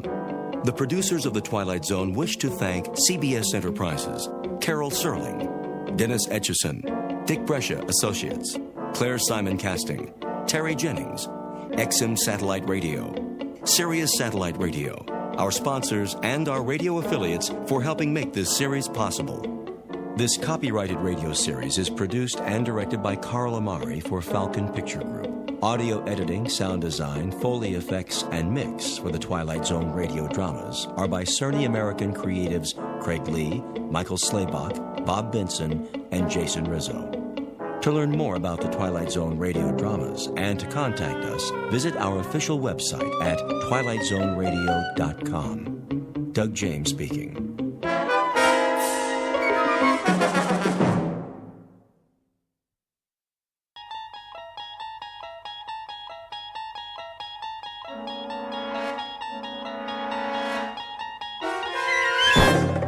You're traveling through another dimension. A dimension not only of sight and sound, but of mind. A journey into a wondrous land whose boundaries are those of imagination. Your next stop, the Twilight Zone.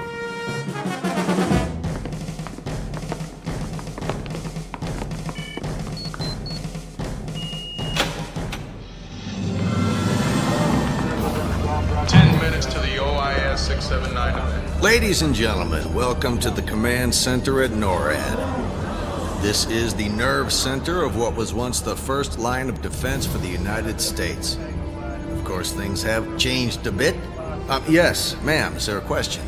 Hi, yes. My name is Jocelyn Reitzman. I'm with the senator. I thought there would be like big TV screens or, plasma screens of the world. Everyone thinks that. Actually, they never existed. During the Cold War, you saw much of what you see today. Men at desks looking at monitors. Only today, well, they are plasma screens, but smaller. There was never a big board. So who would have seen the incoming missiles from Russia?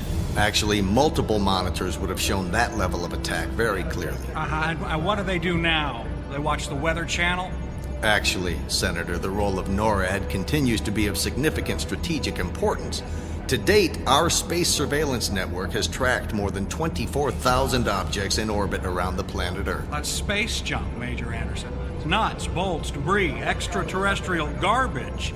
You call that significant? It can be significant. We have thousands of satellites in orbit, many of them critical to national security. We need to know if they're in danger of colliding with the debris.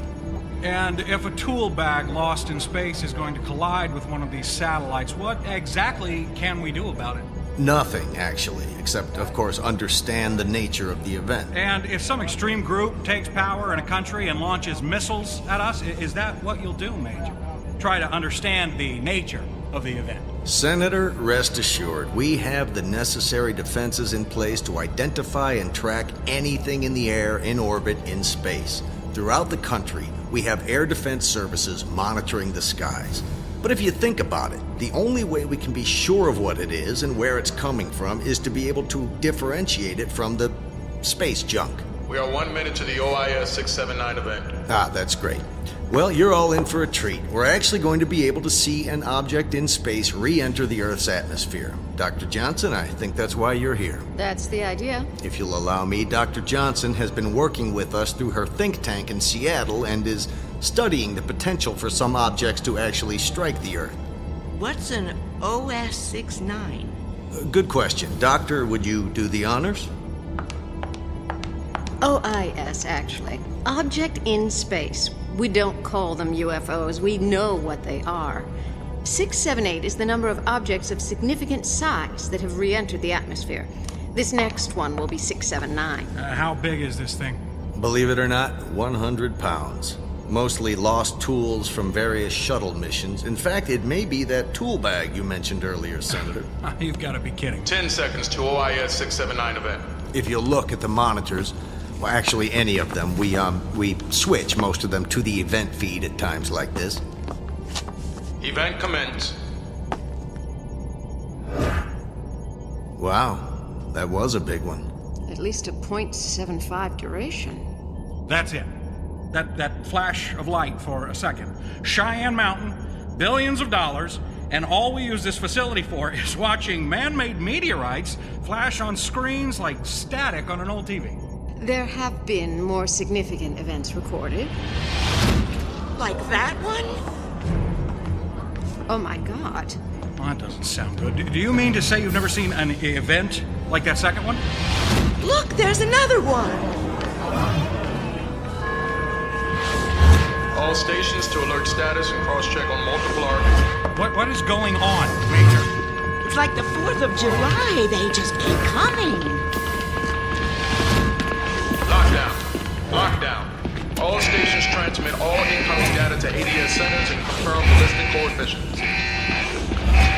Major, it's a simple question. What is going on? I don't know. This has never happened before. I mean, it's Sunday. The commanding officer isn't here. I just do the tours. Can someone please tell me what's going on? No one can. He meant what he said. What we're seeing are thousands of objects in space entering the Earth's atmosphere simultaneously. If this had happened before, we'd all know it. Are they asteroids? No. No, they're not behaving like asteroids. They're coming from perfect Kepler orbits and seem to have very specific trajectories. Like missiles? Yes, Senator, yes. Like missiles. I predicted this. Jocelyn, if I were president, this would not have happened. This is the end of all of us. This is the end of the world.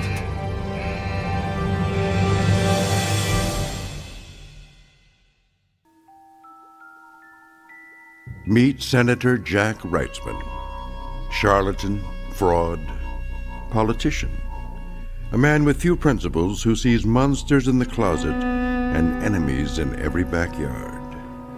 He's on a mission to save the world with his own brand of truth. It's a truth he's about to uncover in a place where good and evil have taken a rest to bring something new to a familiar planet known as the Twilight Zone.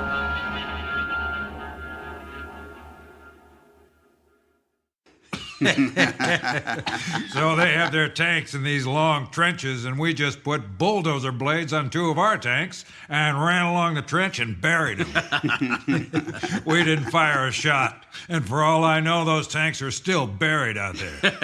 It was almost too easy. General, priority call for you, line 1. Yeah, easy was the word. Makes you wonder if we'll ever be able to fight a real war again. General Whitaker. General, we have incoming first strike with counterforce and counter-value targeting. 894 incoming assumed RB missiles due to strike US 48 in 15 minutes. Confirmed? Confirmed. Source? Still unknown. Proceed to DEFCON 1 and prepare preemptive countermeasures.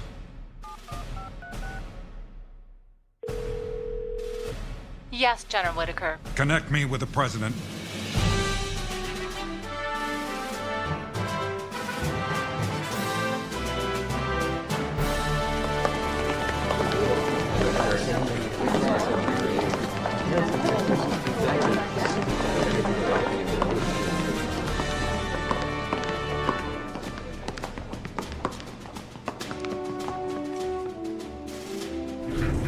How fast does this elevator descend? Very fast, Mr. President. We'll be 1,000 feet below the White House in another 10 seconds. What do we know so far? The first U.S. impact is estimated to occur in 10 minutes. Who did this? Russia? China? Who could put up so many missiles at once and with such accuracy? The answer is we still don't know, and they are far from accurate. Meaning? Every country seems to be under attack, but then some aren't. Which countries haven't been invaded? Ireland, Madagascar, Denmark, and Monaco. And everyone else? All targeted somehow. Every part of the world, even Greenland, Samoa, and Antarctica. And is someone going to explain why this is happening? We have the Joint Chiefs of Staff, the CIA, and an expert on this subject on the phone who should be able to help. Dr. Anna Johnson. She's at Cheyenne Mountain right now. She's the top authority on objects in space and atmospheric re-entry. She's our best bet to sorting this out. In the next few minutes, I hope. Anna, you there? I'm here. Anna, this is the President. What can you tell us? There are now about 4,000 objects entering Earth's atmosphere with an angle of attack indicating non-ballistic re-entry with trajectories delivering impacts in the next 1 to 20 minutes across the globe. I was told 10 minutes. Anna, this is the Secretary of Defense. My information was 10 minutes to impact. That's correct. Or at least it was about 5 minutes ago. But now, some of them have sped up, some have slowed down, and some of them have stopped. Have any cities been hit? No. I mean, some of the objects just stopped. Stopped at various altitudes, some 20 miles above the surface of the Earth, and others just a couple of thousand feet from the surface. Mr. President, this is General Whitaker. What's your recommendation, General? Give me the order to shoot them down. Have any of them exploded? No, but some of them have landed. What was the size of the impact? No impact. They actually landed very gently. Where? Where exactly did they land? New York, Chicago, L.A.? Mr. President, I'm not requesting permission to retaliate, but please let us try to shoot them down while we have time. Anna, how many have stopped or landed so far? And how exactly do they stop in mid-air? About 600 of them have landed, and we don't know how they are doing any of this. Any major cities? Mr. President! General, stand down. I'm not going to blow up our cities shooting at things that aren't attacking us. Mr. President, the odd thing is they're not landing in cities. They're landing in places that are desolate and unoccupied. Mr. President, we have defensive and offensive capabilities hidden in places desolate and unoccupied across the country. And are any of these objects in those areas? No. Anna, what are these things? I'm not really sure. We have live video of some of them. I'm transmitting it to you now. They appear to be large cylinders about 300 feet in diameter and about 400 feet high. Most are flat on the top and bottom, but a few appear to have a blunt, conical top. Anna, what are they? The surface of the objects are pitted and streaked. No markings or other features are apparent. Wait a minute. It appears all of the remaining objects we're viewing are now moving in unison toward the surface. Mr. President, this is our last chance. Where are they heading, Anna? What cities are in danger? Only a small farm town. No major cities. One of them is landing in a farmer's field outside of a small town in Iowa. All the rest are landing in remote, deserted areas or in water. How many have landed now? Almost all of them. Whoa! Wait. Anna, you have to tell us what you see. Over areas of China, we're seeing significant explosions. The Chinese are trying to shoot them down. We have to join this fight, Mr. President. General, in case it hasn't occurred to you, this doesn't seem to be an attack launched by any nation on Earth. Speaking of which, Dr. Johnson, other than China, are any other nations taking defensive or offensive measures against the objects? It's hard to tell. No apparent use of nuclear weapons. Everything is in the form of conventional weapons. I don't think anyone else wants to blow themselves up. No surprise. Neither do we. General Whitaker, let's be safe. As chairman of the Joint Chiefs, get a team together fast and get some military supervision and security to every one of these objects. Do not attack without my orders. Alert FEMA. Evacuate the local civilian population as you see fit. We'll contact the diplomatic corps in case someone thinks this was our idea. Anna, have they all landed? Most. The rest are either hovering or underwater at points throughout the world. What do they want? They? John, do we have some idea where these came from? You said it yourself, sir. Anna, you're the expert. What do we have here? Without any additional evidence, I would guess this is a full-scale invasion of the planet Earth by an alien race with vastly superior intelligence and technology. Well then, let's get some more evidence and be sure. Until then, we take no chances and we take no offensive action. Look, if this is a visit from some life form from another planet, we need to know the answer to two fundamental questions. Are they good, or are they bad? I'm afraid it's one or the other, but let's be sure before we make what could be a bad situation worse. And if they attack us? General, if they attack, the order is to defend us. But only if they attack. Understood. Mr. President, if they are here for the good of mankind, I would like to be the first to welcome them. Who is that? This is a secure line. I'm sorry, it's Senator Reitzman.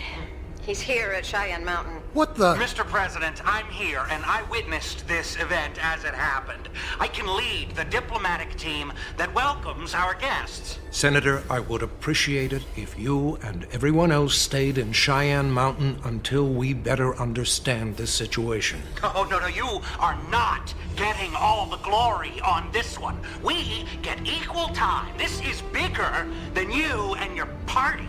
Senator, the President is the Commander-in-Chief, and you will do what you are told. Fine. But someday, I am getting out of this mountain prison, and if this thing blows up on you guys, I am telling the world that I could have been the hand that extended peace to our new neighbors. You may get your chance, Senator, but until we understand the situation better, you will remain at Cheyenne Mountain. Anna, do you see any objects headed for Washington, D.C.? No. The closest is about 100 miles away, landing in a swamp in Virginia. We're monitoring the object via satellite. Wait a minute. The swamp is drying up. The object appears to be consuming all the water. Mr. President, it's obvious what they're here to do. They want to take all our natural resources. They'll leave us a desert planet, and we'll all be dead in days. We have to act. Anna, are any of the other objects consuming water or any other resources? No, just this one. Maybe they were thirsty. And who is that? Sorry. It's the Senator's wife. The room is secure now. I don't know how they got in. Dr. Johnson, I need you to go to one of these landing sites. Take whatever and whoever you need and see if you can get some answers. Understood. General Whittaker. Yes, sir. I need to hear from you immediately if these things make any offensive maneuvers. Don't fire until I give the order. I don't want to escalate this situation because a swamp or two has lost some water. And if they attack my troops? Return fire. Now, let's get to work.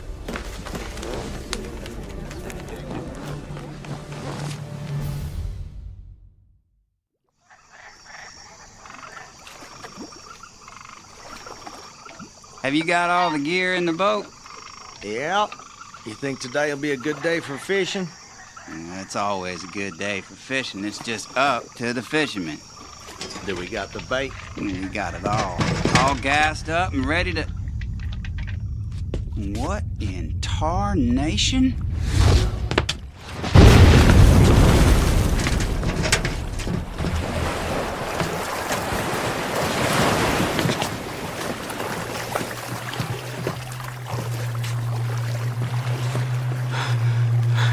You okay, Jimmy? Yeah, I'm all right. Where did that come from? It just fell out of the sky. What is it? Looks like a giant tin can. Tin cans don't fall out of the sky, Bobby. It's on your property, Jimmy. You own it now. I own it? Well, what the hell am I supposed to do with it? Kinda looks like an oversized oil drum. Maybe we should call the sheriff. Oh, what's he gonna do, Bobby, but the same thing we're doing, just sit here and stare at it? I don't like this, Jimmy. We ought to get out of here. Yeah, maybe right. Hey, let's give it a minute. I want to see if something happens.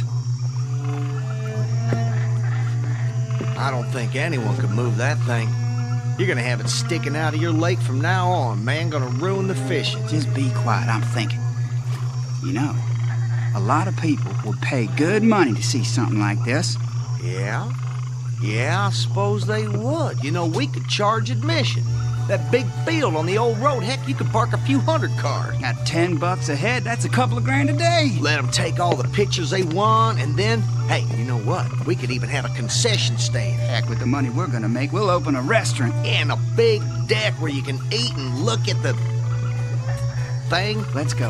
I want to block the road. People are gonna start showing up soon, and the money starts today. Fell right into our lap, didn't it? Yep, money from the sky. Damn, I knew it. Is that a news chopper? That'll get lots of people here. It ain't no news chopper, it's military. They're gonna make us another Roswell. Damn. It's Roswell, dummy.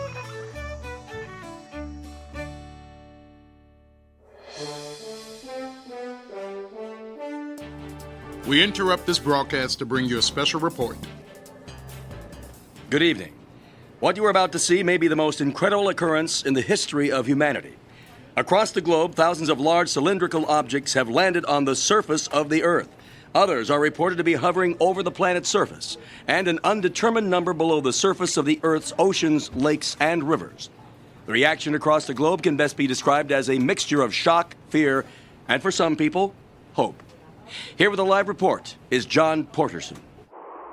Thank you, Bill. I'm standing in a remote desert area of southern Utah where one of these large objects has landed in a shallow canyon. The appearance of all the objects is identical, at a height of about 40 stories, cylindrical in shape, and a diameter the size of a football field. There are no markings, windows, or doors, and so far, no sound or movement from the object. There have been reports that some of the objects are siphoning water from lakes and rivers, but that has not been confirmed. Soon after we arrived on the scene, a battalion of National Guard troops arrived, and they have moved us back some distance from the object. We were able to briefly approach it before troops arrived. There's a strong smell of sulfur surrounding the object, and the sides were extremely hot. The entire surface is a streaked combination of black, gray, and dirty rust. Troops continue to arrive and set up gunnery positions, which has all of us a bit nervous. John, has the military given you any information? Is this a dangerous situation, and are they expecting the use of force? The military has simply moved us back from the object. They have given us no information as far as we can... The jets are bombing the object! We're moving out of the area!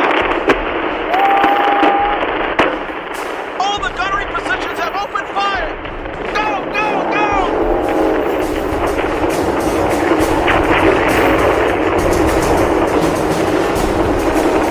There doesn't seem to be any movement or return fire from the object! We're all getting out of the...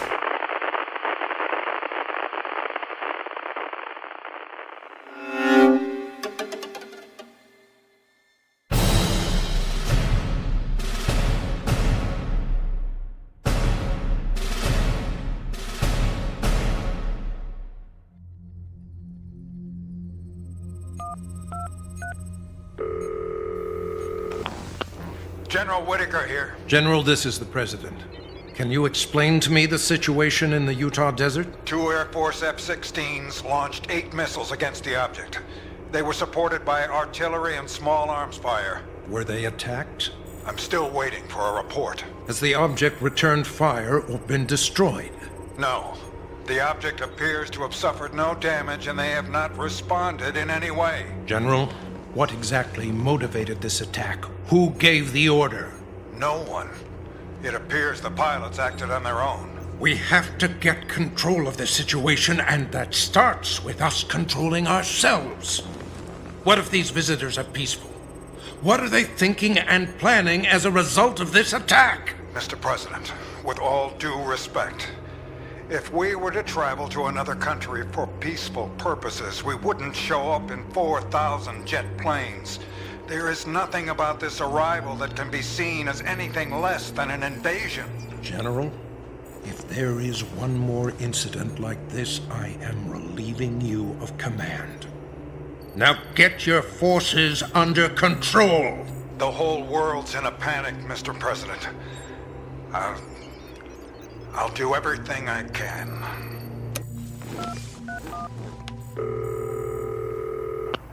Position 43? Bob, is that you? Yes, Mr. Secretary. Has Dr. Johnson made any progress? I'll patch you through.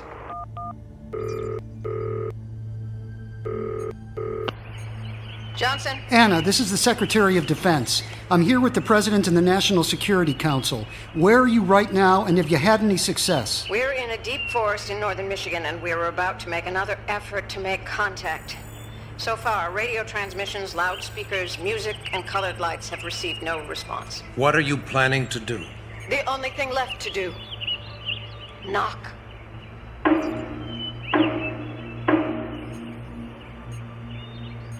Try it again.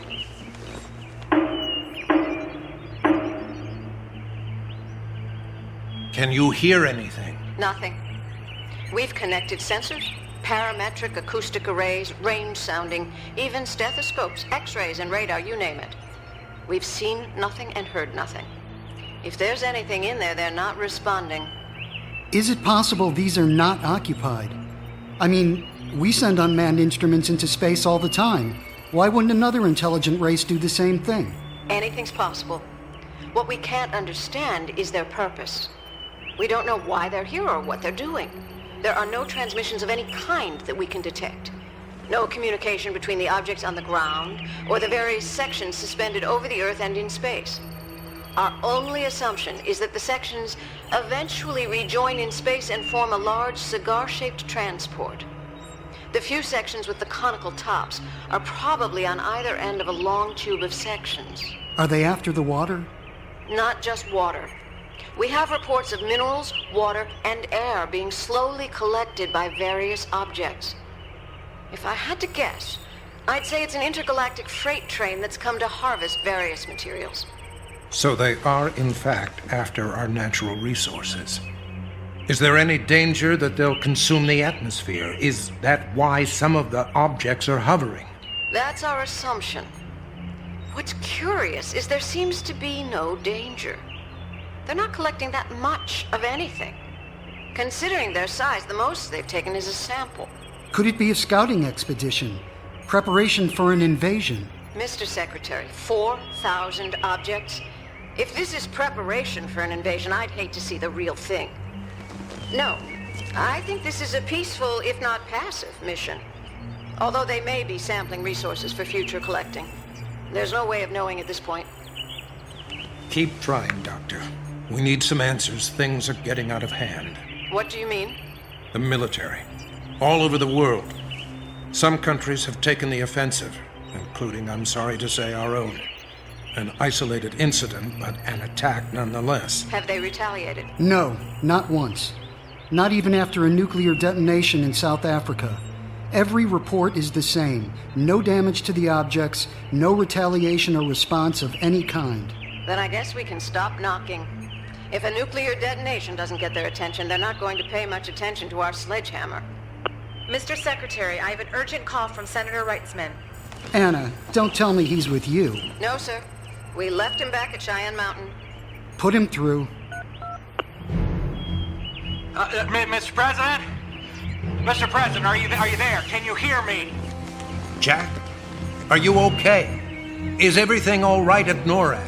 I am not in Cheyenne Mountain. I'm in Montana, I think. We found one of the objects. Senator, the president's orders were crystal clear. You were to stay at Cheyenne Mountain. Yeah, well, I didn't, and the world will thank me for it someday. Jack, are you alone? No, my wife is here, and a lieutenant who I ordered to fly us here in his chopper. We need cameras. Mr. President, the news media, the world has to see this. Senator, the world has been staring at pictures of these objects for almost 2 days now. Believe me, yours is no different. Well, that is where you're wrong. This one is different. This one is different because I am here. And I did it. I'm the one who did it. And what exactly did you do, Senator? Exactly what I said I would do.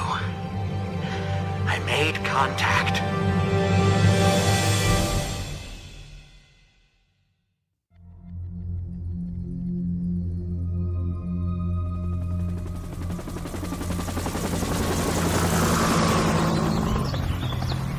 This is Tom Hillridge reporting from southern Montana.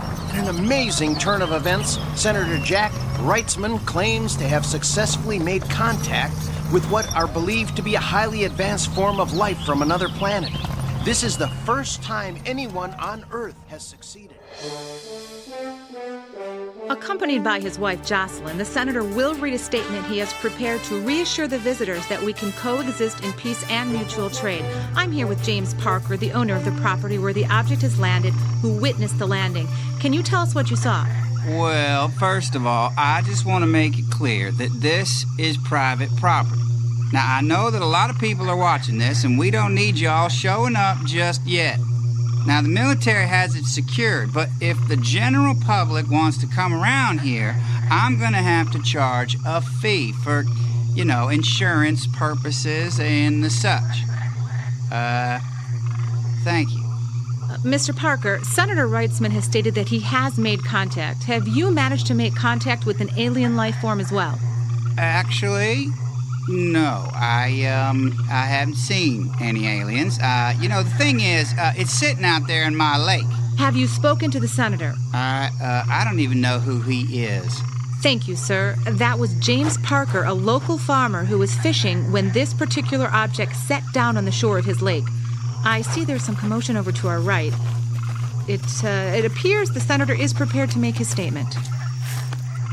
After failing to win his party's nomination for president in the last election, the four-term senator has been a harsh critic of the president and has promised to reveal a government cover-up of the contact that has already been established with the aliens. Good God, has he lost his mind? John, this whole situation gets worse every day. No wonder they've ignored us so far. They have to believe we're absolute idiots. What does he think he's going to accomplish with this? I'm afraid we're about to find out. Are we on? Oh, okay. To the people of planet Earth, my name is Senator Jack Wrightsman. I am addressing you today from a mountain pass in North America. Right now, more than 4 billion people are listening to this broadcast. And that's good, because I have good news. We have made contact, and I have a message for our new neighbors. I want to personally welcome you to our planet. Welcome you as friends and partners. We are a peace-loving species, and like you, we are explorers. Together we can explore new worlds, new opportunities, and new frontiers. Now, I would like to introduce my wife, Jocelyn Wrightsman, who made the initial contact. Jocelyn? His wife made the contact? What did she do, call them on her cell phone? I just hope she tells us what they said. Hello. Today, I feel truly blessed when I received the telepathic message from the alien. Oh no, she is such a nutcase. I knew they would be kind. So we should be kind too.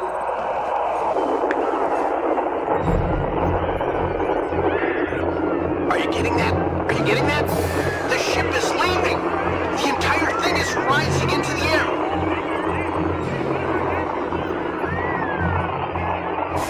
Look out! Look out!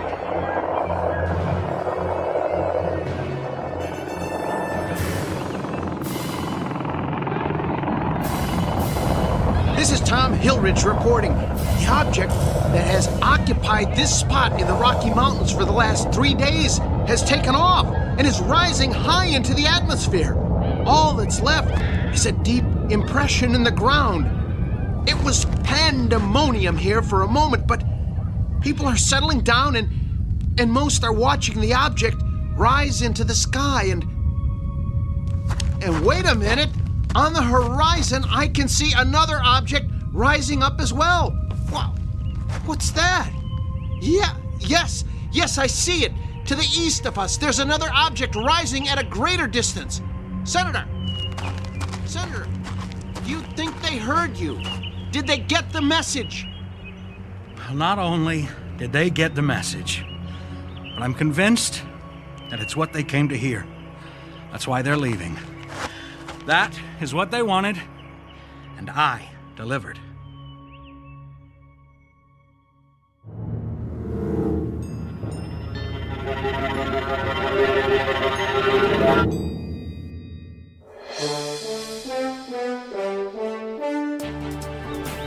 It's been a month since the visitors, as we have come to call them, departed from the Earth. To date, there has been no evidence to explain the purpose of this strange and still mysterious visit. I'm here with Dr. Anna Johnson at one of the former landing sites. Dr. Johnson, what have you discovered? So far, nothing. Nothing? What about materials they left behind? Their technology or their ability to hover silently? We don't have a clue. It didn't seem to matter what kind of instruments we used when they were here or what we do now. They left no evidence. We don't know how or why they traveled here or anything about their technology. Many people are claiming that there is a pattern in their landing sites and that we simply haven't decoded the hidden message yet. We have many specialists trying to determine why they landed where they did, and all we can conclude is that it's a totally random pattern, although they seem to avoid areas where their landing would cause any harm to people. So no one was injured? Not as a result of any of the objects. Unfortunately, we do have reports of more than 800,000 fatalities worldwide due to various and assorted actions taken by governments and the military. Senator Reitzman has announced his candidacy for president and continues to claim he was responsible for the departure of the visitors. What did he say that resonated with them? I'm sorry, but objects across the world were departing up to 20 minutes before the senator said a word. And the claims his wife has made about a telepathic message? That's her claim. No one else anywhere had a similar experience, although some people are beginning to come out of the woodwork to claim they did. Do you think they'll be back? It's quite possible. I mean, they obviously know where we are. And which will it be? Invasion or new alliance? Quite frankly, I'd settle for either one. Unfortunately, I think if they do return, we're in for more of the same. Which is? Nothing. They didn't even seem to care that we existed. To put it bluntly, they came, they saw, they left.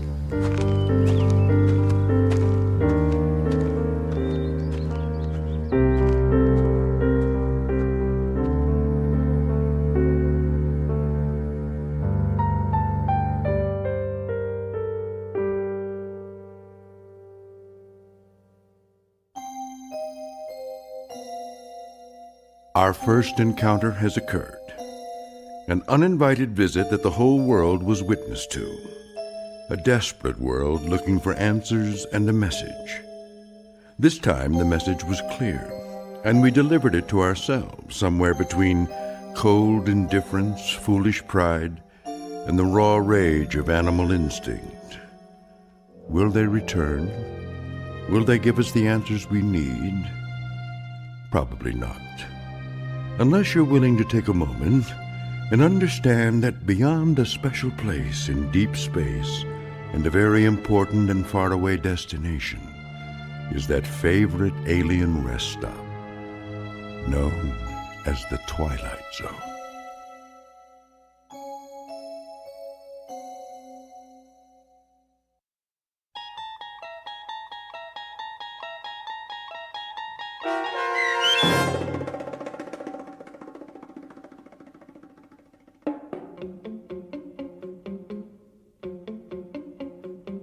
Rest Stop, starring Brandon Eales with Stacy Keach as your narrator, was written for The Twilight Zone by Steve Newby.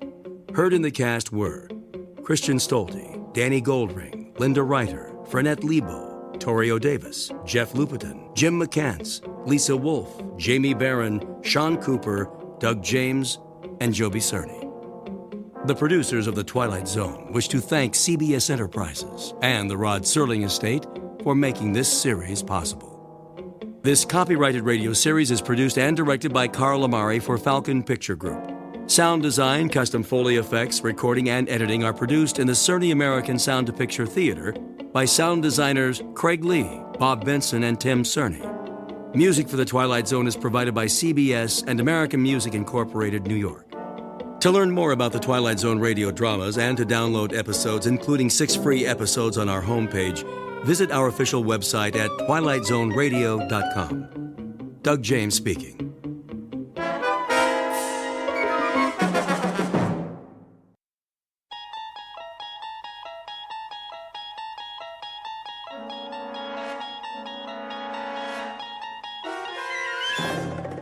You unlock this door with the key of imagination. Beyond it is another dimension, a dimension of sound, a dimension of sight, a dimension of mind. You're moving into a land of both shadow and substance, of things and ideas. You've just crossed over into the Twilight Zone.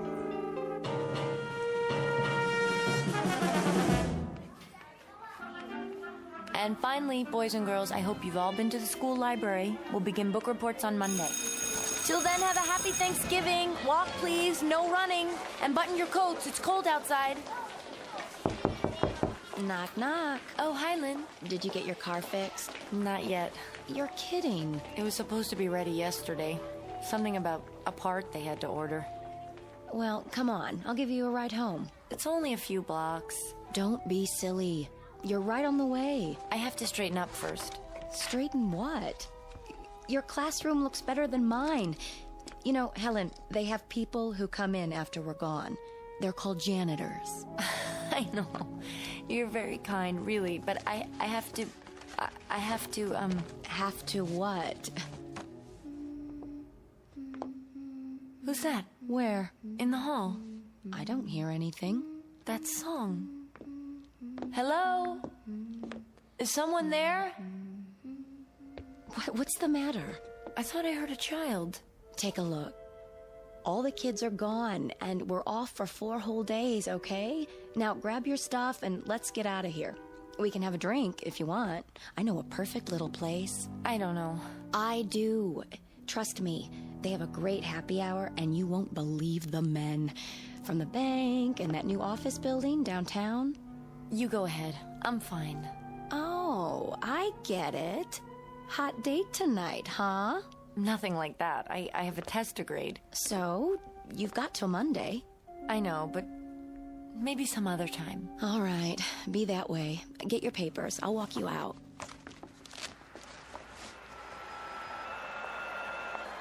How long has it been now?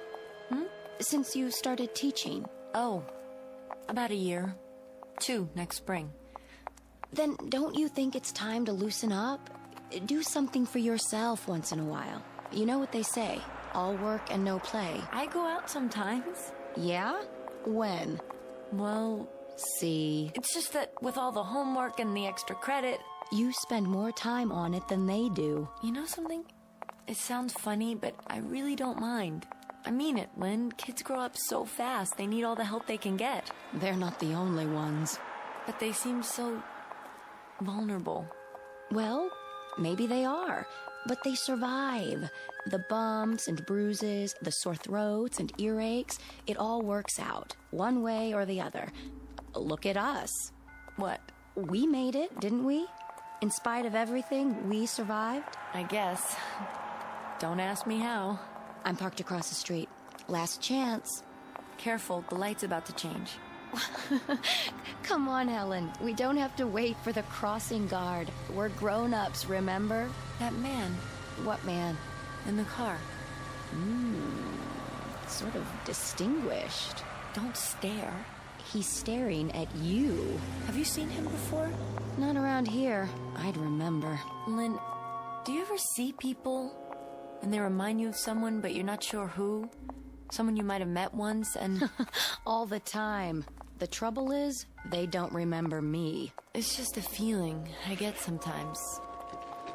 Sorry, I don't know what I'm talking about. I'll open your side. Get in.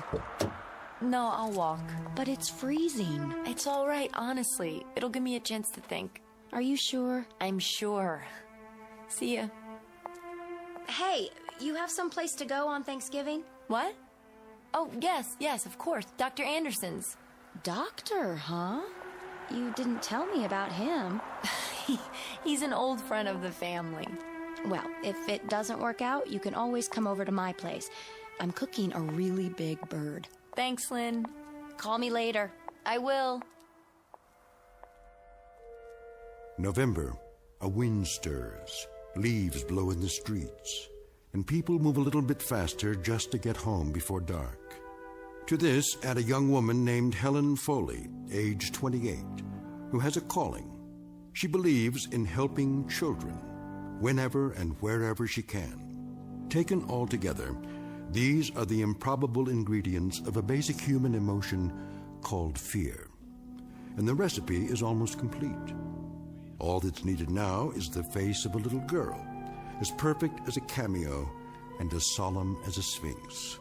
Because Helen Foley is about to learn the properties of terror.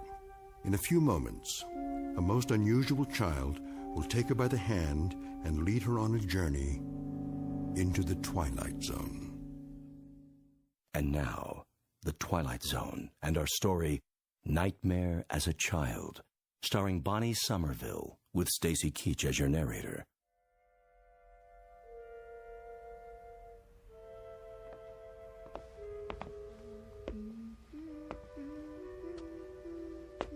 Hello? Is anybody there? It's all right, sweetheart. You don't have to be afraid. I'm not. Well, hi. Hello. And how are you? Fine. You're new here, aren't you? What? Just that I've never seen you before. You haven't? Are you visiting? Is that it? Are you visiting someone in the building? Not exactly. You aren't very talkative, are you? Not much to say? Actually, that's good. That's very good. It's not wise to talk to strangers. I don't. I guess I'm a stranger. But it's all right. I'm kind of an expert on children.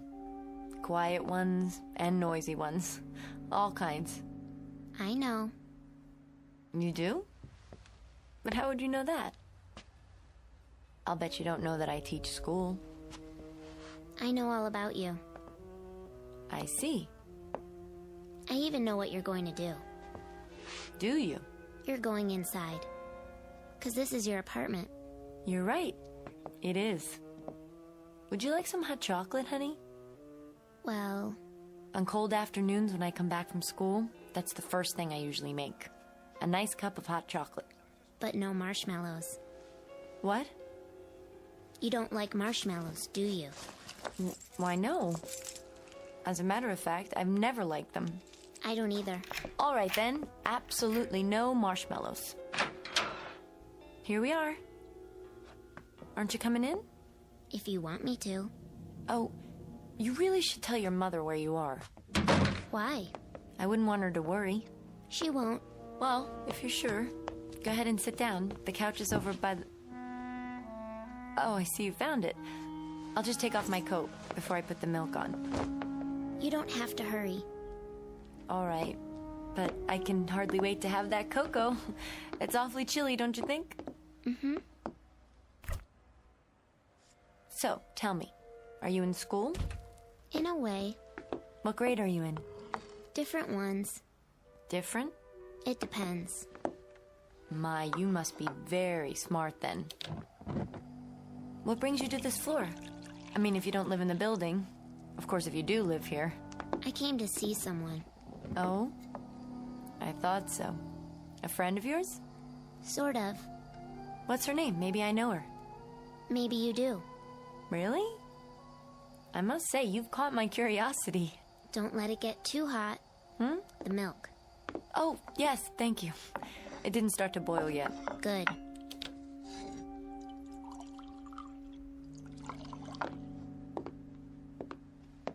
Here we are. I hope I didn't make it too rich. No, it looks just right. Careful. It might be hot. It's fine. I'm glad it isn't too hot. I don't like hot things very much. I don't blame you. I don't either. I know. You got burned once. What? A long time ago. With hot tea. How did you know that? I just do. You still have a scar. Right below your elbow. But how could you... When you were a little girl, a pot of tea fell off the stove. You were playing in the kitchen. That's how you got burned. Is it? Don't you remember? Why, no, I didn't remember. Until just now, when you said it. My arm, yes. My arm. How could you forget that? There are a lot of things I've forgotten. What kind of things? Things that took place when I was a certain age. Seems like a different life now. Does it? Something else must have happened to me then, a long time ago. I'm not sure exactly what it was. But there are some things that I'm rather vague about. I know that too. How in the world? I know all about you, remember? Yes. Yes, I do remember you saying that. What's the matter? Nothing, I think I've had enough cocoa for now. Is that why you're going to the window? To open it?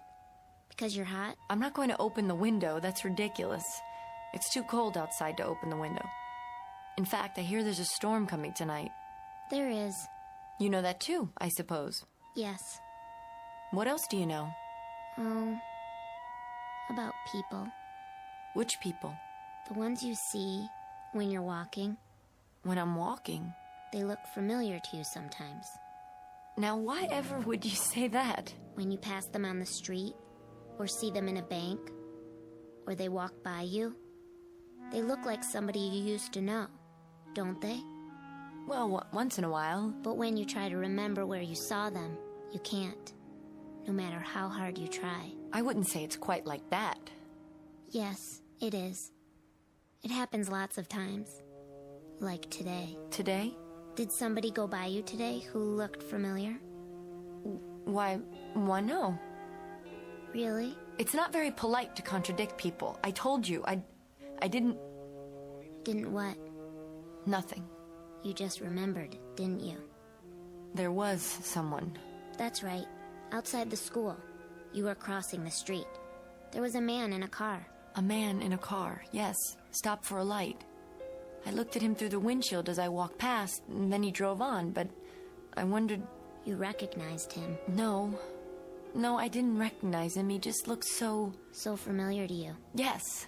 He made you frightened, didn't he? I really don't know what business it is of yours. But he did. It's okay. He makes me feel that way, too. You know him? I don't know his name. He looks familiar, though. Like somebody I saw once, in a dream. And I know he frightens me. Just like he frightens you. That's ridiculous. Is it? Who are you? I told you. No, you didn't. Where do you live? Around here.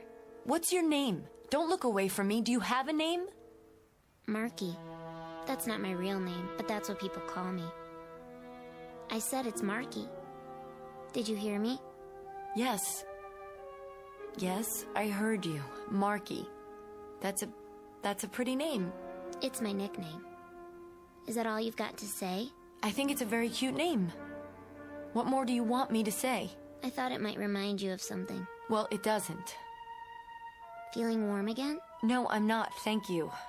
Then why do you have sweat on your forehead? What? Oh. You're right, it does seem a little warm in here now. I don't think so. I think it's very comfortable. No, it's warm. Strange, I haven't turned the heater on yet. What's that? I didn't hear anything. I did. Oh, that was the front door of the building, down below. What floor is he going to? How would I know? He's coming here, to the 5th floor. Well, we're not the only people on this floor. There are 4 other apartments. I know, but he's coming to this one. Is he? I have to go. Honey, there's nothing to be afraid of, I promise. There is. Do you have a back door? Yes, but... I'm going now. Wait, please. Goodbye. I'll come back later.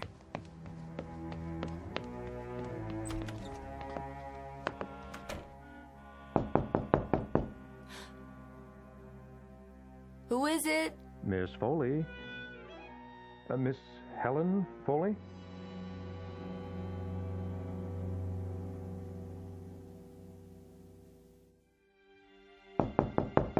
Miss Foley, do I have the right apartment? Who is it, please?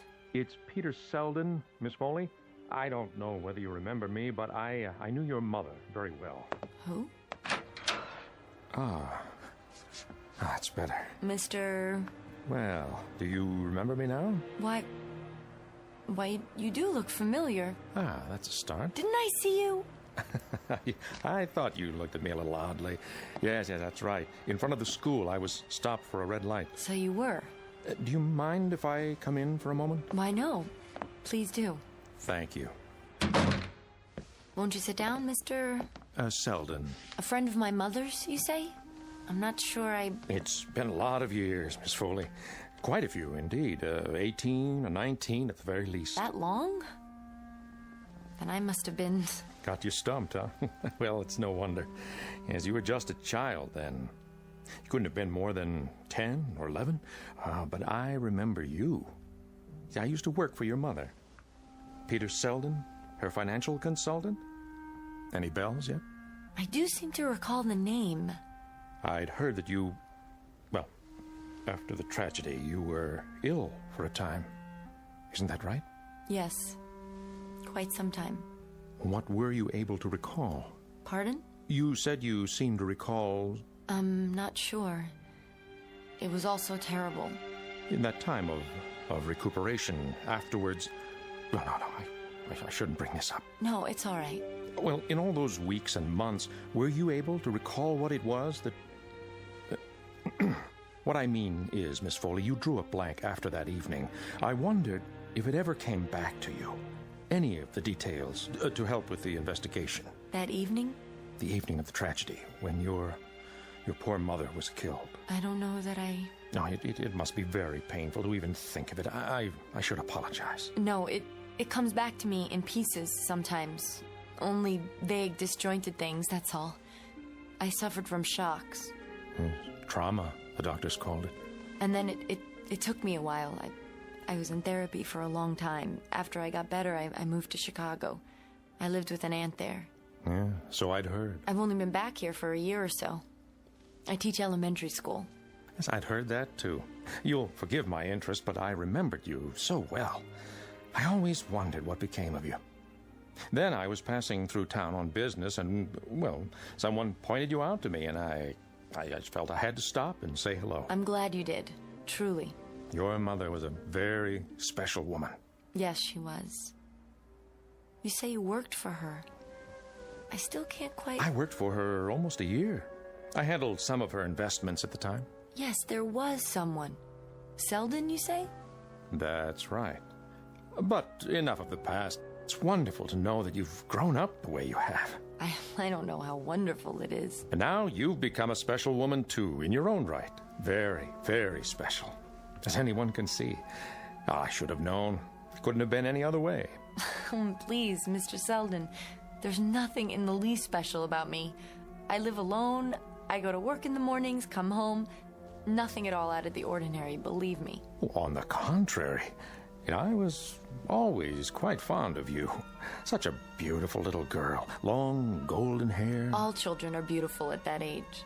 Oh, not to such a degree. Then I'm afraid your memory may be playing tricks on you. No, I remember it all perfectly. I lived in the same apartment complex. I heard you screaming that night. I was the first one to find her. Miserable. Tragic thing to be attacked like that for no reason. They never found the person who did it, did they? No, I don't think they did. Though I can't be sure. I'm not sure about anything that went on then. It just sort of left my mind, all of it. Oh, that's probably a blessing. At least for you. All I remember is a kind of vague, nightmarish feeling. Waking up in bed, hearing my mother scream, and seeing this person. You saw his face? I don't know. I really don't. If I did, it's one of the many things I've forgotten, or at least pushed out of my mind. Pity for the police. There's no statute of limitations on murder, you know. The police did all they could under the circumstances. So, tell me, Mr. Selden, are you here for a while? No. I'm just passing through. So you said. I forgot. Well, I'm delighted you stopped. The pleasure's mine. Excuse me for a second, would you? Certainly. Hello? Helen? Sorry to bother you. Dr. Anderson, how are you? Very well.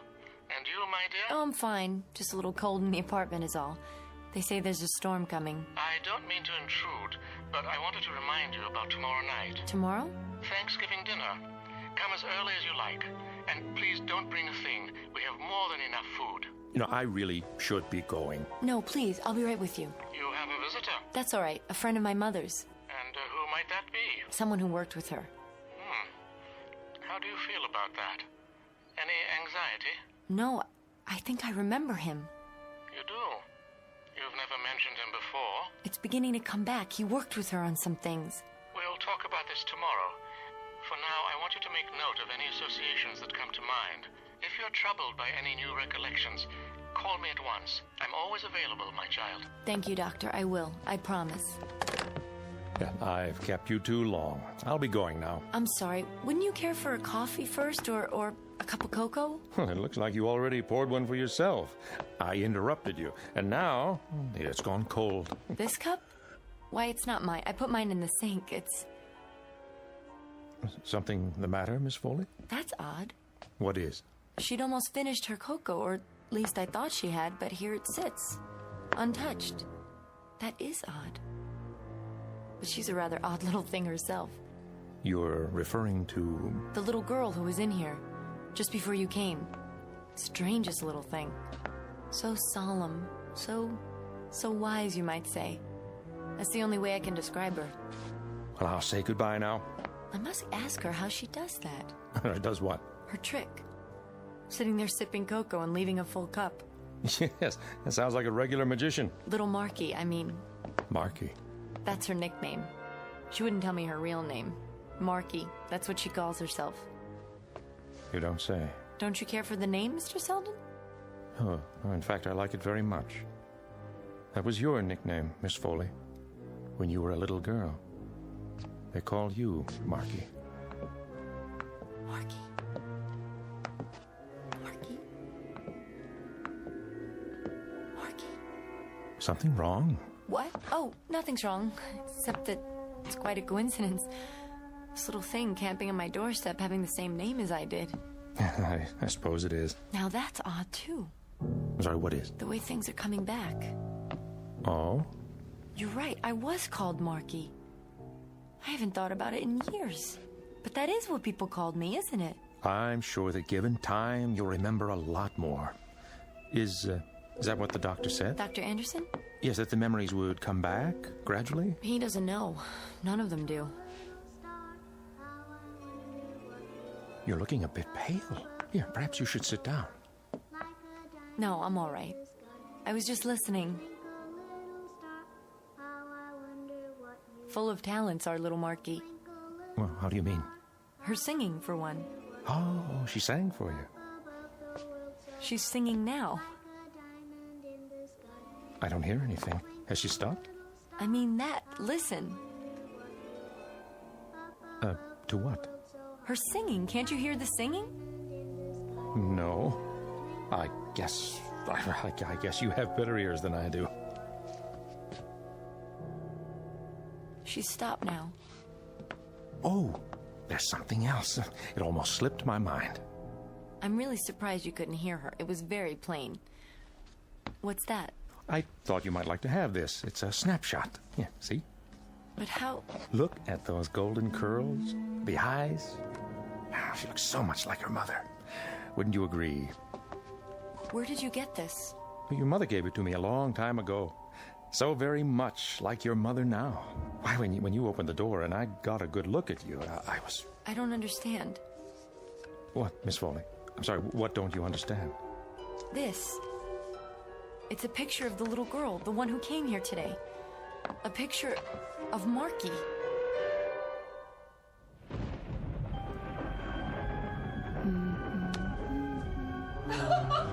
Don't laugh at me, I'm telling you. I'll do something about it. I will. Get out! Mommy? Help me! Please! Help me! Silence!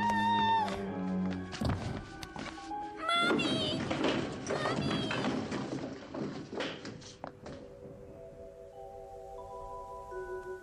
Marky? What are you doing sitting out there? Playing with my doll. Did that man leave yet? He left some time ago. I must have fallen asleep on the couch. Marky, it's very late. Is it? Past your bedtime. Don't you think you should go home now? Your mother will be terribly worried. No, she won't. She won't be worried at all. Yes, she will. I don't have a mother. Not anymore. You don't have a... Do you remember now? About Marky? Do you, Helen? I think I'm beginning to. And the time you burned your arm with the hot water from the teapot? Yes. Yes, that too.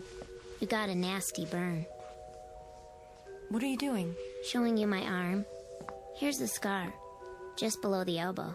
Let me see that. The same as on your arm. Who are you? What's your real name? You better let go. You're hurting me. I'll let go, but first I want to know who you are. I want to know where you're from and what your true name is. Tell me. Do you understand? Tell me. You don't know? You don't have any idea? And you were doing so well, Helen. You were starting to remember things. What things? Remember what things? What's that? Where? On the coffee table. I wanted to ask you about this picture. Mr. Selden left it. Is it familiar? He said that's supposed to be me. That's supposed to be me when I was a little girl about your age. But it isn't. It isn't me at all. It's you, Marky. And that's impossible, too. How could it be? You still don't understand, do you? Understand what? And that's that I'm you, Helen. And what? Now, and that's stand and do you? I'm you.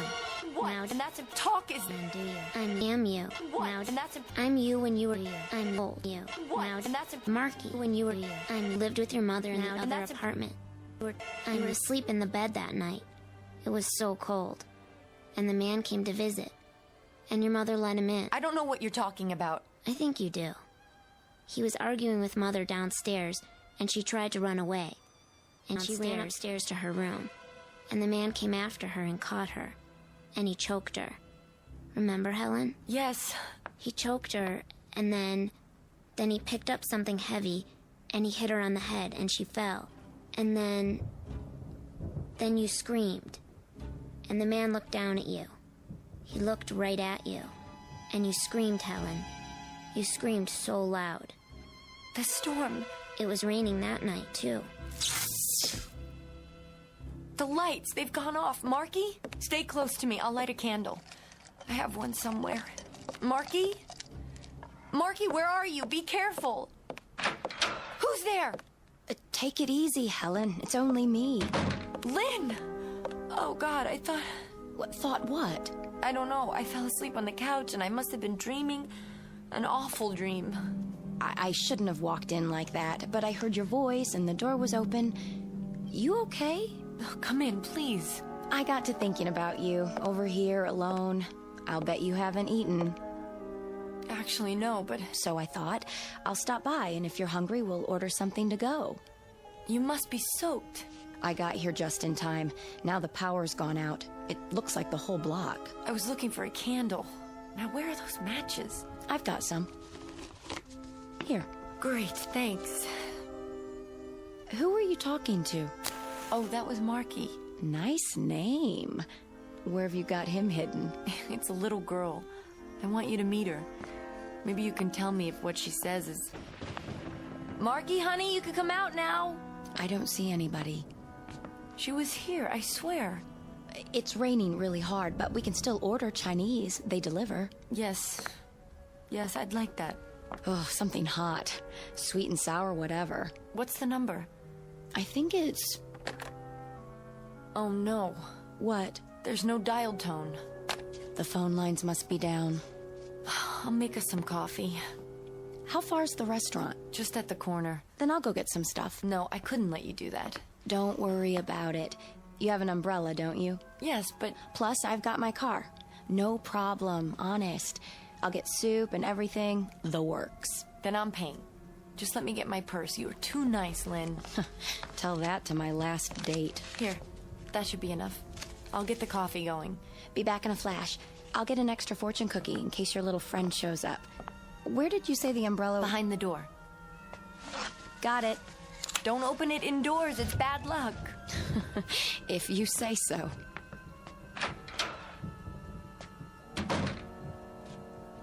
Is she your friend? Marky. Her name's Lynn, isn't it? Where were you, in the other room? She's nice. Not like that man. Mr. Selden? You're wrong about him, Marky. He's very nice. He just stopped by to say hello. He's an old friend. No, he's not. You don't even remember him. But you've seen him before. I know I have. Is it coming back yet? Is what coming back? The last time you saw him, before today. I don't know what you're talking about. Now sit down, and I'll make you some fresh hot chocolate. Hear that? Someone's coming. She must have forgotten something. Lynn, is that... Hello again, Miss Foley. Mr. Selden? What are you... We didn't quite finish our conversation. Where's Lynn? Oh, I wouldn't worry about her. Why do you say that? That's just it, Miss Foley. There are things you don't understand. See, we need to talk. In private. I want to bring you up to date. You've been living in ignorance too long. My friend's coming right back. Any minute now. I seriously doubt it. At the moment, she's resting quietly in her car outside. I'm sure no one will notice her until tomorrow morning, the earliest. What are you saying? I want to impart some knowledge, Miss Foley. Obviously, it's begun to come back to you, in bits and pieces, as you say. I should be the first, don't you think? It's only appropriate, you see, because I was the man in your mother's condo that night. The one who followed her up the stairs to her room. The one you saw, however briefly. Get out or I'll scream. Oh, I'm afraid that wouldn't do any good. There are people in the other apartments. No, they're all empty. It's Thanksgiving week. Or have you forgotten that too? They're away visiting their families. You're alone on this floor. Quite alone. Stay away from me. Oh, I plan to. I'll be long gone and no one will know I was here. Even your doctor friend doesn't know my name. Just as soon as I tell you about how I killed your mother. But why? Why? Well, there was some trouble with the books. I pleaded with her to cover for me, but your mother, rest her soul, was a particularly rigid, straight-laced woman, and she was about to inform on me. When she went upstairs to the bedroom, I had to follow her. If only you had stayed in your room. I would have gone after you next, but your screams brought people there, and I had to get out in a hurry. It wasn't until later that I learned you had no recollection of who you saw. You blacked out the entire incident. Don't worry about the candle. I can see you in the lightning. There you are. Let me go! You haven't been neglected all these years, Helen. I've kept tabs on you. Chicago, college, then here. I knew there'd come a day when the pieces would finally fit together, and you'd start to remember. That's why I came back. I had to come back to take care of unfinished business. You're the only person who knows exactly how your mother died. What are you going to do? Oh, a simple fall, I should think. It was dark, you tripped on the stairs. Only that much more believable with the power outage. Come on, come with me, Helen. We're going out onto the landing. No, don't look down. It'll be easier that way. No! Here.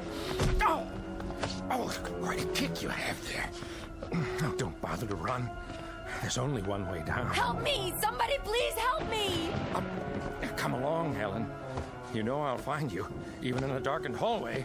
You keep away from her. Well. Who do we have here? Don't you know? That voice. I'll light the candle so you can see.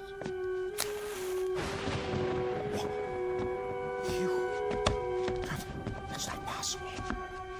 Come here, you little wretch. You... Marky, look out! The stairs! Yes, the stairs. One more step, and up we go. Watch out, mister. Wherever I go, you're going with me. Marky! Marky!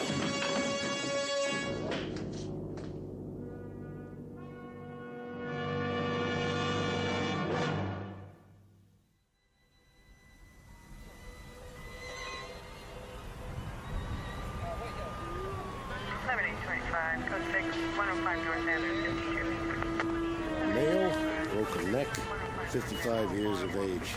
Hey, Fran, want to get a picture of the body? Sure thing, Lieutenant. How is she, Doc? Gonna be all right? I've given her a sedative. She's a very fortunate woman. If she were any less fortunate, we'd have a homicide victim on our hands. At least that's the way she tells it. So where's the other one? Other? She keeps talking about some kid. Says a little girl fell downstairs with him. There is no other body. Only the man. Name of Selden, according to his ID. The child she speaks of. That is her. What? A part of her buried deep inside. A memory that finally had to come out. It took the form of herself as a child. Too weird for me, Doc. The human imagination itself is weird.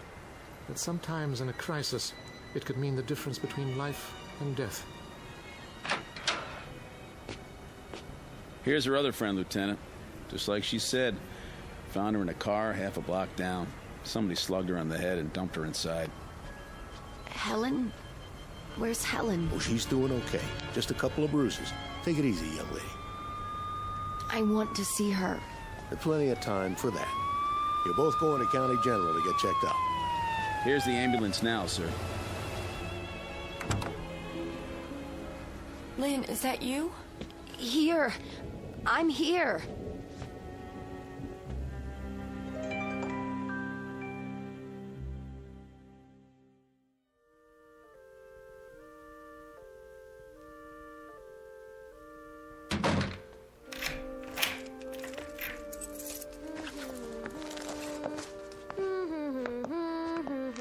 Hello. Hello, little one. Where are you going? Back to work. I was sick for a while, but now I'm better. I have a whole classroom full of kids about your age. They're waiting for me. Oh, are you a teacher? Yes, I am. You know something? What? You have a lovely smile. I do? It's wonderful, truly. Do me a favor? Don't ever lose it. My dolly has a smile, too. See? Yes, you both have wonderful smiles. Bye. If you're still here later, I'll make us a nice cup of hot chocolate. Would you like that? Oh, yeah. Good. I'll see you then. Take care of yourself. Take good care.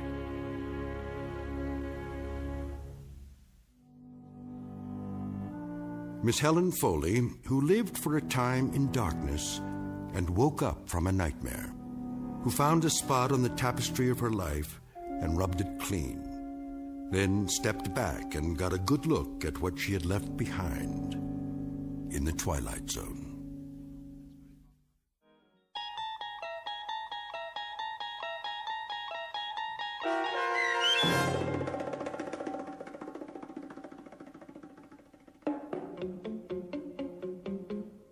Nightmare as a Child, starring Bonnie Somerville, with Stacy Keach as your narrator, was adapted for radio by Dennis Etchison and written for The Twilight Zone by Rod Serling. Heard in the cast were Dana Bokor, Roger Mueller, Elizabeth Leto, David Darlow, Roderick Peoples, Doug James, Jeff Lupetin, Linda Ryder, Meg Falcon, and Amanda Amari. The producers of The Twilight Zone wish to thank CBS Enterprises and the Rod Serling Estate for making this series possible. This copyrighted radio series is produced and directed by Carl Amari for Falcon Picture Group and Westwood One. Sound design and custom Foley effects for The Twilight Zone by Cerny American creatives Bob Benson, Craig Lee, Michael Slaybach, and Matt Sorrow.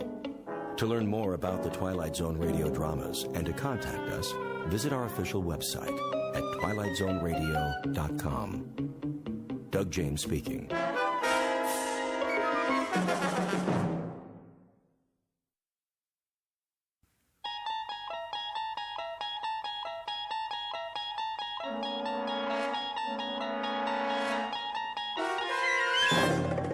You unlock this door with the key of imagination.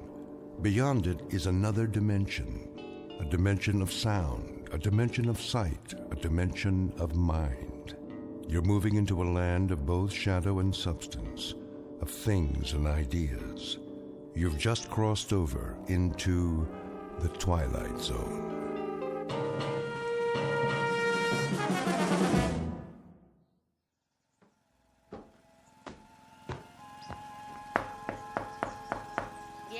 Mrs. Pratt? Oh, hello there, Ida. How are you? Can't complain. And yourself? I was just making some lemonade. Come on in. I shouldn't stay. My son's coming to dinner. I have to put a casserole in the oven. Just for a moment, then. I'll get you a nice tall glass in the kitchen. Well, if you don't mind. You can be my taster. You absolutely must tell the truth, though. If it's too sour, I'll add more sugar. It looks lovely. Where'd you get the lemons? From Mr. Takamori's backyard. He brought me a whole bag of them. How thoughtful. Oh, he's an absolute jewel. I swear, that man can grow anything. He's certainly done wonders for the trees on this street. It's delicious. I always say there's nothing like fresh lemonade. I see Arthur's doing your lawn now.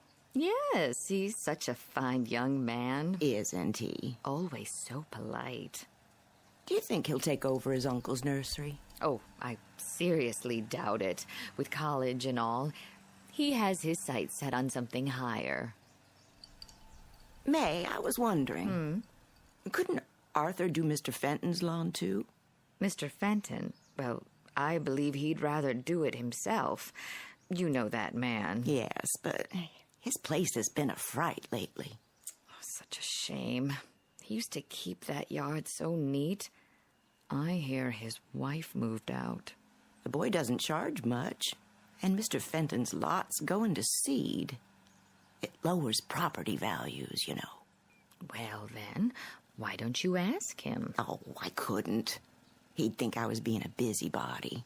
Arthur, I mean. He can stop by after he finishes here. It wouldn't hurt. I suppose.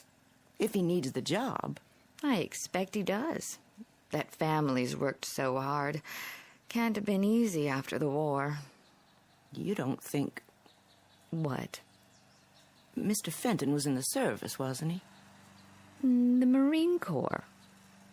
I hope he doesn't have a problem, then, with the Japanese. Oh, that boy's as American as you and I, born and bred. I know, but there is a feeling with some people. Not in this neighborhood. I'm sure Mr. Fenton has put all that behind him. I should hope so. I was just about to bring Arthur some lemonade. You can mention it now. If you think it's all right. Of course it is. What went on back then was a terrible, terrible thing. But believe me, the war is over.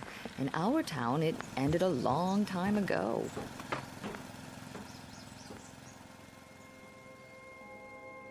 A trip back in time to an era that's now ancient history. The period, the early 1960s, 20-odd years since Pearl Harbor. The war ended long ago, but for some, so much bitterness and loss are not easily forgotten. Such is the case with our two antagonists whom you are about to meet. Mr. Walter Fenton, veteran of World War II and an officer in the United States Marine Corps, and young Mr. Arthur Takamori, first-generation son of Japanese immigrants who has no memory at all of those years. Despite their best intentions, this unlikely pair will soon square off for a battle with the ghosts of the past in the darkest, most haunted reaches of the Twilight Zone. And now, the Twilight Zone and our story, The Encounter, starring Stacy Keach and Byron Mann.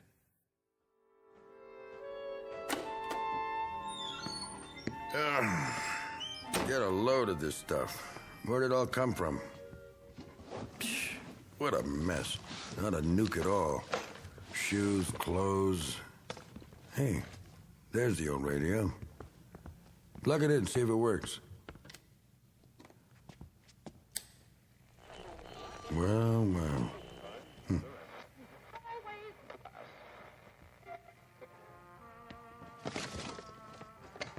A whole lot of junk and nothing but. Say, what's in the trunk? Well, will you look at that? The sword. Oh, yeah. I remember this. How could I forget? Wish to heaven I could. Yeah. Mr. Fenton? Anybody home? Up here, in the attic. Sorry to bother you. I can come back later. That's okay. Front door's open. All right.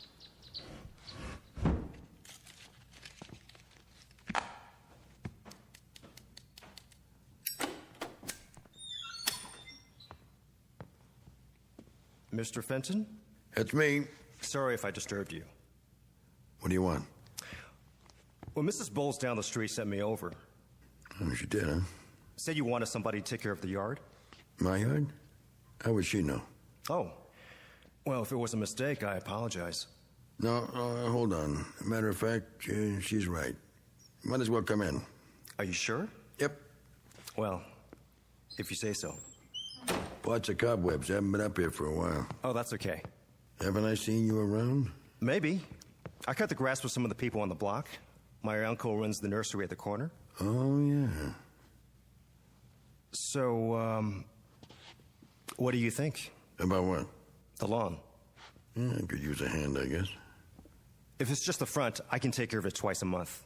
Charge you the same as Mrs. Bowles and Mrs. Platt. Sounds fair enough. Anything more would have to be extra. Like? You know, the backyard or the lot. Is that yours too? Yeah, don't worry about that. At least not right away. I ought to warn you, though. Yes? It won't be steady work. Sir? Don't get the idea it's a regular job or anything. Oh, that's all right.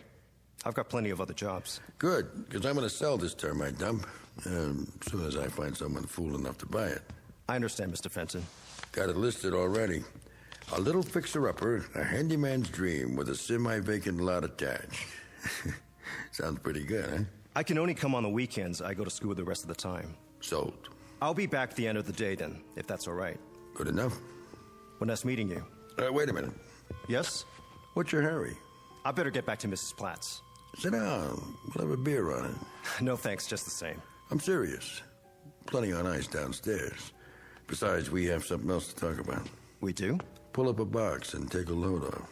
Well, I haven't started Mrs. Bowles' lawn yet, and it's getting pretty late. Nuts to Mrs. Bowles. Knock off for 10 minutes. You need extra money, right? Sure. Same as everybody. I got an idea. What's that? There's a way you can make some more cash on the side. Could add up. How? All you have to do is give me a hand. Do some sorting, get some cardboard boxes. I'm pretty busy already. Hear me out at least. Well, 10 minutes then. Let me make room for you. I can stand. No trouble. I need some help with this junk up here. Anything you see, you can have. Most of it, anyway. Resell it, whatever you want. I just have to get rid of it before I show the house. What do you say? I'm not very good at garage sales. I don't care about that. Never know what you might find. Yeah, I got a lot of clothes, gadgets, old magazines, books my wife like to read. I don't know. What's your name, boy? Arthur. Arthur? Arthur Takamori. Anything wrong with that? No, it just sounds funny. Why? Well, you have to admit you don't look like an Arthur. I'm an American citizen. Yeah, sure you are. I was born in this country. Who said you weren't? Did I say that? None so many words. Then take that chip off your shoulder. I gotta go. What about that beer? No thanks. I'm not thirsty. Come on, I didn't mean anything. You're awful sensitive. Am I? Maybe I am. There, see? My given name is Ito. I changed it because nobody ever spells it right. So, a rose is a rose. You know what I mean? Not really. Watch your head there, Arthur. The ceiling's pretty low. What a junk pile, huh? I've seen worse. I bet you have. The attic's been this way for 20 years. I don't go up here much. The wife used to yell about it. But I was so stubborn. Now she's gone to stay with her sister. Or so she says. Wouldn't be surprised if she never comes back. Sorry. Don't be. We all get what we deserve. Don't you think? I couldn't say. Well, I could. You ever know something before you know it? How do you mean? In your gut, in your bones, the way a dog knows an earthquake's coming, the way the birds get quiet right before a storm. It doesn't matter what anybody says, it's a fact. It's closing in on you, and there's nothing you can do about it. We always have a choice. Doesn't mean a thing. I know it and she knows it. She's got my number, all right. A guy who's never going to amount to a hill of beans, and he's drowning in junk. I'm sure these things meant a lot to you, or you wouldn't have saved them. What else could I do? It's all I got. I couldn't just let it go. Even stuff from the war. You see that mannequin in the corner? Was that your uniform? Sure was. Get a load of it. Used to be pretty spiffy. I'll bet. Don't mind the dust. Yeah, I put this on and people would step out of the way, even when I got home. My dress cap, brass buttons, like they thought I was a movie star. My girl was proud to go out with me to the movies, to get an ice cream, and just to walk around. I was a war hero. But after a while, that didn't cut it anymore. You ought to pack it away. Put it in mothballs. What for? I'll never wear it again. Hard to imagine.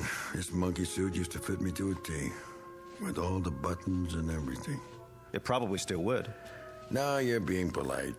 I turned into a tub of rancid lard, I know that. But I was pretty tough once. Were you? I went all through Saipan and Okinawa.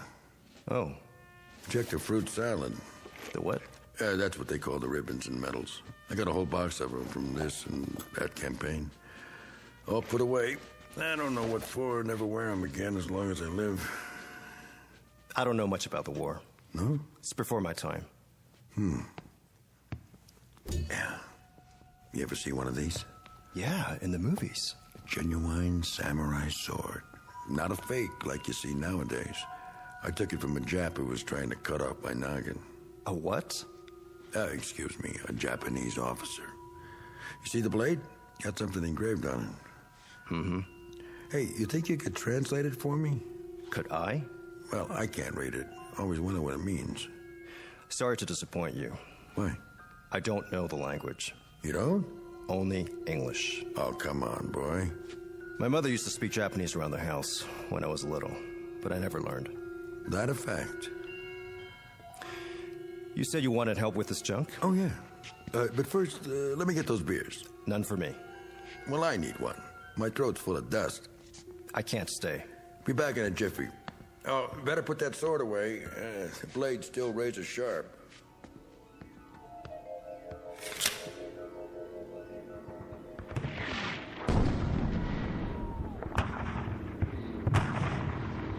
You!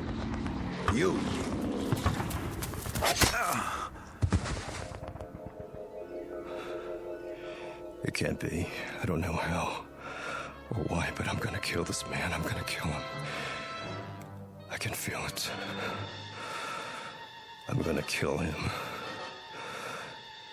with this sword.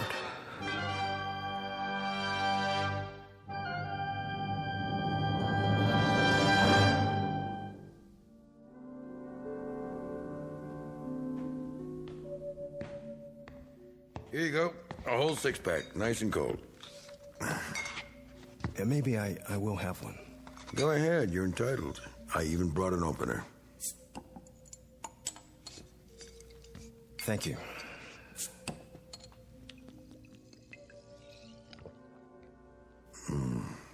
Always tastes better in glass, don't you think? Yeah, I guess so. You partial to beer, Hito? American beer, I mean. The name's Arthur.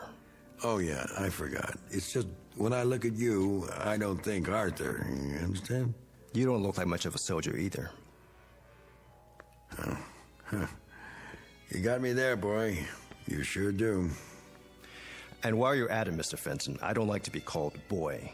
Europeans always call the natives boy and moan about the white man's burden. Hey, now, simmer down. The fact is, I'm a full-grown man, I work for a living, and the name I answer to is Arthur, or Artie, to my friends. And once in a while, believe it or not, to Mr. Takamuri. Man, are you wound up? Do this every time a guy offers you a beer? Sorry, nothing personal. No, it sure isn't. I just wanted to set the record straight, so we understand each other. I get tired of being treated like I'm different. Let's forget it. The war's over. Yes, it is. And in case you don't know it, there isn't a serviceman who saw combat in the Pacific and doesn't respect the Japanese army. They fought like tigers. Well, that's what soldiers do. Fight when there's a war.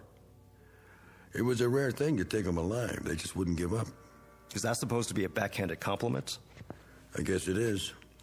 Well, here's to bravery. Banzai. Okay. I get it. Say, where did I put that pig sticker? What? The sword. I put it back in the holder, like you said. Then I set it on those National Geographics. Well, it's not there now. Well, maybe it slipped down. Not that I can see.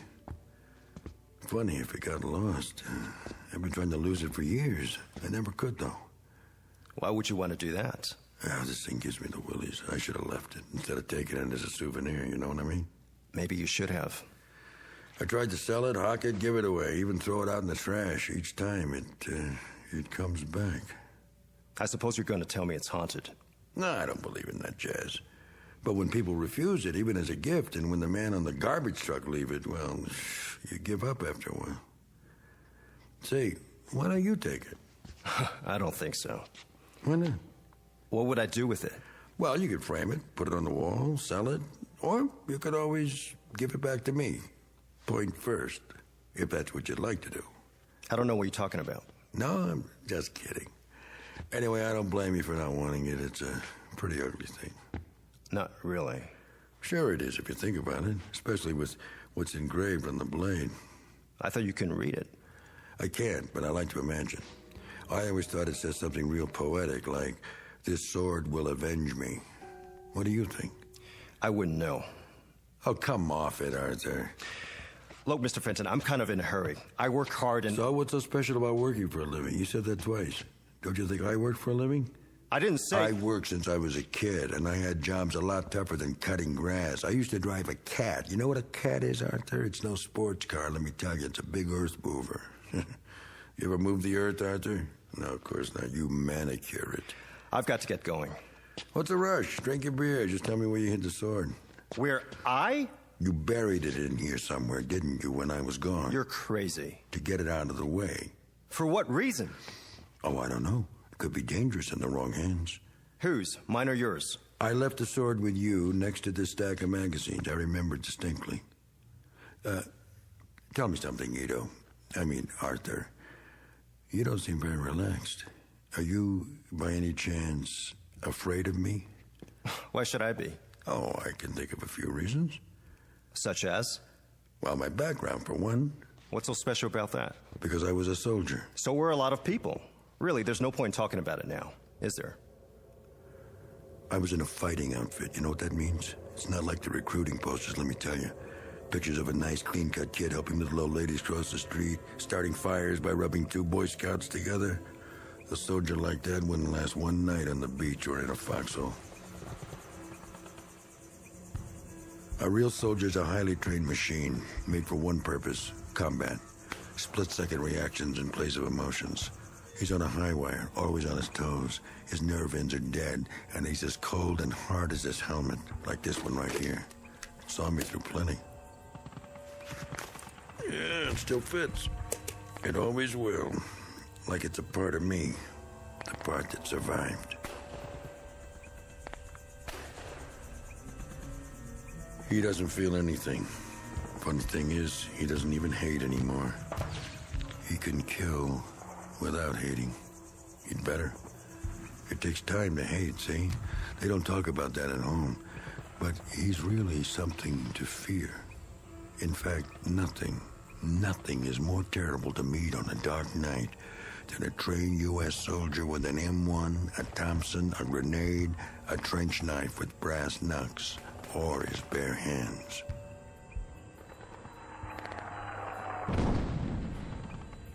Yank! Come out and die! Some dirty little son of heaven was out there in the jungle just asking for it, so I thought I'd oblige. I started circling wide to get behind him. Yes, it was night. A very dark night. It was a simple exercise, basic training. All it took was someone with more luck than brains. Yank! Yank! Over here! Come out and die, Yank! I kept moving. Then I saw something. It was the machine gun nest.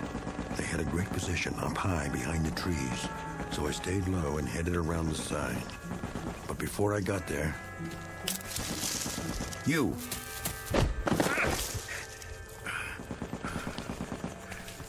No more, Yank. Now you die. Go on. Do it. Do it, you dirty little... No, wait. Stop. Stop! What? Put the sword down. It was only a story. Story, yes. Don't get carried away. I was only telling you how it was. I'm sorry. Man, for a minute there.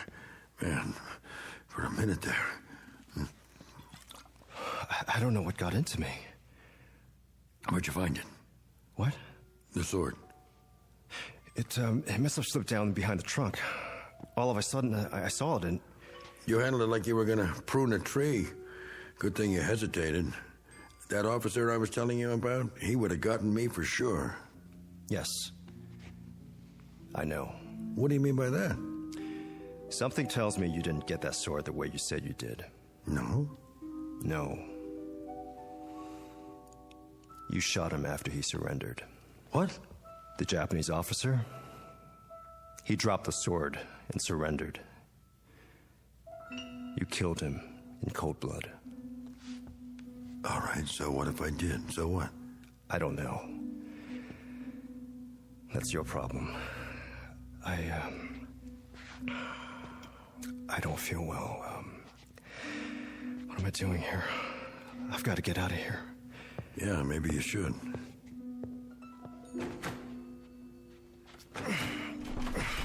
The door's stuck. You must be awful weak. Pull. It won't move. Did you lock it? How could I? There's no lock on the inside. Here, let me try. I'll pull with you.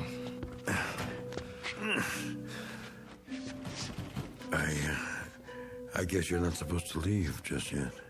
What do you mean? If I knew, I'd tell you, but I don't. I don't understand any of this, but I'd say we're locked in here together, just the two of us, for better or worse, till death do us part.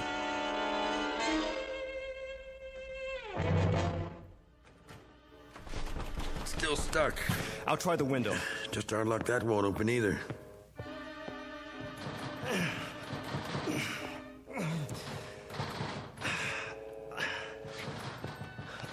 You're right. I don't know what's making it do this. It hasn't happened before. Never mind, there must be some tools up here. I can take the hinges off. Yeah, you do that. Forget the window. It's too high up to climb out. Of course, we could break the glass and yell for help, but that'll be a last resort. See if you can find a screwdriver. I wouldn't know where to look.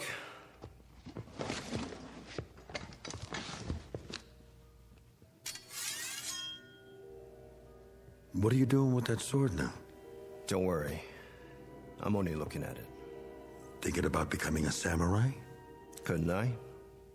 If you ever come at me with that thing again, I'll chop you up like hamburger. I don't like that kind of talk, Mr. Fenton. Oh, you don't, huh?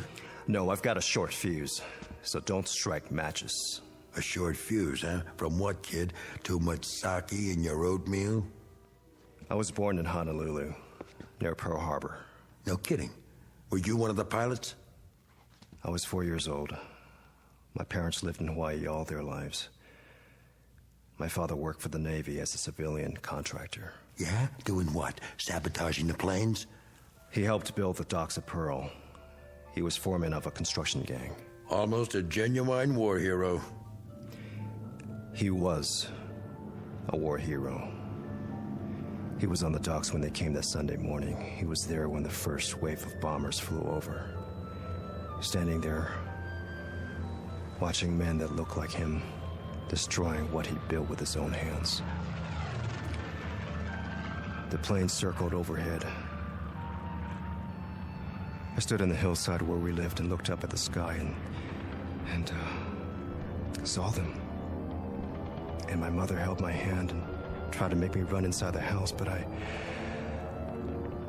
stood and watched the airplanes. While down below at the harbor,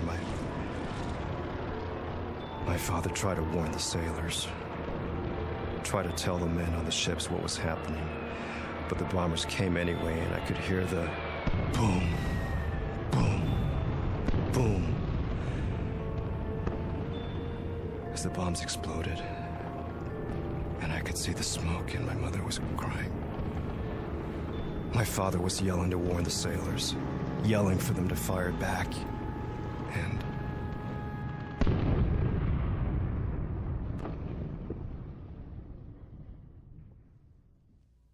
The Navy gave him a medal, posthumously. He was a hero. A great hero. That's some story. My mother and I were shipped to California 1 year later. We were placed in a relocation center. Yeah, I heard about those. Do you know what a relocation center is, Mr. Fenton? It's a fancy name for a concentration camp. That's where I grew up. In a stinking concentration camp, especially reserved for American citizens who happen to have slanted eyes and yellow skin. That's what the son of a hero got, Mr. Fenton. Sometimes I think they should have dropped more bombs. Easy, kid.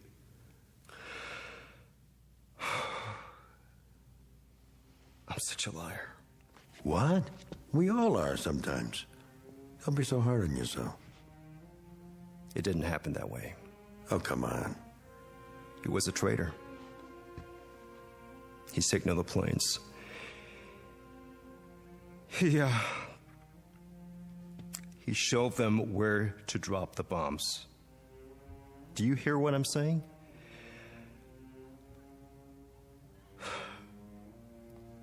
My old man was a traitor. Here, you need this. I gotta get out. Sure you do. The whole thing's stupid, isn't it? You come up here to make a few bucks and I ask you to have a beer because, well, if you want to know, I was kind of lonesome. You see, the wife got a little teed off at me before she left, but she'll be back. Wait and see. I guess maybe she's right. I do drink too much. You married, Arthur? No, I guess not. You know, you guys are way ahead of us as far as women are concerned. You really know how to treat them. It's an ever-loving fact. I saw it with my own eyes over there. And, Sonny, that's one part of Japan culture we could use. We give our women too much freedom, see? I mean, too much status. And what do they do with it? They kick us when we're down. That's what they do with it. Look, Arthur, you're a pretty nice Joe. I could tell that right away. That's why I asked you to stay for a couple of beers so I could admit to you, man to man, that it's been rough lately. The truth is I didn't retire. They canned me from the job. That's right, they put somebody else on the cat. Can you imagine that? Just because of a few lousy drinks? Why, Arthur, I've been driving that thing around since the war, slicing crummy lots for crummy houses out of the crummy hills. It wasn't the booze. That was just an excuse. It's the cheap labor they're getting nowadays. We let them in from everywhere, Mexico, Puerto Rico, foreigners. We make Hawaii a state, and what do we get? A lot of what? Say it. Oh, no offense to you, Arthur. You're different, 100% American. Born here and everything, not like you're old man. I'm talking about those others who'll be trying to snatch your job, too. One fine morning, you'll show up and find some gook at work in your flowers, clipping your hedges, mowing your lawns, taking the bread right out of your mouth, and it won't matter if you're sober or not. They'll work a lot cheaper, so you've had it, buddy boy. Ooh, but I'm getting off the subject. The wife, like I say, she went to her sister's, said we were all washed up. Can you beat that? That's gratitude for you. But never mind, she'll be back. She knows which side her bread's buttered on, and if she doesn't come back, who needs her? A man can make it alone. Arthur, women are a dime a dozen. Anyone who's ever been to the Orient knows that. You're awful quiet, Arthur. Still holding on to that sword, huh? What's the matter, Arthur? Or do you want me to call you Ito now? I have nothing to say. Listen, don't take it so hard. I mean, just because your old man was a sneaky little double-dealing traitor, it doesn't mean you are. I mean, what the hell? You don't have to go and change your name and all and forget you know how to speak Japanese. There are plenty of sneaks and double-crossers on both sides. Like you. Hold it right there, buddy. You were no better. You were a murderer. You killed a defenseless man. Now take it easy. What happened on Okinawa? Well, you can't blame me. You know we had orders not to take any prisoners. That's right. No prisoners, they said. Seems the little monkeys were coming in with their hands behind their heads and grenades in their loincloths. And they'd pitch them at you without the slightest hesitation the first chance they got. The kamikaze philosophy. So, no prisoners. That was the order, straight from topside. You had your philosophy, too. You can't hold a man responsible for obeying orders, can you? You get shot in wartime for having a mind of your own. Follow orders if you want to stay alive. Oh, yeah, I know, those Nazi generals in Nuremberg. You're going to bring that up. Well, let's face it, they had a point. They were ordered to do what they did, and they had to obey. The oldest offense in the world. So, who's guilty of what? Think about it. Where does it begin and where does it end? In the Pacific, we were told you people were some species of ape, not even human, so we shouldn't worry about burning you out of caves. Today, all of a sudden, you're fine people, highly cultured, and it was all propaganda about your lousy transistor radios. Is that all we represent to you? Come on, Arthur, put down the sword and let's have another beer. Stay where you are. I don't like to drink alone. And to tell you the truth, I'm a little shaky today. Last night, I put away a fifth of scotch. Can't hold your liquor, huh? Arthur, don't you get it? The wife up and left me. I'm all alone now. And yesterday, when I called about getting my job back, the foreman hung up on me. I'm not a bad guy, Arthur. Why is all this happening to me? All right, don't answer. Kill me if that's what you're here for. Go ahead, I dare you. What's that? Your judo pose? I told you I'm a trained soldier. Okay, Ito, come on. I'm waiting for you. You're ridiculous. Oh, so that's it. You're trying to scare me. So all right, I'm scared, but not of dying, of living. I can't make it anymore, Ito. Or Arthur, or whatever your name is. There's nothing left, nothing. I got a box full of decorations for killing highly cultured people. And I've been pushed and pulled this way and that till I hate everyone in the world who's not the same as me. Look, I'll prove it. Come and get your beer, you dirty little chap. Why, you? Just bring it, I'm ready for you. How you like that, huh? Judo, nothing. This is a good old American beating. Stand up and take it. Oh, you can't, huh? Well, here, I'll finish the job for you with a razor-sharp samurai sword. You don't have the guts. No? No? No.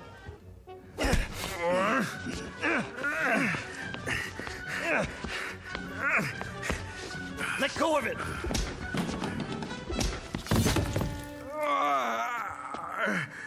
Pick up the sword. Pick it up. Where is it? You gonna keep holding on to it? Roll over. Let's see what... Fenton? Fenton? What happened? What have you done? What have I done? How do you know? It really is sharp. Mr. Fenton. I'll call an ambulance. It's too late. It went clean through me. What do you want me to do? Pull it out. Pull it out. There. Oh, that's better. I didn't want to kill anybody. I was just trying to make a point.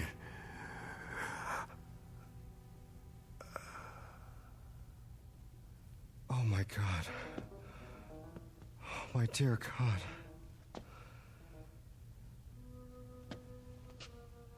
Arthur? Mrs. Pratt? Mr. Fenton, is Arthur in there with you? Mr. Fenton?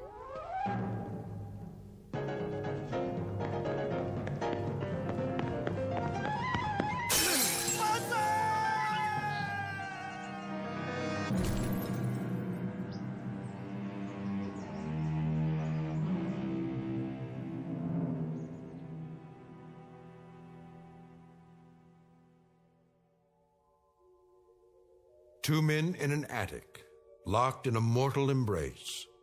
Their common bond and their common enemy? Guilt.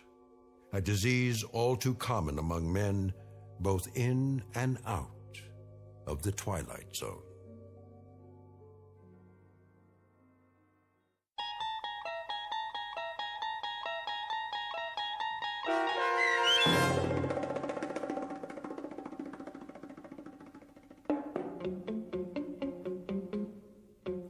Encounter, starring Stacy Keach and Byron Mann, was adapted for radio by Dennis Etchison and written for The Twilight Zone by Montgomery Pittman. Heard in the cast were Linda Ryder and Alyssa Fraden. The producers of The Twilight Zone wish to thank CBS Enterprises and the Rod Serling estate for making this series possible. This copyrighted radio series is produced and directed by Carl Amari for Falcon Picture Group. Sound design and custom Foley effects for The Twilight Zone by Cerny American creatives Bob Benson, Craig Lee, Michael Slaybach, and Matt Sorrow. To learn more about The Twilight Zone radio dramas and to contact us, visit our official website at twilightzoneradio.com. Doug James speaking.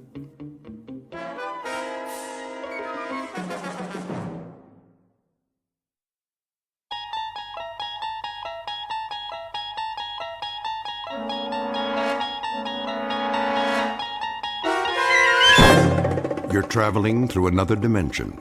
A dimension not only of sight and sound, but of mind.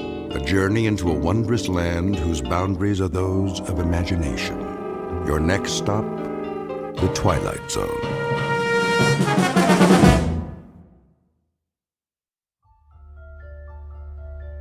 It was the day no one would ever forget. Not next week, next year, or the year after. Not for the rest of their lives, no matter how hard they tried. All in? Yes. Yes. Anne? Yes, Daddy. Good. That's good then. Seatbelts, everybody. Where are we going now? Home. Oh. Unless anyone wants to stop for ice cream.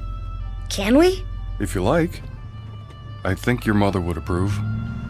Don't you? Well, I guess so. What about you, Anne? I want to go home. I'm kind of tired. Me too. Very well then. Some other time. Dad? Yes? I was wondering. What, Tom? Well, when they closed the casket. Are you sure they closed it real tight? So she would never be wet or cold or anything? You don't have to worry, son. She's resting now. In a much better place. I promise.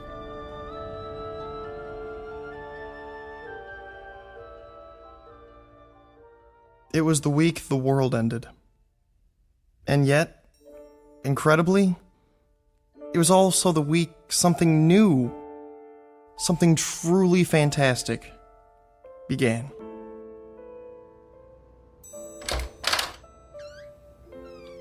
Anne, are you in here? You're supposed to knock. This is my room, too. I'm going to bed. In the middle of the day? It's cold. Tell Daddy to turn on the heater. It is on. It's warmer downstairs. Who's that? Thank you for stopping by. The children need me. Come in. Nice of you to take the time. It's Aunt Clara. We know. Is she here to take us away? Let's go listen. I'll see about a sitter first thing tomorrow. They need more than that. A maid as well. And when you work late? They'll be in school most of the day. And what about after school? And who will see that they're dressed and fed every morning? A live-in maid, then. Ugh, maids and sitters never work out. Beyond intolerable, everyone. I'll do everything I can for them, Clara. It's not enough. They need a woman's touch. George, I'm going to tell you this once. Babysitters and nursemaids are not the same as parental care. It's been a week since their mother died, and little Anne is more withdrawn every day. Can't you see she's miserably unhappy? And it's only going to get worse. You're right about Anne. But Tom and Karen seem to be adjusting. Oh, nonsense. They're only covering up. They're sad, lost children. They have no anchor now. It's going to take time, Clara. Well, that's all well and good. But how much time? This is ridiculous. I know my own children. Do you? Clara, please. Daddy. Now you've upset the children. There they are. How long have you been listening? We were on our way out to play a game. Weren't we, Tom? Yeah. We were just... Oh, come to me, my dears. No. Anne, please don't run away. I should explain. Your father and I were having a talk. A very important one. And I told him I'm not pleased with the way things have been in this house since your mother died. But I have some good news. How would you like to come and live with me for a while? Well, how does that sound? We're okay here. School starts next week and everything. Let us talk it over among ourselves. In private. Is that your final word? I'm afraid it has to be. In that case, you'll hear from me, George. You can rely on that, and the next time it may be in the form of legal papers. No doubt. My only concern is what's best for the children. Goodbye for now. Oh, you precious dears. She wants to take us away. Does she, Daddy? She doesn't approve. She says I'm too busy to bring you up properly. That's not true. Perhaps it is. I can't stay home from work forever. She says you're unhappy here. Are you? No. Well, if love were enough, you'd have all you need because I couldn't love you more. Perhaps I can find the right help, the right guidance. Someone who'll be here all the time, someone who cares. But where? Where do I advertise for that? Wanted. One loyal, gentle soul will always... Dad. Look at this. What do you have there? Modern Science magazine? It came in the mail. There's an ad in the back. It says... Let me see. There. I sing the body electric. What does that mean? A line from a poem by Walt Whitman, as I recall. Keep reading. Fantaccini Limited. Huh? It's the name of the company. Inventors and makers of electrical shadows, effigies, mimics, and mannequins. We bring you the answer to all your needs. That's stupid. The first perfect micro-circuited auto-recharging Model Mark V electronic data processing device in humanoid form. Like a robot. Built with precision, designed to accommodate any problem, large or small. Worried about finding the right housekeeper, personal assistant, secretary? Whether you require a teacher, friend, or companion, the Model Mark V will listen, interact, and learn, adapting perfectly to your requirements. A lifetime warranty. It never breaks down. There's no such thing. In male or female form, fully customized, satisfaction guaranteed. Did you hear that? Satisfaction guaranteed. It's a crazy idea. Let's not talk about it now. Well, we need to do something. I said that's enough. Besides, anything they build has gotta be better than Aunt Clara. Doesn't it? Sure does. Oh, that was a good one, Tom. I don't know how long it's been since we laughed. It even says there's a free trial period. Well? Well, what? It sounds okay, but can they really make a machine that looks like a person? I don't know. It doesn't sound okay to me. I suppose it wouldn't hurt to pay them a visit. See what they're up to. No harm in that. I sing the body electric. It has a nice ring to it. They make a fairly convincing pitch in the pages of a magazine called Modern Science. The revelation is just how modern, for robots, androids, and the like aren't science fiction anymore. They are products designed to help people, to make life easier. It doesn't seem possible, though, to find a woman who can fill the needs of this particular family, who must be 10 times better than mother in order to be half as good. Except, of course, in the Twilight Zone.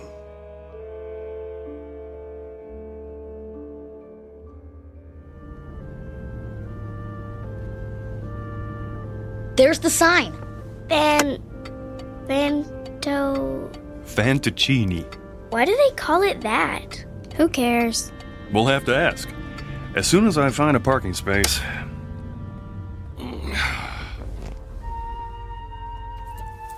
Okay.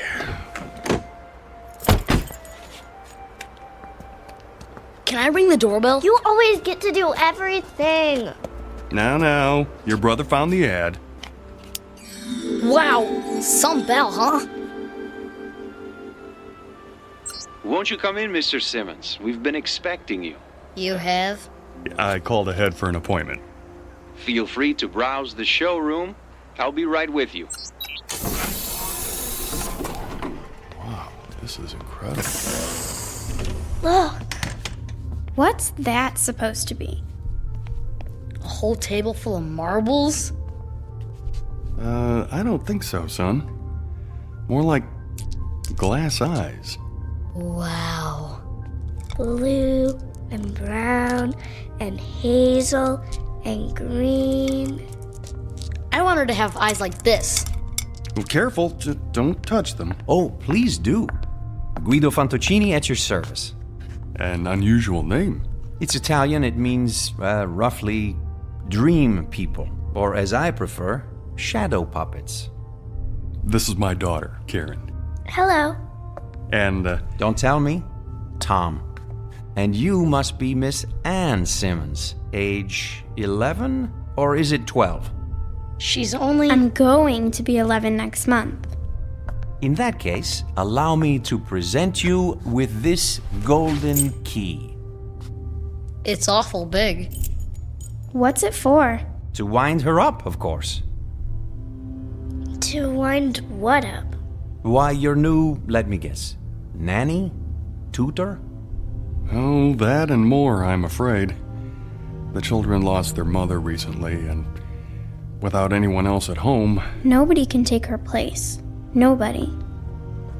In that case, might I suggest our grandmother model? It's very popular. Do we have to wind her up every day? The key is symbolic, a way of introducing our product line. What sort of product are we talking about? If you can be more specific. As specific as you like. The end result is entirely your choice. First, you'll select the eyes, any color at all. This color's perfect. Then you'll move on to the hair salon. Our wigs are of the finest quality. Blonde, brunette, brown, red, white, and every shade in between. I want her to have long hair, like this one. Ears, with or without earrings. Arms, slender or sturdy, graceful or strong. Hands, fingers, lips, full or thin. As for body type, the choice is again yours. Tall, short, the height you prefer to the millimeter. Very impressive. But they're just pieces. Until we put them all together at the factory. Then they'll become something else, something new. They'll move and walk and talk. Machines don't talk. Grandmothers do. Listen. I sing the body electric. I celebrate myself and sing myself. Who's that? One voice out of many possibilities. Try another. Myself and sing myself. I sing the body electric. I sing the body I celebrate electric. myself. Or another. Sing myself and sing myself. I sing the body electric. I sing the body electric. I celebrate myself. I sing the body electric. Myself. I celebrate myself. I sing and sing myself. I sing the body electric. I celebrate myself. Pick one. I sing the body electric. I celebrate myself and sing myself. I sing the body electric. That's not right. I celebrate Too high? myself Too low? and sing myself. Go ahead, turn the knob. I sing the body electric. I celebrate myself and sing myself. I sing the body electric. Could you make her just like my mother? Celebrate myself If you wish. and sing myself. Exactly. I sing the body electric. 2-A-T. I celebrate myself Then and sing myself. I don't want her. Please, Anne. I want to leave. You've dropped the key. Wait. I sing the body electric. I celebrate myself and sing myself. I've almost got it right. Electric. I celebrate myself and sing myself. I sing the body electric. I celebrate myself and sing myself. The armies of those I love engirth me, and I engirth them. They will not let me off till I go with them, respond to them, and discorrupt them, and charge them full of the charge of the soul. Grandma.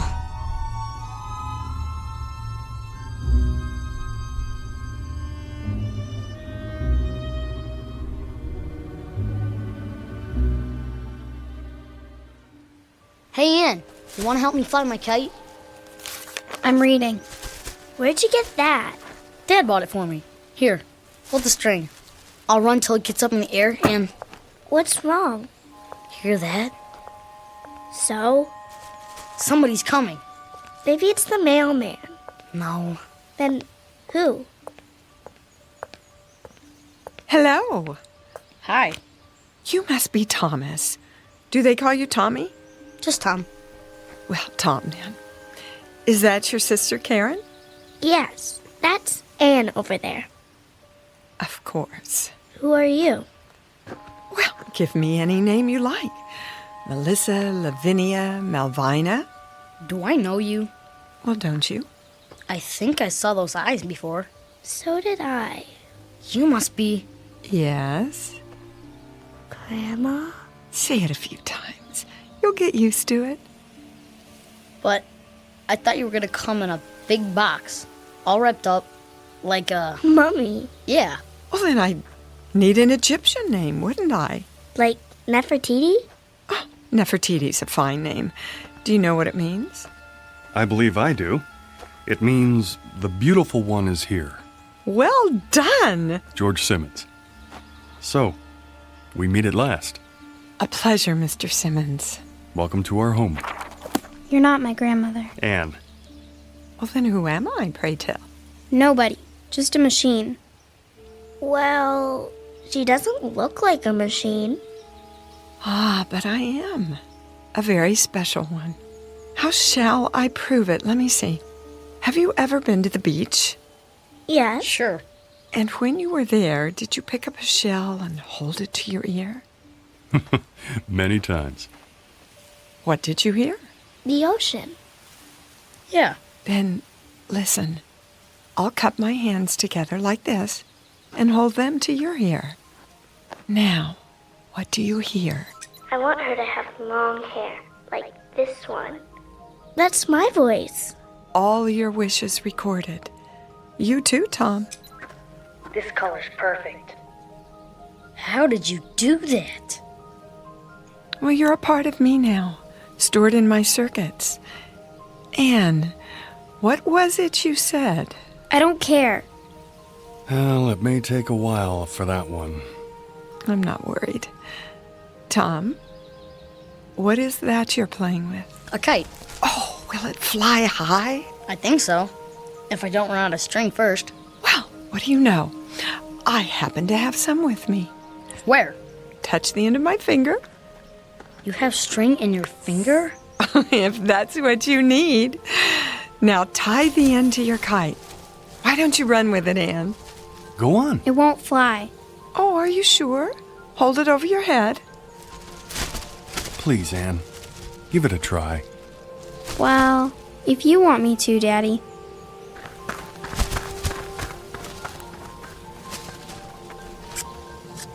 Hey, look at that!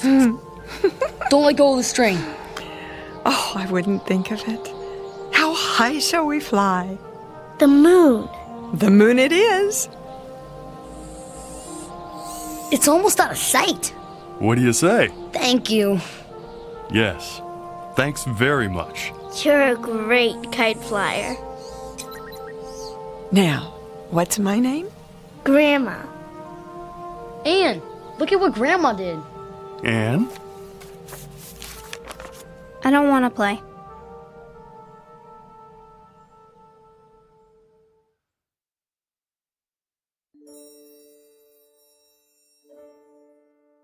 There was a second day, of course, and a third, and a fourth, with Grandma busy every minute, cleaning and cooking, opening the drapes wide, filling the vases with fresh-cut flowers, baking cookies and pies, and leading long walks into town. But the most beautiful and special thing was the way she paid attention to everyone.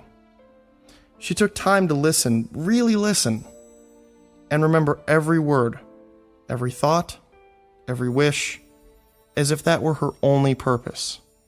She seemed clever beyond clever, human beyond human.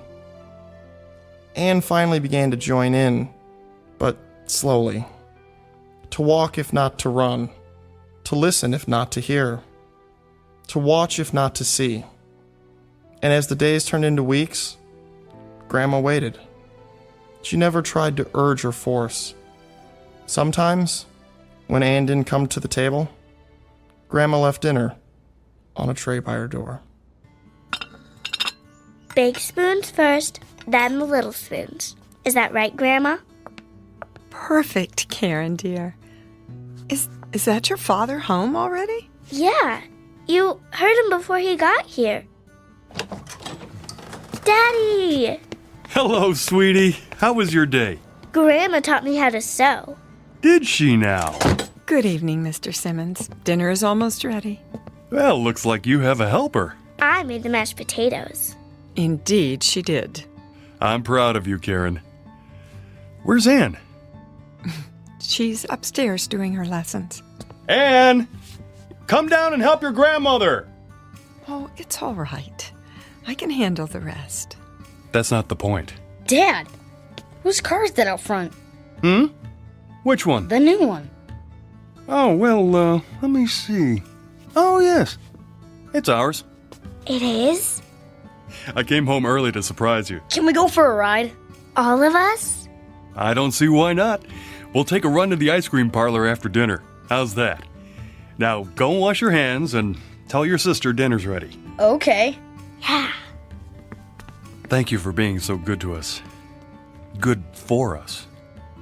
And that includes me. I'm sorry about Anne. I'll have a talk with her. Now, don't you worry about Anne. She'll accept me eventually. You seem very sure. Mr. Simmons, children are the most complicated creatures in the world. I could be the greatest cook, the finest, most exciting playmate, the most interesting companion, but those are very small accomplishments. It's the heart I have to enter. A child's heart. It's a deep place, difficult to reach. But that, too, will come. Anne, darling. Are you hungry, dear? Not very. We're, going for a ride after dinner. In our new car. It's beautiful. Wait till you see it. I'd like you to go with us. Is she going? Oh, please, Grandma. I want to ride in the back seat with you. Me too. Then I'll stay home. But why, Anne? I don't like her. You mustn't say that. I don't want her here. Dear child. I never wanted you here. It was them, Father and Tom and Karen. They wanted you. They needed you. But I didn't. Anne, stop it. It's true. You sit and you talk to her and you eat the food she makes and you make believe, Father. That's what you do. You make believe, as if she's real, but she's not. She's a machine. Nothing but an old machine. Anne, listen to me. Machines are neither bad nor good. Some kill, and some make war, and some guide people through the darkness like a lamp. Believe me when I tell you, I cannot lie, or sin, or be greedy or jealous. I don't seek power or riches. I've been programmed for other things. You'd be surprised at how much a machine can do. This one, for example. This machine can love. Love who? Oh, you, Anne. I can love you. And I do. I love you more than tongue can tell. You don't love me. You can't. She said she loved me. She? My mother. She said I love you, but she lied. She lied. You're just like her. I hate you.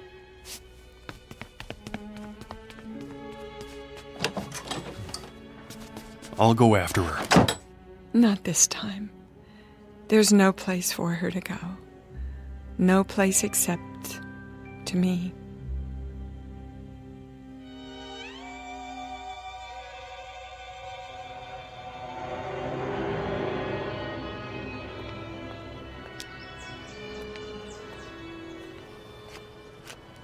Anne, come home with me now.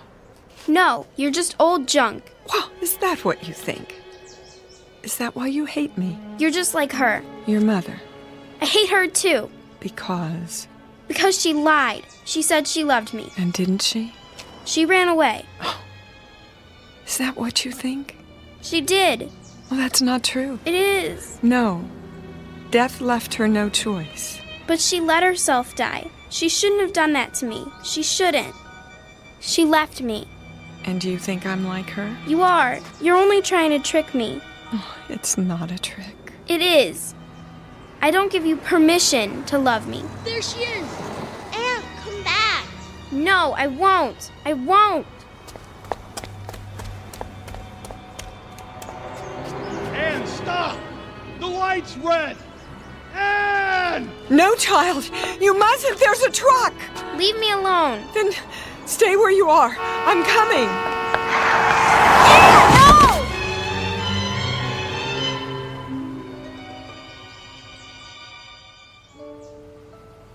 They're not moving. Either one of them. Don't touch them. I didn't see him, honest. I mean, they ran out into the street. A little girl and Stand back. a lady. Oh, man. Look, I'm gonna get an ambulance. Wait. She's moving. Anne. Oh, thank goodness. Daddy? You're going to be all right, darling. We better get her out off the street. Here, put your arms around my neck. What happened? There was a truck, but Grandma stepped in front and pushed you aside. She did? You fell down, that's all. Grandma. What about that lady? I mean, she's not breathing. Look. She's starting to move her fingers. And her eyes. Grandma, can you see me? Why, hello, Tom. You know, we really shouldn't be out in the intersection like this. Come over to the curb, Grandma. Can you walk? Oh, of course I can. But how? See, Anne? She's perfectly all right. She saved your life. Do you realize that? I'm sorry. I'm sorry. Shh. Now stop your tears, child, and listen while I cup my hands by your ear. Remember? Like this. A machine. Nothing but an old machine. You're just old junk. Old junk. That's my voice. Your voice, Anne. The way it was once. When I was a child, I spake as a child. Oh. Grandma? Grandma? There. You are alive. Well, I most certainly am. But the truck. It couldn't hurt me. Nothing can. 2 leave-takings in 1 year would be too much. Then you're not like Mother. Your mother didn't run away. She was taken away by death. Do you understand now that I shall always be with you? You won't run away? I can't. And I won't. Oh, Grandma. Thank you. You'll never know how much. She had nowhere to turn. She was afraid that everyone would leave her, even her Aunt Clara. Everyone except you. Well, how could I? It's my job to live forever. Now, let's all go home and finish our lunch, shall we? Give me your hand, Anne. You too, Karen. I'll bet we get there before those two.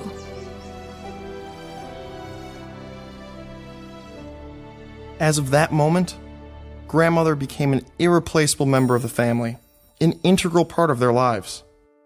She was more than important. She was vital, the very essence, the most crucial part of being alive.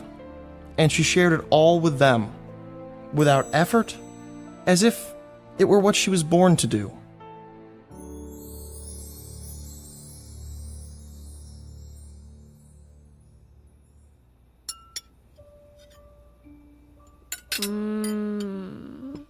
This is so good. Delicious. Thank you. May I have some more, please? Well, if there's any left, I may have had more than my share. I take it you approve, Mr. Simmons. Oh, please. I'd prefer it if you call me George. Clean your plates, all of you, or there'll be no dessert.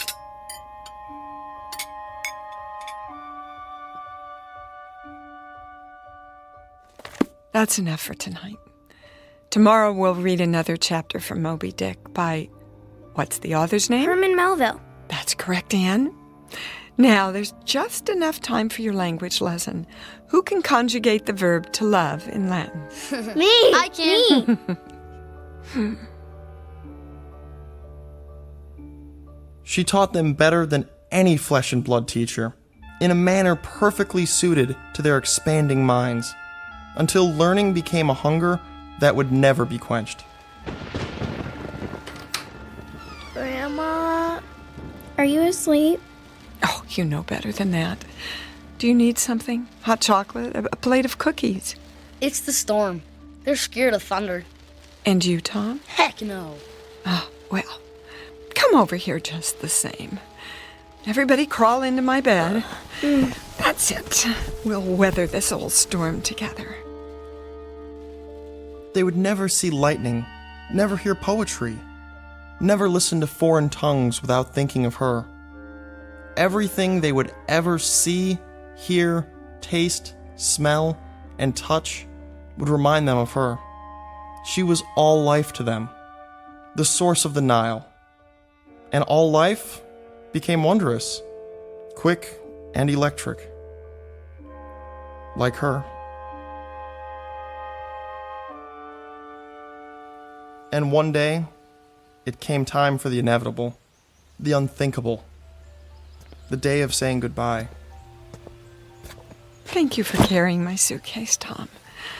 Such a fine gentleman. It's the least I can do.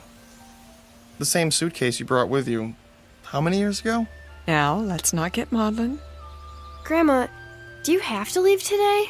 Oh, yes, Karen. It's time. We're going to miss you. And I you, Anne. But why do you have to leave at all? You're going off to college now, and you won't need me. That's the way it should be. But you've been our world. I'm not the world. The world's out there, and it needs you. What happens to you now, Grandma? Oh, back to Mr. Fantaccini and the rest of the Pinocchios. He should have called himself Geppetto. Don't joke about it. Oh, but it's true. You've been my family here, and now I must go back to my first family. My brothers, sisters, aunts, cousins, all the other robots. And do what? Some stay at the factory. They're taken apart and recycled. Not you. Or perhaps I'll be returned and sent out to help another family like yours. They can't destroy you. I won't let them. Nor will I. Destroyed? Oh, what a silly expression. I'll go for a while to the room of voices. The room of what? Oh, a great dim room. A kind of parlor where all the other mechanical grandmothers are brought and stored for, a month or a year. And in that room we'll sit and rock and murmur and whisper to each other. And we'll listen and tell what we learned from the world and from the families we lived with. I'll share what I learned from Anne and Karen and Tom and even you, George. You didn't learn anything from me. Oh, didn't I? Don't be so sure. But you taught us. Is that what you think? foolish lad. Why, now I have so much to share in the room of voices. Everything you ever said or did, everything you ever laughed or cried about. And someday... Someday what, Grandma? For reasonable creatures, we have an unreasonable dream. Someday, if we're very wise and very good, perhaps we'll gain the greatest gift of all. Oh, Grandma, you don't have to wait. You're alive now. You've always been alive to us. Well, there's my cab. I'll get your case. Oh, no, I wouldn't hear of it. Grandma, am I never going to see you again? Well, the world holds many surprises. Someday, when you're very old, with childish ways again, in need of help, send for me. The old nurse, teacher, companion. And I'll come back. Hard to imagine. No, we'll never be old. But then, you'll never come.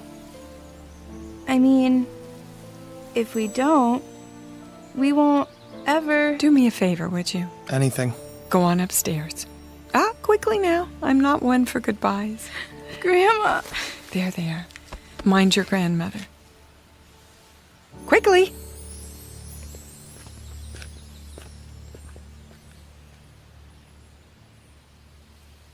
She kept her word, as promised. She has remained with us always, to this day. I've saved the key, the golden key, in a special place. Sometimes when lightning rends the sky, I see her face flash before me in the dark. And sometimes I still hear her ticking and humming above our beds in the night, keeping watch. She passes like a clockwork ghost in the long halls of memory. The sound of bees swarming after the spirit of summer's lost. I remember the day no one will ever forget. Not for the rest of our lives. It was the week the world ended. And, incredibly, it was also the week that something new, something utterly fantastic, was about to begin.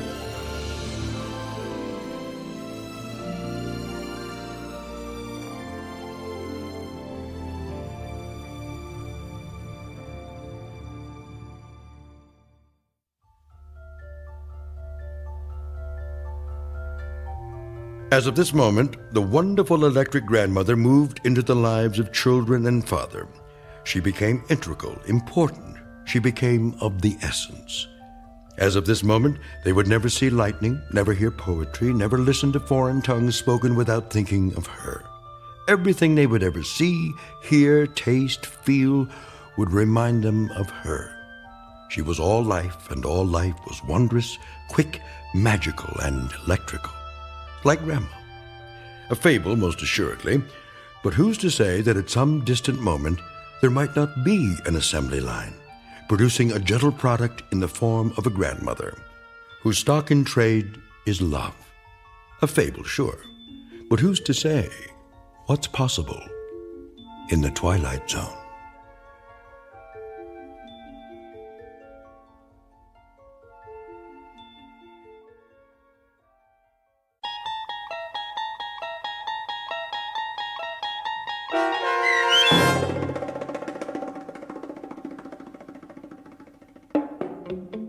I Sing the Body Electric, starring Dee Wallace with Stacy Keach as your narrator, was written for The Twilight Zone by Ray Bradbury and adapted for radio by Dennis Etchison. Heard in the cast were David Pasquesi, Tony Marcus Jr., Donna J. Folks, Joe B. Cerny, Patrick Cerny, Haley Nabig, C.J. Amari, Elena T. Wilson, Natalie Pear, and Zoe R. Rand.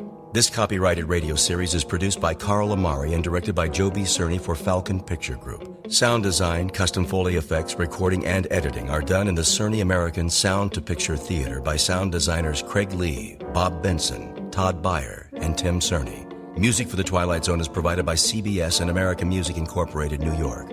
To learn more about the Twilight Zone radio dramas and to download episodes, including 3 free episodes on our homepage, visit our official website at twilightzoneradio.com. Doug James speaking.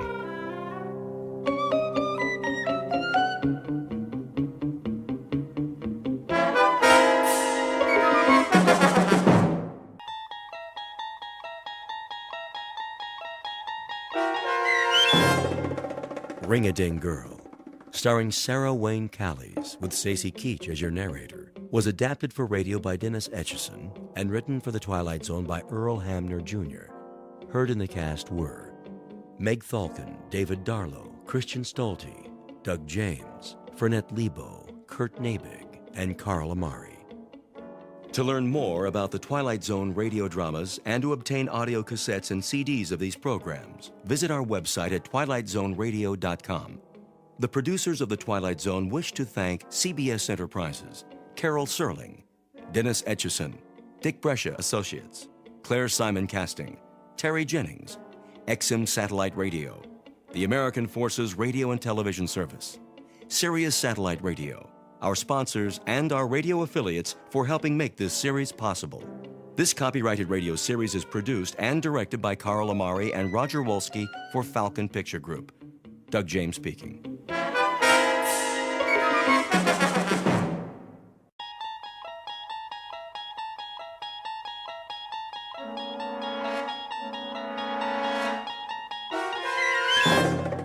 You unlock this door with the key of imagination.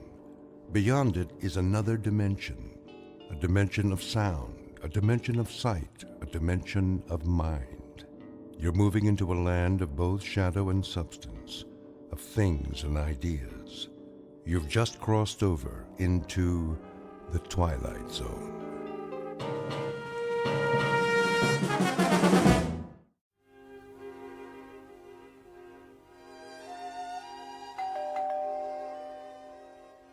Cece?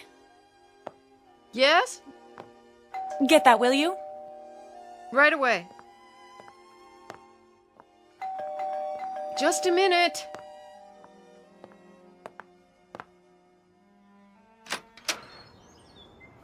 Yes, Patrick? Well, She'll be down in 5 minutes. she's not going to make it. Yes, she will. She always does. Here, What's that? a package. The mail truck just brought it. I'll take it up to her. You get the bags at the foot of the stairs. It's 30 minutes to the airport. Then you'll just have to drive faster. I can't work miracles. Yes, you can. That's why you're her favorite driver. Just tell her. She knows.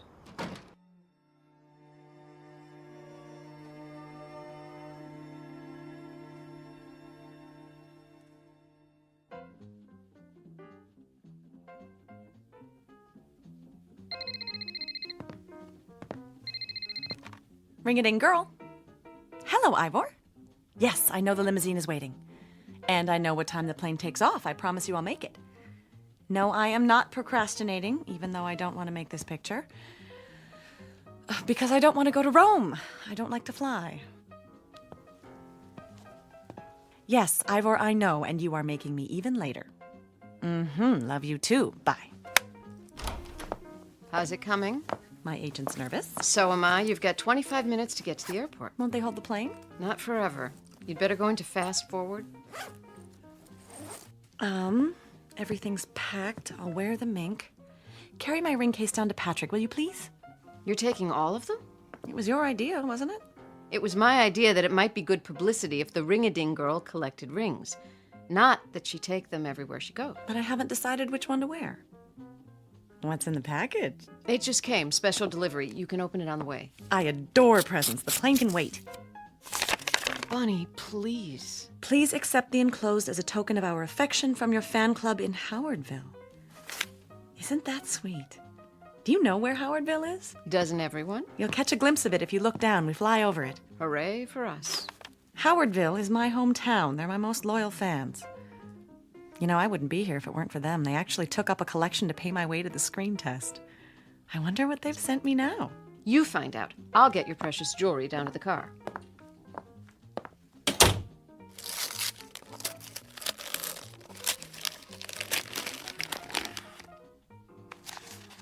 Oh, look, such a big ring. I hope it didn't cost them a fortune.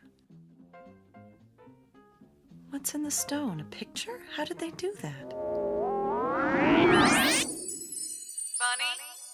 this is your sister. Come home, Bunny. Please, I need you. Come home right now.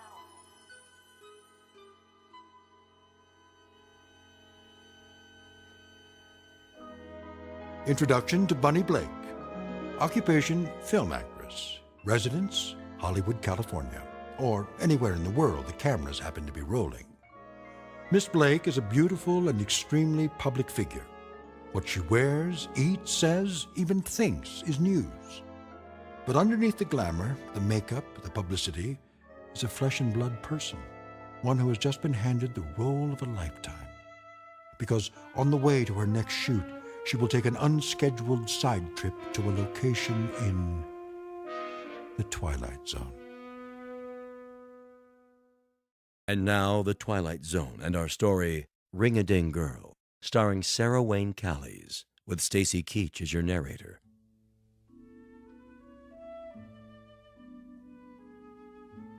And I'll have the sports scores, plus the top stories from Howardville and the surrounding area. But first, the weather. Hurry up. Looks like we might be in for some showers. There's a low Bud? pressure trough moving in from the northeast. Yeah? Let's take a look at the Doppler. There we go. That high pressure Bud. front is moving in, bringing Yes, with it I some high said. altitude precipitation. I need the No picnic storm basket from the advisory yet, but cellar. Stay tuned throughout the day for updates every 23 Soon as he minutes. gives the scores. For all you folks in the southern part of the county, the annual picnic and fundraiser is happening this afternoon. Bud, better carry an umbrella just Now, to be on the safe. Buster, I'm packing the sandwiches just as soon as I finish vacuuming. The news guy said it's gonna rain. I know he did. So does the radio. But just in the northern part of the county. Now, get me that picnic basket. Did you clean your room? Not yet. Then get a move on. I'm going. Did you mow the lawn yet? Oh, Mom. We had an agreement. You want your allowance, don't you? Yes, ma'am. Then let me hear that lawnmower. Okay. Thank you. Would you plug in the vacuum cleaner cord for me, please? Isn't there a law against child labor in this state? Now, young man.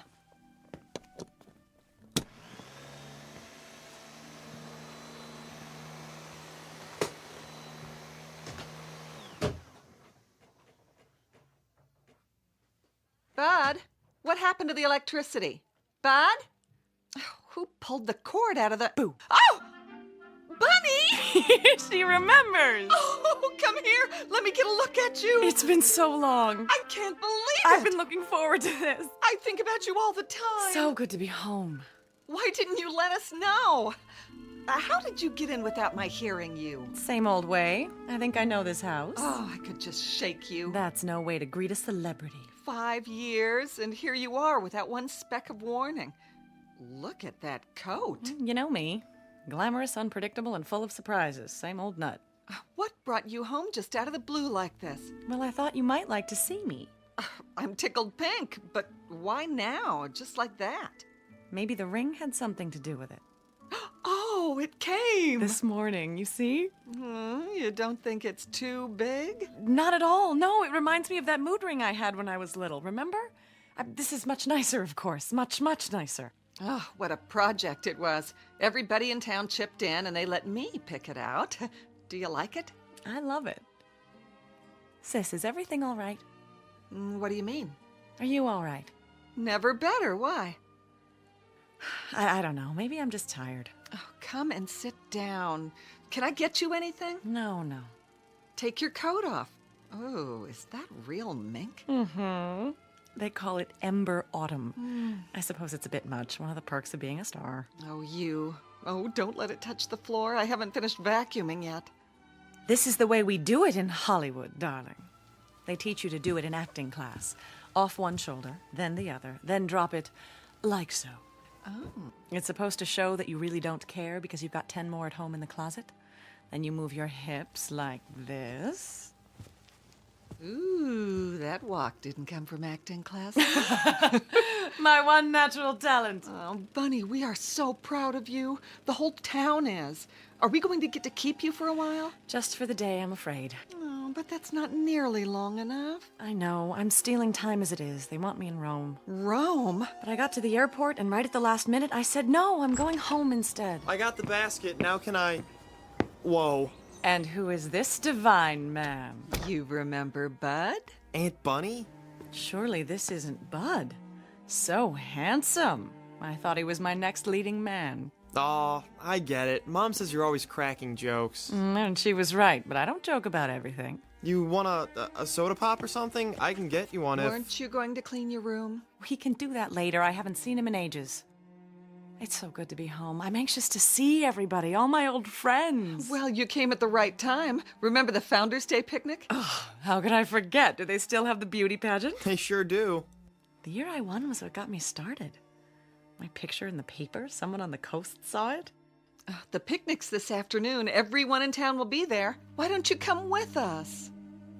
The picnic? Bud and I have to go. I'm on the food committee and Bud's a lifeguard. Picnic. We promised we'd be there. Bunny, what's the matter? Are you all right? Come over to the couch. I'm fine. Just let me sit down. I don't know what's wrong with me. I didn't get much sleep. Oh, take my arm. Bud, get on the other side. I'm fine, I'm telling you. Bunny? Bunny? Hello, ladies and gentlemen, boys and girls. What is that? Do you hear it? Hear what? Is the television on? No. Bunny? Bunny? And a special hello to you, Bunny Blake, wherever you are. Bunny, for the love of God, come home. We need you. We need you. Need you. Need you. Need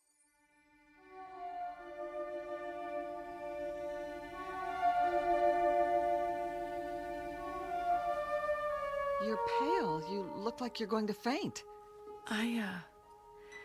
If I could just lie down. Put your feet up. Bud, call Dr. Floyd. Sure, if you think. Just do it, now. Bunny. Hello? I want to talk to... Bunny. Yeah, tell him it's an emergency.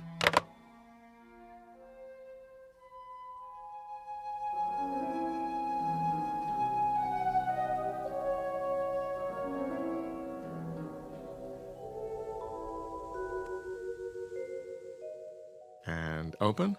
There. Well, what's the verdict? Will I live or will I die? Temperature's normal. Pulse is strong enough.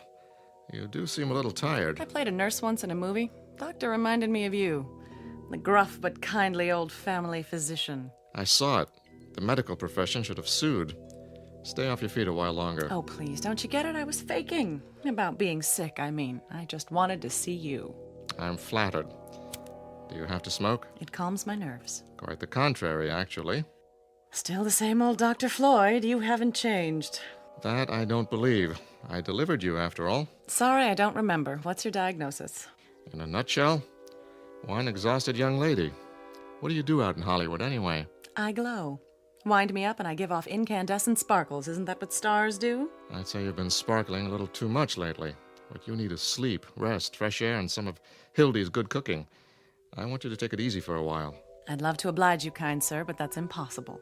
There's a producer waiting in Rome this very minute, pulling out what little hair he has left, just wondering where I am.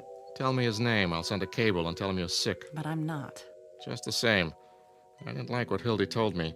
She said you had some kind of seizure. That's silly. She thought you were in shock. You seemed not to hear or see her. It was a performance. Evidently a very convincing one. I told you it was all an excuse to get you over here. Well, it worked. There's something I want to ask you. Yes? About Founders' Day. What about it? You used to be a big man on the committee. Still am. I'm the chairman now. Then could you do something for me? Hmm? As one kindly, gruff old family friend to another, would you do me one very large favor? I'll be happy to try. I want the picnic put off. Postponed until another day. Really? Is that all? It's important. You can't be serious, Bunny. Why? I've got one little day to spend at home. I want it to be a plain, ordinary apple pie day, just the way I remember. I want to drop in on my old friends, surprise them at home. You could see them at the picnic. No, it wouldn't be the same. There'll be crowds, people I don't know, crowds tugging at me for my autograph. I'd be miserable. Bunny, listen to me.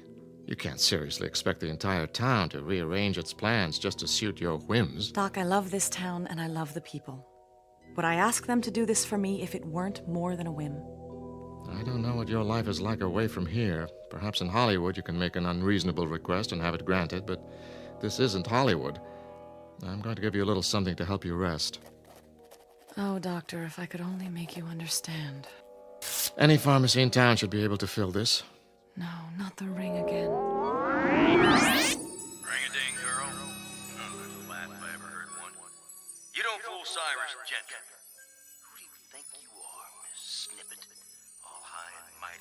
back here like you was somebody special. Go back to where you belong, Bunny Blake. Go back. Go back. Go back. Oh. Don't you want your prescription, Bunny? Excuse me, Doctor. I don't belong here. Bunny? Bunny?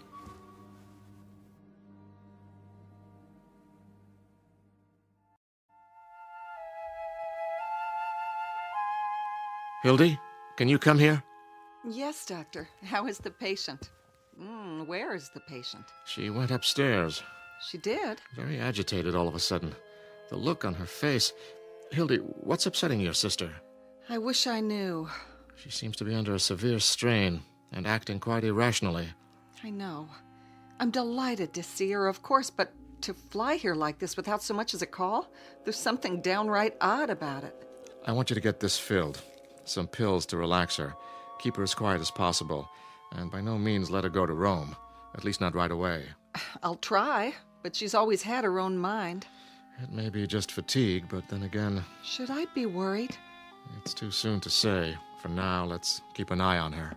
Thank you, Doctor. I'll do my best. Call me if you need me. I will. Thank you so much for stopping by.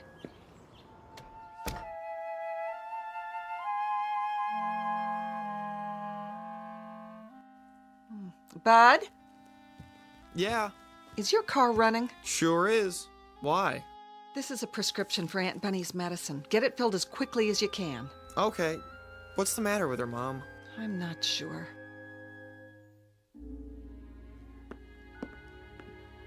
Not one single solitary thing is the matter, Hildy. I could have told you that. I'm really shocked at how old Dr. Floyd's getting. I think that sweet old man ought to put himself out to pasture, don't you? He thinks you ought to get some rest. Does he? Well, I'm not the least bit tired. He's the one that needs rest, poor dear. Did you see the way his hands tremble? Nevertheless, he left a prescription for you. Something to help you relax. Bud's going to go get it. Meanwhile, why don't you just lie down and take it easy? I can make us something while we wait. You mean stay here? I can just hear what people will say. Bunny didn't bother to see any of her old friends. She's so stuck up now that she's a movie star. No one will say that. I'll explain that you didn't feel well. Bobby Woodson used to be my best friend. I've just got to see her. There'll be time. And Ben Braden? You remember that excruciating crush he had on me? What happened to Ben? Still here. He runs the television station. Oh. Does the news and all the local shows. And the sports, too. I could have married that old boy. Did you know that? I've got a good mind to walk in and surprise him. I really don't think you should leave the house today, honey. Oh, you don't? Well, I can't stand being cooped up. Sometimes I get that closed-in feeling at my house in California. I get that, too. You know what I do? I take off every stitch of clothes and I jump into the pool and swim like a fish. You do? Bud, why don't you go get that prescription now? Remember when we used to skinny dip at the old swimming hole? It must be very interesting for your neighbors. Nobody's complained yet. I'll bet. But I have an idea. You want to go for a walk and say hello to some people? The doctor said you need to rest. He also said I need fresh air. Oh, at least wait till Bud gets back from the drugstore with your medicine. Got a better idea. I'll ride to the drugstore with him. What do you say, Bud? Well, sure, I guess. I don't think... What could be more restful than a little ride? Unless you're one of those drag racers, are you? Not me. I am. You ought to see me on the Hollywood freeway. Once, I got up to 105, and this divine cop flagged me down and said, "Where's the fire, lady?" I mean, he actually said that. Well, I said, "Sugar, I'm late for work, and the studio's gonna suspend me if I'm late one more time." Bunny. It ended up with Dollface giving me a police escort right to the studio gate.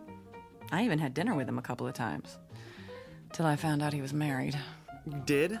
Well, you going with me, or are we gonna stand here talking all day? Heck no. I mean, yes. I mean... But the picnic! You worry too much, Hildy. We'll be back in plenty of time, I promise. Want your coat? Why, thank you, kind sir. Let me get the door. Well, what do you know? That's a real ring-a-ding sky.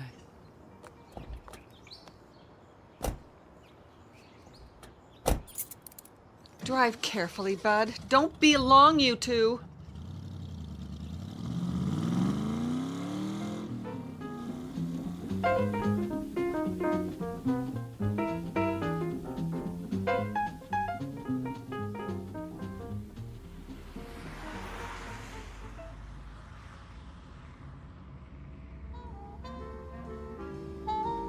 Well, what do you think, Aunt Bunny?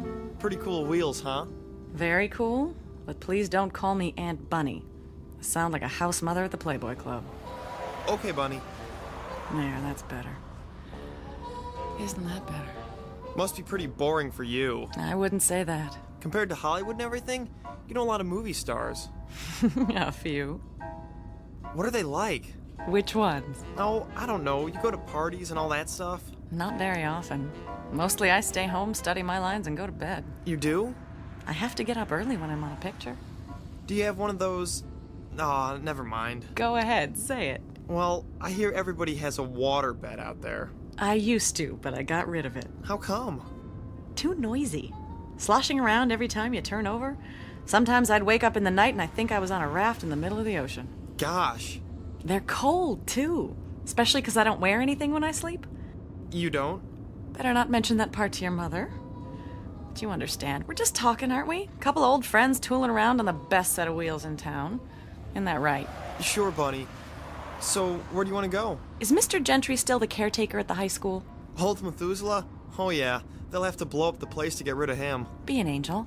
Stop by just long enough for me to run in and say hi. School's closed today. I know, but Mr. Gentry's always around, isn't he? I used to think he lived there. Well, the gate's open. I could show you how to get in the building. Would you? I'd appreciate that. Maybe we should get your medicine first. Bud, this is important, or I wouldn't ask you. Okay, do you think it's all right? Oh, it'll be fine, trust me. I just have to deliver a message.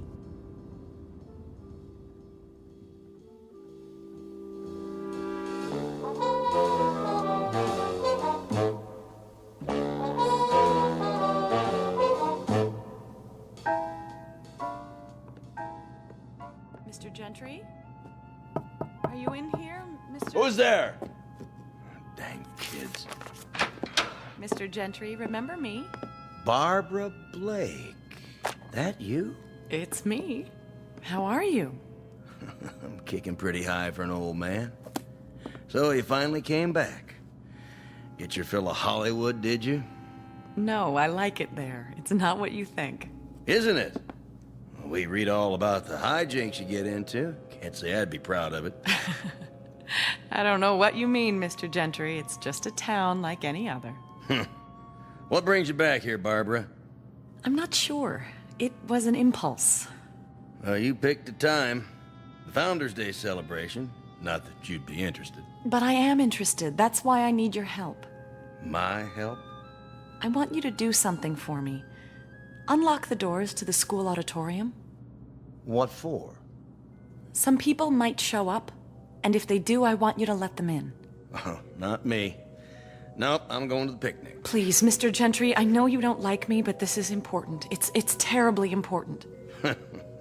Barbara Blake. Always asking for favors. Wanting to be treated like somebody special.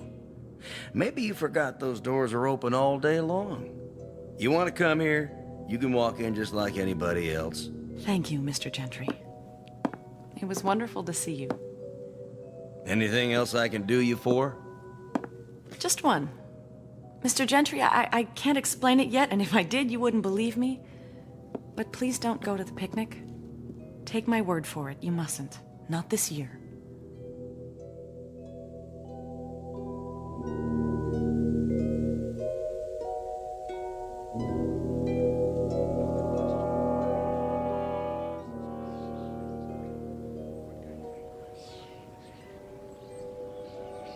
Well, how does the old town look?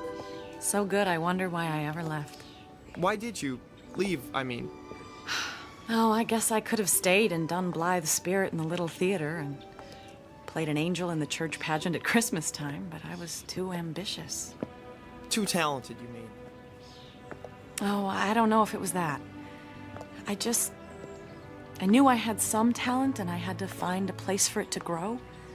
Otherwise, it would have died and I'd have ended up frustrated, pushing a broom around a house I couldn't stand and screaming at a brood of children. Can you understand that, Bud? I sure can. Well, you've got your prescription. Want to go home now? Wait. What's the matter? Ladies and gentlemen, this is the captain. We're running into a little rough weather. Fasten your seatbelts, please. Might get a little bumpy up here.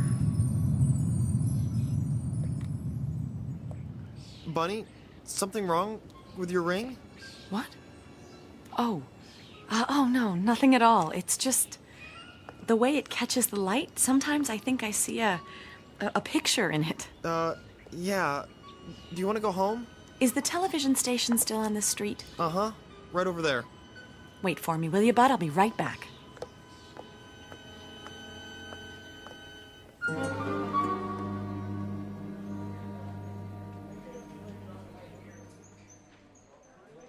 Two minutes to air, Mr. Braden. Thank you, Jeffrey. and the weather for the Tri-County area. No. For the Tri-County area, boy, have we got some weather for you. Now, the weather in the Tri-County. What's this, Harold?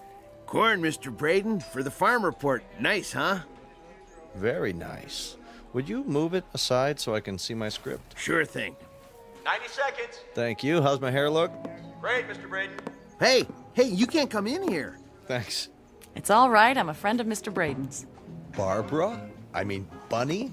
Forgive me for bursting in this way. Not at all. Well, I'll be darned. They said you were going on the air, but I did so want to say hello. Honey, you could have busted in here even if I was on camera. Don't I get a kiss? 1 minute. Well, you haven't changed. You have. You used to be skinny as a rail. I was not. I was svelte. Nope, now you're svelte. Oh, mink? Hollywood coveralls. Still a smart aleck, too. Want to be on my show? I thought you'd never ask. 45 seconds. Will you? You can be my co-host. Say something cute. Say anything you like. The viewers will love it. As a matter of fact, that's exactly what I had in mind.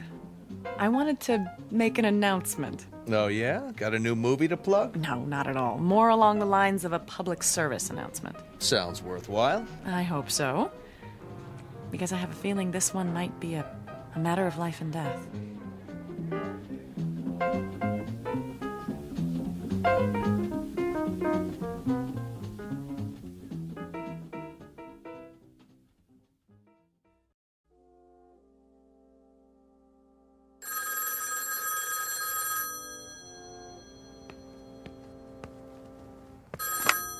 Hello? No, I haven't got it turned on. She is? Oh, of course I knew she was in town. No warning, but she's supposed to be at the drugstore with Bud. Yes, Clara, I'll call you back.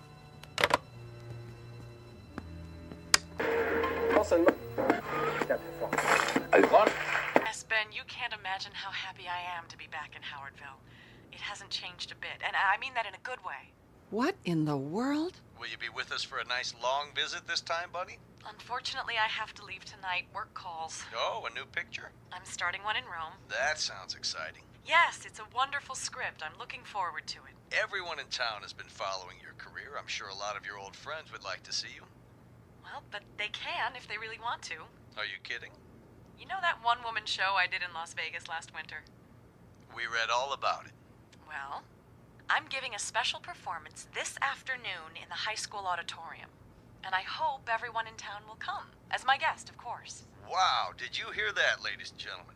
It's my way of giving back to the community. You know, everyone here has always been so supportive of me.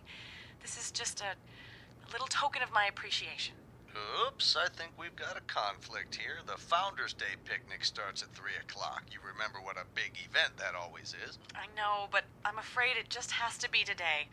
All I can say is that you'll have a choice of coming to see me at 3 o'clock or going over to Riverside Park and getting hit by... By? A bunch of ants. You heard it here, folks. Well, Bunny, thank you so much for stopping by.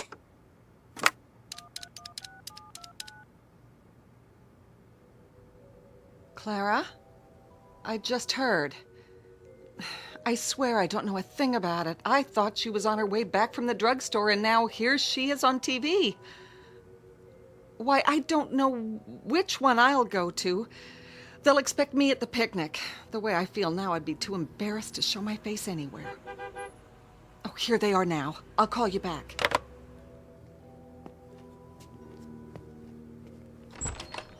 Hi, Mom. Sorry we took so long. Go to your room. Bunny, I'm trying not to be angry with you because you must have lost your mind. I told you there was going to be an explosion, buddy boy. I can explain. I said you're excused. Yes, ma'am. It wasn't his fault. This is nothing to joke about. People are calling here. And what do they say? They're confused. They don't know whether to go to the picnic or this, whatever it is you're putting on at the school. I can understand that, but... What are you trying to do?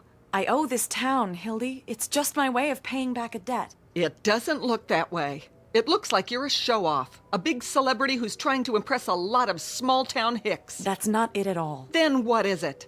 Sis, let's not fight. I can't condone what you're doing, Bunny, and I won't be a part of it. Bud and I will be at the picnic. Oh, Hildy, you don't understand. No. Not the ring. Is that Howardville down there? That's it. That fly speck next to the river. That's what you wanted to go home to? Forget it, Bunny. We don't have time.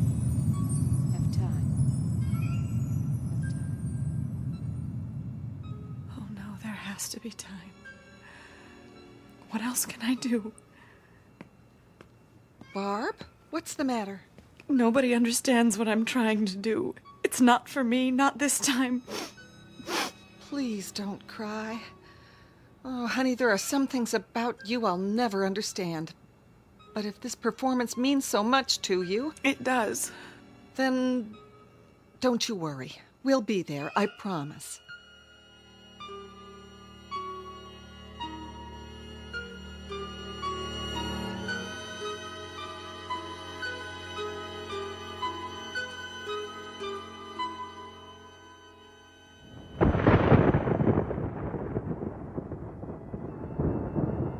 Time to go. We're late.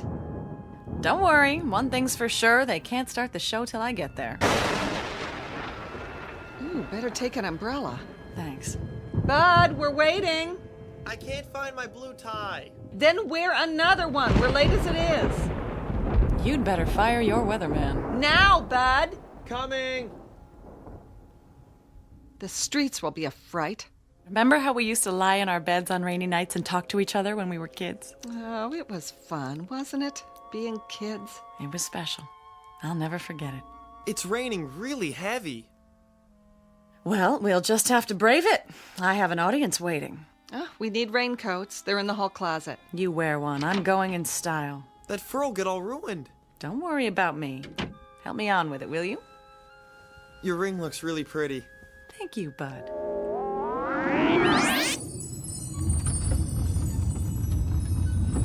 We've had some unexpected turbulence, so please remain seated. We'll get through it all right, folks.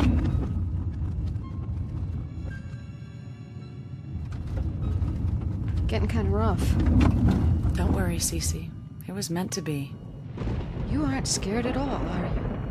Why should I be? Can't live forever, you know. It's like when I'm in my dressing room and there's a call to come to the set. I know what's waiting for me. I know there's nothing I can do to put it off any longer. Sometimes I'm not even sure if I know my lines, but the show must go on.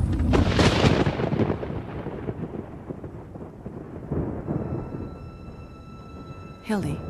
Yes? I'm going now. I'm coming. Not this time. What do you mean? And Hildy, thank you. For what?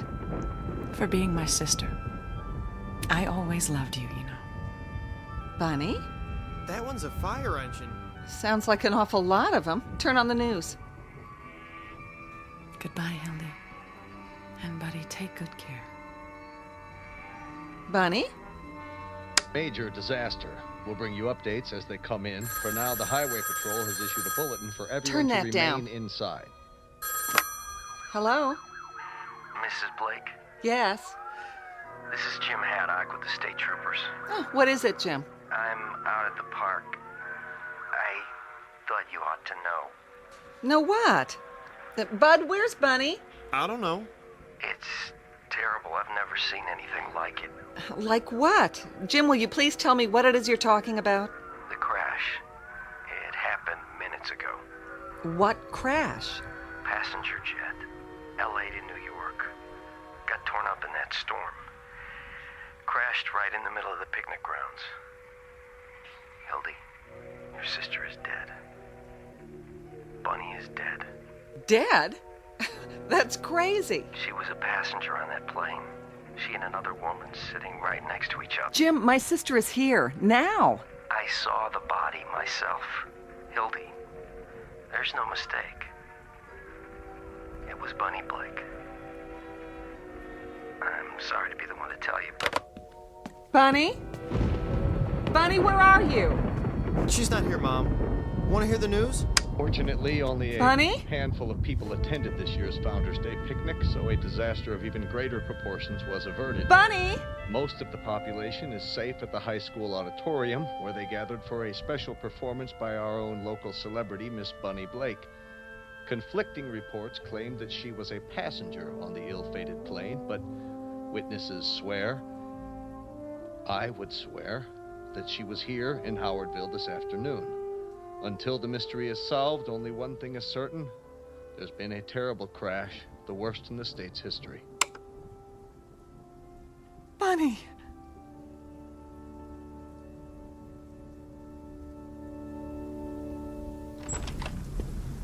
Mom! That ring you gave her. I got it. She dropped it on the porch. Mom?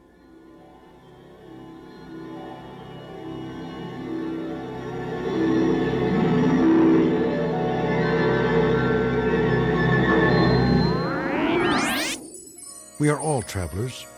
The trip starts in a place called birth and ends at a distant location known as death. And that's the end of the journey, unless, like Bunny Blake, you happen to make one last curtain call on a misty stage somewhere in the Twilight Zone.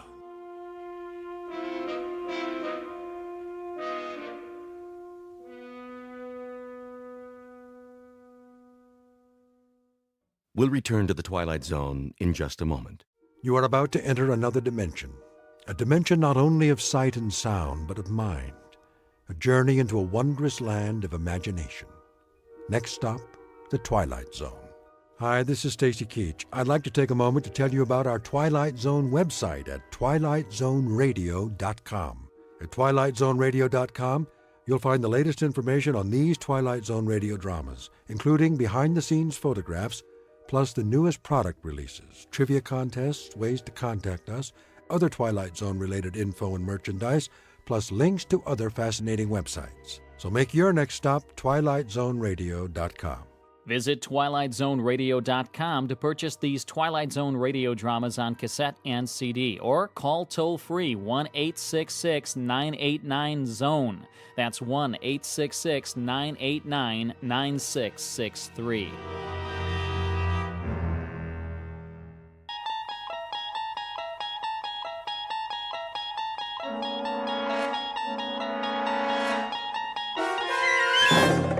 You unlock this door with the key of imagination.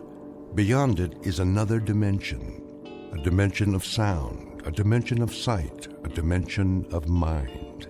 You're moving into a land of both shadow and substance, of things and ideas. You've just crossed over into the Twilight Zone.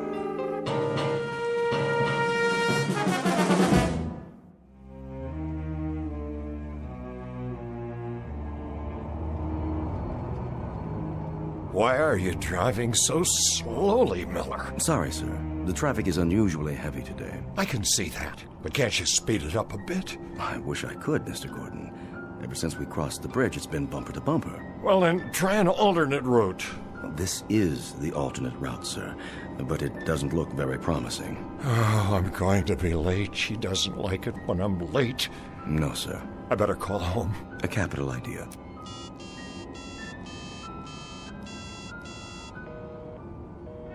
It's busy again. Yes, sir. There's something wrong with this phone. The batteries are going haywire. Would you like to try mine, sir? Yes. Pass it back to me. I'll dial if you like. What number? You know the number. My apartment, of course. I'll give it here. Very good, sir.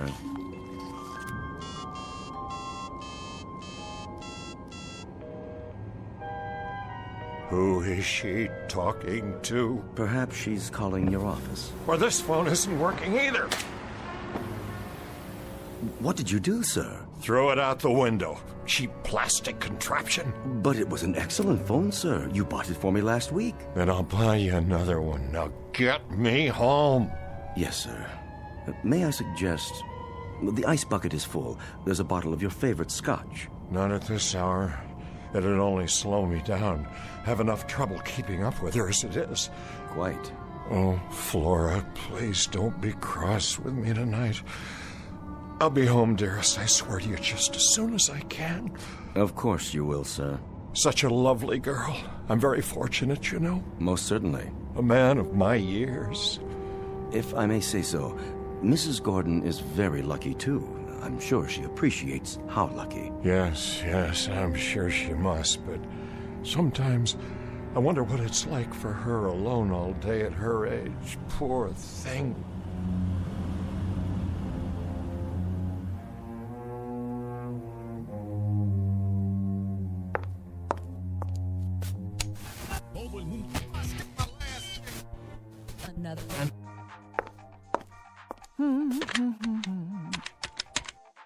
Hello, concierge? Yeah, this is Mrs. Gordon. Could you send up some chili cheese fries and a Coke? I'm starving. Just put it on the tab. Don't worry, Harmon will pay you. See, we were going out to dinner, but now I don't know if he's ever going to get here.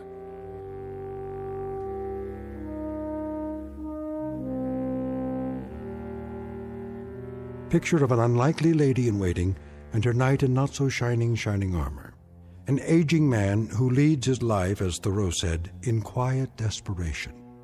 Because Harmon Gordon is a slave of love, and has been, most unfortunately for him, ever since his heart was captured by a woman some 40 years his junior.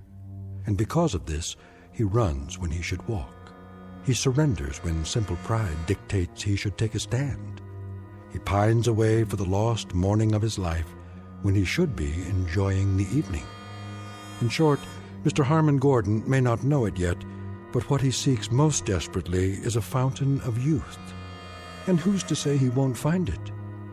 Because this just happens to be in the Twilight Zone. And now, the Twilight Zone and our story, A Short Drink from a Certain Fountain, starring Adam West with Stacy Keach as your narrator.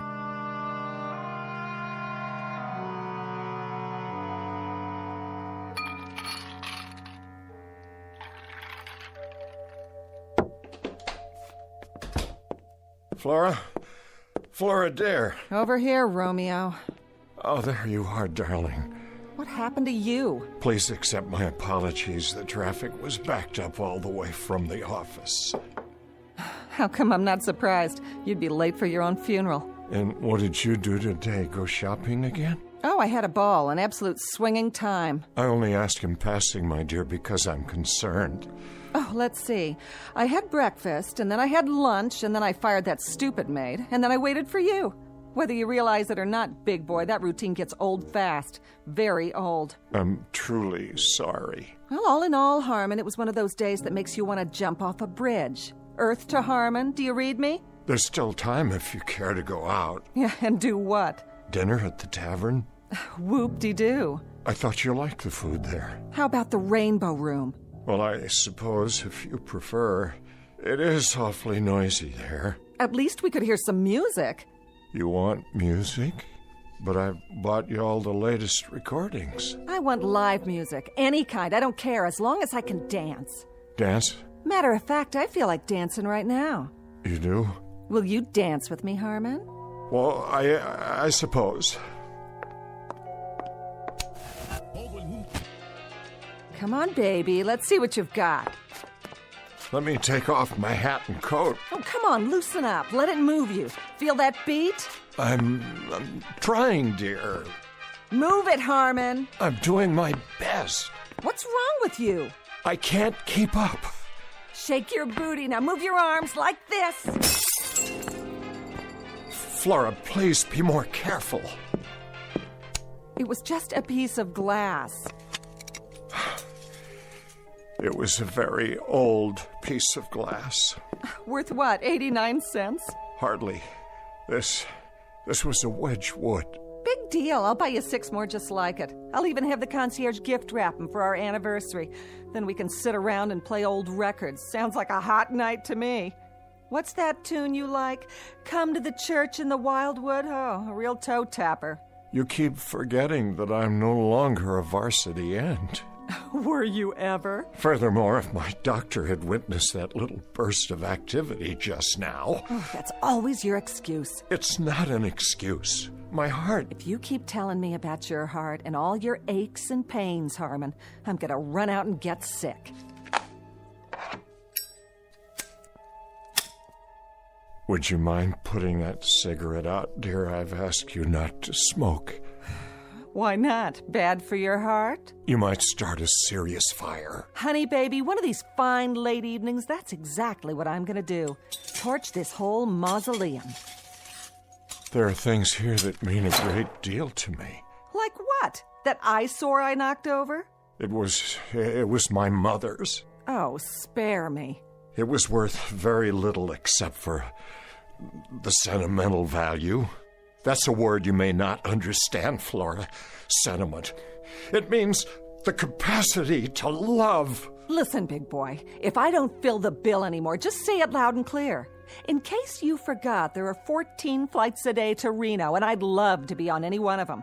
But if I am, you're gonna pay. Big time. Flora, darling, I am not angry. I simply wish that, well, that you'd be a little more careful and considerate. Somebody should have wished that 5 years ago when you and I signed the papers. I knew you were old, Harmon, but I didn't know how old. You better watch yourself, honey. If you ever take me to a swinging weekend in Egypt, I might just run away with a mummy. Know what I mean? I'll just wash up a bit and we can go out to dinner.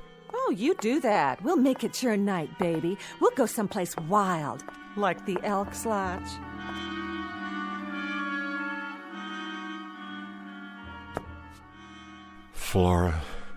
Flora, darling, what's happened to us?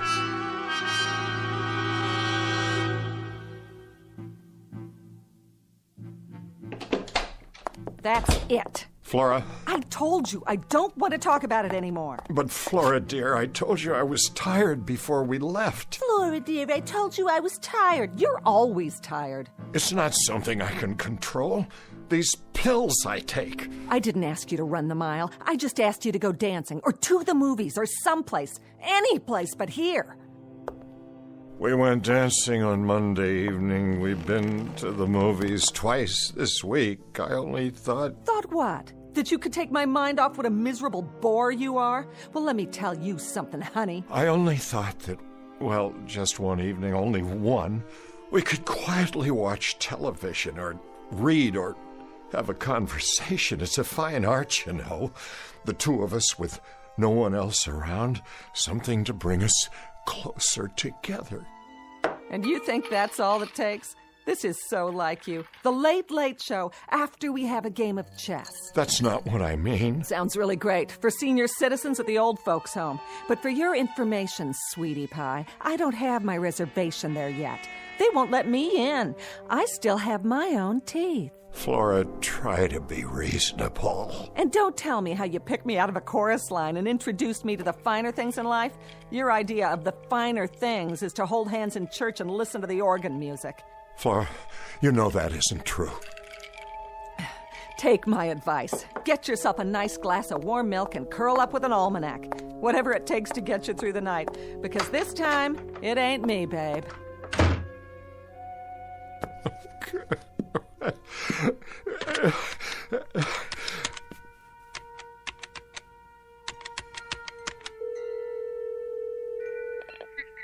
Forgive me. I know it's late, but is Dr. Gordon still in the lab? He is? May I speak to him, please? This is his brother calling. Yes, I'll wait.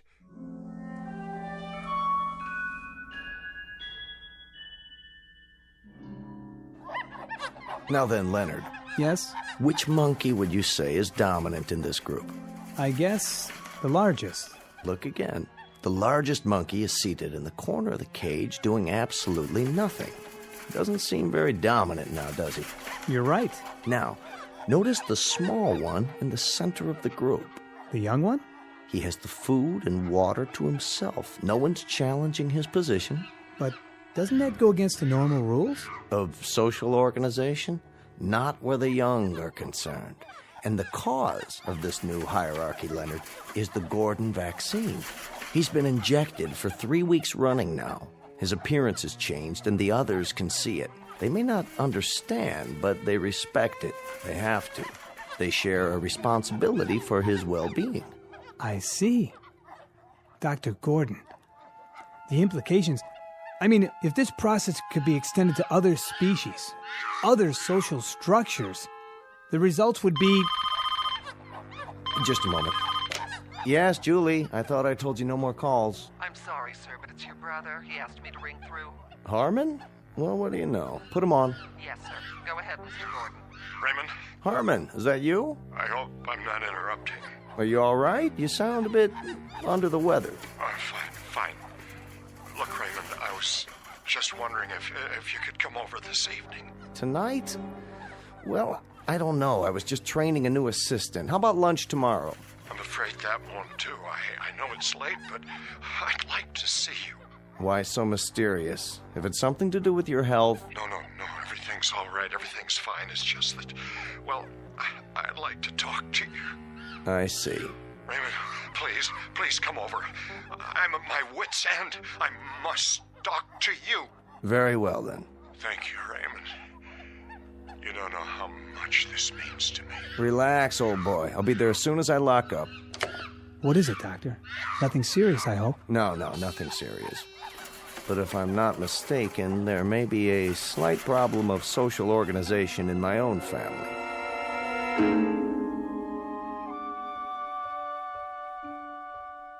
Drink all right? Perfect. Good.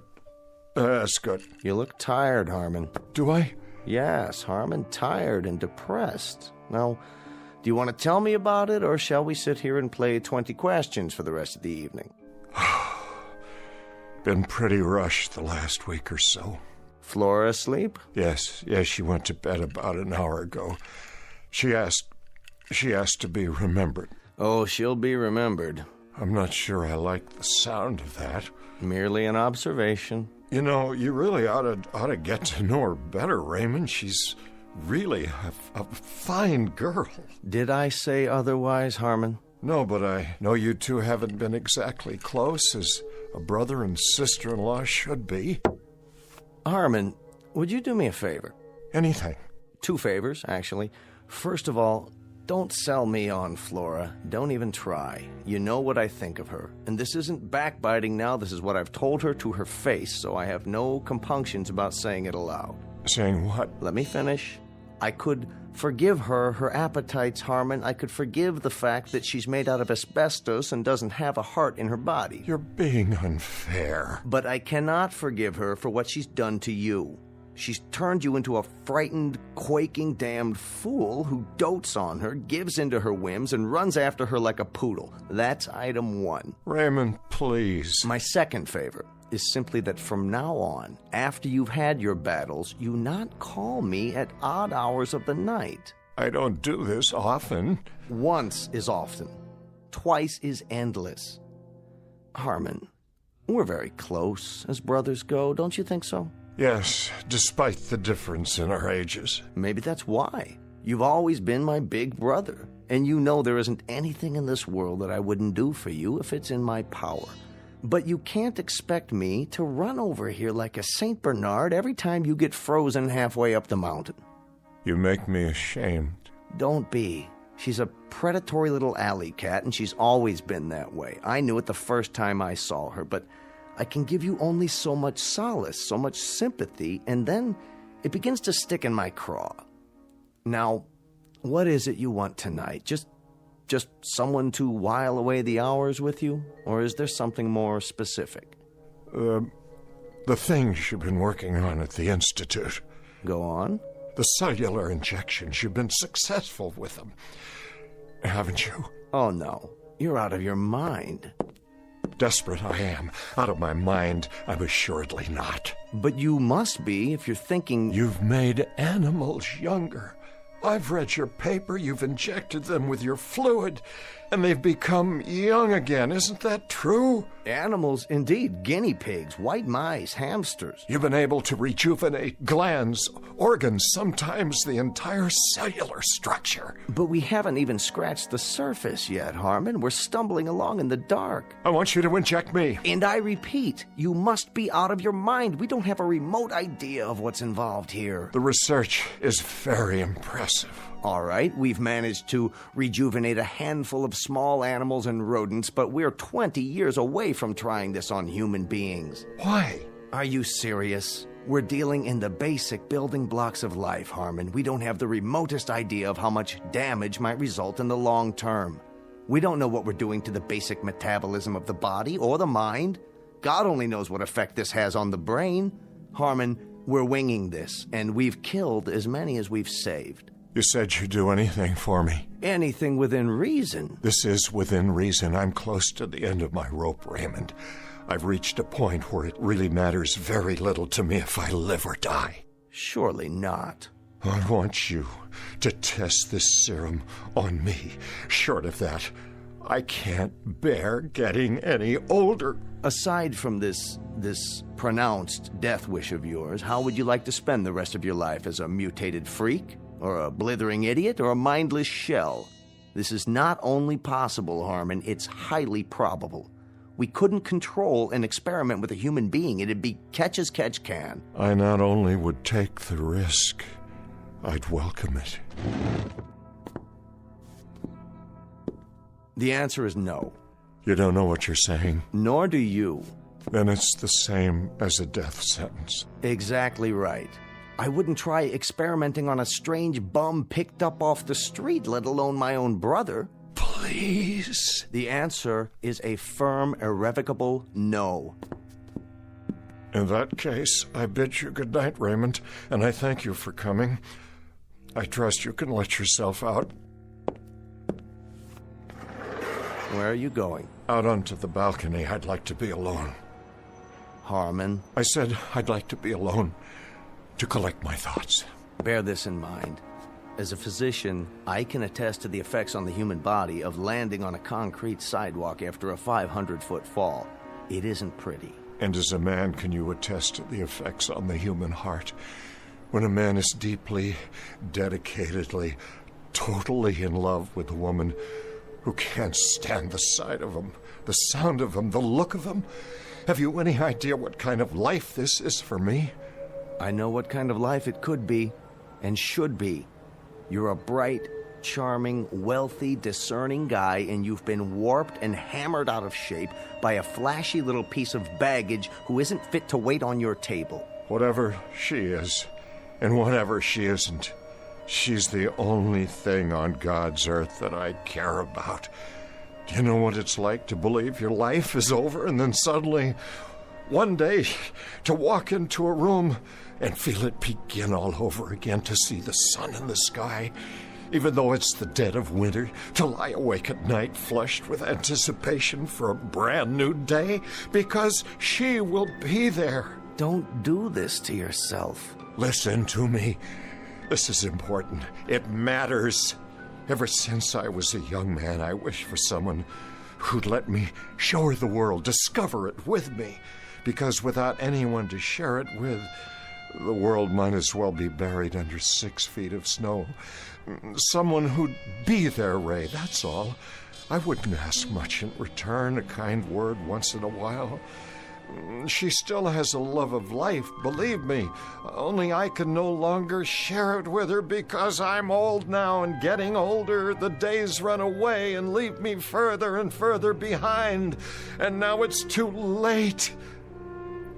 I beg of you, Ray, if you've ever cared for me, your brother, give me this one last chance. Give me a chance to save myself. And if I don't? Then you can conduct one final experiment. We'll find out who can reach the sidewalk first, a man in an elevator or a free-falling body.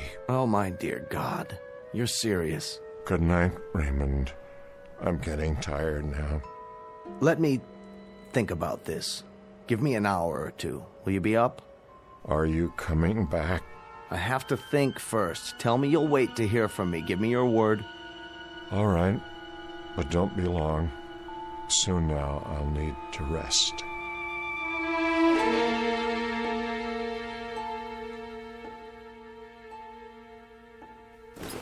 Would you like me to sit down? Yes. Roll up your sleeve. Easily done. I want to thank you for coming back. Don't thank me yet. I have to swab your arm. You'll feel a slight sting. There. That's it? That's it. All of it? It doesn't take much. A few cc's. And I may expect what? You may expect a miracle, but it's unlikely you'll get it. I want you to go to bed. Don't go to work tomorrow. Tell Flora you're taking the day off. I'll be back first thing in the morning. I'm keeping a very close check on you for the next few days. And when might I expect some change? Usually within 6 hours. That's when the first physical changes occur. As to mental changes, none of the rats or guinea pigs have articulated to us the exact feeling. I'll be the first. You'll be the first. Making the assumption, of course, that you'll be alive. Oh, I'll be alive, all right. Do you want to know something?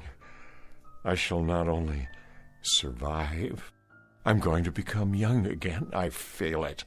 I sense it. I wonder if she has any idea what she's wrought. Even the thinnest suspicion. Don't blame her. It was my decision. I make a promise to you, brother, that if you don't survive, or if you're damaged in any way, I'm going to take it out of her skin, piece by piece. She's going to donate a pint of blood for everyone she's bled out of you. This is no medical hypothesis, it's an oath. Relax, will you? I'm fine. Go to bed now, Harmon. I'll see you in the morning.